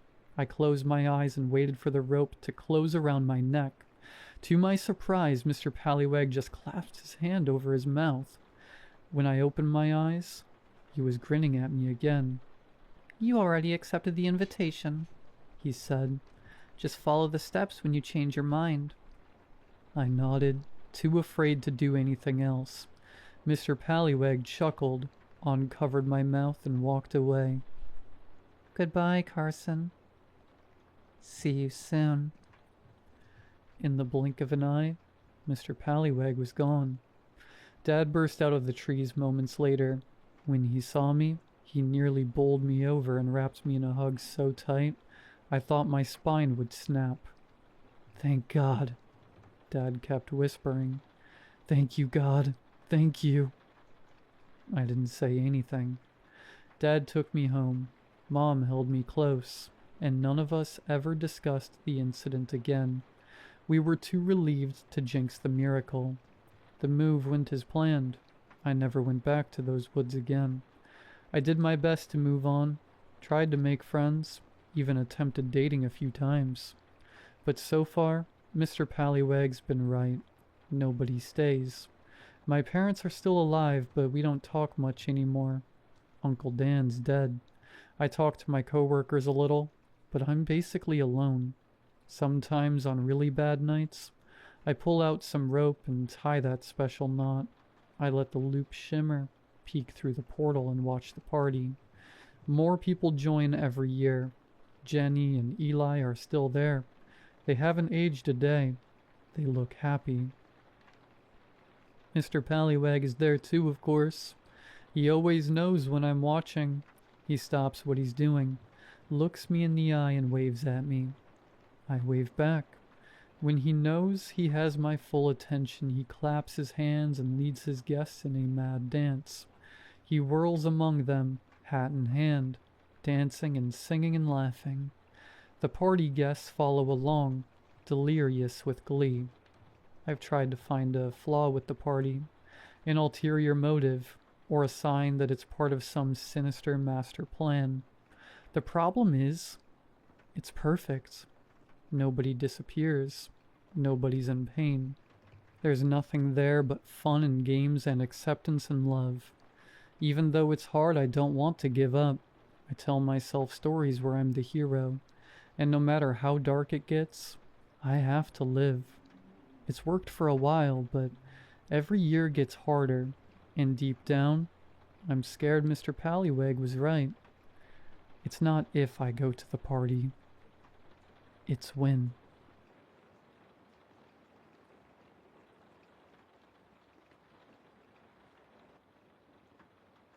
So why is it called Hollowskin Grove? Eli finally began a few minutes into our hike. I don't know, Heather returned. Probably named after a type of tree that grows around here or something. What? That's a lame answer. What do you mean you don't know? Isn't it your job to research the locations before we check them out? Well, yeah, but the location names aren't always the important part. Just because an area is allegedly haunted doesn't mean it'll be named after the legend. Yeah, it does. That's like 90% of haunted locations. Goatman's Bridge, Amityville House, Gettysburg Battlefield. Okay, well, Goatman's Bridge is a nickname given to Alton Bridge. It was named something else before it was haunted. Same thing with the Queen Mary. The boat isn't actually haunted by the Queen, dude. Look, all I'm saying is that Hollowskin Grove definitely sounds like a location based on a local legend, more than the local flora. Heather shrugged. I don't know what to tell you. Well, I looked into it. All that came up was mentions of it in online forums, and nobody had seemed to actually walk all the way out to the place to confirm what it was. It was all inconsistent accounts from locals about strange noises and figures in the woods. Nothing to link the name to. Hang on. Eli snickered, slowing his pace and placing a hand to his head. You're telling me that we're walking miles out into possibly gator-infested bayous on the word of inconsistent accounts? Look, Eli, we're already scraping the bottom of the barrel here. We've hit all the big ones that we can afford to drive to, so unless you want to start funding plane tickets out of state, this is the best we got. My friend put his arms up in defeat, then crossed them with a smirk. Alright, fine. I'm just saying, we already drove 3 hours to get here, so it'd better be worth it. What's one of these so-called accounts? Convince me. I saw a slight smirk appear on Heather's lips, eager to finally flex her knowledge. Well, like I said, there was a lot of the usual stuff. People hearing noises late at night, screams, moans, ghoulish wails, standard ghost fare, she mocked, wiggling her fingers. But the thing that got me was the disappearances. One of these spots. Jackson finally cued in with a chuckle. How many this time? Allegedly, quite a few. I didn't look into records and stuff for authenticity, but there are a few people who claimed it and gave names, so there has to be merit. A lot of decent-sized towns surrounding this area, so it's not unbelievable that the population could get lost out here. Jackson kept his hands stuffed in the pockets behind his overalls, but adjusted his shoulders nervously. I mean, isn't it possible that they just sort of got stuck in the swamp somewhere, fell into the water, and a gator ate them? That caused Eli to stop in his tracks. Oh, come on, Heather, really? Is that what we're walking into? I am not wading into the bog if... Okay, would you two chill out with the gators? Heather rolled her eyes. This area is clear. There haven't been wildlife reports on crocs in a long time. I made sure of all that. You think I'd want to be out here if that were the case? Hey, don't lump me in with Eli. Jackson chuckled. I was simply pointing out the possibility that maybe those whales and vanishings were not so paranormal. Always healthy to have a stick in the mud along for the ride on our paranormal hunting crew. I quipped at him with a smug look. Keeps us grounded. He flipped me off. Well, if y'all would let me finish my debrief, I could probably diffuse any skepticism you may be having. Heather teasingly huffed. Right. Carry on, I urged her. I had already heard the tale that I knew she was about to tell when she texted me about the spot. But I was eager to hear it again. Thank you, Shell. She gleamed showily before setting her face back into its ominous glare. So there's all these disappearances, right? And that's creepy enough, but get this. There's this guy on one forum, and this area is super low-key, mind you. Not the kind of place that people would actively just make stuff up over, like other urban spots. This guy comes in with a story about how he's out in the woods fishing, right? It's secluded, it's peaceful, and there seems to be a decent amount of fish. So he hangs around for a while, and gets carried away till the sun sets to about where it is now. I can feel the hot, humid air around us chill a bit as Jackson, Eli, and I look at the sky that Heather gestures to. The sun's nearly set below the fingers of the surrounding trees, casting the world in that silvery blue haze that comes with twilight, that scarce hour between the hushing of birds and the waking of crickets. A limbo where the comfort of day meets the unknown of night. My excitement grew as Heather continued. Now, according to him, he's a rugged redneck type, the kind that doesn't scare easy, and certainly doesn't fear the dark. But he says that as the lights start to dim, he starts getting this eerie feeling. The air starts to smell rancid, and not like the usual swamp stench. He said it was pure rot. Dead fish and hot old meat. So he's standing there on the shoreline near the water, starting to get a chill up his spine, and he's finally about to leave, but then he hears a slosh across the way. Heather stuck her boot out to a spot where enough water pooled to make a puddle and dragged her foot roughly through it, acquainting our ears with the same sound the man must have heard. He looks up, and there among the trees of the willows and water oaks that are sticking out of the bayou, he sees this man. Oh, crap, Eli mutters, a tinge of excitement to his tone. He says, from what he can make out, the guy looks normal. Average size, plain build, hair not too long like he's wild or something. But the thing that stands out about him is his skin. The dude is pale as hell and completely naked, just standing in the middle of a swamp before nightfall. Oh, hell no, I chuckled, the anticipation building in my chest. I already knew the payoff, and Heather knew that I did, but she indulged me anyway. Oh, it gets worse, because the guy isn't even moving. He's just standing there, still as a statue, staring, sopping wet, with his eyes open wide and mouth hanging in a silent scream. What the? Jackson gasped. The guy who posted the story said that he just stands there, not moving, too shocked by what he's looking at. He says the guy doesn't move either, at least, not for some time. He just stands there with his arms out like this. Heather demonstrated by lifting her arms slightly from her sides and letting them hover there, inhumanly, uncomfortably.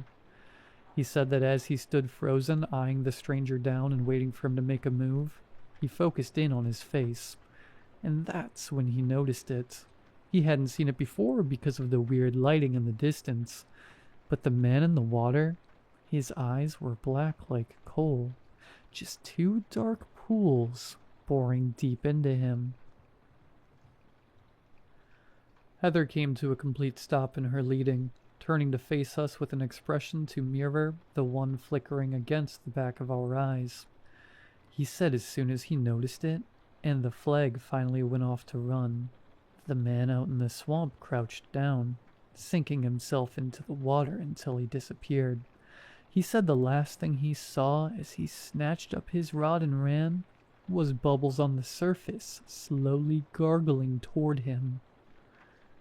We'd all been so invested in her story that we hadn't even realized we'd reached the end of the walking trail, so all of us jumped a bit as Heather backed up without looking, sloshing into the water of the bayou until it rose to her knees. With an innocent smirk, she said, "Well, come on in. The rest of the way we move by pond." Eli, Jackson, and I all looked at one another, and with varying degrees of confidence, checked our waders, then sloshed in after her. And there it was, with the finale of Heather's masterful storytelling. I felt it, that shiver up my spine, that anxiety in my gut, that sweet, sweet adrenaline of fear that only the unknown could bring. It was the high we all chased. It was the reason we did what we did. A lot of people wouldn't fancy the idea of willingly going somewhere they thought might be haunted, but me? I lived for it. Ever since I was a kid, I was fascinated by ghost stories and urban legends. Things that people couldn't explain or places that's origins were borderline unknown. That's a special rush with the unexplained that you just don't get anywhere else. A nagging itch that begs you to scratch it as you uncover more and more truths. That's what always drove me into places like this. Dark forests and abandoned houses. Places so mysterious and dripping with potential that an entire county could make up cultures built around them. But it's always a double-edged sword. That mystery is great, yeah, but it only takes you so far. Most of the time you get there, and after a few hours, the case is closed. It's all made up. The forest really is just dark, and that's all that it is. And that abandoned house, the detached footsteps you were warned of and ghostly groans tend to just be its old wooden joints creaking and popping.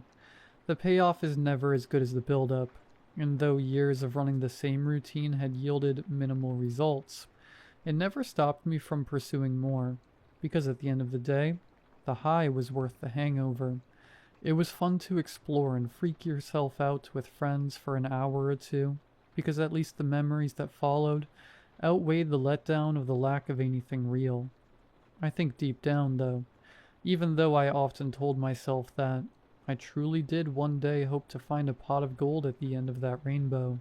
Something real and tangible to show that I wasn't silly for chasing childhood campfire tales. Something truly paranormal to scratch that insatiable itch once and for all, whose mystery I could chase until the end of time.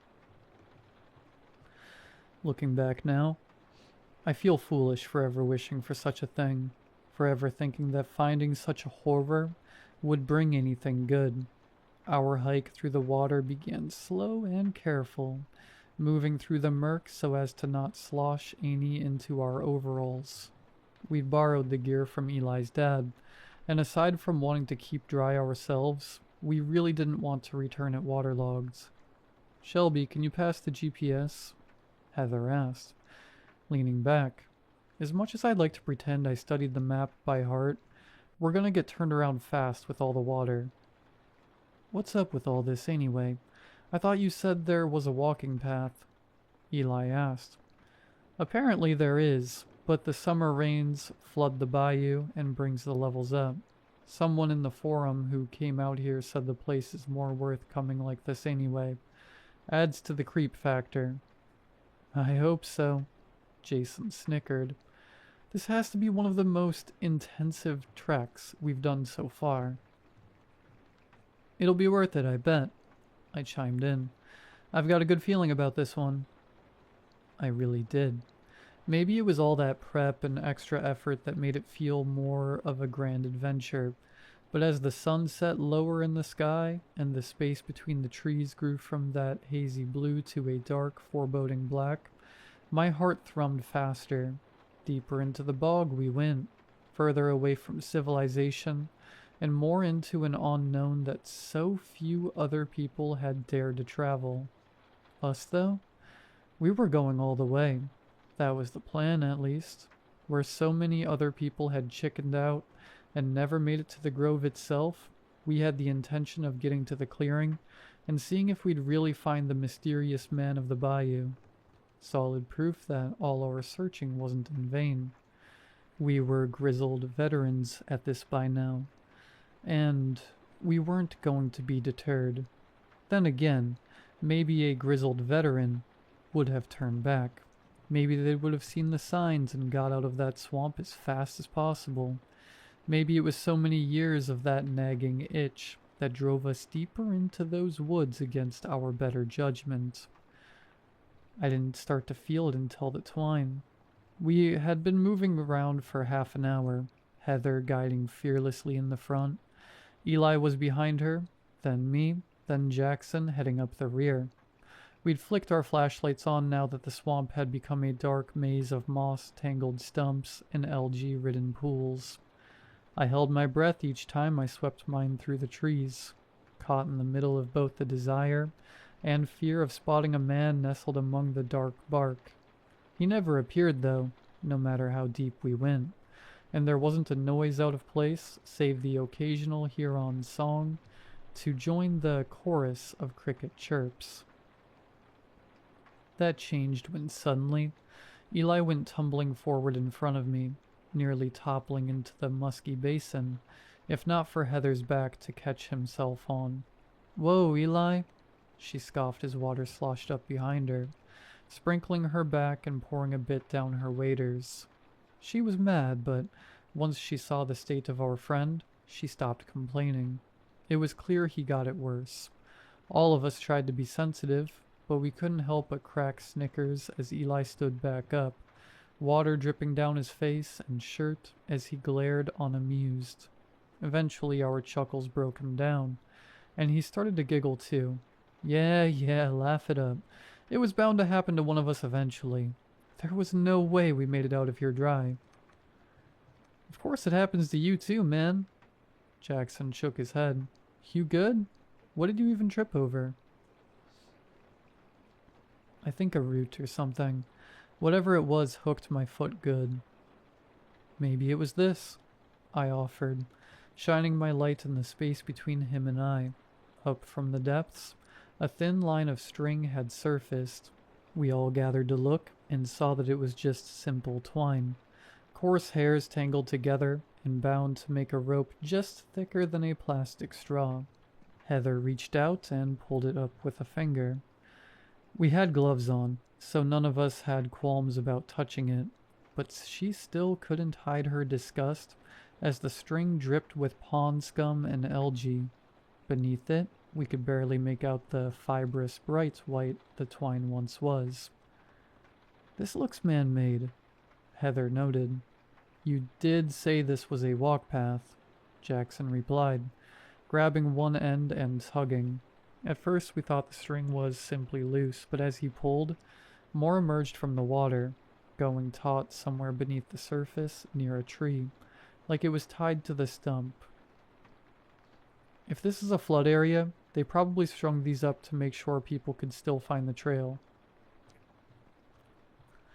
"I guess that would make sense," I nodded. Eli hesitated a moment before responding. "Either that, or it was a fence to warn to keep out." That sent another chill across the air, this one much stronger than the last. It was night now, and though Heather's recount was scary, nothing was more exciting than being closer to the grove, possibly finding the border that warned there was no going back. Still, even though I bought the boys' theories, something about the string put me off. It was unusually low to the ground for a guiding line, and though it could have slipped, it was also white. Wouldn't something for safety be a more fluorescent color like yellow or orange? Heather didn't help ease the feeling as she spoke. tugging the coil tight again and tracing it with her eyes between GPS glances. Well, my money is on Jackson. The rope leads along the same path we need to walk. That's good to know. If we get lost from your terrible navigation, we can use this to get back. Eli smirked. Heather flipped him off before turning forward and continuing on, the rope still in her hand as a railing. Everyone laughed at the interaction and moved on, but I couldn't give more than a courtesy chuckle. The rope on the abandoned path in the middle of nowhere that rarely anyone ever walked led along the same path we were on. And well, maybe Eli was right about getting back. To me, it felt more like it was beckoning us forward. From that point on, the twine became our new GPS. Before, Heather had to stop now and then to orient us, but with the rope, it was winding onward in the exact path toward hollow skin. Maybe Jackson was right, but the longer the rope ran, and the more stumps we found it lassoed to, the less it sat right with me. If this trail really was so obscure and unknown, why would someone take the time to hang lines up around it? We'd been down roads far more traveled with fewer safety precautions. Still, I didn't say anything yet. Nobody else seemed bothered by the occurrence, so I left it be, lest I amp up the fear too early into the journey. Turns out, I didn't have to. Our second omen to turn back came another 10 minutes later. We heard our first abnormal noise. Eli and Heather were small talking about the surrounding trees, pointing out a few barkless types that could be considered hollow-skinned. How is that hollow skin? Eli snorted. It would have to be a tree with all bark and no trunk, not the other way around. Whatever. People name things weirdly all the time. Why do we call it a driveway when it's where we park? Eli ignored that excuse and looked around. These trees are pretty weird, though. They look like regular oaks, so why do so many have their bark missing? Maybe termites, or something about this area makes it rot off. Heather fake gasped, then turned back and slapped his shoulder to a halt. Maybe the skin falls to the ground and becomes, get this, hollow. Boo! Eli scoffed.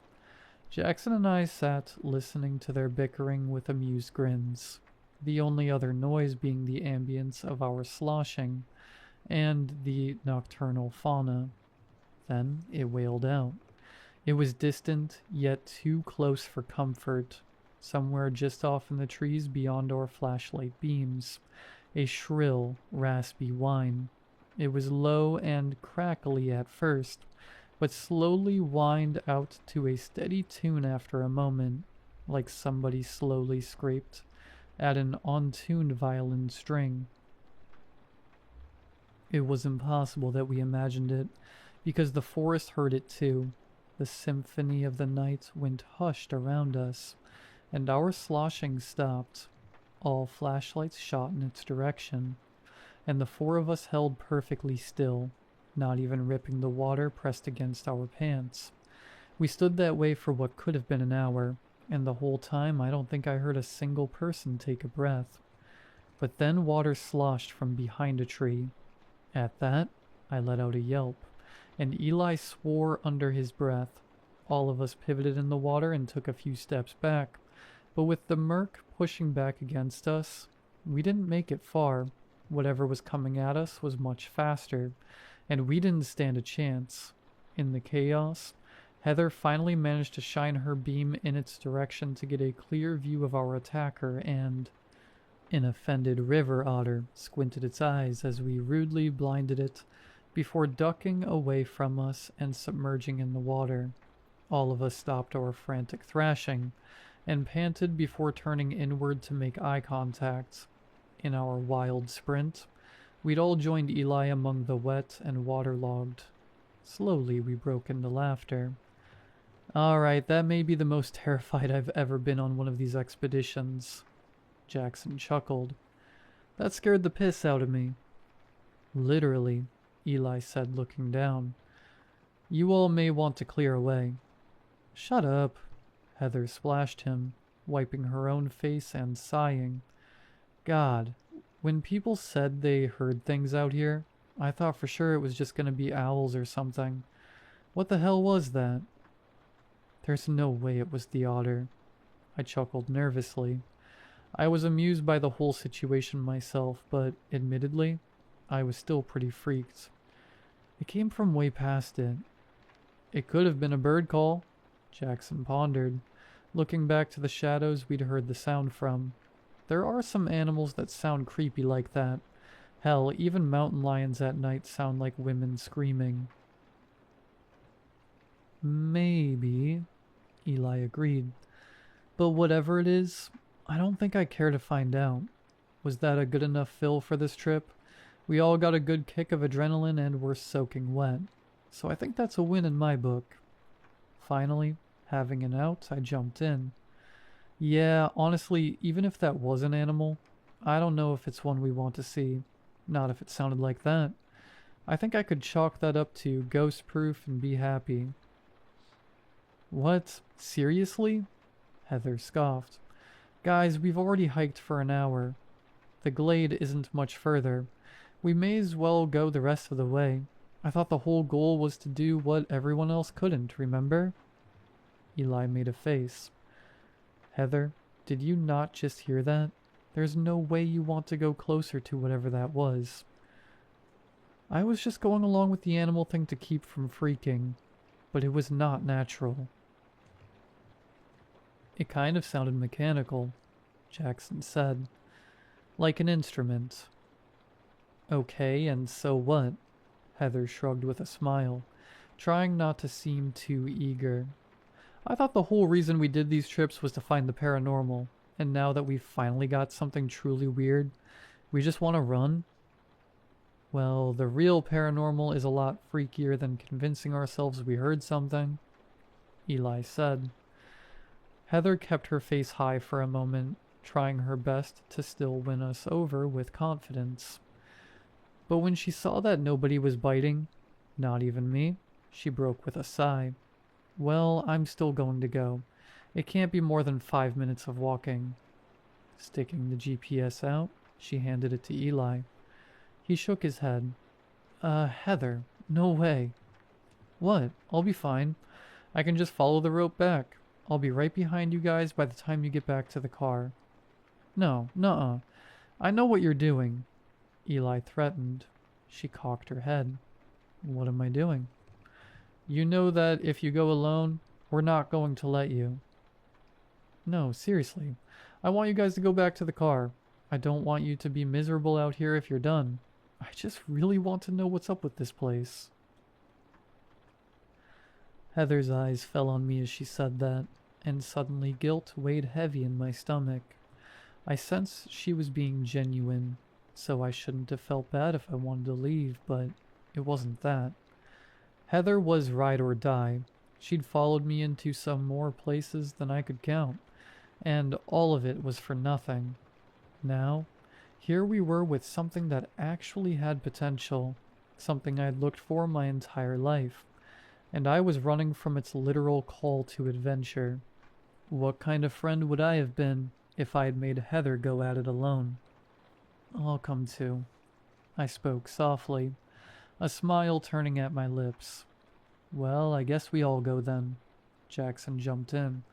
We aren't just gonna let you two get lost out here. Heather tried to protest. No, guys, seriously. I don't want you to.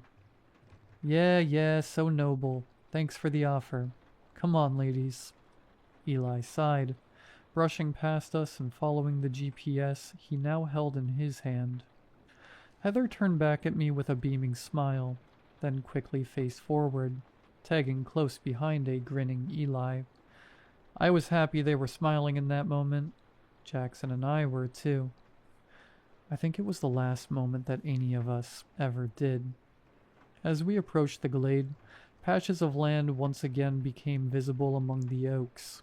They were mainly plateaus of mud and shrubs, nothing stable enough to walk on, but it was at least nice to see land again. Eli was leading now since he had the GPS, but the string was still our guide. Its slimy, slick coat gunked our gloves as we tugged along it, shining our beams in every direction to make sure nothing caught us off guard again. As we moved, that squeal on the horizon kept looping in my head like a bad song, making the skin crawl and itch the closer we got to its source. I imagined how much more chilling it would have been to hear it from the distance we now stood, only a few yards from the grove. Ahead, I could see it. The trees got denser a dozen yards ahead, then beyond, opened up into a small pond the size of a neighborhood cul-de-sac. The trees had been ominous with our lights dancing between them, but somehow the open space was even more foreboding. The still, algae-topped water could hide anything below, and with the fisherman's story still fresh in my mind, I kept thinking about that pale, naked man with soulless eyes rising from the depths. Before we reached it, however, there was one more step, one final chance for us to turn around. Protruding from the water a few yards in front of us, our flashlight skimmed across a small island of muck and pond scum, a plot of land just barely gasping above the surrounding flood. The rope led straight onto the platform, but there was no tree that it was tied around this time. Instead, it roped onto something nestled among the shrubs that contrasted the dark muck harshly. As we approached with caution, I tried to make out what it was, but something paused our progress. "Ow!" Eli suddenly blurted. We all hesitated behind him, and our heads popped out of line to see what the holdup was. "You good, man?" Jackson called. "Yeah, there was just a huge thorn caught on the rope that stuck me. Punched straight through my glove." We broke formation and sloshed forward, gathering around to investigate. Eli held his hand beneath the beam of his light until one of us offered our own, to which he plucked out the pale barb that had stuck into his hand. It was a milky white, and straight like a needle. I furrowed my brow, finding the color and shape odd for a thorn bush, then turned to check the spot in the twine that he'd got bit by. "Oh no," I gasped, running my beam along the rope. The whole thing was covered in them. They weren't all as big as the one that got Eli, but beneath the mud and grime that had been coating the string, I finally saw them, tiny little barbs frayed from their binding. At first I thought the twine was just old and tattered, but the closer I looked, the more I noticed it was by design. The quills all furled out in the direction we'd come from, and as I checked my glove, I noticed there were several that had caught the latex, but not been able to puncture. My breaths grew rapid as I hastily plucked them out and threw them away from me. Eli and Jackson turned to see what I saw, then grew worried looks on their faces.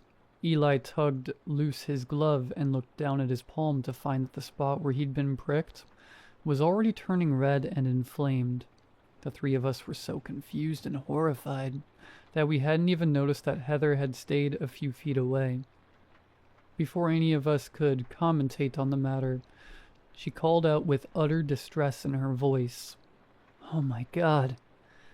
The three of us turned to her, then looked past where she was looking. On the island, the pale objects in the bushes were finally visible. Bones. More specifically, a rib cage. They were far too large to be a human's, but bones were bones nonetheless.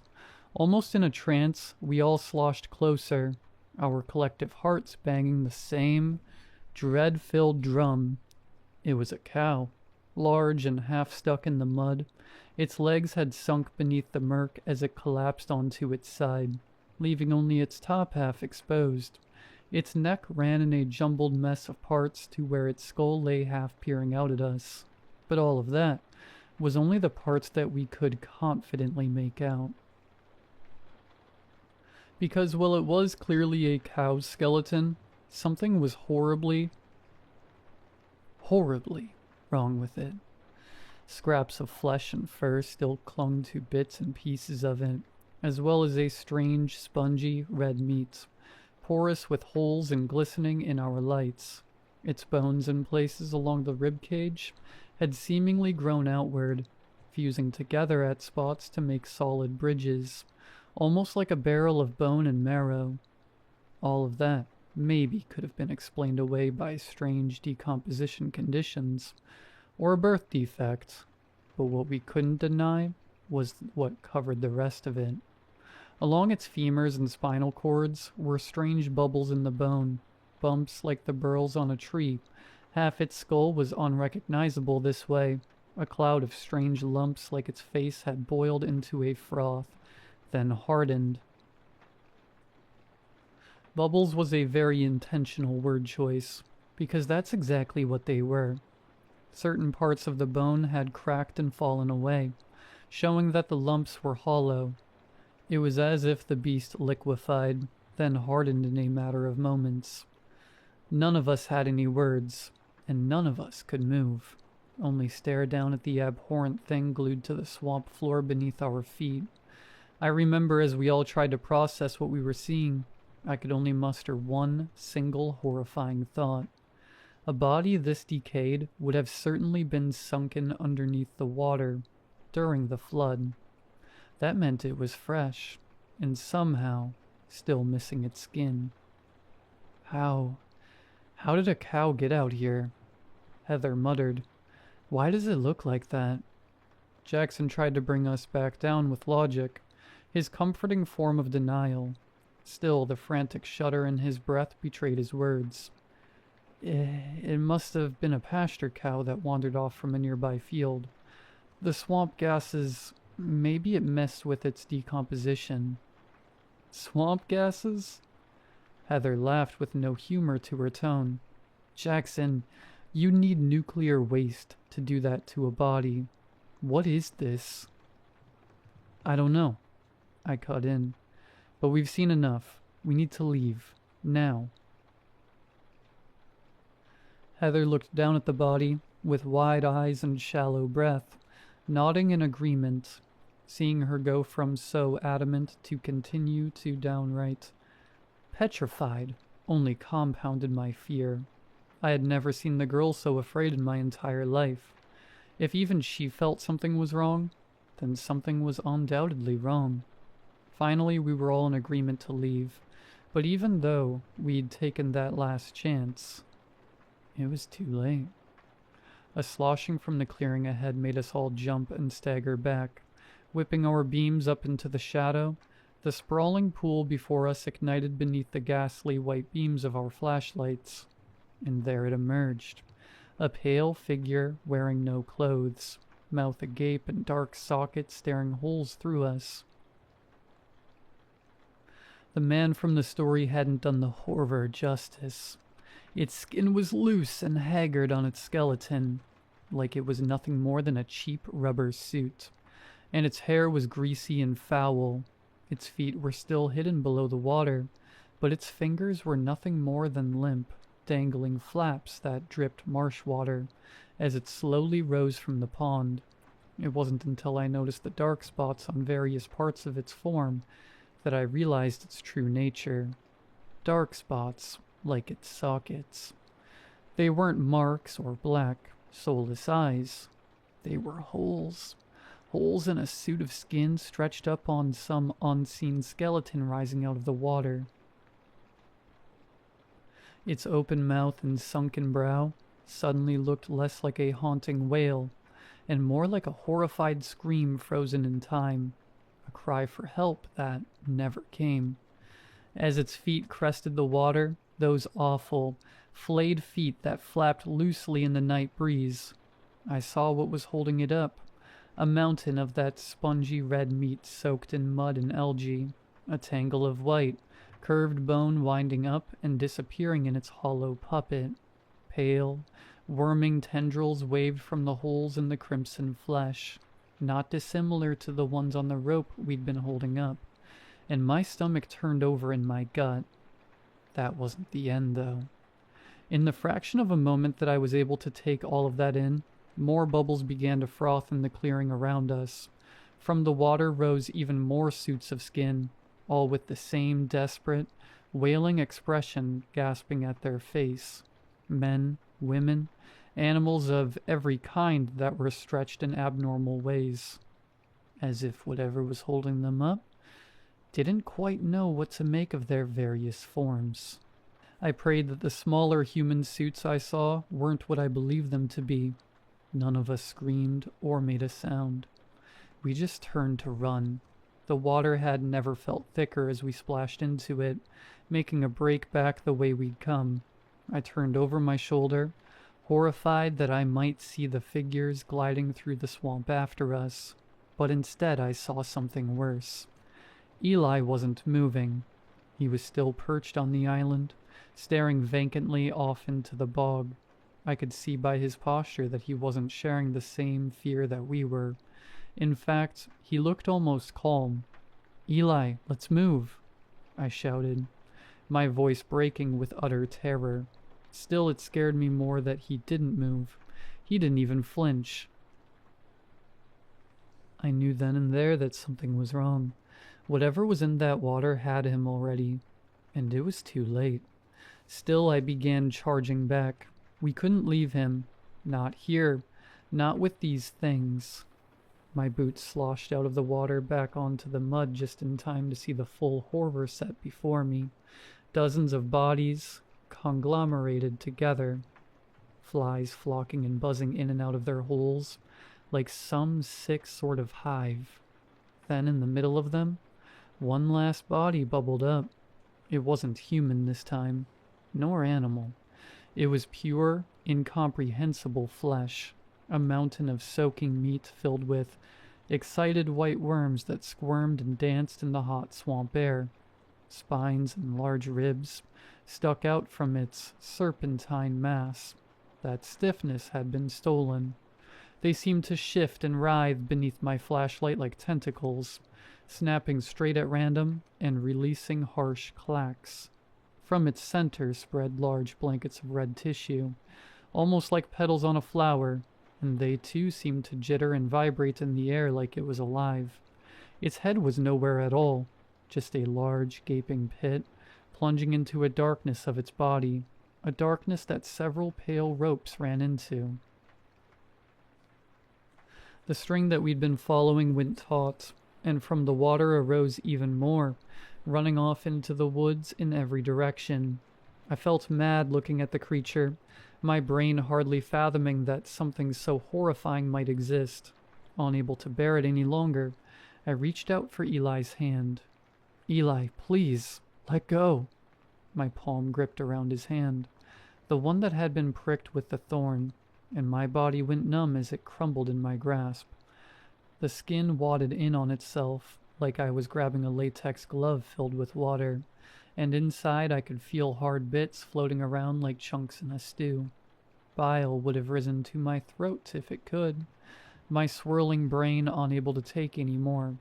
But I was shocked numb as Eli turned back to me, his face vacant and blank, and his eyes pouring blood.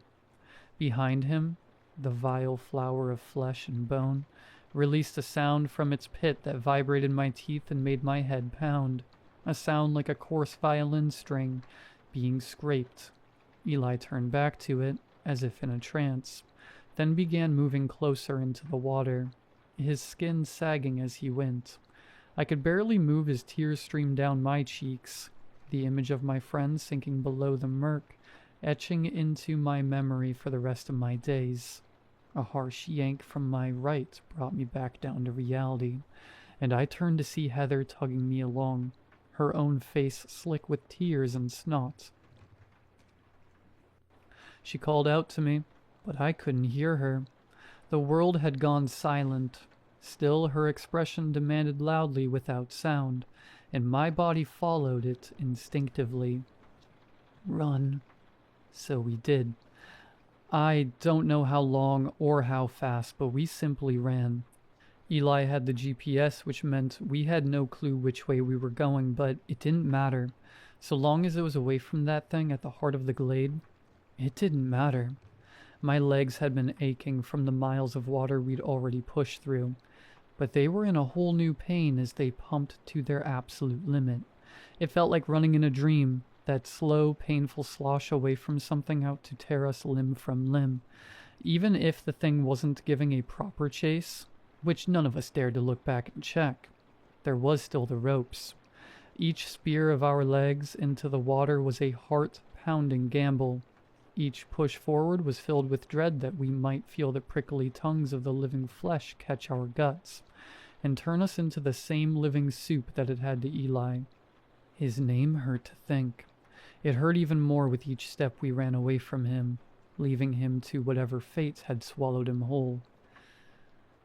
I don't remember when I blacked out, or for how long, but when I woke up, it was to a flurry of family, doctors, and police. Apparently the three of us had been found collapsed on the side of a road near the swamp's edge, covered in blood and rambling incoherently. None of us remembered this, too exhausted to even think past that point. Once we were checked over and released from medical care, it was straight to the police. They asked us what had happened and where Eli was, but we didn't have a good answer for them. There was none to either question. We tried to tell the truth. We knew how it sounded, and we knew how they would react. But it was worth a shot. The concerned looks and skeptical glances between the officers told us all we needed to know. There was one thing I noticed, however, a look on the sheriff's face when I brought up the name Hollow Skin Grove. It was recognition. It was a small flicker of fear. As quickly as I noticed it, however, the man smoothed it away to never return. Still, as I talked, I could sense it behind his gaze, something deeper than skepticism. Whether my insight was correct or not, it didn't matter. Our story was never entertained, and in the end, the whole thing was ruled as group mania, a hallucination induced by a collective panic we'd gotten while lost in the swamp. And Eli? Searches were conducted over the next few weeks, but of course a body was never found. Not that I believe in the efforts that were claimed to have been made. When his parents kept pushing that they search until at least a corpse turned up, the police finally released an official statement. An alligator. A rogue gator had migrated north and found its way into the country, settling in the swamp and yanking unsuspecting hikers into the murk. They were convincing about it too. Even hauled the corpse of a gator they must have shot down south, up and paraded it out of the forest to back their story. I like to think that Eli would have found it all funny if he were still here. He ended up being right about the crocs all along. He's not here though, and of course, none of us are laughing. Jackson hasn't been able to get out of bed for the last few months. I'm pretty much the same. Heather blames herself for what happened. Of course, how could she not? Still, I don't fault her too much. Even if it was her who urged us to keep going, we had no idea what was sleeping in those waters, what horror was lying beneath the pond. We do now, though. We know far too much. I suppose that's why I'm writing this, because unlike the others, we did what we had set out to do. We went to the end of Hollow Skin Grove and found out what was there.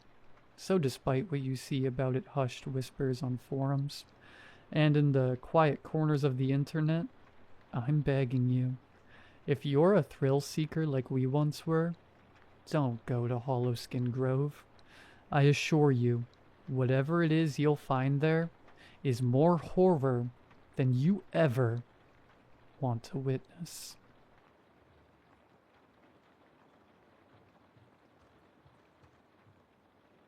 Every year, in the weeks leading up to Halloween, my mom used to take my sister and I to the pumpkin patch at WorldAwayTweedy Farm. It was a popular seasonal attraction, a family-owned vegetable farm about a half-hour's drive from the suburbs where I grew up in Missouri. Many locals remember it fondly, but I recently learned that I am the reason it was shut down for good. One of the biggest attractions at WorldAwayTweedy Farm was the haystack maze.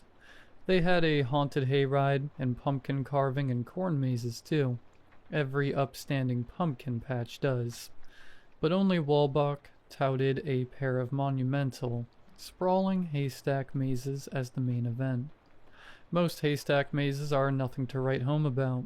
The walls are usually only a few feet high, so short that most kids are able to peer over the top of them. But the haystack mazes at Walbach were different. These were massive, fully enclosed structures. Skeletons made of wooden pallets and chicken wire with bales of hay stacked all around to form a series of branching tunnels on the inside.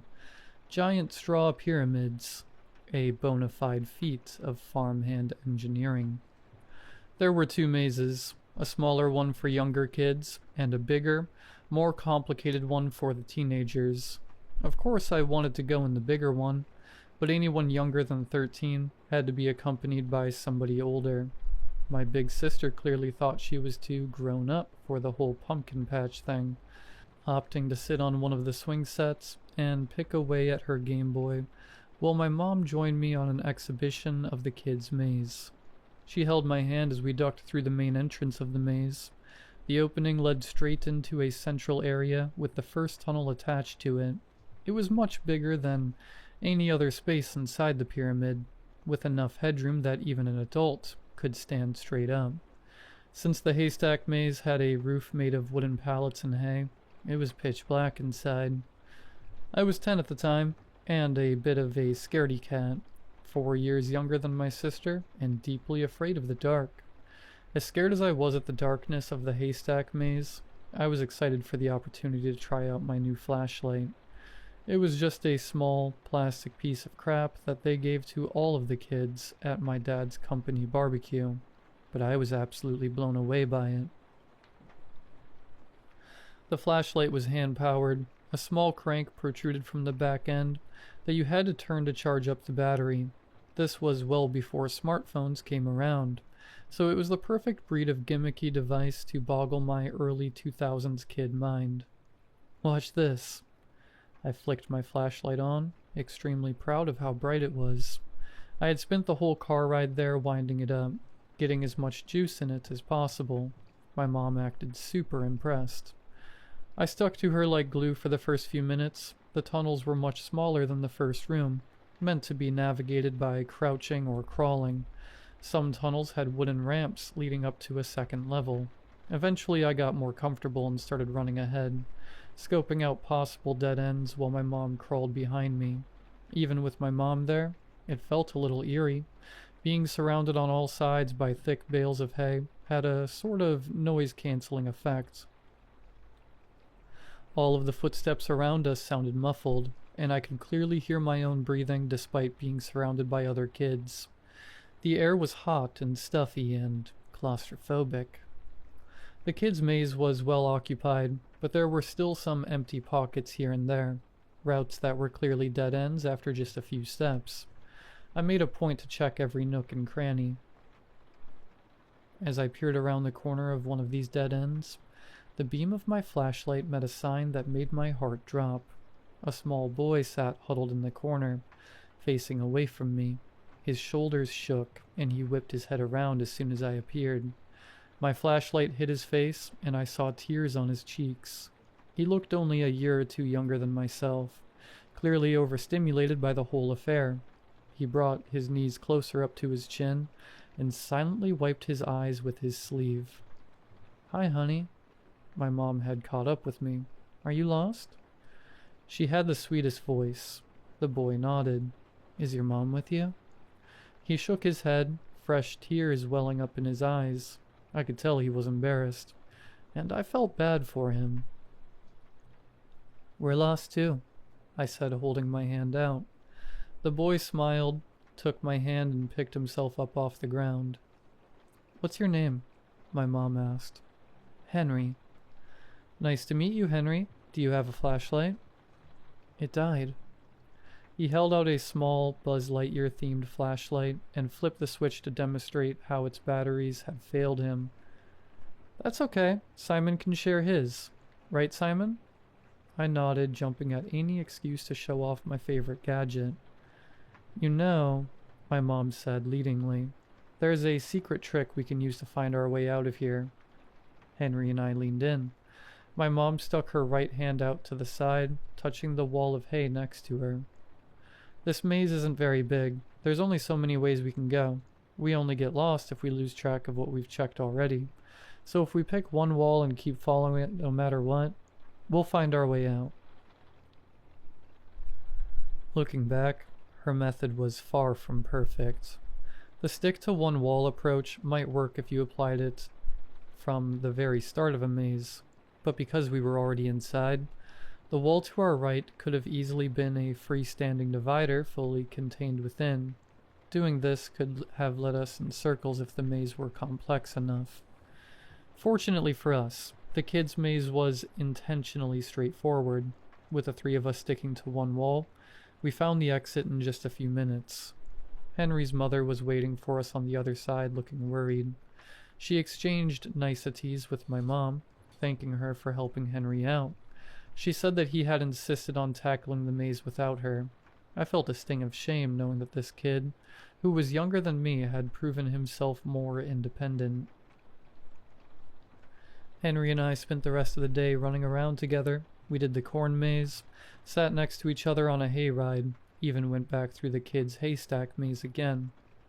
I used to get picked on a lot, so it was nice to make a new friend outside of school. After making our way out of the kids' maze a third time, we decided that we were ready for something more challenging. We begged our moms to take us inside the bigger maze, but they waved away the idea, tuckered out from the day's events. "What if Zoe took us?" I asked, prompting my sister to tear her attention away from Fire Emblem for the first time all day. "Right, like I want to go running around in the dark with a couple of kids." Zoe's words cut me, though I didn't think she meant for them to come out as harshly as they did. Upon seeing my face fall, she begrudgingly agreed to join us. A freckle-faced farm boy wearing a Grim Reaper cloak over his blue jeans stood watch at the entrance of the PG-13 haystack maze.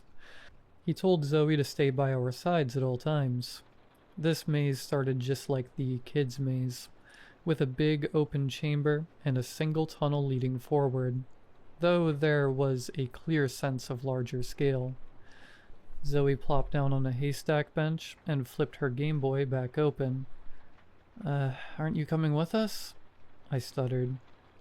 "Why did you want to do this if you're too chicken to go in yourself?" She groaned. Henry shifted uncomfortably on the balls of his feet. "I'm not chicken," I said, puffing my chest out. "Just come get me when you're done," she said. "Won't that guy know you didn't stay with us when we go back through the front?" She laughed. "Like I care about getting in trouble with some hick." And with that, I flicked my flashlight back on. Henry and I steeled ourselves and set off down the first tunnel. Right off the bat, I could tell there were way less people in the maze. Faint footsteps from above were few and far between. We only passed one other group of people after the first fork. A teenage boy eyed us down as we passed, likely guessing we weren't supposed to be there alone. Henry's company washed away a lot of the unease, but I quickly realized that we were in over our heads. It didn't take long for us to get turned around. "Maybe we should go back and try from the start," said Henry. "Nah," I said, not wanting to admit that I didn't remember the route we took. "This place isn't that big. I bet we're almost there." We passed the same group of teenagers again. It was a good indicator that we were going in circles, but we were both too timid to ask for help. I cranked the flashlight's battery a bit as we hit a dead end after dead end. It wasn't showing any signs of losing power, but the fear of losing our only light source was starting to dawn on me. "Are we supposed to go this way?" Henry's question broke my train of thought. I followed his pointer finger to the wall with the beam of my flashlight and saw a small gap in the haystacks. Some of the hallways in that maze were pretty cramped, but this was the smallest opening we had come across. So small, in fact, that I had walked right past it. To answer his question, I wasn't sure. The entrance was no bigger than 3 feet tall. Even we would have to get down on all fours to fit through it, and it didn't seem likely that the people who built this thing would expect teenagers to fit through it all. The hole was just small enough to appear unintentional, but just big enough to suggest that it was the way forward. "Can't hurt to try," I said. Henry was a head shorter than me, so he went in first. I squeezed through behind him, holding the flashlight out in front of me. The opening was deceptively deep, stretching far enough to be considered a tunnel on its own. Henry stopped in his tracks halfway through, wary of its unexpected length. "You're sure this is part of it?" Henry called over his shoulder. "Look, there's an opening right there." I pushed him forward. The small tunnel led out in the middle of a standard-sized one. As Henry came out the other side, I heard a muffled laugh and some scampering footsteps above us. Henry stumbled as he tried to get on his feet, falling back into me. I was still crawling out of the shortcut, and he fell right onto my outstretched arm holding the flashlight. Snap. My heart sank as the flashlight was sandwiched between Henry and the dirt. It didn't go out, but when he rolled off of it, I saw that the hand crank used to charge it had completely broken off. I frantically started rooting around in the hay for the handle. "Is everything okay?" Henry asked, his voice shaky. My hand found the little plastic knob. Yeah, everything's okay." I went to pop the crank back into place, only to find that it had snapped off in a way that was truly irreparable. The handle left behind a good chunk of plastic in the hole that it had been dislodged from. I tried forcing it back in, but it just plopped right back out when I went to turn it. I heard Henry's breath quicken. "It's okay," I assured him. Before now, our age difference had seemed negligible, but all of a sudden, I felt that it was my responsibility to calm his nerves. "Look, I can still turn it like this." I plugged the hole with my finger and started twisting it. There was only about 1 millimeter of open space left for my finger to latch onto, but it provided just enough leverage for me to rotate the disc like a rotary phone dial. As the mechanism whirred, jagged remnants of the plastic crank dug into my skin. I winced and withdrew my finger, but Henry seemed convinced. I helped Henry back up to his feet. "Come on, we'll be out of here in no time." I couldn't have been more wrong. After going through that opening in the hay, we walked for what felt like an hour. Occasionally we would hit a fork in the road and pick a way forward at random. We tried doubling back to the small tunnel that had led us here, but we never came across that opening again. Eventually the flashlight started to dim. It was a slow fade. By the time I realized what was happening, our visibility had been cut in half. I tried to charge it as much as I could bear to, rotating fingers until all of them were bright red and stinging. There wasn't much use to it. The mechanism ran off kinetic energy, and I could only get in a few turns at a time before the tips of my fingers would rub raw. We started calling out at any footsteps from the floor above us, but those had become even more infrequent. The slow depreciation of our flashlight went completely unspoken for what seemed like forever. Neither one of us wanted to bring it up. I only know that he saw it too, because the more it dimmed, the more our pace quickened. We were full on sprinting through the maze. At that point, we could barely see more than a foot ahead of us. I made a turn and Henry missed it, running headfirst into a wall of hay. He fell backwards onto his butt. Tears started streaming down his cheeks for the second time that day. "Simon, we're lost," he cried. I know. I could barely choke the words out. Our light was rapidly depleting, like the dying embers of a campfire. Henry screamed for his mom. I did the same. I felt sick to my stomach, but too hungry to vomit. My body was aching and out of breath, but the maze was far from done with us. I started cranking the flashlight with my finger as fast as I could. The bulb shot back to life, but I could only push past the pain for a few seconds.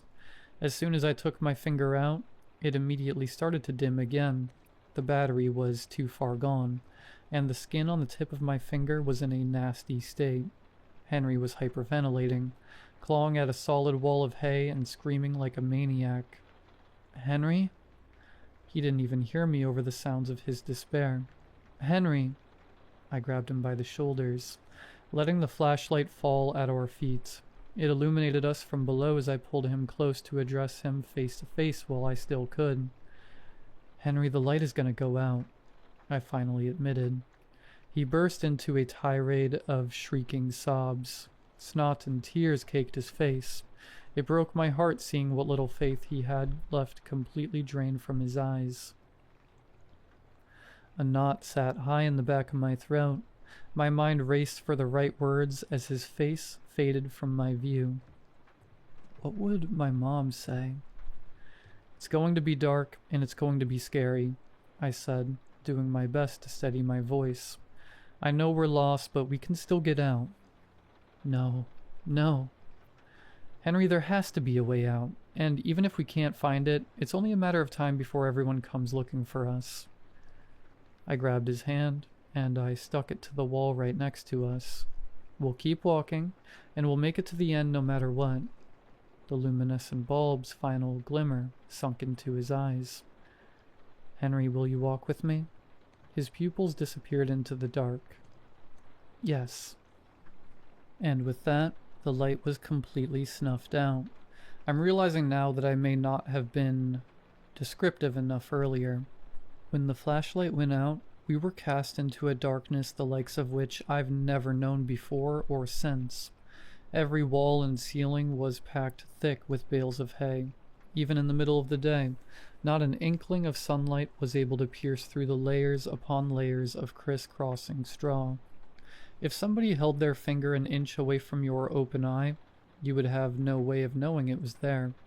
Compounded with the hay's soundproofing quality, we were essentially lost in a labyrinth, sensory deprivation chamber.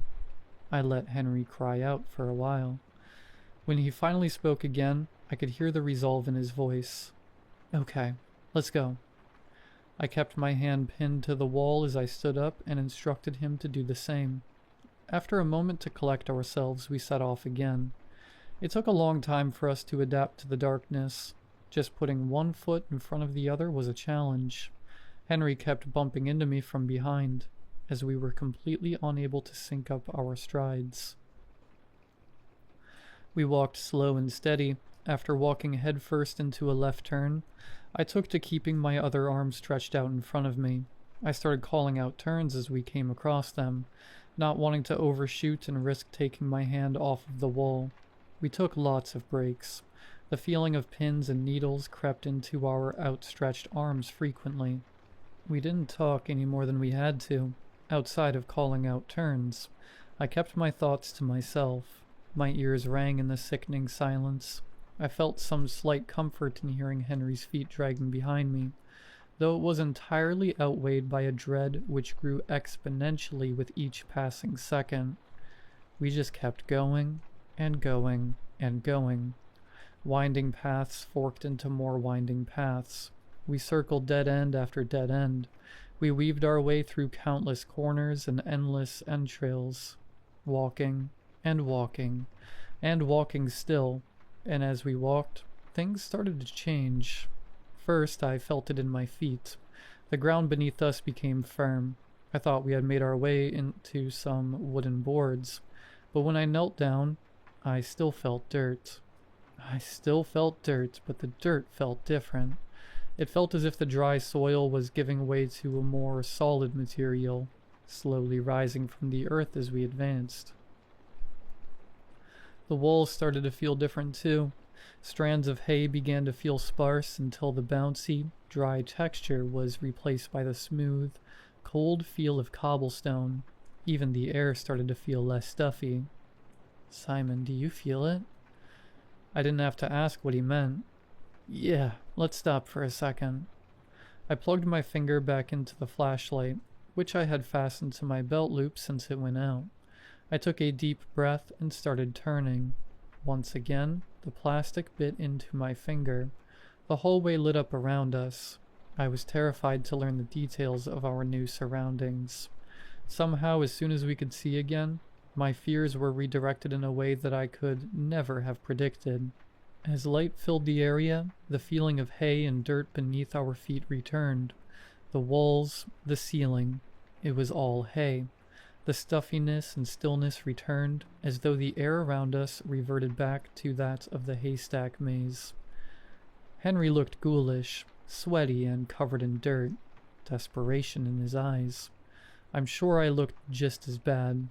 I pulled my finger out of the flashlight when it drew blood, and the light started to die once more. As the room around us disappeared from view, the feeling of the cold, stony atmosphere returned. There were no words to be said. I couldn't bring myself to believe the reality of where we were, and I couldn't fathom the possibility of where we might end up. Henry whimpered as we were cast back into unequivocal darkness. "I don't like this," Henry said. "Let's go back." "Back the way we came?" "Yeah." I racked my brain for a better idea. "Okay." We turned on our heels, swapping hands on the wall. I had no faith left in the wall method, but clinging to it was the only way for us to retain some sense of direction. I think we were doing it for comfort more than anything. Henry was now in the lead, taking us back the way we came. I expected the familiar feeling of hay beneath our feet to return as we retraced our steps, but that feeling did not come. If anything, the following hours made it even more clear that no matter which way we went, each step took us further into parts unknown. I heard the sound of our shoes against the hard stone reverberating more and more as we continued. Our steps accumulated a sizable echo, suggesting that we had ventured into some sort of wide-open space the size of a coliseum. I even felt a cold breeze. I stuck my free arm out to the right in an attempt to reach the other side of the tunnel, but it only found open air. I felt numb to the surrealism of the situation. I had abandoned all disbelief hours ago. Even if we had spent a significant amount of time walking in circles, there was no way we couldn't have stumbled across the exit by now. The texture of the wall and the feel of the room continued to evolve as we walked. The air became thick and dry once more. The stone texture beneath my fingertips began to soften, until it felt akin to some sort of crumbling, sedimentary rock. I heard the sound of crackling fire, as if large torches lined the wall above our heads. Yet they cast no light, and we felt no warmth from the invisible flames. Thunk. I grunted as I ran right into Henry, sandwiching him against a wall in front of us. It had been so long since we hit a turn, I guess we had stopped holding a hand out ahead of him. My nose smacked into the back of his head. Stars danced in my eyes. The force almost knocked my hand off the wall, but I managed to keep hold of it. "Shoot," I said, rubbing my nose with my free hand. "Are you okay?" He didn't respond. My heart started pounding ferociously. Henry, are you there?" "Yes," he squeaked, his voice barely a whisper. Whatever we had just hit, it had shaken him to his core. "What is it?" I pleaded. I jumped as I heard a whisper directly in my ear. It was Henry's voice. I hadn't heard him inch closer. His words were barely audible, but they punched me right in the gut. "I think it's a door." I stood speechless for an eternity. "Are you sure?" I whispered. I felt his hand grip my wrist. I instinctively ripped it away from him. "Sorry. Go in front of me," he said, still keeping his voice low. I felt him squeeze underneath my armpit to get behind me. I steadied my breath, took a step forward, and stuck out my left hand. It was met with a wall of solid wood. I could feel the coarse, splintery grain as soon as my fingertips hit its surface. Hairs rose on the back of my neck. I slid my hand to the position where I would expect to find a doorknob, and I found one.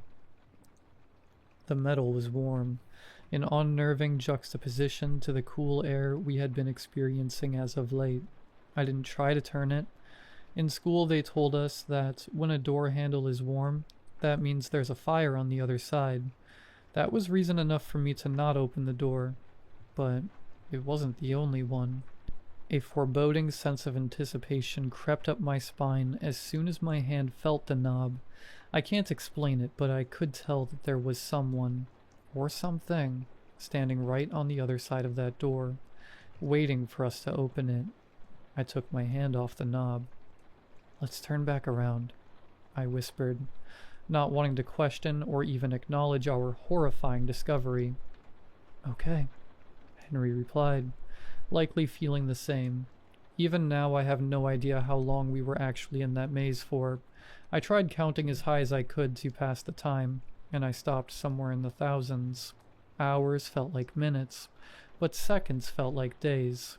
Realistically, we had only been without food or water for a handful of hours, but I'm sure that the time we spent running around in a panic had expedited our hunger and dehydration. We took breaks more frequently. Blisters had formed on my heels. My knees felt like they might buckle beneath me at any moment. I began to miss the sweat on my forehead that had stung my eyes while we were in the thick air of the haystacks. I began to wonder if we would walk for days until exhaustion overtook us. "I need to go to the bathroom," said Henry. His voice took me by surprise. I figured he had already gone in his pants like I had, but I guess he had been holding it the whole time. "Okay," I said, slowing to a stop. "I'm gonna go a couple steps ahead. Call me when you're done." I did as I said, sinking down to a crouch with my back against the wall as he did his business. As I heard the sounds of his relief, a ping of revelation struck me. I slapped my hand against the cold stone of the ground, and heard no echo ring out after. Wherever we were now, the lacking acoustics suggested that tunnel had become narrow again. I heard Henry pull up his zipper, and I walked back towards him. "I think we should try to touch the other wall," I said. "What?" "I think the tunnel is small now. We should try to get to the other wall, and see if that leads us out." He didn't have to think about it long. The path we were already on hadn't helped. "Keep your hand on this one," I said, finding his shoulder again, "and stretch out as far as you can." I felt him spread his arms wide, and I followed his left arm out into the middle of the hallway that I hoped we were standing in. We locked hands, and I stretched as far away from the wall as I could, begging for the tip of my middle finger to brush against another wall. But that other wall wasn't there, and in my strain to find it, I accidentally pulled Henry too far. Suddenly we were falling to the right, the opposite direction from which we had been leaning. I toppled on top of Henry in the space where the wall had been a split second ago. My palm struck the cold, hard ground, catching me just before my face would have hit it. Henry wasn't so lucky. I heard him groan as the back of his head smacked against the floor hard as granite. "Are you okay?" I screamed out. He moaned. "Did you let go of the wall?" I asked, already knowing the answer. "Just for a second," he mumbled. I shot to my feet and frantically started shuffling around in the dark, waving my arms out in front of me like a zombie. I didn't feel anything. The wall was gone. Our only tie to the maze had vanished into thin air the second we let it out of our touch. Tears flowed. I screamed as loud as I could. I screamed for my mom. I screamed for God. Nobody answered.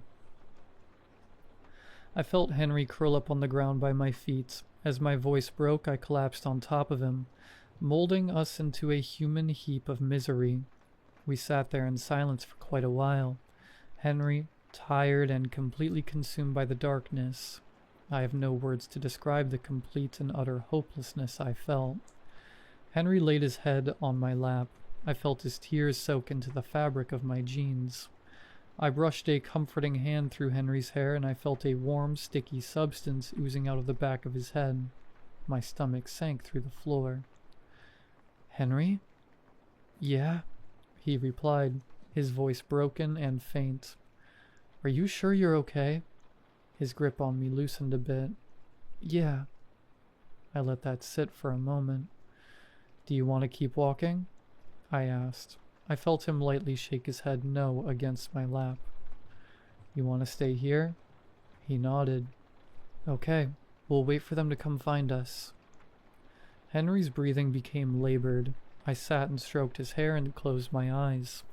This is where we would die. I was sure of it. After everything that we had been through, it didn't seem that bad. We had slipped into a crack between worlds, lost in a boundless, incomprehensible void, betrayed by our reality, forgotten by our God. There was nothing left to do but sit and cry and wait. And then, out of the dark, we heard him. At first, he was just a pair of creeping footsteps in the distance. They appeared so subtly that I didn't even process them until they were almost upon us. I thought they were a trick of my imagination, but sure enough, a deep, booming voice soon rang out to accompany them. "You boys lost?" The sound of another voice was so unnatural to me. Maybe it was the hunger or the exhaustion or the pure emotional turmoil, but I swear the voice sounded exactly like my father's. "Dad?" Henry called out from my lap. A low chuckle split the air. "No, I'm not your father," the shadow man cooed. "I'm just a friend." As he inched closer, I heard that our visitor was not alone. His footsteps were joined by those of a four-legged animal. Claw tips clacking against the hard floor suggested it was some sort of large dog. Suddenly, his animalistic companion bounded towards us.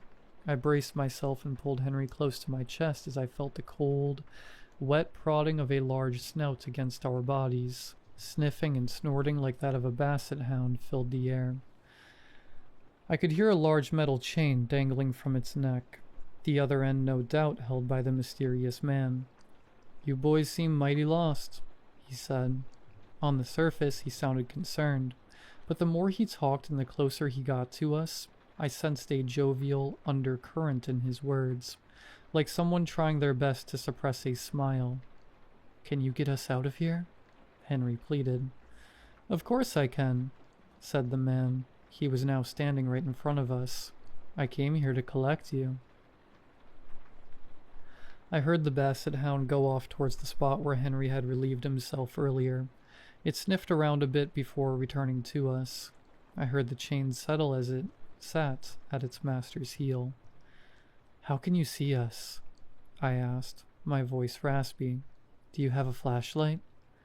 "Don't need one," the man said, a slight twinge of annoyance in his voice. "I've done my fair share of rooting around in the dark. Guess my eyes have adjusted to it."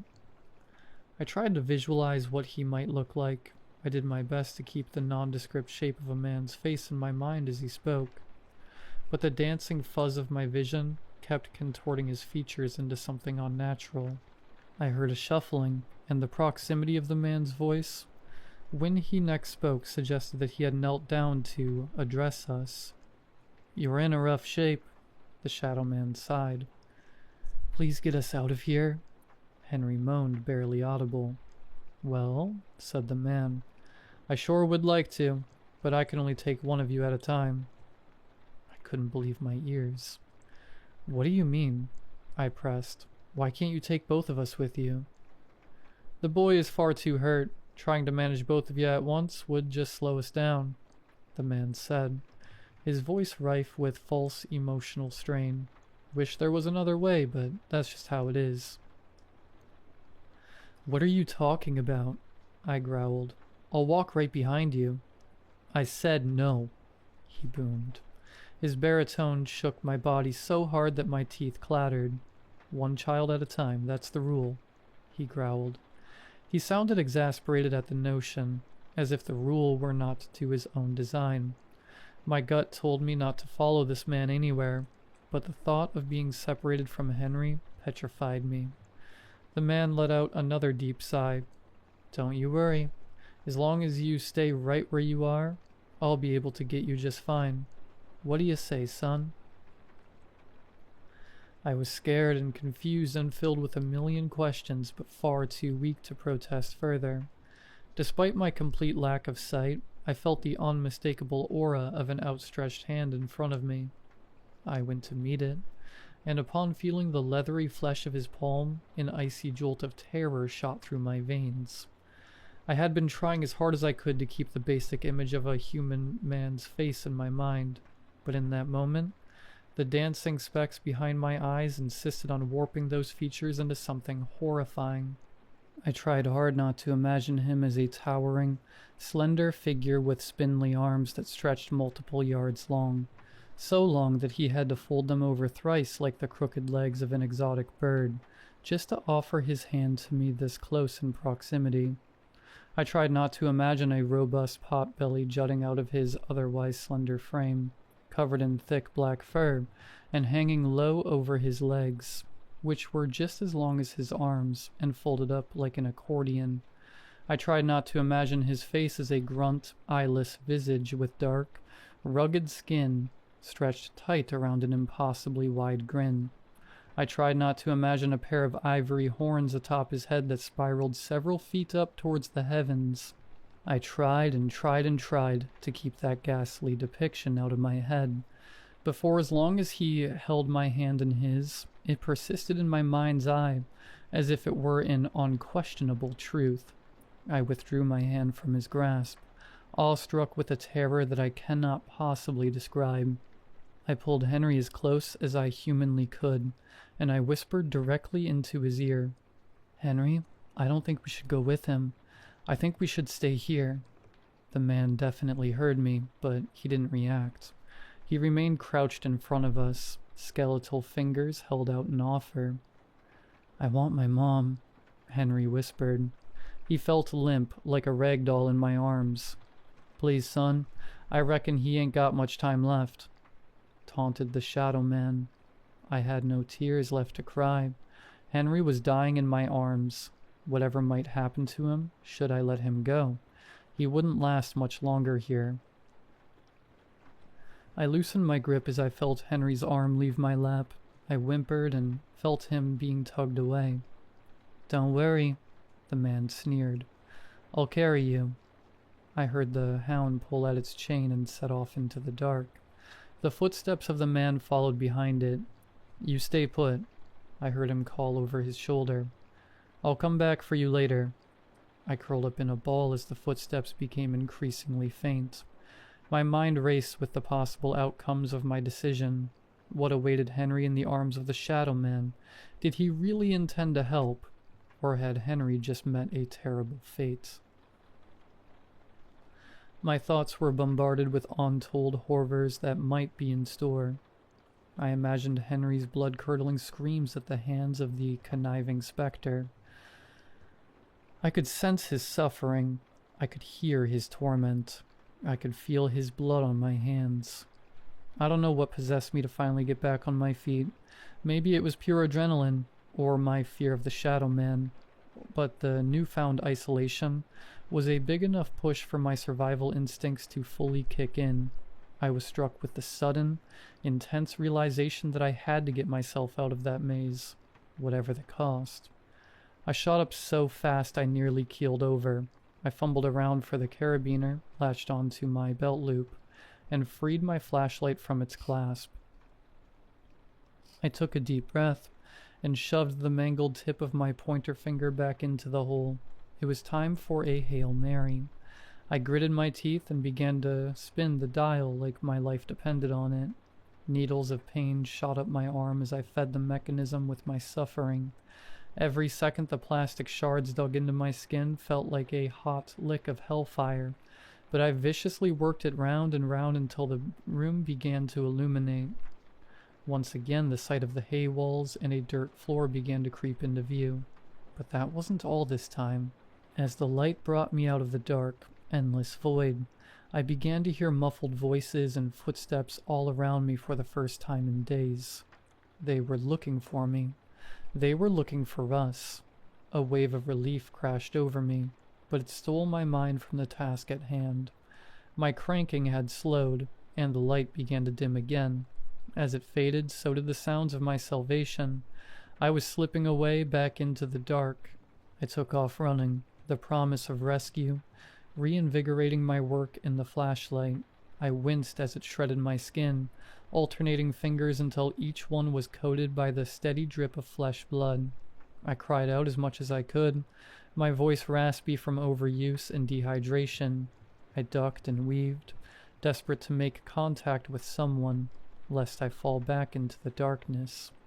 I turned a corner and finally I was met with the glow of another flashlight. I dropped to my knees, letting the bloody hunk of plastic clatter to the ground. Beams of light bounced toward me, accompanied by the worried cries of my rescuers. The next thing I remember was waking up in the arms of a stranger. Daylight scorched my retinas as a teenager carried me out of the maze. It seemed impossible for the sun to still be up, but the time spent was the farthest thing from my mind. Through a blur of tears, I saw my mother frantically screaming at a bunch of farmhands. My sister shrank behind her, face snow-white with guilt. A crowd of people was forming around them. Whoever found me hadn't been searching for long. I barely remember anything that happened once I was out of the maze. I remember being delivered into my mother's arms. I remember how tightly she held me, while I told the firefighters about everything that had happened in the maze. I remember my sister crying profusely. I remember waiting there past sunset while a team of first responders and farmers dismantled the haystack maze bale by bale. I remember Henry's mom pacing back and forth as the layers were slowly peeled away.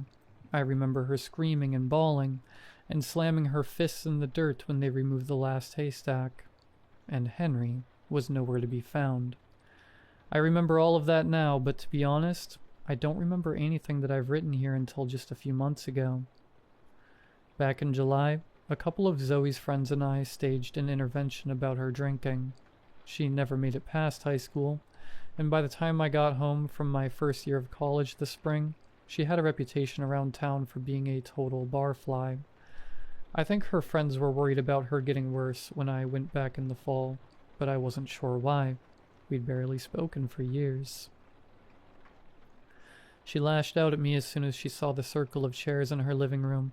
She claimed that I was the reason she couldn't keep her face out of a bottle, and wept about how a little boy went missing because of her carelessness.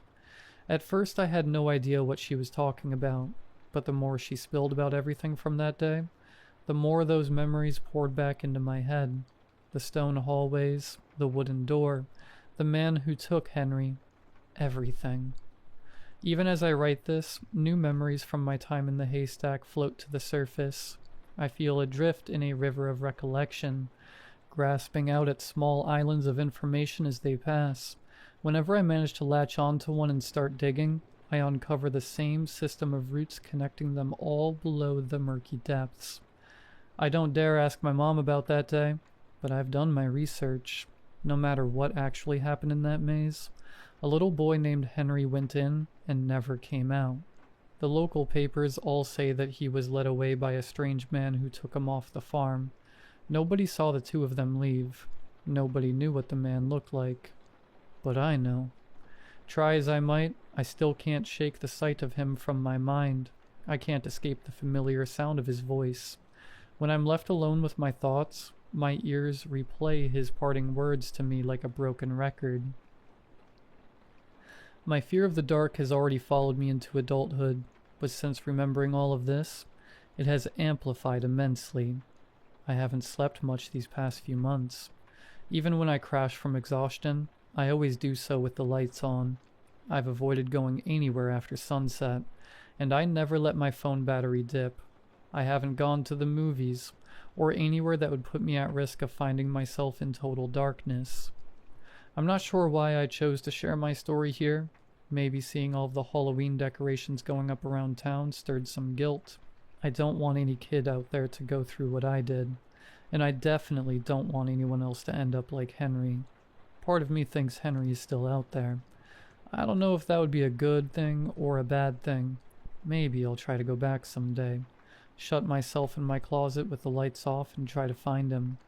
For now, sharing my story is all I can stomach to do, because I know that even if Henry is somehow still alive, he won't be alone. I'll come back for you later.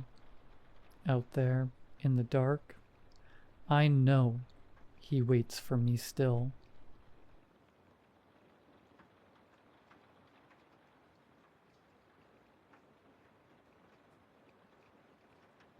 My grandfather froze to death on the kitchen floor in the middle of summer, and I'm the only person who knows what happened. My mom found him early on the morning of July 15th, stretched out between the refrigerator and the breakfast table like he'd been reaching for something. His skin was blue-white, Ice crystals still clinging to his eyelashes when Mom screamed from the doorway. The thermometer on the kitchen wall read 82 degrees.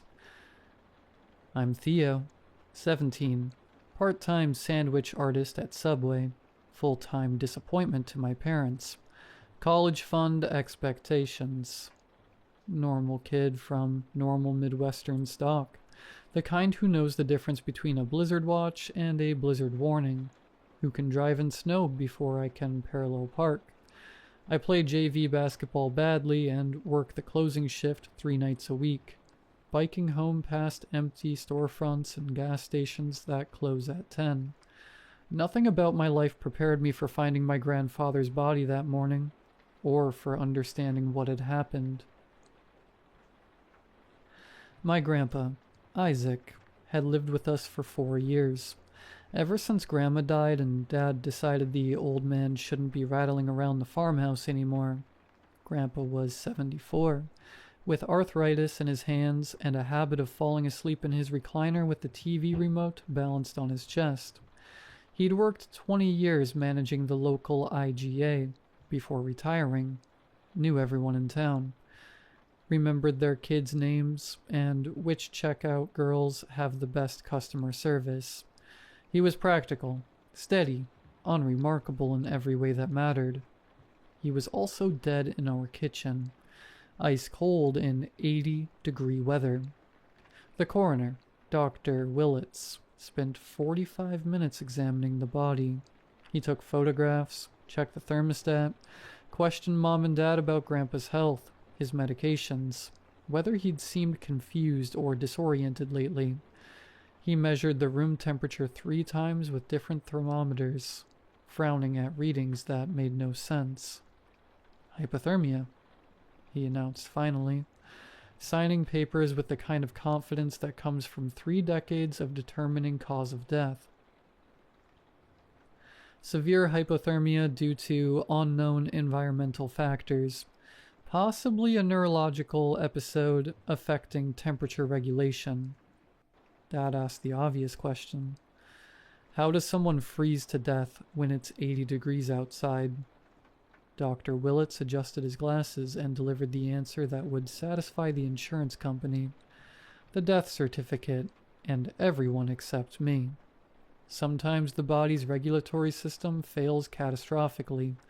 Medication interactions, undiagnosed conditions, stroke affecting the hypothalamus. The body can literally lose the ability to maintain core temperature. Mom mentioned the frost she'd seen around the body, but Dr. Willits dismissed it as condensation from the air conditioning. I didn't correct him, even though our AC had been off for 3 days. The funeral was on Thursday.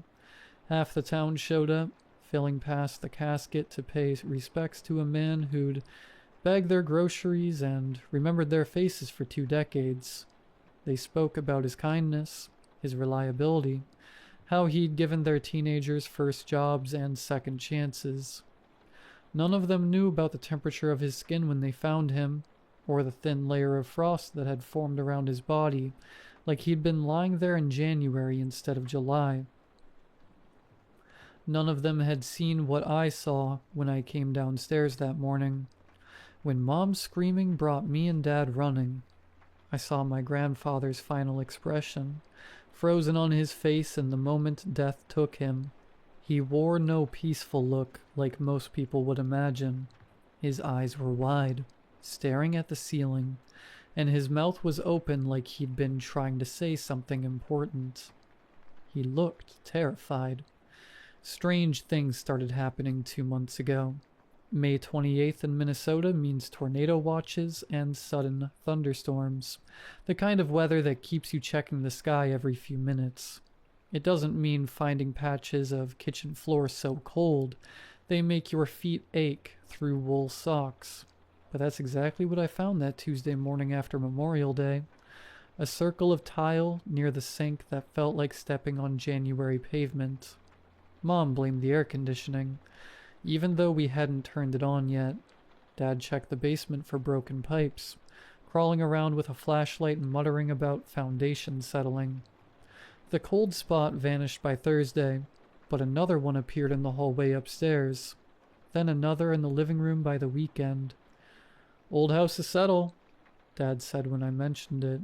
"Foundation shifts, creates drafts you wouldn't expect." Our house was built in 1987. It wasn't exactly old by anyone's standard. Dad liked cheap explanations that didn't require calling repair services. I pressed my palm against the frigid patch of living room carpet, watching my breath form small clouds in the 70-degree air. When I called Mom over to feel it, her hand passed through the cold like it wasn't there. "Feels normal to me, honey," she said, giving me that concerned look parents get when they think you're coming down with something. But I could see the frost forming on the carpet fibers where my breath hit them. The winter winds started a week later. I'd be watching TV or doing homework, and suddenly smell snow in the air. That sharp, clean scent that comes from a blizzard. The smell would drift through rooms like invisible smoke, carrying whispers I could almost understand. Once I followed the scent upstairs to Grandpa's room, where he was sitting on his bed looking at old photo albums, his face pale and distracted. "You smell that?" I asked him. He looked up from a picture of him and Grandma at some company picnic. His hands were shaking as he closed the album. "Smell what?" "Like snow. Like winter." "It's May, Theo," but his voice cracked when he said it, and I noticed he was wearing a sweater despite the warm afternoon. The whispers came with the wind that smelled like snow. Voices so quiet I couldn't be sure I was actually hearing them. Sometimes they seemed to be calling a name, sometimes just murmuring like people having a conversation in another room. I'd turn my head to catch the words, but they'd fade into nothing, leaving me wondering if I'd imagined them entirely. But Grandpa heard them too. I'd find him sitting in his chair at midnight, eyes wide open, responding to things the rest of the family couldn't detect. "I'm sorry," he'd whisper to the empty room. "I know you're cold. I know." When I asked him who he was talking to, he'd look at me with the desperate expression of a drowning man. "You can hear them too, can't you, Theo?" His voice barely above a whisper. "The voices in the wind?" I nodded, and something between relief and terror crossed his face. "Then you know she's coming." The shivering started in June. I'd wake up at 3 in the morning, teeth chattering, pulling my covers tight around me. The room would feel normal to everyone else, maybe even warm, but my body acted like I'd been sleeping outside. When I mentioned it to Mom, she immediately started checking for fever and asking about my appetite. "Growing boys need more calories," she said, adding extra bacon to my breakfast. "Your metabolism's probably just running high." She couldn't see the frost forming on my bedroom windows while the thermostat read 75 degrees. Grandpa started acting strange around the same time, but this was different from the whispers. This was paranoia. He began looking over his shoulder when we watched TV together, checking the locks on doors that nobody ever used. During dinner, he'd pause mid-sentence and listen to sounds the rest of us couldn't hear, his fork halfway to his mouth, eyes darting toward the kitchen doorway. "Nothing there," he'd mutter, when I followed his gaze. "Just tired." But tired people don't spend 20 minutes staring at the same photograph, and they don't whisper apologies to themselves while they think no one's listening. I started finding him with those photo albums more often, usually the ones from his working years at the IGA. He'd flip through pages slowly, his fingers tracing faces I didn't recognize, his lips moving in silent conversation. One afternoon in late June, I found him in the kitchen at 2 in the morning, still in his pajamas, staring at the spot where his body would be found 3 weeks later.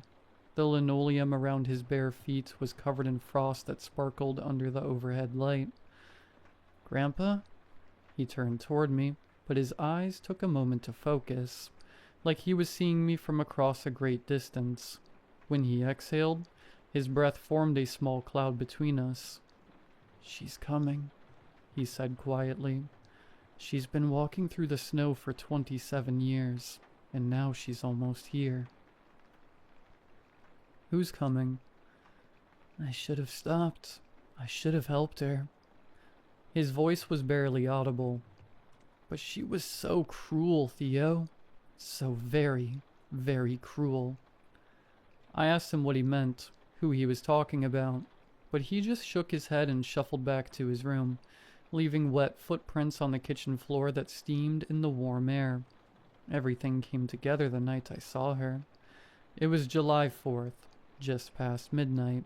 Fireworks had been going off all evening, late celebrations from people who'd bought too many bottle rockets and didn't want to waste them.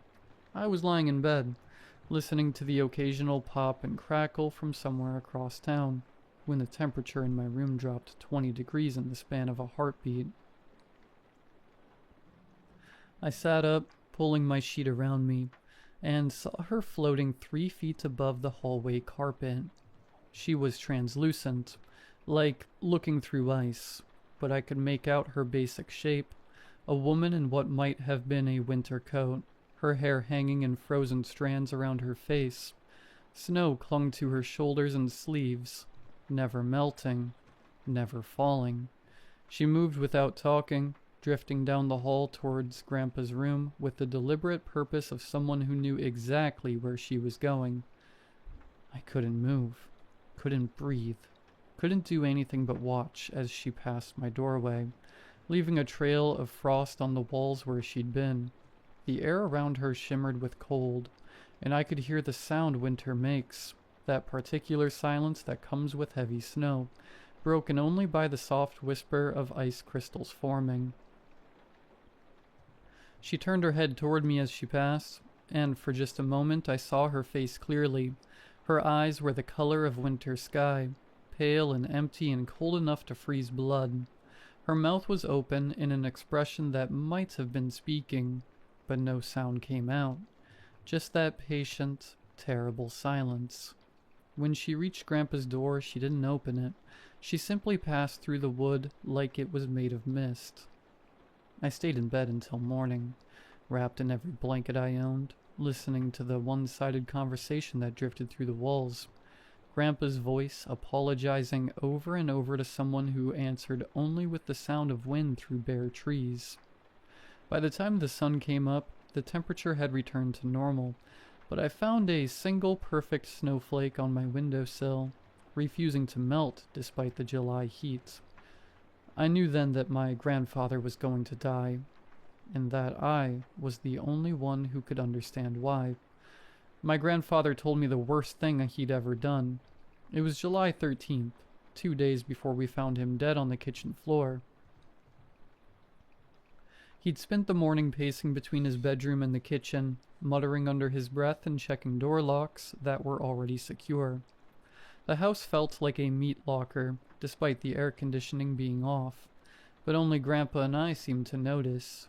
By afternoon, he looked like a man who hadn't slept in weeks. "Theo," he said, finding me in the garage where I was fixing a flat tire on my bike. "I need to tell you something.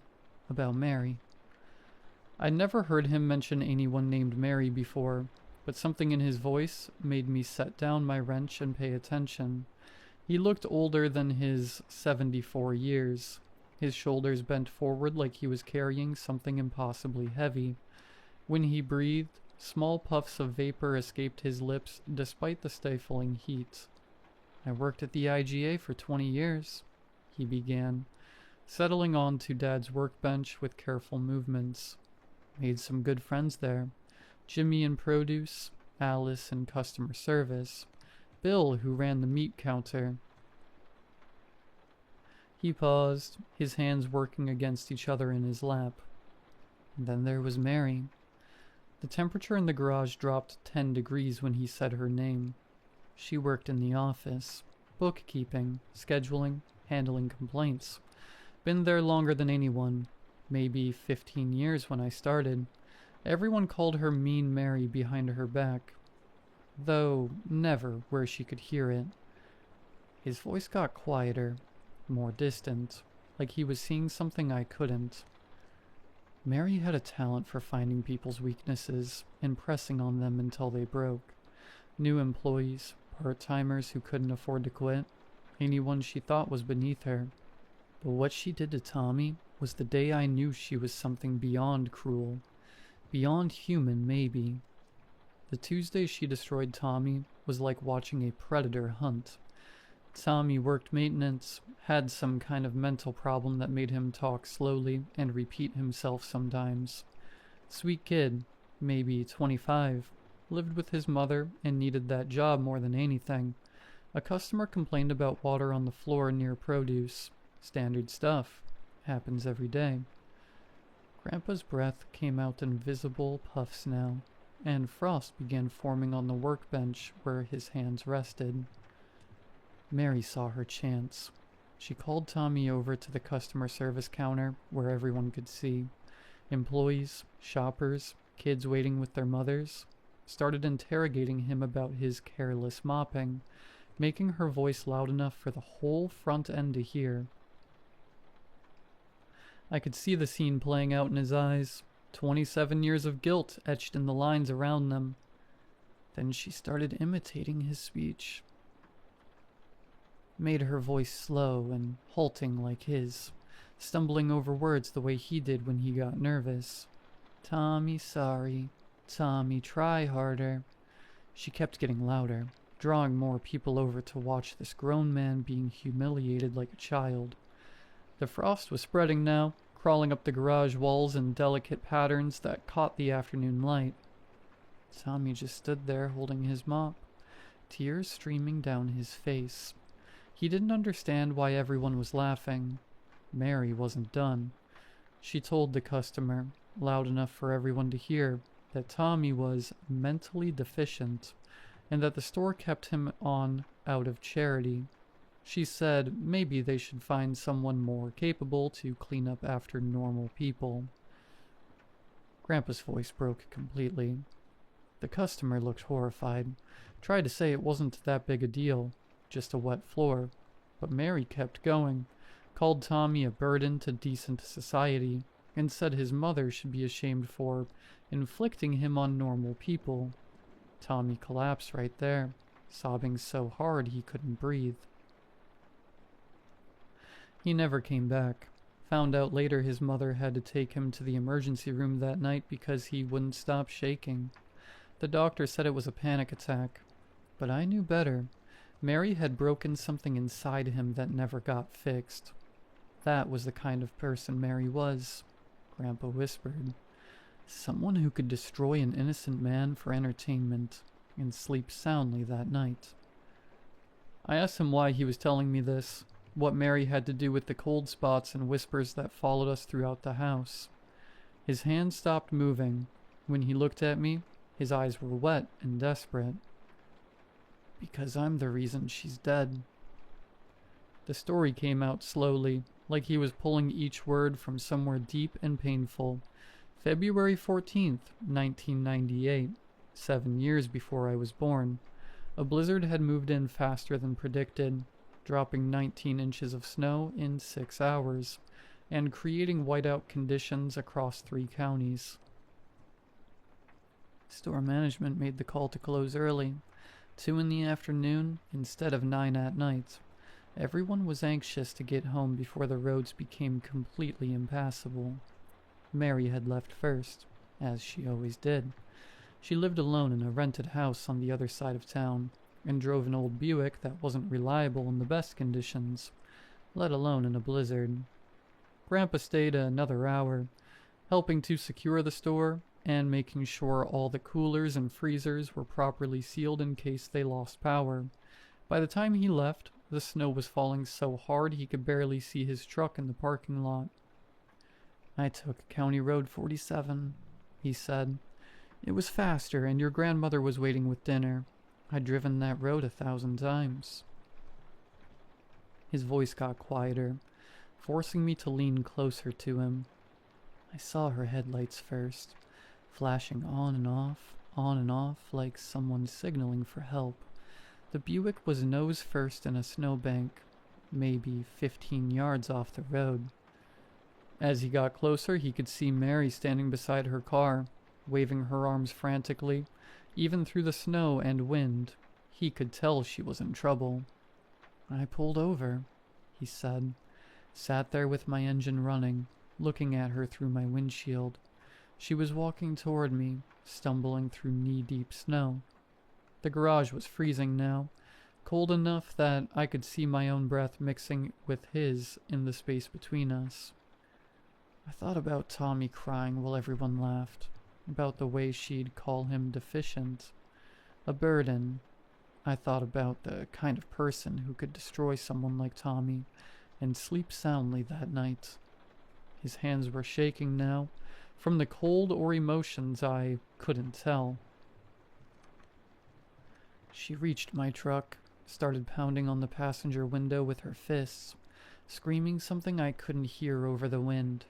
Her face was pressed against the glass, and I could see the terror in her eyes. She knew she was going to die out there if no one helped her. He paused, his breath coming in short, sharp puffs that crystallized in the air. I put the truck in drive and kept going. The words hung between us like icicles. She ran after me for maybe 20 yards, waving and screaming. I watched in my rearview mirror until the snow swallowed her up. Then I drove home and told your grandmother I'd taken the main route because it was safer. They didn't find Mary's body until March, when the snow finally melted enough for a farmer to spot something that didn't belong in his field. She'd made it almost a mile from her car before the cold took her, found frozen in a drainage ditch, with her arms wrapped around herself, still wearing the same winter coat I'd seen floating through our hallway. I killed her, Grandpa whispered, and I've been living with that for 27 years. The frost had covered every surface in the garage now, turning our breath into clouds, and making the metal tools ring like bells when the expanding ice shifted them. She's been walking through that blizzard ever since, he said, walking through the snow and the cold, getting closer every year. And now, she's found me. I asked him why he was telling me this now, after keeping it a secret for so long. He looked toward the house, where shadows were beginning to gather in the windows as evening approached. Because she's here, Theo. She's been in my room every night for a week, standing at the foot of my bed, dripping snow melt on the carpet. She doesn't say anything, just watches me with those frozen eyes. His voice dropped to almost nothing, and I think you're the only one who can see her too. The air conditioner stayed off for the last 2 days of my grandfather's life. After his confession in the garage, he became obsessed with heat. Every time someone turned on the AC to combat the mid-80s weather, he'd shut it off within minutes, his hands shaking as he adjusted the thermostat. Can't stand the cold air, he'd mutter, pulling on another sweater despite the sweltering house. When Dad complained about the temperature, Grandpa begged. Just keep it off, he pleaded. Please. The whispers were constant now.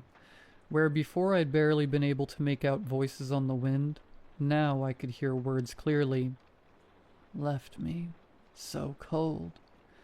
They drifted through the house like smoke, always in Mary's voice, though I'd never heard her speak when she was alive.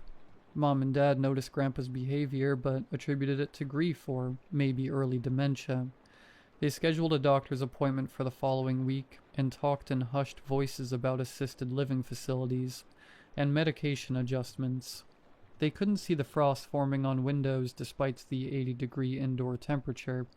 They couldn't see the way their breath became visible whenever they stood too close to Grandpa's usual spots. When I pressed Mom's hand against a wall covered in ice, her fingers passed through it like it wasn't there. Don't you feel that? I asked desperately. Feel what, honey? She looked at me with growing concern. Are you feeling all right? but I could see the frost spreading under her touch, could feel the supernatural cold seeping through my clothes and into my bones. On July 14th, the day before he died, Grandpa stopped sleeping entirely. I found him in the living room at 2 in the morning, fully dressed, staring at the front door. The house was stifling without air conditioning, but his breath formed steady clouds when he spoke. "She's getting closer," he said without looking at me. "Where is she?" "Right there." He pointed toward the empty hallway. "Can you see her? She's standing by the stairs, just watching." I looked where he was pointing and saw nothing but shadows, but the temperature in that spot had to be below freezing, because frost was forming on the wall in the shape of a woman. "What is she doing?" "Nothing, just looking at me, but I can feel the cold coming off her, like standing next to an open freezer. And her eyes," he shuddered, "her eyes are like looking into a January sky." We sat together until dawn. I held his frail, cold hand, listening to him whispering apologies to the empty air, while I watched frost patterns spread across surfaces that should have been warm. When the sun came up, he seemed to relax slightly, but I knew the relief was temporary. That evening, our house felt like an oven. The air conditioner sat silent while the July heat pushed the indoor temperature well into the 90s. Every fan in the house ran at full speed, but they couldn't compete with the supernatural winter that followed my grandfather from room to room. The whispers started earlier than usual, just after sunset. This time they weren't random phrases, but something more focused, more demanding. I couldn't make out all the words, but Grandpa could. He sat in his chair, no longer pretending he couldn't hear her. "I know," he said to the empty room, his voice steady for the first time in days. "I remember leaving you there." A pause, as if he were listening to something I couldn't quite catch. "Yes, you called my name. You begged me to help." Another pause, longer this time. The frost was spreading faster now, covering the walls around his chair in intricate ice patterns. "I'm sorry," his voice cracked.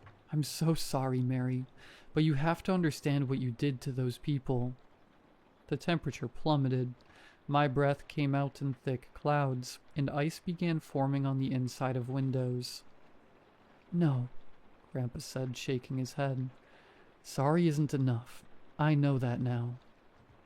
The conversation continued for hours, Grandpa responding to accusations I could only partially hear, accepting blame for a decision that had haunted him for 27 years. Sometimes I caught fragments of her voice on the wind. "Left me to die. So cold." Near midnight, his voice changed, became resigned. "Yes, you were alone. You died alone because of me, and that was cruel. Maybe as cruel as anything you ever did. I deserve this, but please, leave my family alone.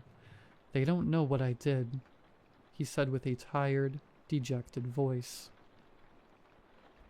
By 1 in the morning, the house felt like a walk-in freezer. Ice covered every surface I could see, turning our home into a winter landscape.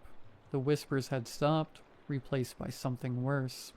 The sound of someone breathing slowly in the darkness, each exhalation bringing more cold. "Theo," he said with all the warmth and affection he could muster, "go to bed. You can't help me. I'm ready. I'm tired, and this is nothing you or anyone should ever have to see." I went to bed knowing I'd never see my grandfather alive again, but unable to do anything except watch it happen. Mary had finally gotten her revenge, and she'd made sure my grandfather experienced every moment of the cold that killed her. The only difference was that she'd died alone in a field, while he died surrounded by the warmth of a family who loved him. It wasn't mercy, it was just a different kind of cruelty. 3 weeks later, I sent my college applications exclusively to schools in Florida and Arizona. Some things are too cold to forget, and I never want to feel winter again. The frost disappeared from our house the day we buried Grandpa, but sometimes on the colder nights, I still hear whispers in the wind. They're fainter now, more distant, like someone calling from very far away. I think Mary is walking again, looking for the next person who left someone to die in the cold.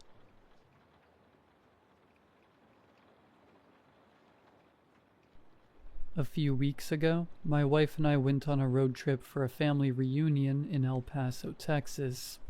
I am now sitting in the hospital waiting room, desperately wishing we hadn't. "How much longer?" Melanie asked, leaning her seat back and putting her hand into the small of her back in a feeble attempt to find a more comfortable position. "Google says we've got a few more hours to go," I said, glancing quickly at my phone sitting in the cup holder, then putting my eyes back on the road. "Do we need to stop again?" Melanie shifted in her seat a bit, removed her hand from behind her, then sat it back up to its original vertical position. At 7 months pregnant, her options for comfort were quickly dwindling, and none of them involved the front seat of a car. "No, let's just go. If we stop again, I'm not going to want to get back into the car." "Signal lost," my phone's robotic female voice announced. I sighed.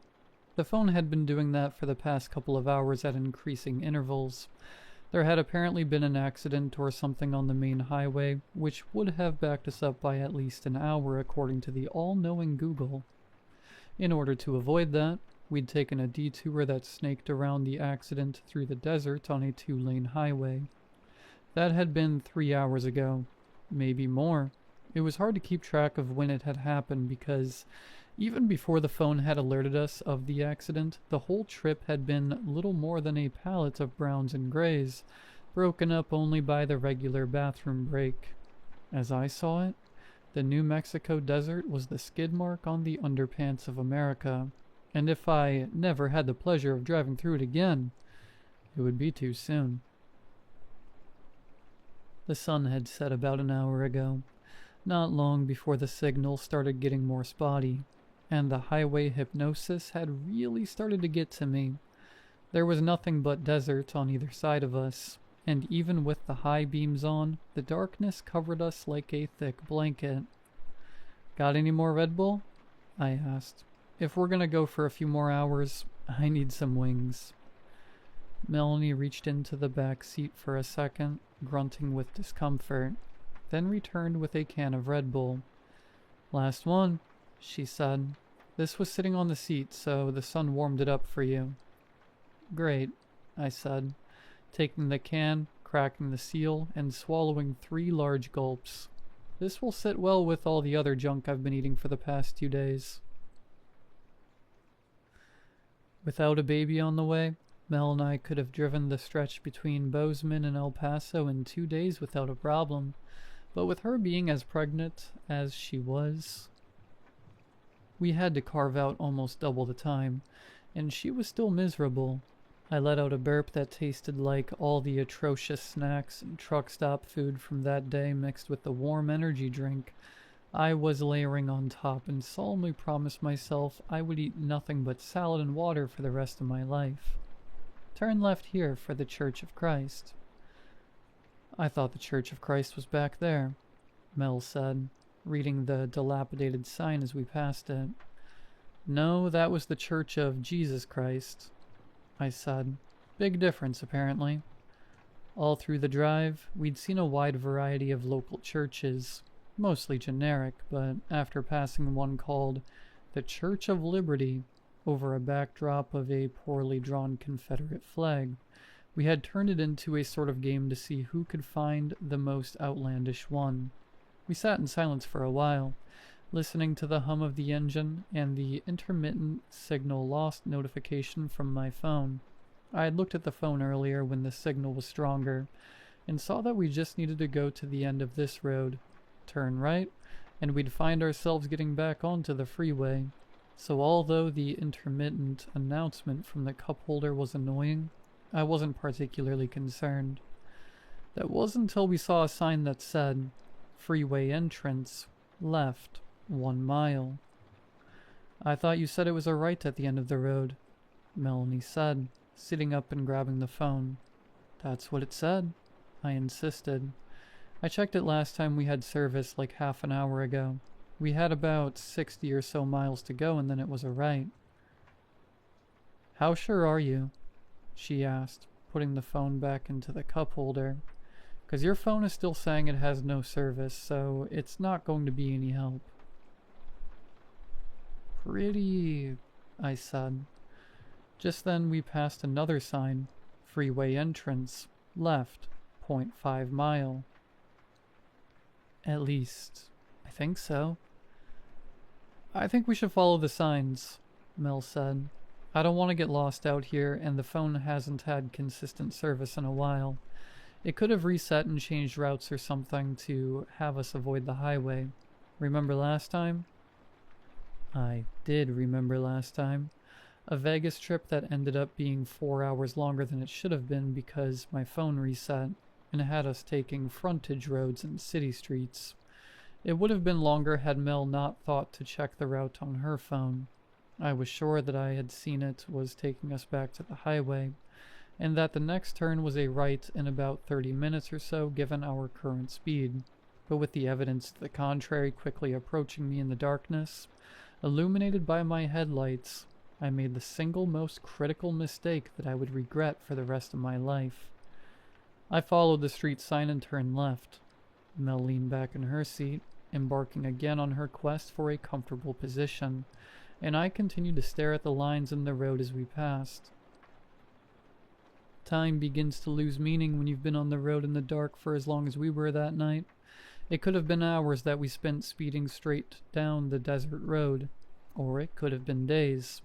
With no focal point, it was really up to the clock alone to tell us how long we'd been there, and the clock on the dashboard had inexplicably reset at some point, something it did on occasion for most of the time I'd owned the car. Another bullet for Melanie to fire at me whenever we got into our marital spats. I didn't care, and she didn't really either, but it was another straw to load up on the camel's back nonetheless. My faith in the phone had begun to waver even further, as I was becoming sure even that clock was running slow somehow. We'd go for 5 or 6 miles according to the odometer, and the clock would only read a minute or two had passed. I drained the last bit of Red Bull down my throat, again promising myself nothing but clean eating after this trip was over. Moments later I felt a dull pressure in my bowels. The last drop of liquid must have been the last straw for my bladder. Mel slept quietly next to me, having finally crashed a while back, and I made the second decision I would come to regret. Although we hadn't seen another car for miles, I flipped my hazard lights on and pulled over to the side of the road. I turned off the car and stepped out of the car and relieved myself, relishing one of the finer points of being a man, and having the ability to take a leak in the middle of the road without much fanfare and return to the car. Mel stirred then and asked if we were there yet. "Not yet, just a bit further. I had to take a leak." She rolled her eyes and closed them again. I turned the key to start the car back up and heard a sound that sunk my heart into my stomach. Click, click, click, click.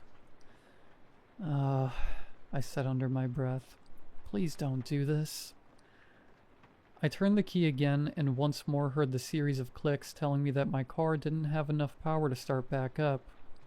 I sighed, resting my head against the steering wheel in defeat. "What's wrong?" Mel asked, opening one eye. "Battery's dead." "What?" There was a hint of panic in her voice, and she sat back up, totally awake now. "But the car was just running." "Yeah, it was running off the alternator. The battery needs just enough power to start, then the car can run off of the power generated by the alternator. All we need is a jump, and we should be able to get the rest of the way, as long as we don't turn the car off." "But who's gonna jump us?" Mel asked. "When was the last time you saw a car?" It's been a while, I admitted. Definitely not since we made that turn back there. Mel spat. Stay here, I said, unbuckling my seatbelt. Where are you going? She asked, the panic in her voice rising. Just up there, I said, pointing down the road. I think I see a sign maybe 100 yards out there. It might give us an idea of which direction we need to go, or if we need to just wait until the sun comes up. I could tell she didn't like it, but she didn't say anything. I'll keep my flashlight on so you can see where I am. I'll just go there, then straight back. She nodded. Unless I see a Denny's, then you're on your own. She flipped me off. I kissed her cheek and stepped out into the night. The air was brisk despite having been downright hot during the day, and I remembered learning in science class as a kid that desert wildlife had to be tough enough to endure not only the heat during the day, but the cold, sometimes freezing temperatures at night as well. I shivered and hugged my arms around my torso and made my way down the road to where I thought I'd seen a road sign. As I approached, I realized it wasn't the kind of sign I was hoping for. It was made of cracked wood that looked just a little better than the sign for the church we'd seen a while back, and on it painted in white letters it read, Gomper's Farm, above a crudely drawn arrow pointing down a dirt path to the right. My gaze followed the arrow, and I thought I could see a light far off in the distance. A scream broke through the darkness that turned my blood to ice. Mel? I called, wheeling around and bolting back the way I came. Melanie! I could see the shape of the car in the distance, but it was far too far away for my flashlight to do much good. I sprinted down the road screaming my wife's name in a hot panic. What? Melanie called back, alarmed. I slowed when I heard her voice and held the light up again. She was standing on the passenger side of the car with the door open. I thought I heard you screaming, I said through heaving breaths. She looked around confused. No? You didn't hear that? I asked. She shook her head. No, I don't think so. I was in the car until I heard you yelling, though. Where did it come from? I don't know, I said, shaking my head and spitting the bitter flavor of adrenaline into the dirt. Maybe it was an animal or something, she suggested. What did the sign say? There's a farmhouse or something about a mile down the road, I think, I explained. It's not exactly ideal, but if I jog it, I could make it in about 10 minutes or so. If anyone's there, all they'd have to do is give me a ride back and help us jump the car. If nobody's there, we'll probably have to wait till morning unless a car happens to pass by. She mulled it over for a moment. Then I saw the resolve on her face, and I knew what was coming next. I'm going with you then. I didn't like it, but I could tell that arguing wasn't going to get me anywhere but the doghouse. And, considering the scream I'd heard, or thought I heard anyway, I preferred having her close. Fine, I agreed. Grab your jacket, though. I'm going to grab mine and a couple of water bottles from the back. A moment later, we were hiking down the road, our silhouettes illuminated intermittently by the orange hazard lights we'd elected to leave on. I doubt the battery would last if those lights were on too long, but if someone was driving past, I would hate for them to miss it. Mel had thought to leave a note on the windshield telling whomever found it that we'd gone to the farmhouse and would be back shortly. If anyone was kind enough to stop, they'd hopefully see the letter and stick around long enough to help. That, or they'd know where to look for us coming back so they could take whatever they wanted out of the car before we returned. There was a cool breeze that played with our hair as we walked. Not uncomfortable, but enough to make me zip my jacket up just a bit more. Mel held the only flashlight we had, and the beam bounced up and down in the darkness like a buoy. The car was barely visible when Mel shrieked so suddenly, I nearly tripped on my own foot. What? I asked, suddenly panicked. Look, she said, extending her finger past the head of the flashlight. What? It's gone now. Didn't you see it? No, I was too busy asking myself why I'm hiking with a pregnant banshee. There's something out there, she said, ignoring my jab. Just past that rock, I saw a pair of golden eyes. Probably a coyote, I said, starting to walk again. They're cowards. If we keep walking and talking, nothing should bug us, especially if we stick to the road here. Mel nodded, then caught up to me. How much longer do you think it'll be till we get to the farm? Don't know, I shrugged. 10 or 15 minutes maybe.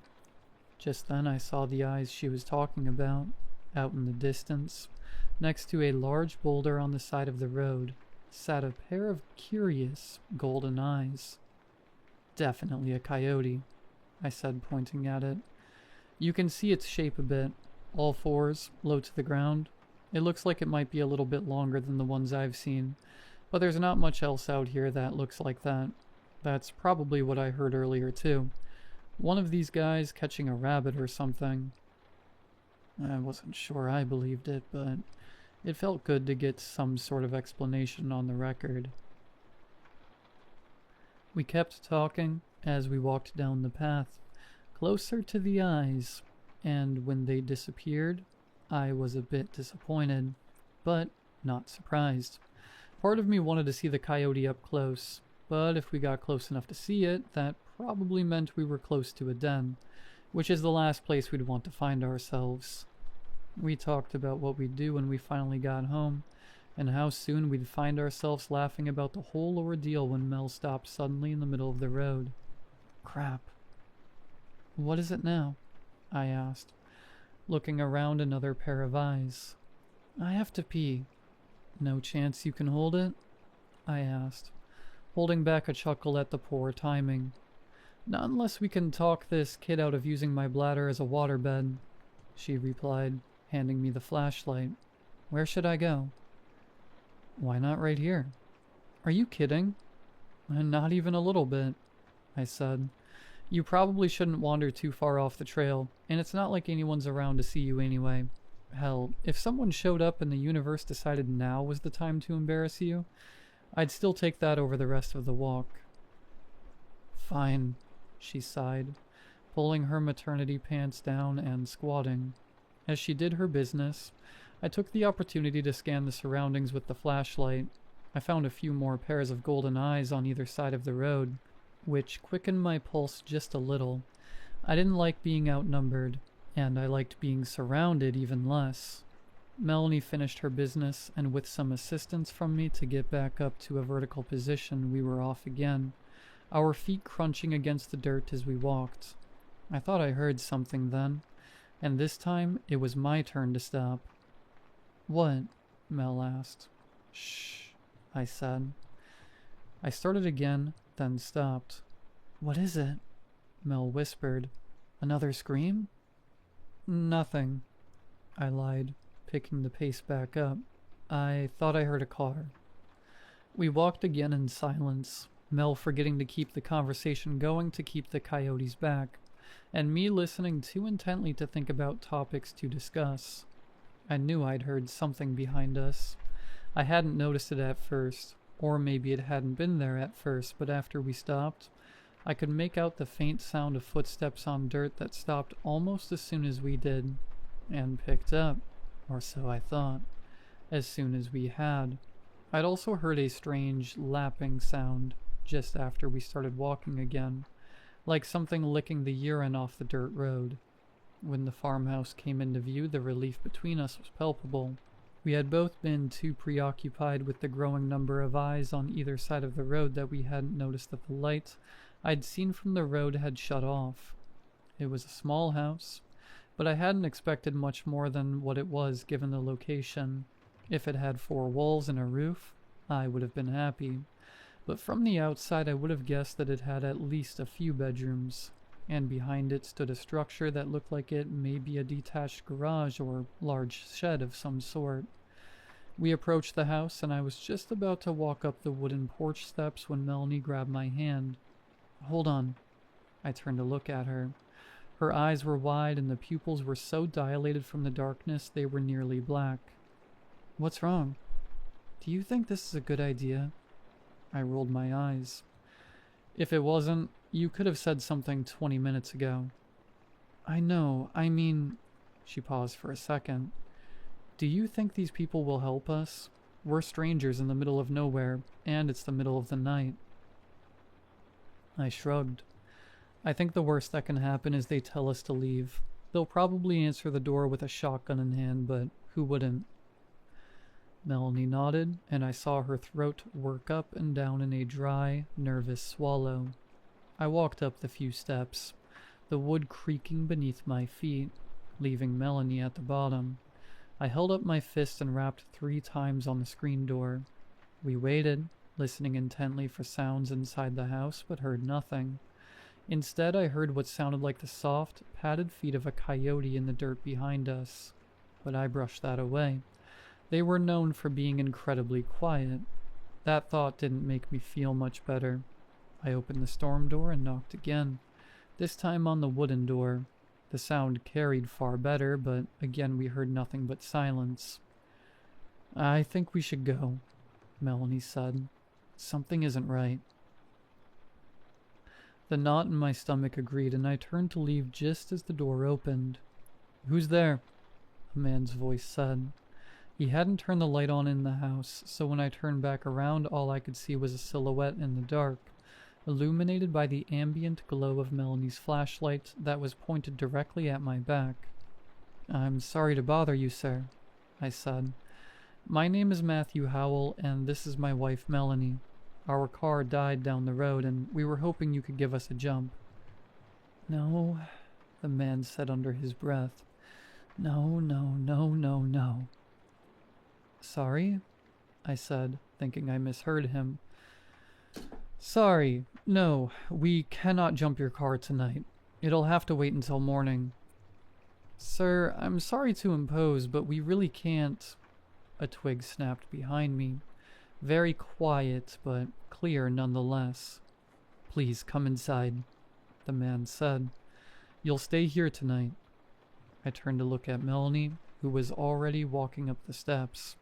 The man opened the door wider to let us in and clicked on a light in the hallway, bathing us in a glow that immediately made me feel better. The farmhouse looked on the inside just as I would have guessed.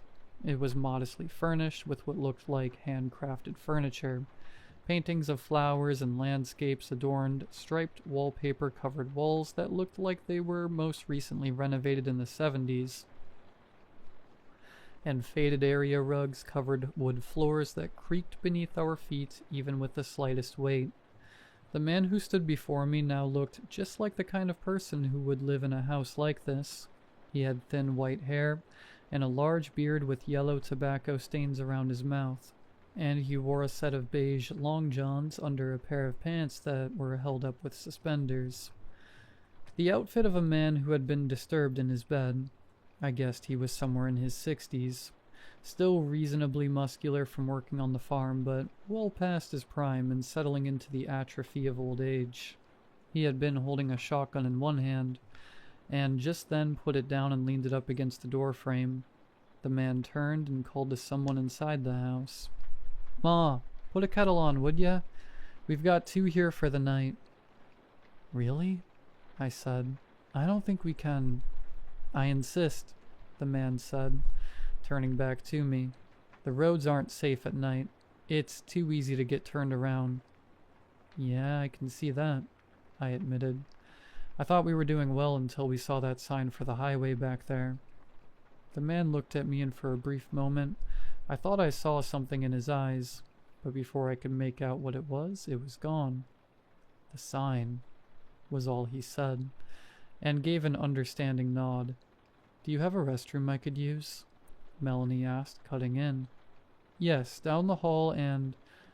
The man stopped when he saw her, and again there was something in his expression I didn't like, but again I couldn't make it out before it was gone. To the right, he finished. Melanie thanked him and made her way to the bathroom. We'll be just around the corner in the kitchen, the man told her.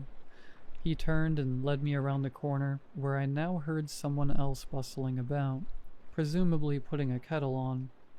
"My name is Arthur," the man said, sitting down at the kitchen table. "This here is Ruthie," he said, gesturing to a small woman in a white nightgown, who was just then lighting the gas stove. Ruthie turned around and offered me a smile. "Hello," she said. "Did I hear your name is Matthew?" I nodded.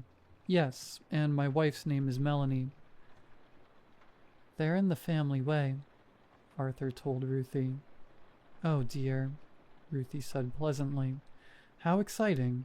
How far along is she?" "Not the word I'd use," Arthur said under his breath. 7 months, I told her. 7 months, she exclaimed, beaming. "And where is she now?" "She's in the restroom," I said. "Oh, I've got some things for her. Let me run and get them," Ruthie said pleasantly, then disappeared around the corner. Arthur and I sat in silence for a moment. Then I said, "Are you sure you can't just give us a jump? Or do you have a phone I could use?" He shook his head. "Sorry, but no. Ruthie and I don't go out after dark, and we haven't had use for a phone in 20 years or more. We'll be happy to give you a ride back to your car and get you on your way as soon as the sun's up." "What if we—" "Listen," Arthur said seriously, leaning forward. He again wore the expression I'd seen earlier. It was one I didn't understand, but looking back at it now, I think my father, who had served in Desert Storm, and had seen the expression worn by men as they stood on the other side of a loaded gun but were determined to show courage in the face of fear, would have picked it up in an instant. "You were with your lady the whole time, right?" "Ever since the car broke down, yeah," I said. "And even before that, we've been elbow to elbow for just about every second for the past 2 days." "All right, good." He leaned back in his chair. "That's good." "What's this about?" I asked, and perhaps he would have told me then, although looking back I doubted that he could have. Not then. But the tea kettle began to whistle, and Ruthie returned quickly to shut it off and poured the contents into 4 mugs. Melanie came around the other corner and took a seat next to me. Ruthie asked if we took cream or sugar in our tea, which neither of us did. Then she brought mugs over with chamomile tea bags steeping in each of them and took a seat next to Arthur. "We have a guest bedroom at the end of the hall you can use until the morning," Ruthie said. "I'm glad you found your way here safely." "Yeah," Melanie said, bobbing her tea bag up and down in the water by the string it was attached to. "Those coyotes were really giving me the creeps." "Coyotes?" Ruthie asked. "Yeah, Ma, coyotes," Arthur said in a tone that sounded like they'd had the conversation 1,000 times. "I gotta chase them away from the chickens at least a few times a week, you know that." She nodded. "Yes, I just meant I hadn't seen any tonight was all." "Probably because they were all with us," I said. There were about a dozen sets of eyes following us up the road. "A dozen, you say?" Ruthie asked, surprised. "Yeah, that'd make sense," Arthur said. "They didn't try to get you, though, did they?" "No," Melanie said, taking a small, exploratory sip of her tea, then another larger one, satisfied that it wasn't too hot. "They stayed off the road. I think one of them was behind us, though, so I don't think they all stayed off the road," I said. Melanie looked at me reproachfully. "And when did you plan on telling me?" "As soon as we didn't have one behind us anymore," I told her, shrugging. "They didn't get too close, though," Arthur said. "No, they kept their distance," I told him. "I'm pretty sure the closest one was the one behind us, and that was still a ways back, I think." He nodded and sipped his own mug. "That's good. Those coyotes are serious business." "Do you get many of them out here?" Melanie asked. Arthur ran a hand through his thin silver hair. "You could say that, I suppose. More than most, but less than some. I think they like the chickens we keep in the back. Not much else to eat around here that isn't burrowed away somewhere. So it's an easy meal if they can get at them before I hear the commotion and fire off a round or two. Melanie shivered. I'm glad I don't have to worry about that sort of thing. Where are you folks from? Arthur asked, sipping at his own mug now. Montana, I said. We have coyotes up our way too, but they mostly stay in the more rural parts. And we don't have chickens or anything to worry about. I found one rooting around in the garbage, though, when I was a kid. I told everyone I thought I saw a wolf. The boy who cried wolf, Melanie teased, jabbing my side with her elbow. That's Matt, all right. I rolled my eyes and fiddled with my own tea bag. I wasn't one for tea, especially chamomile, because it reminded me of being sick as a kid. My mother swore by her herbal remedies, especially those that came in the form of tea. Are we really staying the night? Melanie asked, turning to me. I looked at Arthur, who gave me a clear, solemn nod. I said. Yeah, I guess we are. It's late and Arthur and Ruthie say they have a guest room we can stay in for the night. Are you sure? Melanie asked, turning to Ruthie. It won't be too much trouble? Ruthie waved off the idea like a fly. None at all. We haven't had visitors in 10 years or better. Not since the Pruitts came for Christmas. And aside from my boys, you are the first to come to our door in just about as long. Oh, you have children? Melanie asked. Long grown now, Arthur said, nodding and staring into his mug. Twins, Ruthie said, beaming. They're about your age, I'd guess. I've got most of their old clothes and things in the back room, if you'd like to take a look before you go to bed. I pulled the chest out of the closet already. Melanie looked at me and I gave her a shrug. Then she returned Ruthie's smile and together they made their way further into the house. You two are lucky, Arthur said when the woman had left. How do you figure? I asked. When the coyotes are hungry, they'll try to get at just about anything that moves. If you really had as many watching as you say, you could have been walking to your own graves. I wasn't sure I believed him, but the shiver that crawled down my spine certainly did. We sat in silence for a while, listening to the distant voices of our wives talking about children, and the tick of an old grandfather clock somewhere in the house when I heard the scream again. It was coming from outside, somewhere close to the house, but it was hard to tell. I sat up in my chair, but Arthur didn't move. Birds, he said flatly. Sorry? I asked. We've got birds out here that sound like that sometimes, he said. Sound like a lady shrieking, or sometimes a child crying, but it's just the birds calling out to each other. Birds, he nodded. What kind of birds sound like that? He shrugged. I don't know. I heard them called lyrebirds once. Not sure if it was the name or just a fitting description of the things. Yeah, I said, feeling the name scratch away something on the surface of my brain. A fact buried under the dust and cobwebs of my mind. I've heard of those, I think. They can copy other noises like parrots can, right? I thought they lived in Australia or something. Arthur shrugged again. Couldn't say. I don't even know if that's what they are for certain, but I know that the sound we just heard was one of them birds. I settled back in my seat, feeling better about the scream I'd heard earlier. It would have made sense if it came from the air. That could explain why I wasn't sure where it had come from.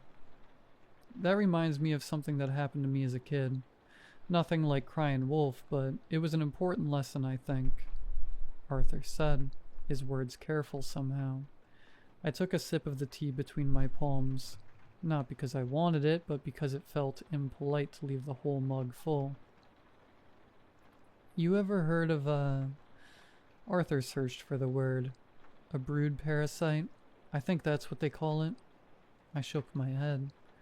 It's a kind of bird that leaves its eggs in another bird's nest. Sometimes it'll push the other eggs out, but usually it just leaves their eggs for the other bird to care for. I heard about these when I was a little boy, maybe 8 or so, and I found a robin's nest with a bunch of little blue eggs and one single black and white speckled one. I thought I'd found something really special, so every day that spring I would climb that tree to see if it hatched. A couple weeks went by and eventually the egg hatched. It was the first one, and I was so excited to see the little black chick inside. Not long after the others hatched, and each of them was a little robin that looked nothing like this blackbird, which was now twice the size of these other ones.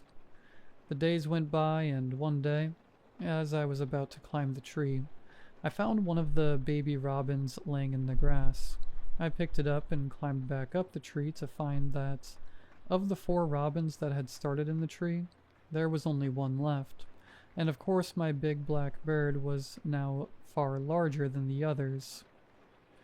It had started to knock the other birds out of the nest. I put the chick that I had saved in the grass back into the nest. And do you know what the black bird did? I shook my head. It killed it right before my eyes. Tore it apart like it was nothing. I ran to tell my father, and that's when I learned about birds that impose their eggs in other nests so that the other birds will raise them. I thought that. A voice outside interrupted us. It was a cry that almost sounded like it had words this time, but the words were indistinguishable, despite the fact that it sounded like it was coming from right outside the window. Arthur sat bolt upright and turned his head quickly to the window. He stood from his seat and crossed the room with 3 large steps. I was just telling a story. Leave us be. I couldn't be certain, but I thought I heard something scurry away in the dirt. What was that? I asked, trying not to sound as nervous as how I felt. Them coyotes, Arthur said. I thought you said the cries were the birds, I said. Them too, Arthur said, his tone coming off more annoyed than anything, although there was something else as well. The coyotes get curious and the birds get agitated, and before I know it, this house is the busiest place in all of New Mexico. He walked around the house and I heard the doorknob shake. Was he checking the lock? Then he returned. I think it's best we call it a night.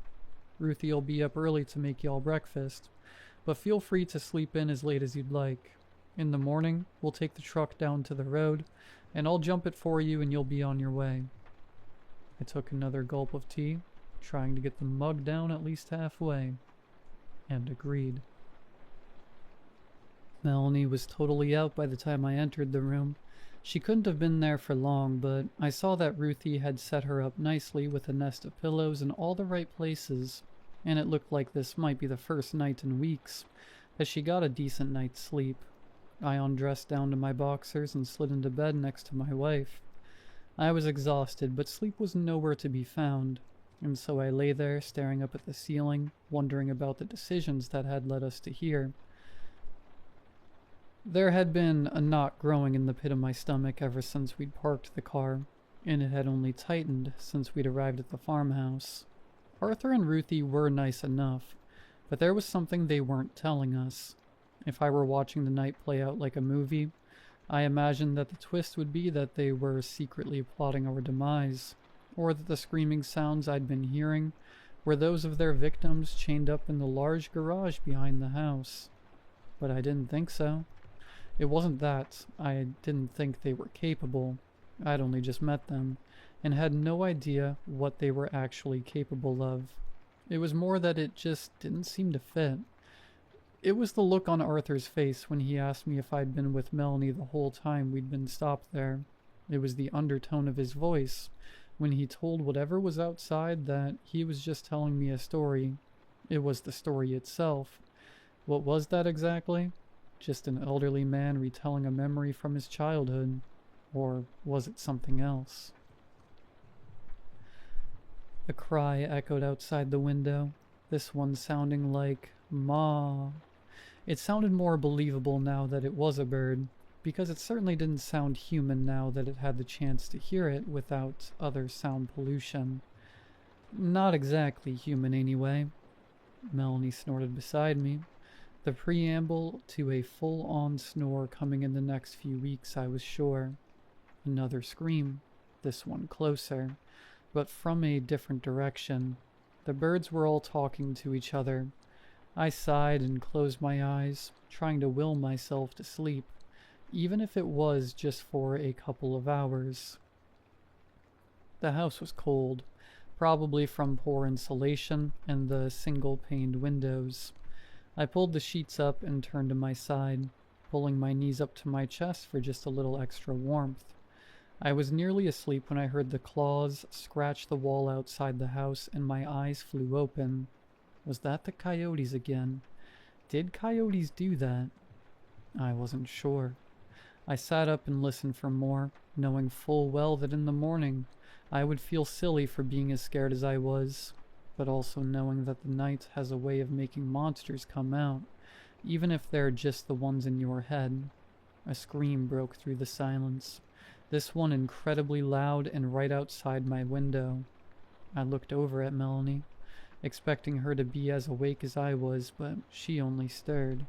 I got out of bed and crossed the room, throwing the curtains open, hoping to scare away whatever was sitting outside.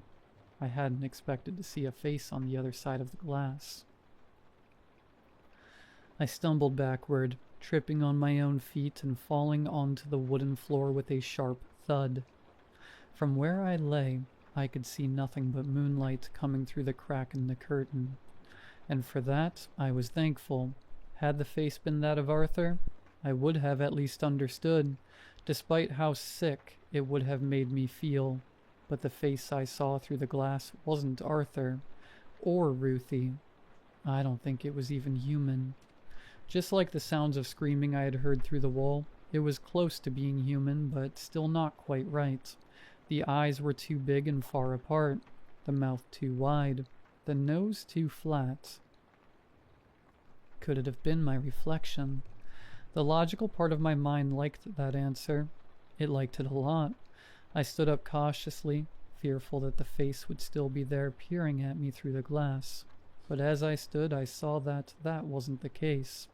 I could see myself in the glass, just well enough to convince myself that that's what I had seen.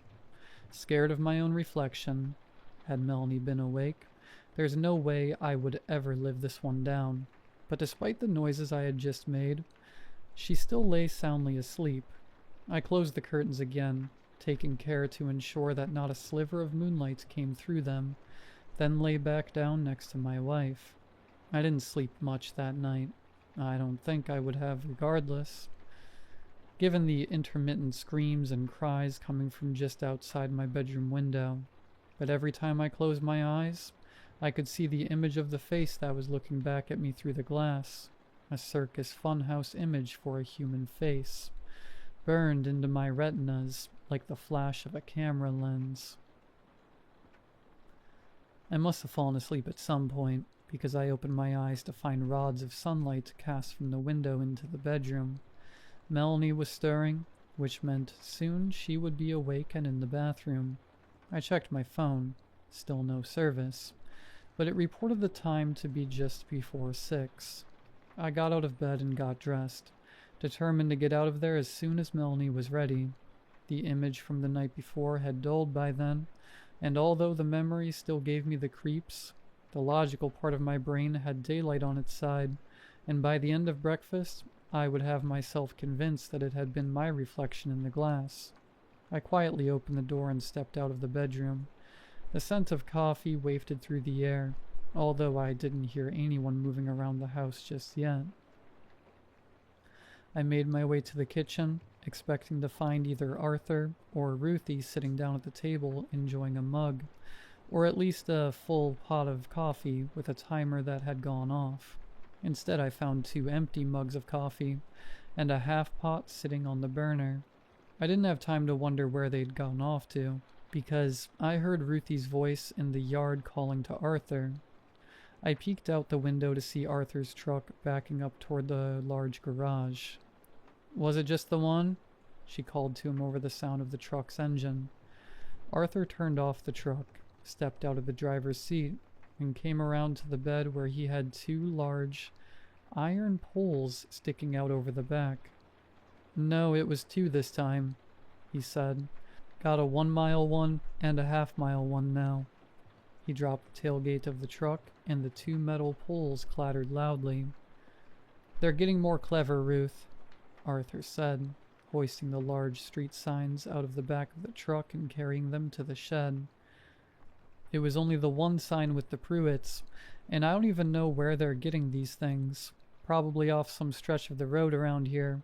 We're going to have to do something about it sooner, or... Don't you say such a thing, Ruthie said sharply. I know, Arthur said, putting his hands up. I'm sorry. I just don't like cleaning up their messes is all. Well, take it up with them, Ruthie said. He's your... Arthur looked up fiercely at her, and she didn't finish her sentence. He may be yours, but he ain't mine, he growled. Mine's out under the apple tree. The couple walked around toward the door, and I quickly slipped back to the bedroom. Melanie was sitting up. Hey, Matt, what time is it? I don't know, I said. Somewhere around 6, I think. We should get going, though. Melanie stretched. Yeah, she said through a wide yawn. That's probably a good idea. How'd you sleep? I slept great, I lied, knowing that the truth would surely cause questions that I'd rather not answer just then. Me too, she said, scratching the back of her head. Best night's sleep I'd had since I got pregnant. Let me pee, then I'll get dressed and we can go.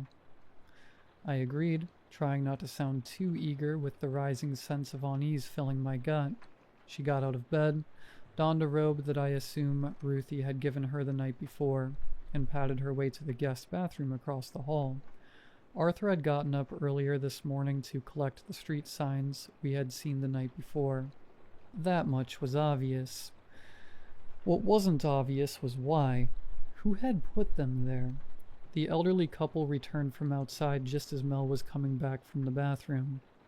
Oh, Ruthie exclaimed. I didn't think you two would be up for at least another hour or so. Let me get breakfast on. That's all right, I said.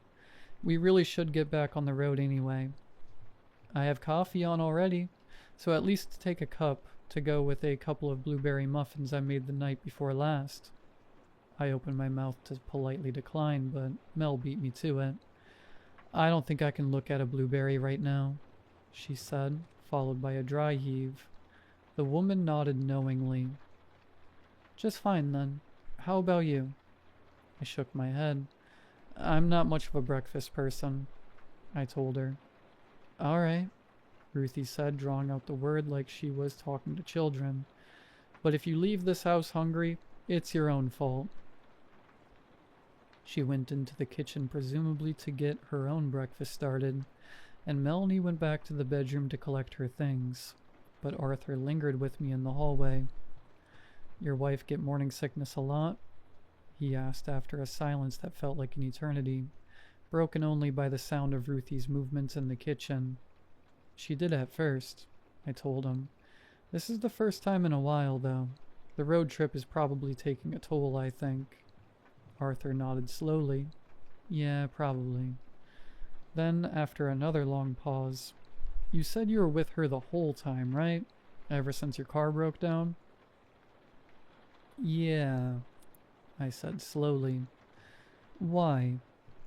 He shook his head, as if that told me all that I needed to know. All right, Matt, Mel said, opening the door behind me. I'm ready when you are. I'll get my keys, Arthur said. The ride back to the car was quiet and uneventful.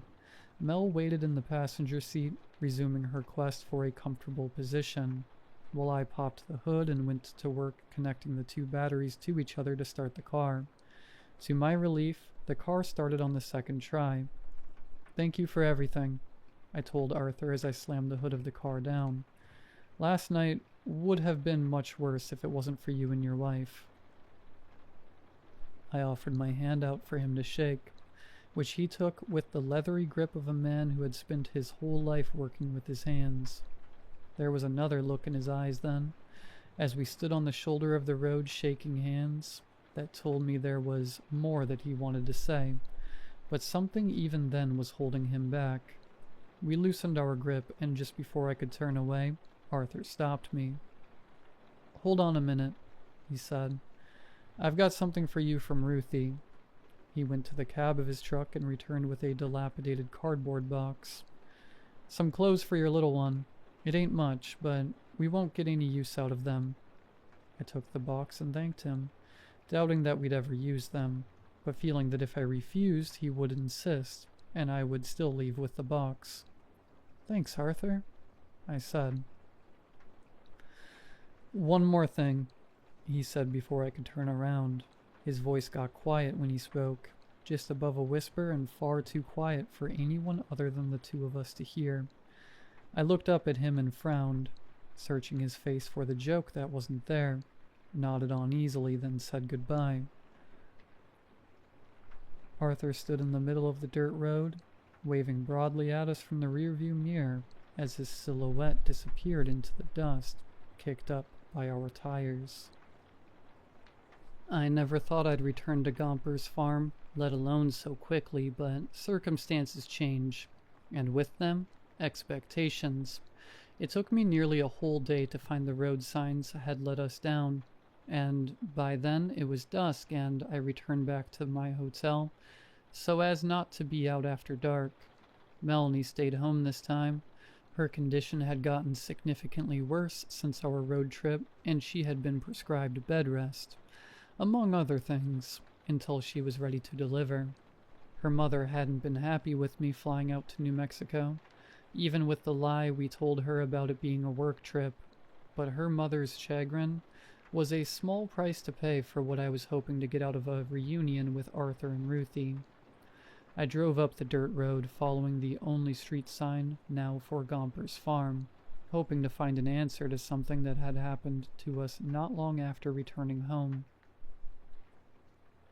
I parked my car next to Arthur's pickup truck and stepped out.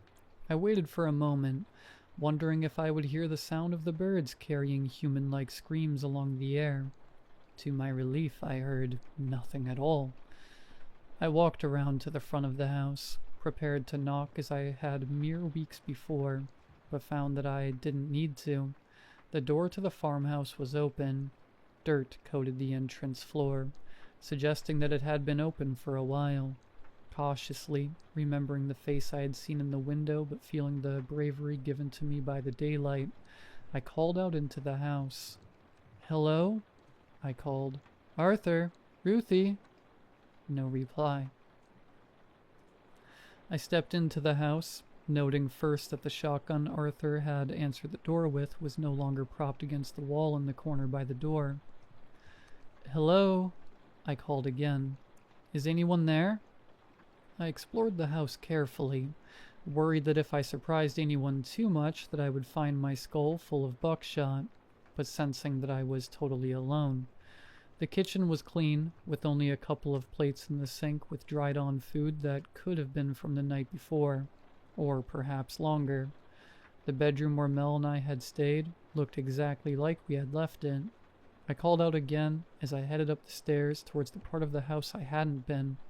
There were 3 doors down the hallway from the top of the stairs. I chose the first and opened it.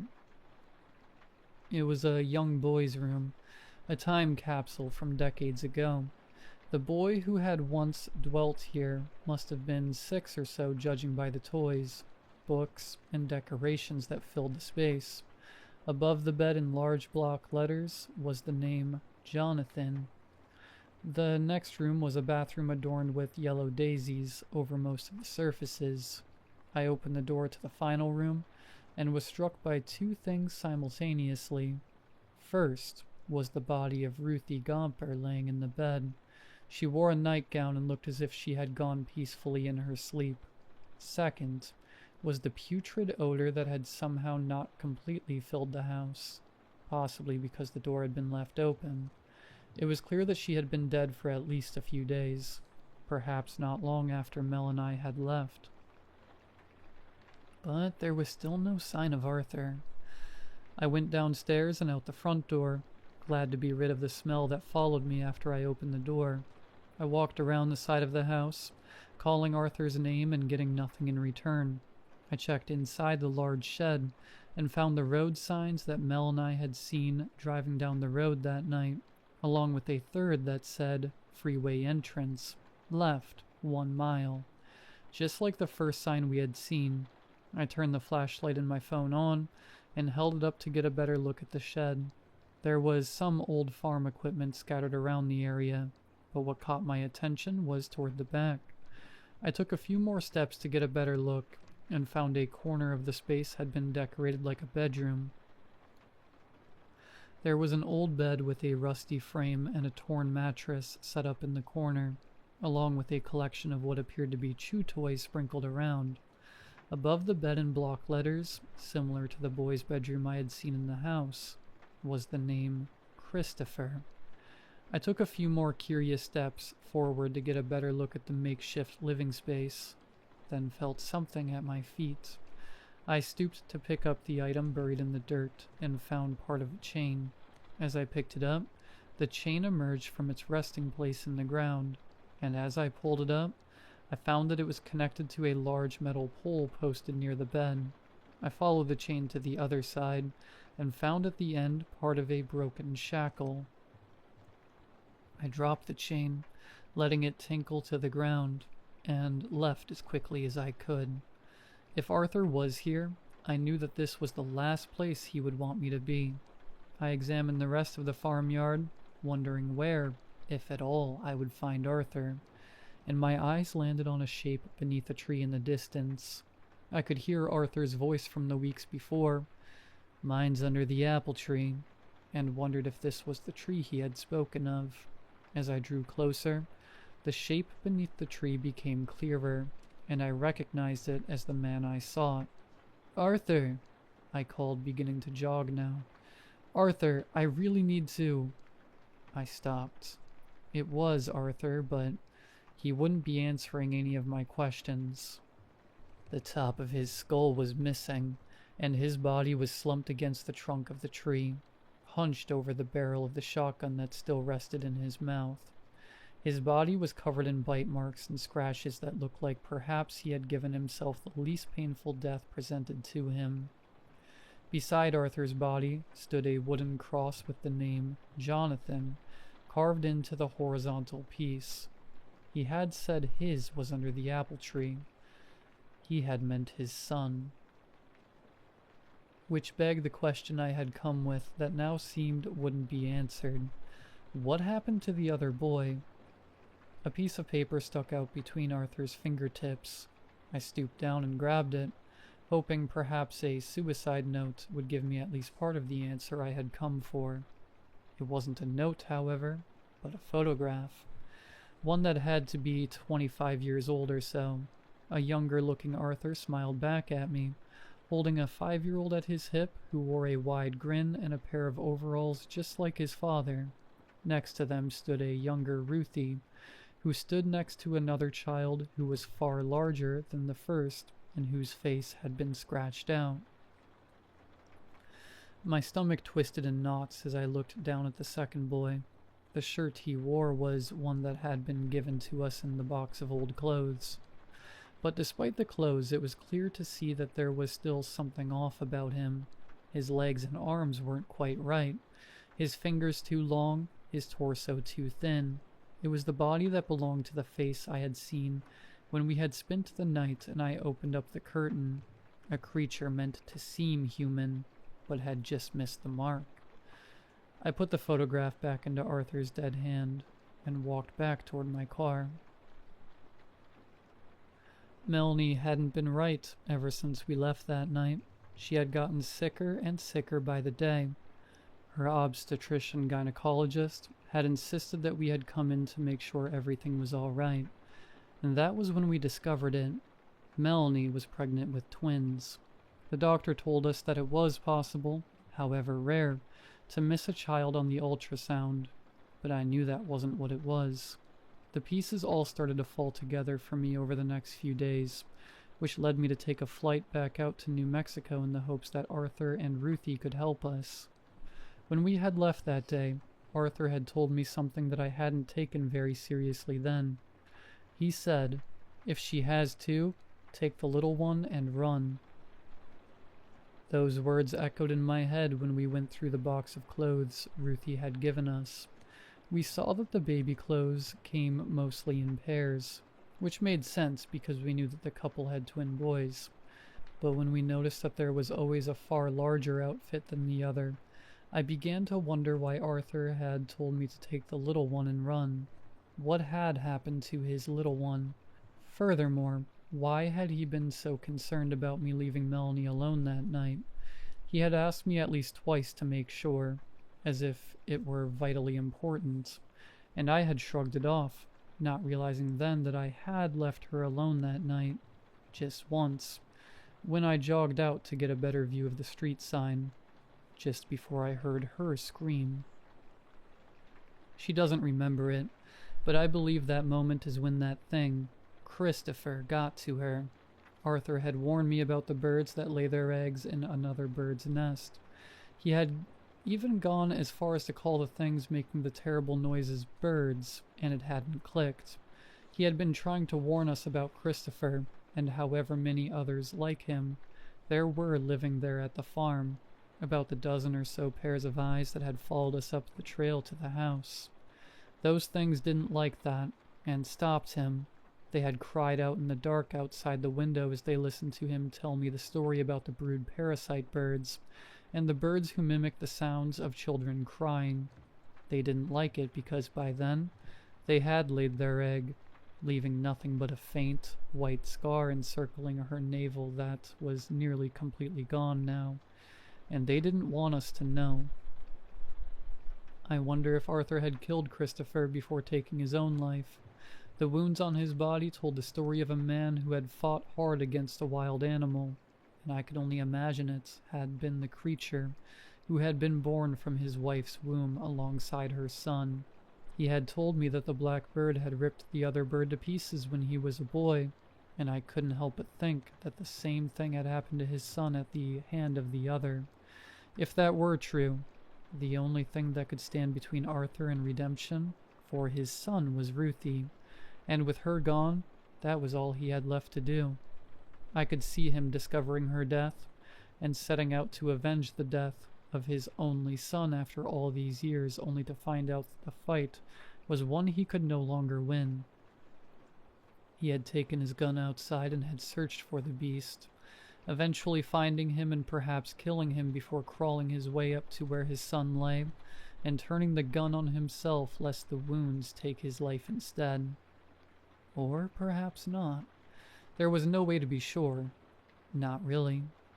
I got back to my car and climbed into the driver's seat. My hands shook as I turned the key and started back down the road.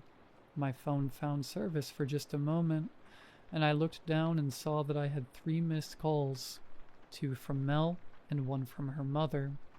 There was a text message as well that read, "It's happening."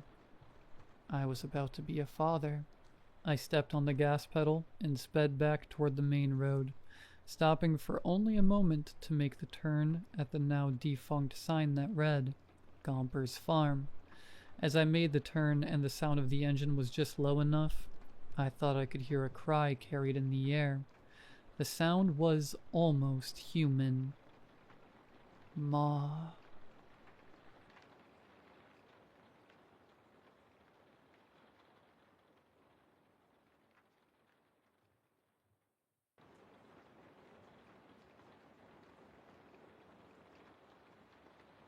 I've been thinking a lot about what I went through that night a couple of years back. I've never had the chance to process it. I think when you go through something traumatic or unusual, you compartmentalize it to the point where it feels like it happened to somebody else. That's what it feels like to me. Back when I was living in a suburb near Pittsburgh, I was making ends meet, but margins were slim and the notion of owning my own house felt like a dream at best. I'd been dating a girl for 2 years, looking for the perfect time to propose, but I just couldn't find the right time and place. But my fortunes were about to change. I got offered a promotion at my job, I'd be a shift manager at a large chemical plant in a couple of weeks. But even better, I got an email about something that might be the perfect time and place for me to finally propose. I was subscribed to a newsletter for a particular singer/songwriter that my girlfriend and I both enjoyed. The first thing we'd ever bonded over was music. There was a promotional campaign where there would be a sneak release of tickets to an upcoming tour, and the first 30 in line would be offered backstage passes. I couldn't imagine a better place to pop the question. Maybe I could get a chance to do it on stage if I asked nicely, but it had to be a surprise, so I kept it to myself. I made up an excuse about going to see my brother and packed a camp-out kit to get in line well and early. The newsletter recommended all of those interested to be in line at least 24 hours ahead of the ticket release. Please be patient and understanding, the email read, and please wait in line. I drove out there early Saturday morning. They'd arranged it as a sort of pop-up store. It was gonna have all kinds of merch, and by opening day, there'd be plenty of people dropping by to get ordinary tickets. But I'd be one of those 30 who got the good ones, come hell or high water. It was awkward getting there, though. They'd shut down 3 of the roads for maintenance, making the zigzag between cones and waiting for traffic in opposing lanes to take a turn. There was an apartment complex nearby, but that had been tented up for fumigation. A couple of nearby stores were shut down after health inspections. All in all, it was just bad timing, and there would be no comforts. But I got a bunch of gear packed. I'd be fine. I had an audiobook, some TV shows, and a lawn chair with a slot for an attachable umbrella. I could sit out there for days if need be. As with most pop-up events, there was no big sign, and the location was closed with metal shutters out front. The only thing that showed that this was the place was a discreet little poster on the side of the door that read, "You made it." The newsletter had mentioned that particular poster. It was all designed in a way to make the release feel exclusive. I got there about 23 hours early, and my heart sank. There were already people in line. Luckily, I only counted 27. But for a short moment, I was ready to throw in the towel. I got to the back of the line, did a second and third count, and breathed a sigh of relief. As long as no one cut in line, I was in the green. So I set up my chair, attached an umbrella to my chair, and got started on the first season of Monk. After a couple of hours, the line had grown to about 50 people before slowing down. Maybe those in the back were hoping people up front would either drop out, or maybe they hoped there'd be extra tickets. The email had mentioned that there might be a couple of extras, but it couldn't be guaranteed. But I was still in the green, so I didn't have to worry all that much. It wasn't an unpleasant place to stay. The building was facing away from the sun, and there wasn't any traffic nearby because all the maintenance. I think the crews had stopped working for the weekend, because there was little to no machine noise.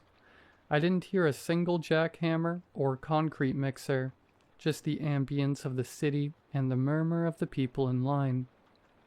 There was a bit of a tussle up front. This one woman was getting up and talking to people. She was hard to miss. She had this neon green band shirt and blue-colored hair. You could see her from a mile away. She went down the line asking if anyone had any antihistamines. Allergy pills. She was having some sort of reaction. Turns out no one had any, so she had to head off to find some. There was a drugstore a couple of blocks away, and the guy next to her promised she could keep her spot. So she walked away, thanking those around her for being so understanding. Thing is, she never came back. Hours later, her spot was still vacant. By dinner time, I kicked up a conversation with a guy next to me. He'd arrived just after I did, so he was still among the first 30. His name was Rodney, and he had this lean metalhead kind of build, arms covered in tattoos, and those kinds of pants with zippers that you can turn into shorts. It didn't look like his kind of venue. "I'm surprising my girl," Rodney smiled. "She loves this stuff." "Same here," I said. I think I might pop the question. "Congrats. Love to see it." He offered me a Coke and I took it.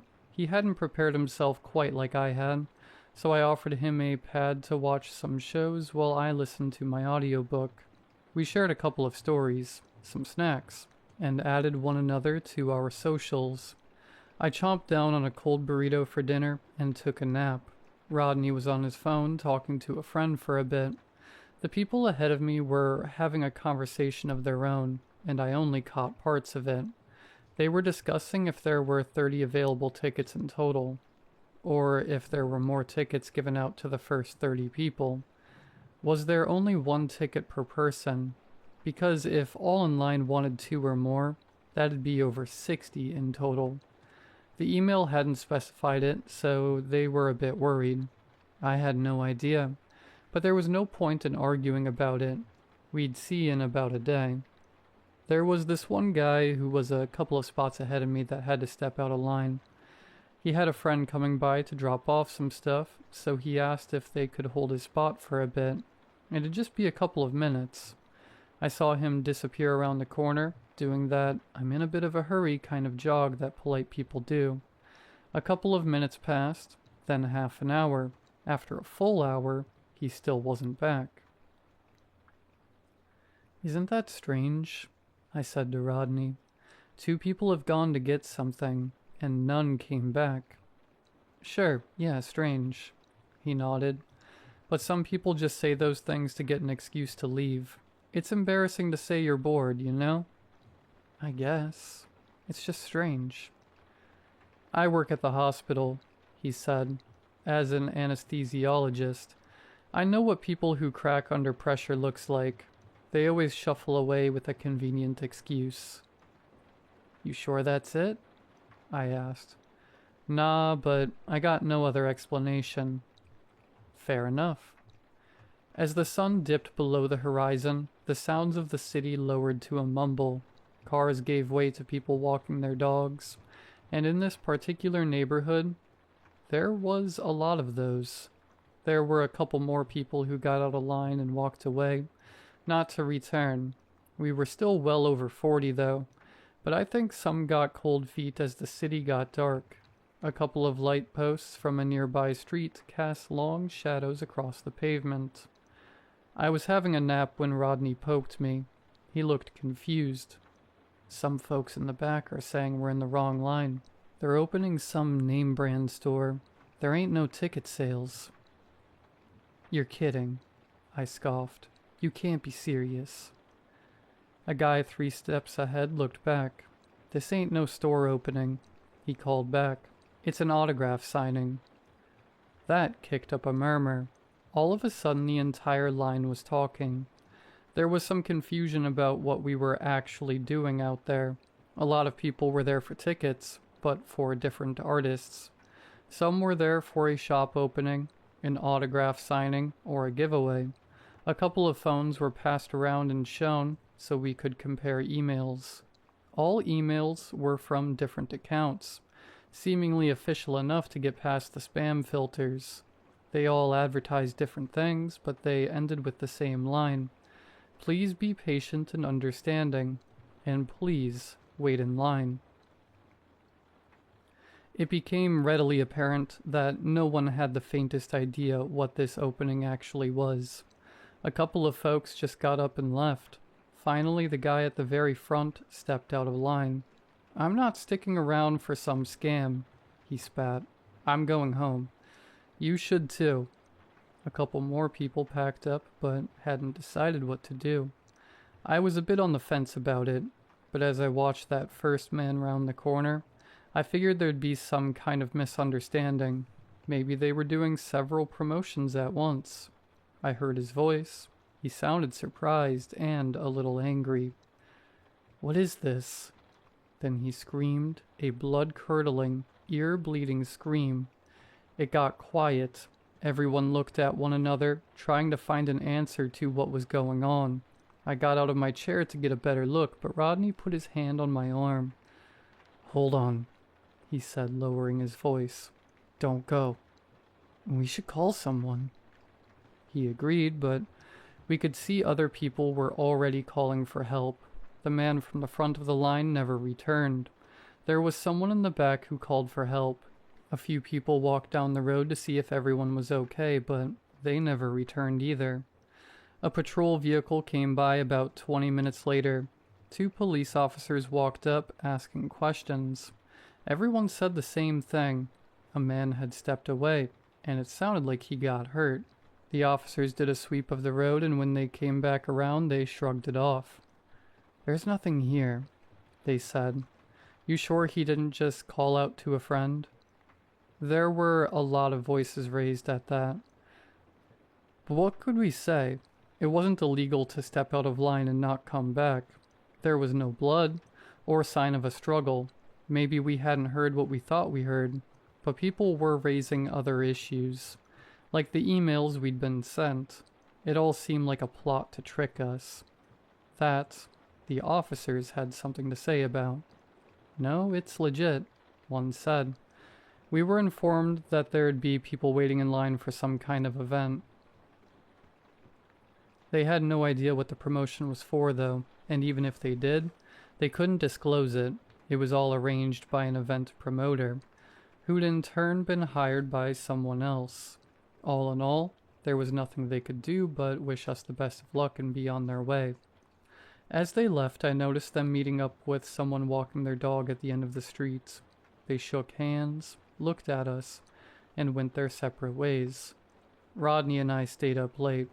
We decided we'd take turns sleeping just to make sure no one took our things.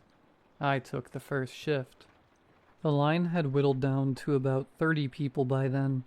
There'd been a lot of people trickling out after the uncertainty of what this was supposed to be. Of course, none of them came back. I didn't hear anything else, but there was this rising unease that there was something inherently dangerous about stepping away. I could hear a couple of people talking about it. That is, until a woman further back had enough. She'd been sitting quietly for a while, listening to people talk over her. "It's not a big deal," she groaned. "Look, I'll walk 1 lap around the building. I'll leave my purse here so you know I'll be back. All right?" Maybe she was tired or frustrated. Maybe she wanted to prove a point. She stepped out of line and rounded the corner with a huff. Judging by the size of the building, it ought to take her a couple of minutes at a brisk walking speed. But as those minutes dragged on into half an hour, it was clear she wasn't coming back. She'd left everything behind, so it was clear this wasn't voluntary. Something had kept her from coming back. No one would willingly leave behind their identification, credit cards, or phone. A couple of people discussed leaving as a group. Someone mentioned leaving while being on a phone call to report back as they went, but no one wanted to take the risk. We didn't know what was going on, and no one was eager to put themselves on the line. Instead, we waited, speculated, and murmured back and forth about what might be going on. Was it a trafficking thing, gang-related? Or was this whole thing just a big misunderstanding? I woke up Rodney around midnight and leaned back in my chair. I told him about the woman leaving her things behind, and I could see something settle on his brow. It was a strange position to be in. We were either completely fine or in incredible danger. But which was it? Which made more sense? I had a nervous sleep. No dreams, just a stream of thoughts. I kept waking up for the dumbest reasons. A car playing loud music a couple streets down, a barking dog, someone throwing away a bunch of glass bottles, just everyday city noise.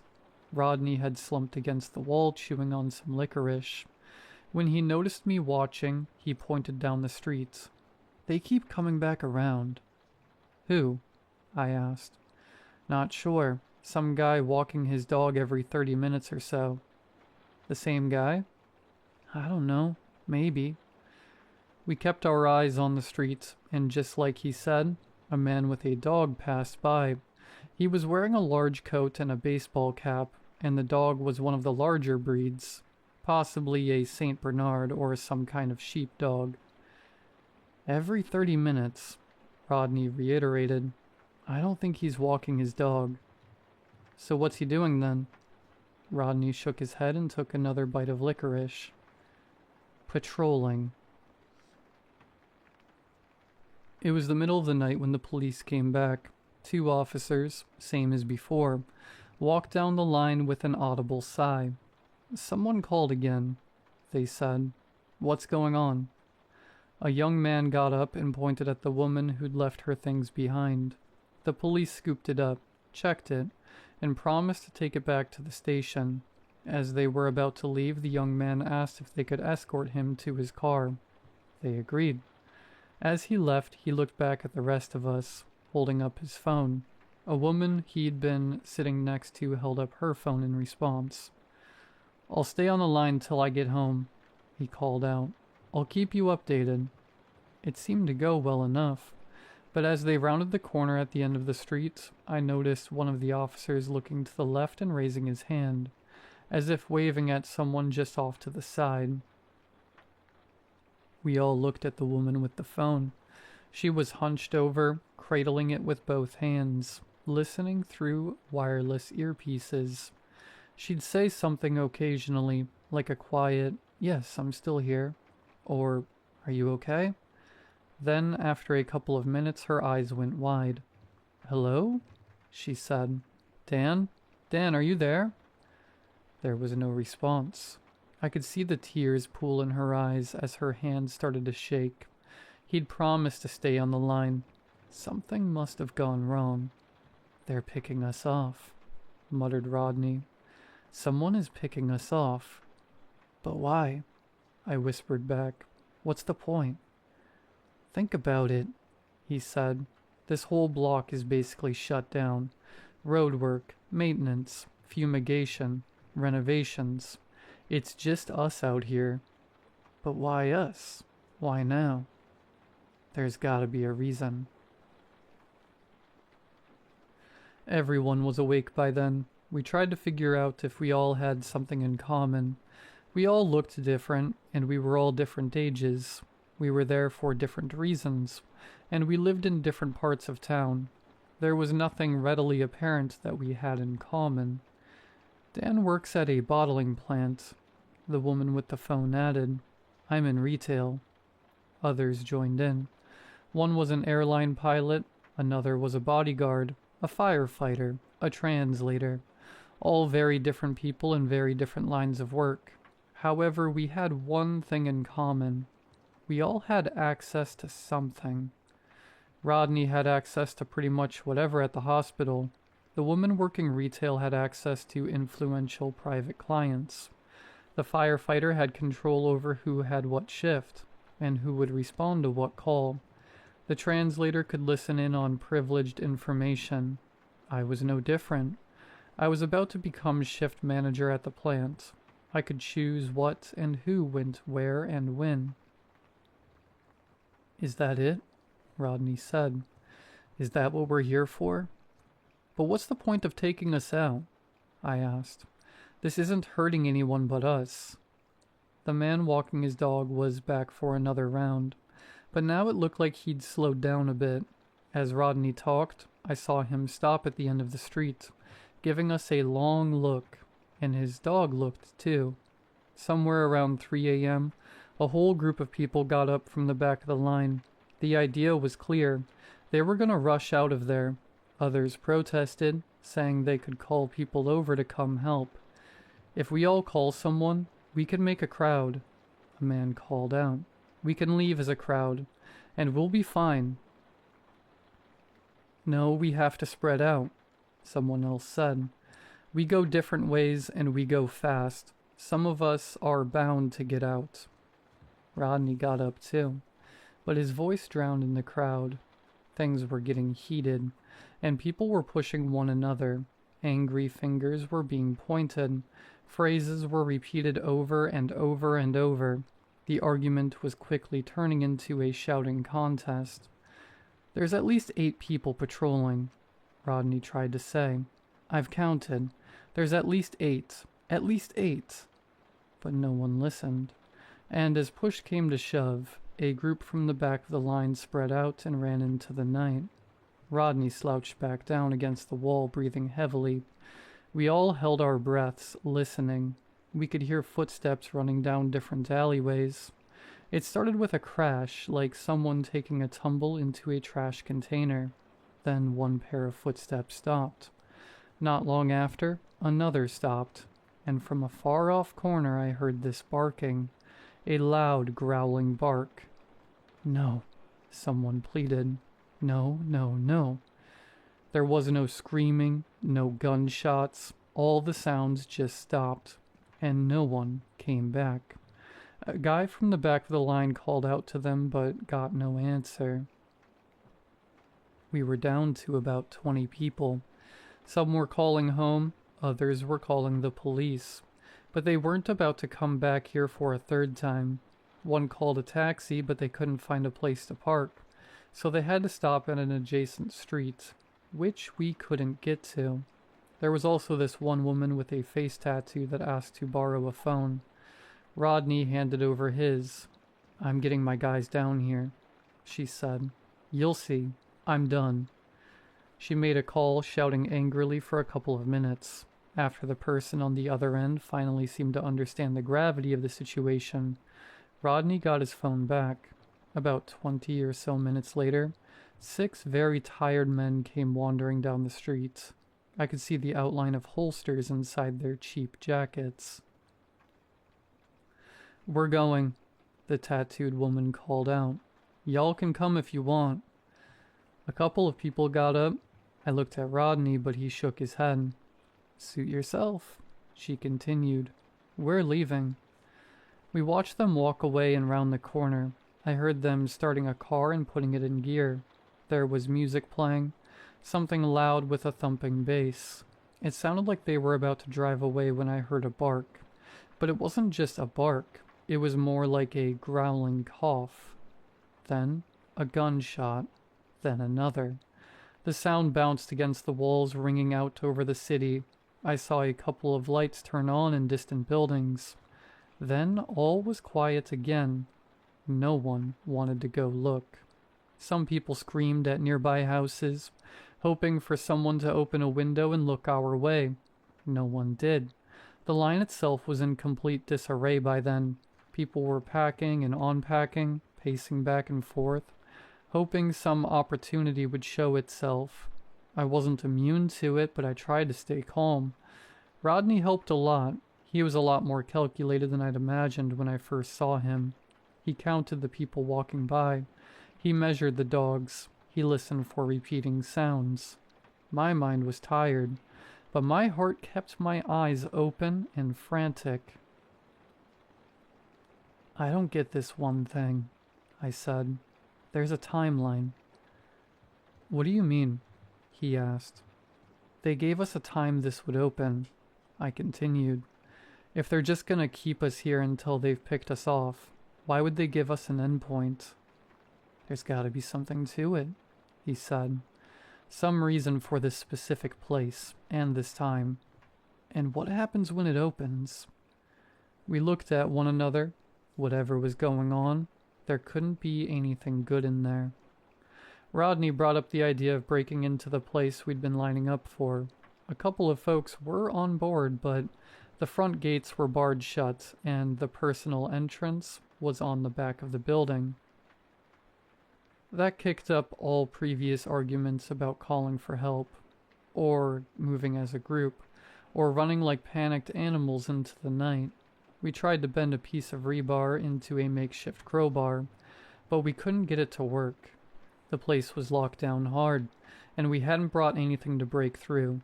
We couldn't do it.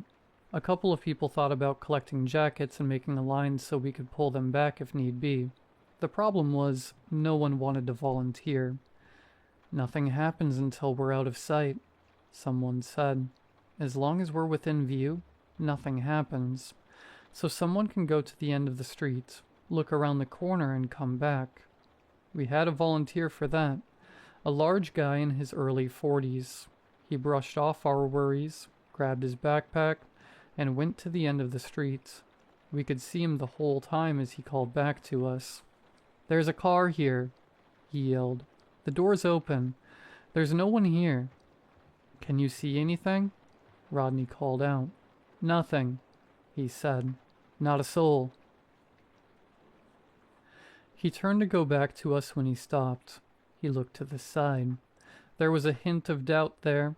Rodney peered up at me, then back at the man. "I think the patrol's coming around," he said. "Any moment now." Suddenly the man started running back to us. By the time he reached us, 3 of us were up on their feet to catch him and slow him down. He was panting like he was having an episode.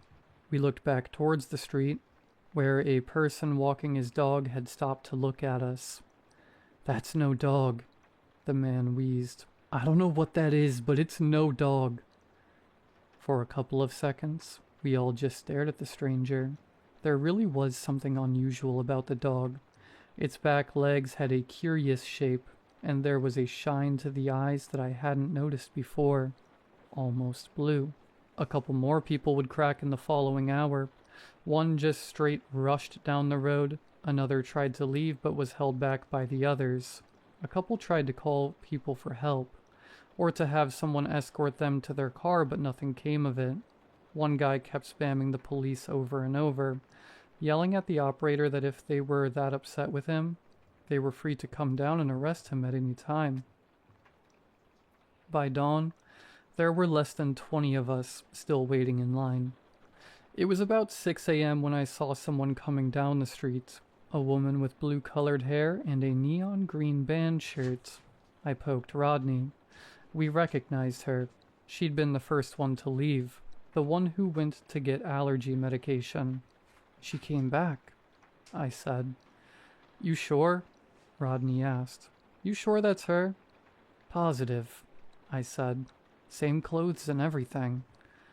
She waved at us. She was smiling and a bit bouncy, like she'd had a good night's sleep. In comparison, the rest of us were nervous wrecks. "I heard there was trouble," she said. "I'm sure it was a misunderstanding." "What happened?" I asked. "Nothing happened," she insisted. "Pills made me sleepy, so I went home. I just came to get my things, see what's going on." I wasn't buying it, and by the looks of Rodney, he wasn't either. Others didn't seem all that sure, but a couple seemed to relax their shoulders a bit. Despite my reservations, she got a lot of people up on their feet. Maybe they really wanted to believe that it was all just a big misunderstanding. And yeah, it was convincing. She'd come back after all, but maybe she was some kind of plant. Or maybe it was just someone who sort of looked like her. About half of all the people who remained joined her. They left together, giving the rest of us a tired wave goodbye. Some broke down in tears. There was this one woman whose face had burned into my mind. She was completely beside herself, shaking like a dry leaf in the wind. "I'm scared, okay?" she cried. "I'm scared. I don't understand what's going on. I just want to go home." She was assured and hugged and led by the hand, and slowly but surely they all wandered off down the streets, and none would return. About an hour later, there were less than 10 of us left. Rodney shook his head as he looked from side to side. "No patrols," he said. "They've missed it 2 times. "You think we can go?" I asked. "No," he said. "Something's up." He shook his head as we looked down the road, only to see someone approaching. It was one of the people who'd been walking their dog, except now they weren't just passing by. They were stopping at the end of the street. A couple more joined, blocking off the other exits. One by one they bent down and let their dogs off their leash. I looked at Rodney. For the first time he looked scared. I could see his chest rising and falling with little claustrophobic breaths. We were being closed in on from all sides. "They've fanned us out," he whispered. "They outnumbered us." "What do we do?" I whispered back. He got up and I followed. Others were taking notice as well, but as we began to spread out, we could see the approaching people moving to intercept. Then, the barking. I'll never forget the moment the dogs stepped out of the shade of the surrounding buildings. They looked almost completely black in the shadows, but they remained equally black when they stepped into the morning light. They had this ink-black, slick skin. Their back feet looked like something from a bird, and the entire body was hunched over on all fours. It was more humanoid than I'd thought, and as they got closer, they stretched out. The smaller of them, at full length, was at least 6'7". One of them looked my way with a shark-like grin, scratching the pavement like an eager dog with long, pointed claws. I looked back at Rodney a final time, and in a split-second realization, all hell broke loose. Someone made a run for it, only to be tackled to the ground. One of the dogs got them by the neck and bit down hard with a sickening snap. One guy tried to climb a light post, hoping he could get up to a window of a nearby building. Two more creatures tore down the light post, breaking it with a snap as he came tumbling to the ground. They were picking us off one by one, killing us, feeding on us. A couple had time to scream for help, but the creatures targeted whoever made noise first. The 40-something-year-old man who'd gone out of the streets earlier was tackled face first into the pavement and had those razor-sharp teeth dug into the back of his neck. My mouth tasted salt as morbid death smells crept up my nose. We didn't stand a chance. There were at least 12 of them, and they knew what they were doing. Rodney and I stayed by the wall, trying to make ourselves as small as possible. I got a good look at some of the dog walkers. A couple of them were complete strangers, but a couple of them I recognized from earlier. They'd been in line just like me and Rodney. Maybe they'd been plants, or something else entirely. The creatures were feasting. One of the handlers went up to the locked building and rolled it open as one of them walked up to me and Rodney. He looked us up and down as one of the creatures settled down by his side, snarling and drooling, starved and ready to pounce. The man adjusted his glasses, peering out from under his baseball cap. "We got any hatchers left?" he called out. The building opened. I couldn't see what was inside from my angle, being pushed up against the wall. "All done," someone responded. "Got them all." The man looked at me and Rodney, was maybe 30 years old, with a fashionable beard. Simple square glasses. I couldn't have picked him out of a crowd. He looked down at the dark creature and adjusted his nondescript baseball cap. "Which one you want?" he asked. "Which did you dream of?" I felt something to my right. Rodney reached out and grabbed my hand, not because we were making a break for it, or to try some last-minute master plan. He was just scared, and when you're scared, you want to hold someone's hand, so he held mine. The creature looked us over, a hint of blue reflected at us from its deep eyes. We fumbled for the right words to say. Some plea, some brilliant last-minute monologue, something to appeal to their sense of kindness and humanity.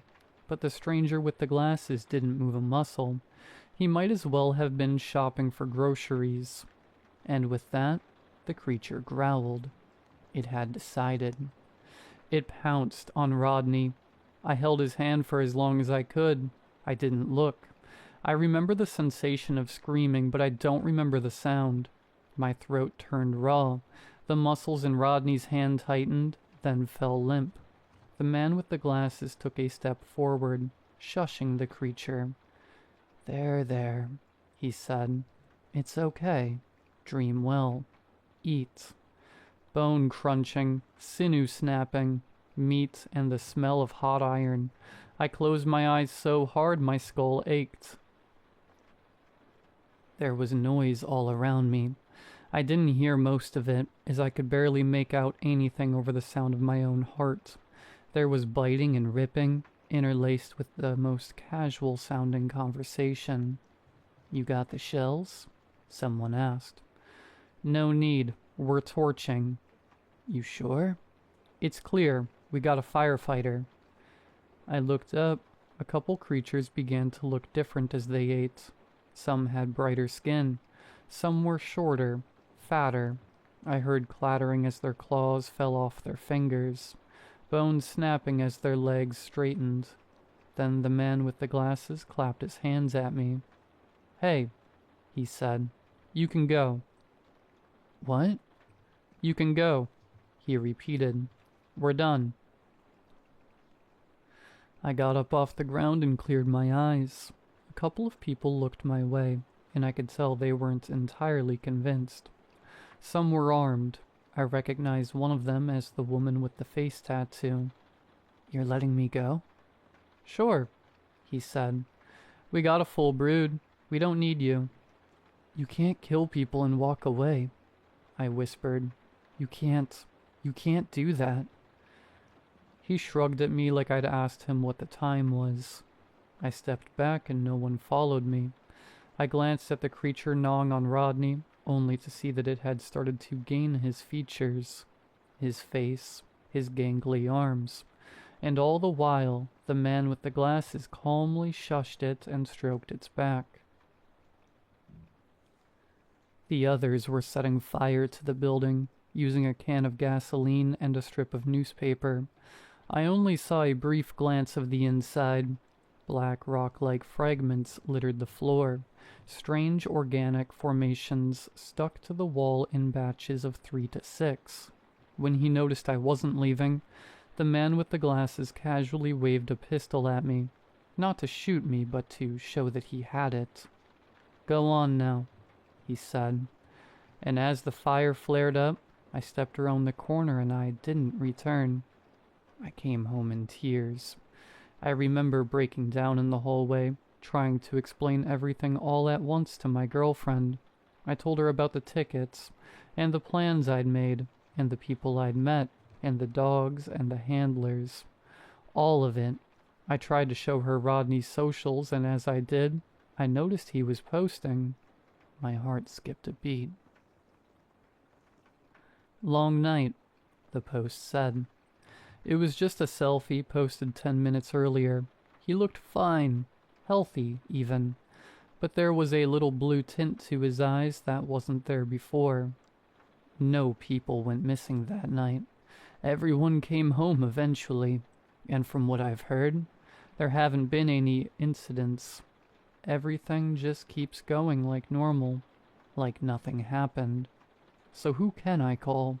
What can I even say?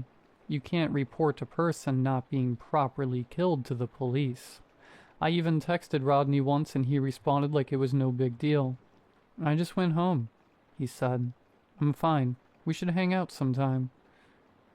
I haven't agreed to it. I don't think I can. I don't even know what to think anymore. About a week or so after all this went down, I got a card. An apology card with a sad blue sunflower on the front. Inside was a handwritten note. "Sorry for the inconvenience," it read. There were 2 tickets to the concert, backstage passes. I ended up going. I proposed. I think I recognized a couple of people in the crowd, but I'm not sure. Now, years down the line, it all feels like a nightmare. I can't point to a single thing and say, "Hey, look, it really happened." There are no witnesses, and in the eyes of the law, no crime has been committed. But I know what I lived through that night. That'll stay with me forever. And I know this was violent, and ugly, and sick. But that email asked me to wait patiently, and maybe that's what saved my life in the end. Maybe I'm still waiting. But for what?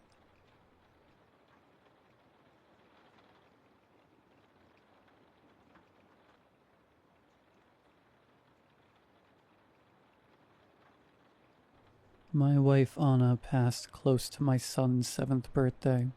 She was off visiting her family in Mexico and suddenly fell ill. About 72 hours from her showing the initial symptoms, we were told she'd passed away. I can't properly describe how devastating it was. I'm not going to go into that. Not here. I've lived in Guatemala my whole life. Well, I've been both north and south of the border a couple of times. There had always been something pulling me back to my home country. Anna and I had lived in Antigua ever since Gaspar was born, but we'd always talked about moving to the East Coast. She was born there, and it always seemed like a nice place to raise kids. Now, we only had time to have one child, but I was going to give him the best life I could afford. I mean, it's not like we didn't try to have more. Things just didn't work out that way. I could still see her whenever I saw my boy. He had her eyes and her brown hair. I couldn't look at him without remembering the promises we'd made. So a couple of months after Anna passed, I packed our things and moved. No more waiting.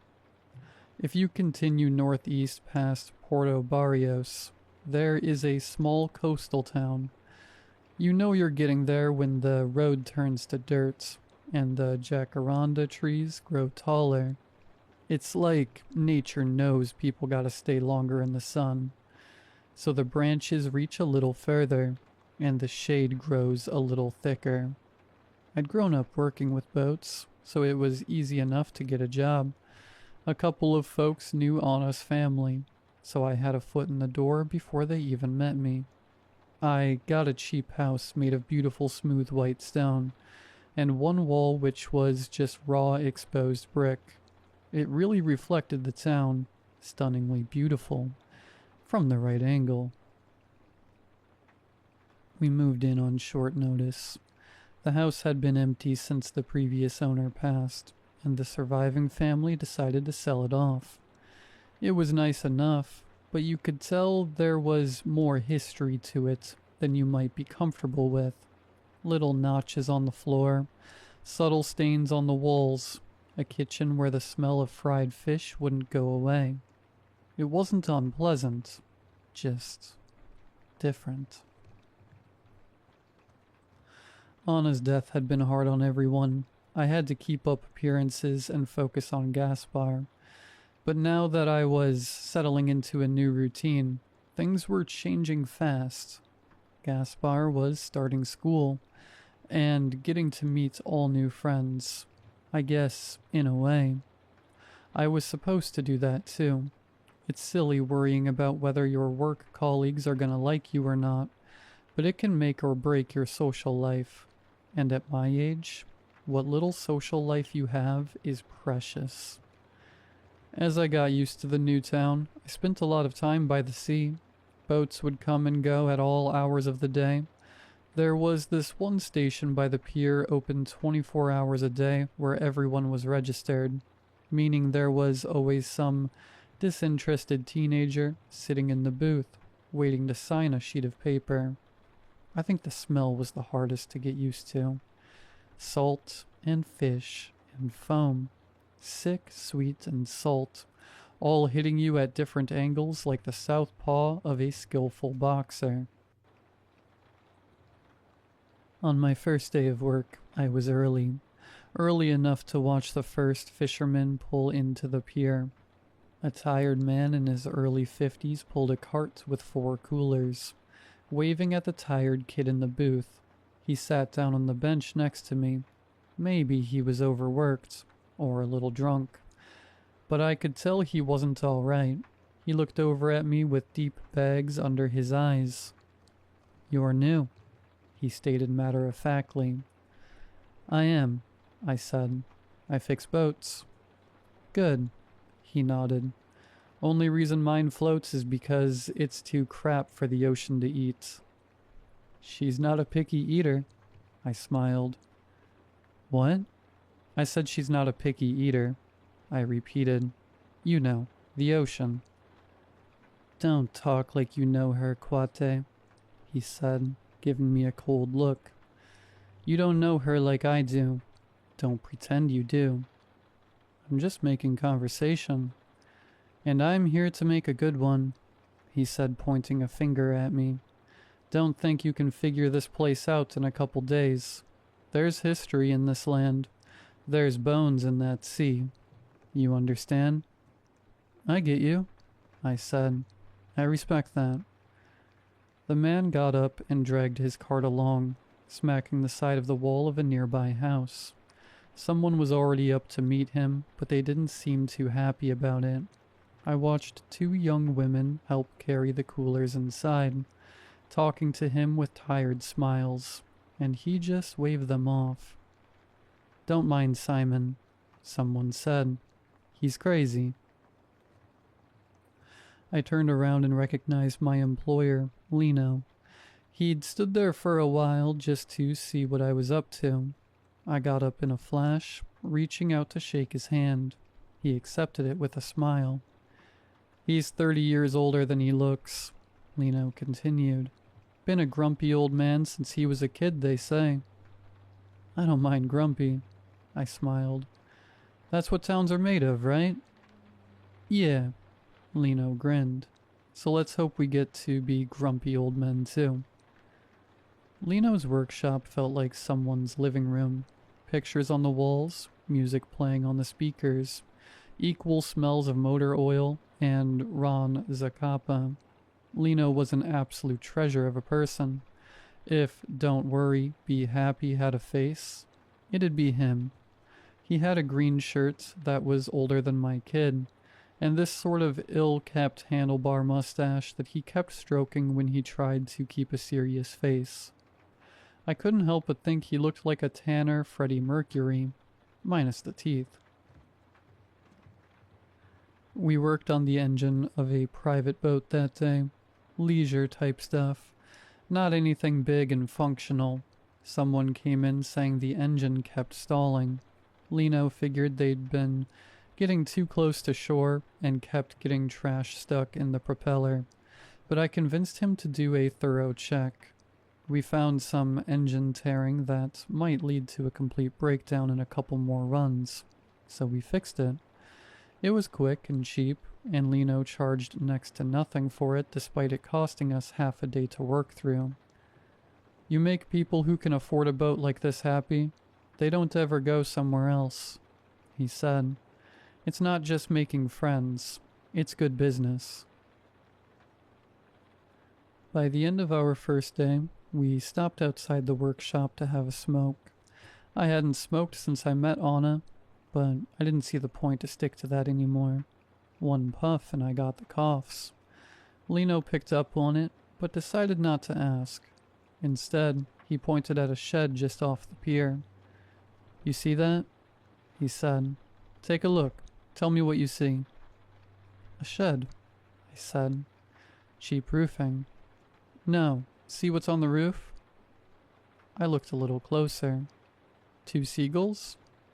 That's right, Lino said. 2 seagulls. Now, have you noticed something strange about them?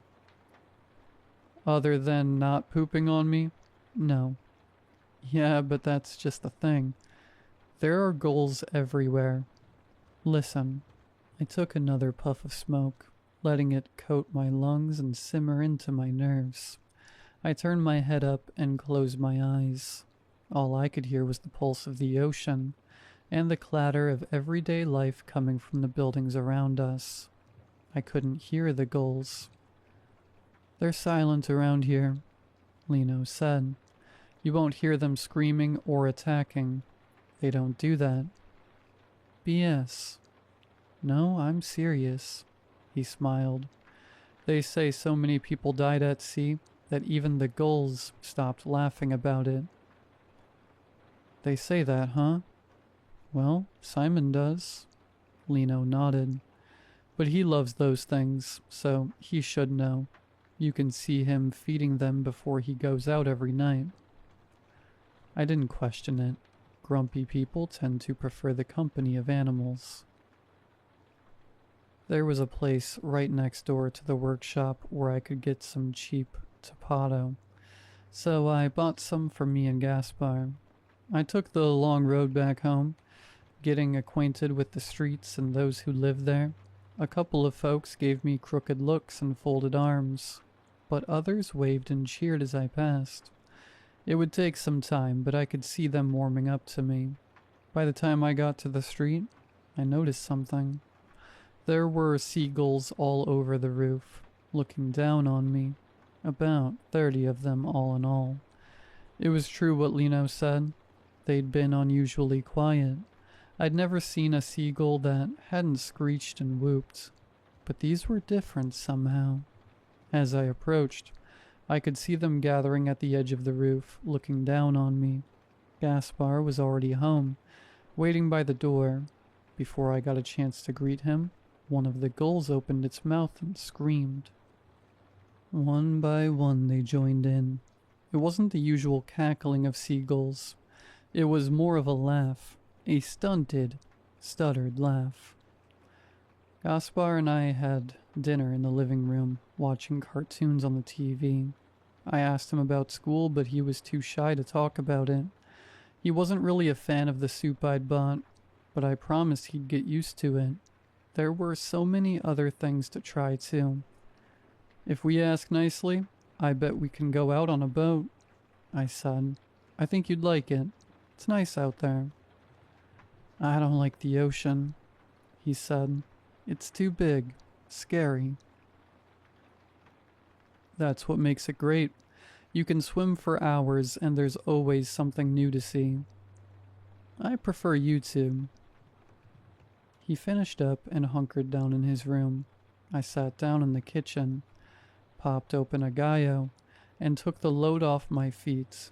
But even then, I noticed a gull on the fence outside, staring right into my kitchen window, and the moment our eyes met, it laughed, and not in the way that gulls usually do. The following morning after I sent Gaspar to school, I met Simon by the pier again. He had 5 coolers that morning, a successful trip, it seemed. He sat down on the same bench, sighed, and gave me a tired side-eye. He didn't have much to say, so I decided to take the lead on this one.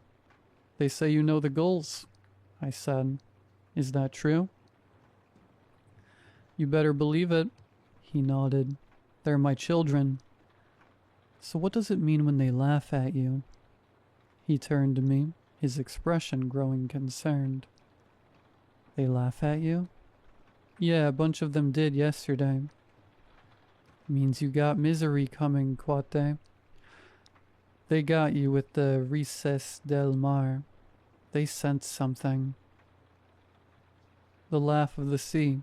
Simon even had a name for it. They sense that darkness in you, Quate.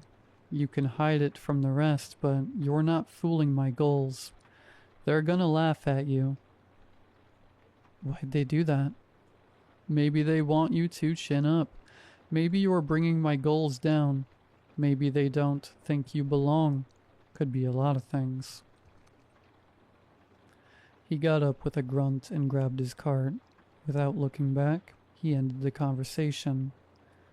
You think you belong here? He chuckled. You think this is meant for you?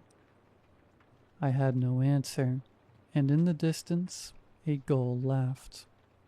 I spent a couple of days working with Lino to get into the rhythm of things. Just like he'd said, the rich client came back with another boat. This one was more of a touch-up job rather than a pure fix. We just looked it over, cleaned it a bit, and called it a day. Took us just a couple of hours, and paid more than the last job 2 times over. We took some time working with the local fishermen. Quick fixes, mostly. Lino introduced me to half the town. I got told more names than I could count. One guy, son of another guy, cousin to a third guy. There was the dumb guy with the hot sister, the even dumber guy who married her. This was a town of stories and lives, and I was jumping straight into it with both feet at once. I stepped out of that workshop feeling lighter than I'd been in weeks. There was that glimpse of something new, that maybe, if I worked hard, I could make a life for myself. Then I peered up at the rooftops, and there the gulls sat, laughing. I felt my smile fade. They could see past it all. They could see and laugh at my pain. It was there, hidden under a vain attempt at fitting in. "Don't let them get to you, compa," Lino said. "It's just birds." But it wasn't that easy. I'd hear them every morning as I went to work. I'd see them on the rooftops, looking down on me. They never laughed at anyone else. Not Simon, not Lino, not the dumb guy with the hot sister. No one, just me. The risa del mar, the laugh of the sea. Maybe Misery didn't love company. Maybe she just lives by the coast. Sometimes the gulls would get louder. Sometimes the gulls would get louder. Whenever I stubbed a toe or stalled an engine, they'd laugh even harder. I would be so prepared to hear them that I'd get distracted, which would just cause more misfortune. I once tried bribing them, putting out a bowl of cooked, unsalted rice. They wouldn't touch it. They just circled it, picked at it, and laughed. I'd never seen a bird reject a free meal. One night as I went to bed, I thought about the people that used to live in that house. They'd slept in that room too, coloring it with their little dreams and hopes. I could almost see myself in 30 years, just like they did, laying in that same room, dreaming the same dreams. But in those moments, the space next to me felt colder than ever. I missed Anna with every breath of every day, but in those cold hours of the night, it just hurt a little more. And in those moments of weakness, where a tear might chase its way down my eyes, I'd hear the gulls outside laughing. "Please stop," I'd whisper into my pillow. "Please stop laughing." That just made them laugh harder, louder. "I've done you nothing. Please." But they didn't stop. They'd laugh all night, hoping to wound me for just a little longer. Lino had a slightly different view of things. He and the other locals stuck to this one saying that would slip out every now and then. "El que mucho se asante, pronto deja de hacer falta." Or, "He who is often absent stops being missed." You have to put yourself out there if you want to be part of things. So instead of wallowing in self-pity, I was gonna have to put myself on the line. Now, Lino never once asked me about Anna and our lives together. He'd heard a little about it, and he knew better than to ask. So instead, he just did his best to bring me along. Fishing trips with some of his cousins, late nights at the bars watching sports and drinking rum. Gaspar would stay at a friend's house. He was quicker to pick up friends than me, I figured.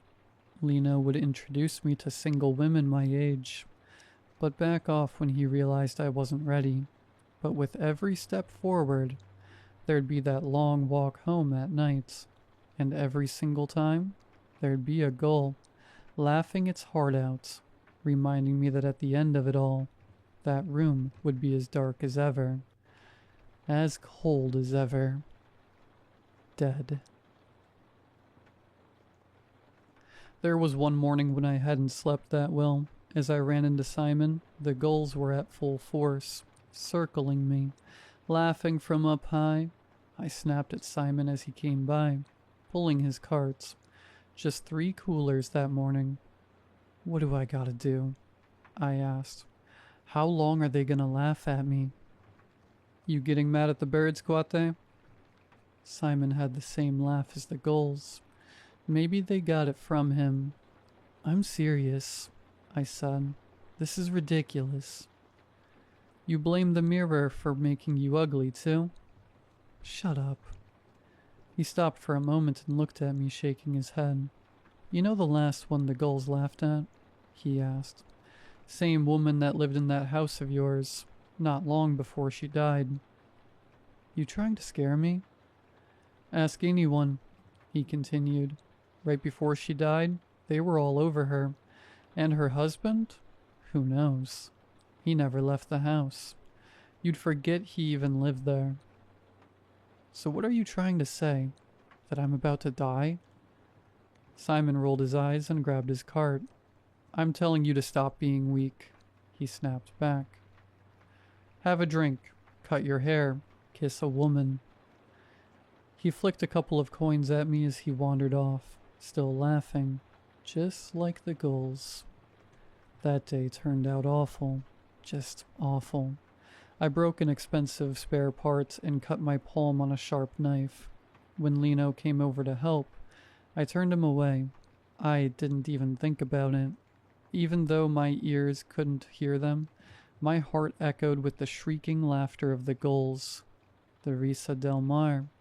When I sat down to clear my head, Lino joined me, giving me some time to calm down.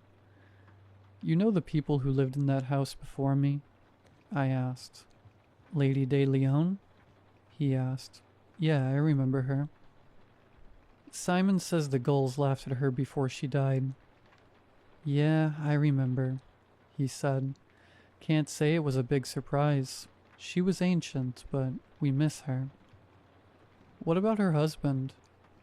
Lino raised an eyebrow at that.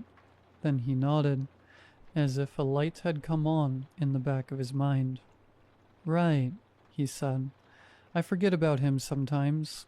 He never left the house, but you could see his stupid red hat in the windows. Did he die too? I suppose he did. Lino nodded. I can't remember. Coming home that evening, I anticipated the gulls sitting in a row along the roof laughing at me. They knew I'd had a bad day, and they weren't about to let me forget it. But they weren't there. The house was empty, not a single gull, not a hint of a laugh. It was nice in a way. It showed me a home the way it was meant to be seen. I wouldn't dread going to sleep that night, but I still felt like something was off. For all the unease those birds brought me, there was something stranger about them suddenly going away. Had I done something wrong? Gaspar? I called out. I'm making shrimp. You want coconut rice or the usual? There was no response. I walked out into the hallway looking around. He wasn't in the living room, not in the backyard either. By the time I dug through his room, I could feel my pulse rising. He wasn't hiding. He wasn't coming out. I called out and there was no response. Gaspar? I kept calling, but he wasn't out back or out front. He wasn't coming down the road. I expected his voice, but got only echoes of mine. He should have been home by now, and the seagulls were gone. I called his school, but he wasn't there. I asked for the name of his friend, so I could see if he stayed with them for dinner, but I got an unusual response. What friend? Turns out, Gaspar had been having trouble in school. He had trouble relating to the other kids, and they had trouble fitting him into groups. He wouldn't get into fights, but he would blend into the background. They'd forget he was even there. I called every kid in his class, asking if they'd seen my boy. Most of them didn't know his name. No one had seen anything. He just put on his backpack and wandered off, like every other day. Or so they thought. They couldn't remember for sure. Finally, I turned to Lino. I asked him to reach out to everyone he knew. My boy is missing, I stuttered. You must help me. I must find him. You have a kid? He asked. Of course, he's Gaspar, my boy. You never talk about him, Lino said. I'm sorry, I didn't realize. I have a son, I emphasized. I'll make some calls. What does he look like? I looked at one of the pictures on the wall. Gaspar, Anna, and me. It was blurry, sun-bleached. Brown hair, I said. He has brown hair. What else? I didn't have an answer. For some reason, I couldn't think of anything. Not his eyes, not his smile. I could barely even imagine his voice. I hung up on Lino and looked out the window. A single gull sat on the fence outside, its head cocked to the side. They weren't laughing anymore. If anything, it seemed concerned. I drove around town asking anyone and everyone if they'd seen him. A boy walking around with a backpack, looking lost or scared. No one had seen him, heard him, nothing. Finally, I drove by this run-down little one-story house, its walls patched with driftwood planks and sheet metal. It was impossible not to recognize the man swaying back and forth in a hammock on the porch. Simon, listening to his radio. I stopped. I wanted to ask him if he'd seen my boy, but I knew the answer already. Instead, I got out of my car and called out to him. "Did you ask them to do this?" I yelled. "Is this you?" "Is this what?" He yelled back.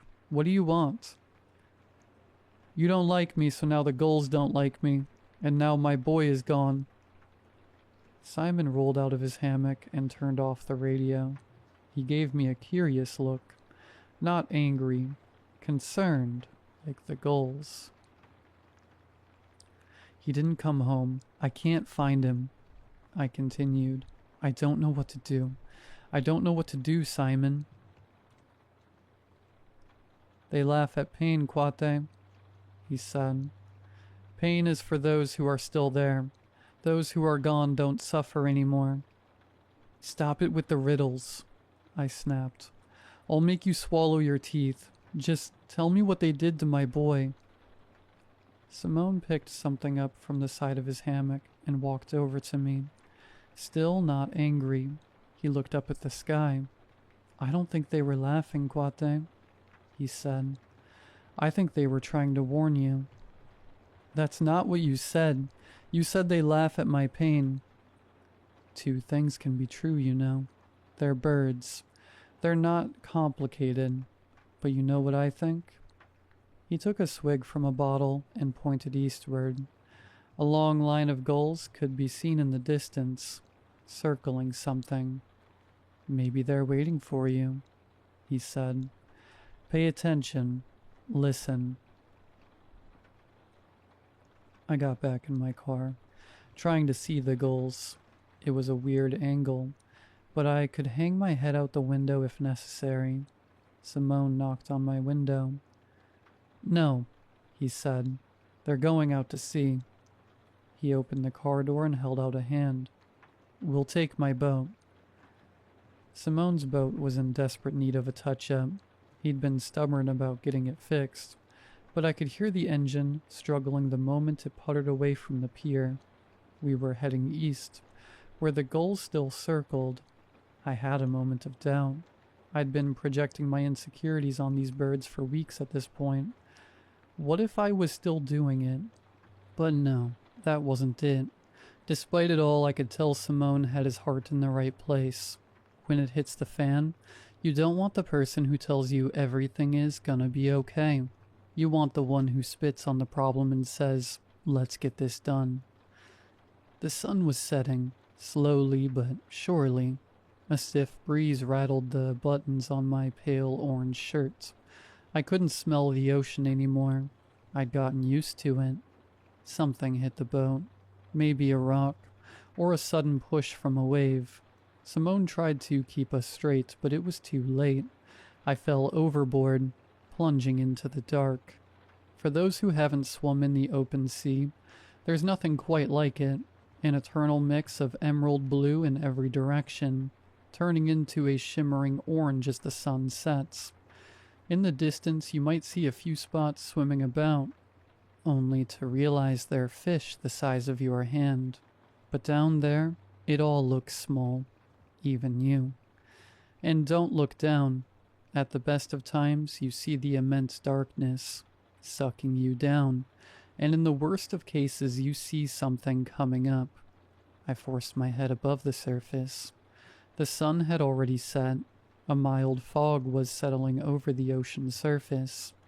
I couldn't see anything. Left, right, it was all just water. Waves pushing me in every direction, grabbing a hold of me. I could feel a chill reaching up to spill the warmth in my chest. My toes were already tingling. As I kicked, one of my shoes came off, tumbling downward like a slow leaf in the wind, rocked by invisible currents. I called out to Simone, but I could barely hear my voice over the waves. There was no way he'd hear me over the engine. Then again, I couldn't even hear him anymore. He must have kept going, or sunk. But I could hear something else. Seagulls. I listened and swam until my arms ached. My eyes burned from the salt. I could feel my legs taking longer and longer to kick as my head dipped further under the surface. I had trouble getting my mouth up. I swallowed a mouthful of salt water as my rhythm broke, and in another 2 kicks, I was submerged. I counted to 30, kicking as hard as I could. Then, out of nowhere, my toes touched sand. I pulled my way onto a long deserted beach. Not a bird among the trees, no insects in the bushes. A steady wind pulled on the leaves of the blue sunflowers resting under the sweet gum trees, making them rattle like a dry applause. Then I saw people, just a couple of them standing further in by the tree line. Dark, tired eyes, lips so chapped they looked like leather, a man with a broken shirt hanging off his left shoulder, a middle-aged woman in a folk dress. As I approached, they stepped back. "I need help," I wheezed. "I need to find my boy." They didn't say a word. I took a couple steps forward and they faded into the dark, disappearing into the shade of the trees. They left no footsteps in the sand. There were so many more. The further I went and the closer I looked, I saw them. Quiet people, looking on from afar. If I got too close, they'd step away. If I stopped to look, they did the same. Dark, tired eyes, asking me silent questions. Some of them looked old, not in age, but in clothes. 100 years, 200 years, maybe 1,000. One of them was an old man with an unusual red bucket hat. I looked a little closer but couldn't figure out what he reminded me of. Perhaps I forgot. I'd been so preoccupied with my own troubles and woes that I hadn't considered Gaspar. I hadn't stopped to make sure he was okay. Much like the rest of town, and even his school, I'd forgotten about him. Maybe that's what the gulls were laughing at. Not me messing up another social faux pas with Lino and the boys, but me forgetting to check in on my boy. "I'm sorry, Anna," I muttered as I dragged my feet through the cooling sand. One shoe missing. I was just looking at me. It was just about me. I forgot. There was a fire up ahead, a campfire on the beach. Stepping closer, I could see 2 people sitting on a log, staring into the flames. A tall man and a boy. I recognized neither. I was having trouble focusing on the man. One moment he was tall and slim, the other he was short and fat. He was young, he was old. He was handsome, he was ugly. He would shift and turn as if to change whenever I thought I had an idea of what he looked like he refused to be what I expected. I took a deep breath and stepped forward. The words didn't come from him. Instead, they came from the tree line. A dozen dialects all at once. A single chorus of voices. "I cannot care for you," they said. "I'm looking for someone," I said. "I don't need you to care." "Who are you looking for?" A cacophony, struggling voices, having been dormant for years. I'd hear them fight to remember the words and to roll their stiff tongues. "My boy," I said. "I'm looking for my boy." "Is this him?" they asked. I looked at the boy by the fire. I couldn't say. I couldn't place him in my mind. I could only remember what I'd said about him, or what others had said. I could remember Anna telling me how she loved his curly brown hair, but I couldn't picture it. "I care for him," they said. "I do not forget." The voices crackled, breaking into monotones. "They left me in the woods," a man said. "I slept in the mountains. No one came to find me," said another. "I fell over. They kept going. There were hammerheads in the water. They never asked my name." People abandoned, forgotten, sacrificed, left to die by the side of the road or stuck in a mountain crevice. "If he is here, you must find him," the choir said. "Will you look?" "I will look," I agreed. "I'll look anywhere." "You may have to stay for long," they said, "until perhaps you are forgotten too." "I don't care." "Good." In the blink of an eye, I was along a country road. My leg was broken. I was screaming for help, but no one came. The flies wouldn't stop gathering on my face, picking at dry blood, pain, desperation. They should have been there hours ago, but they forgot. Bleeding through the night, passing from warmth to cold to warmth again, serenaded to the other side by whispering insects.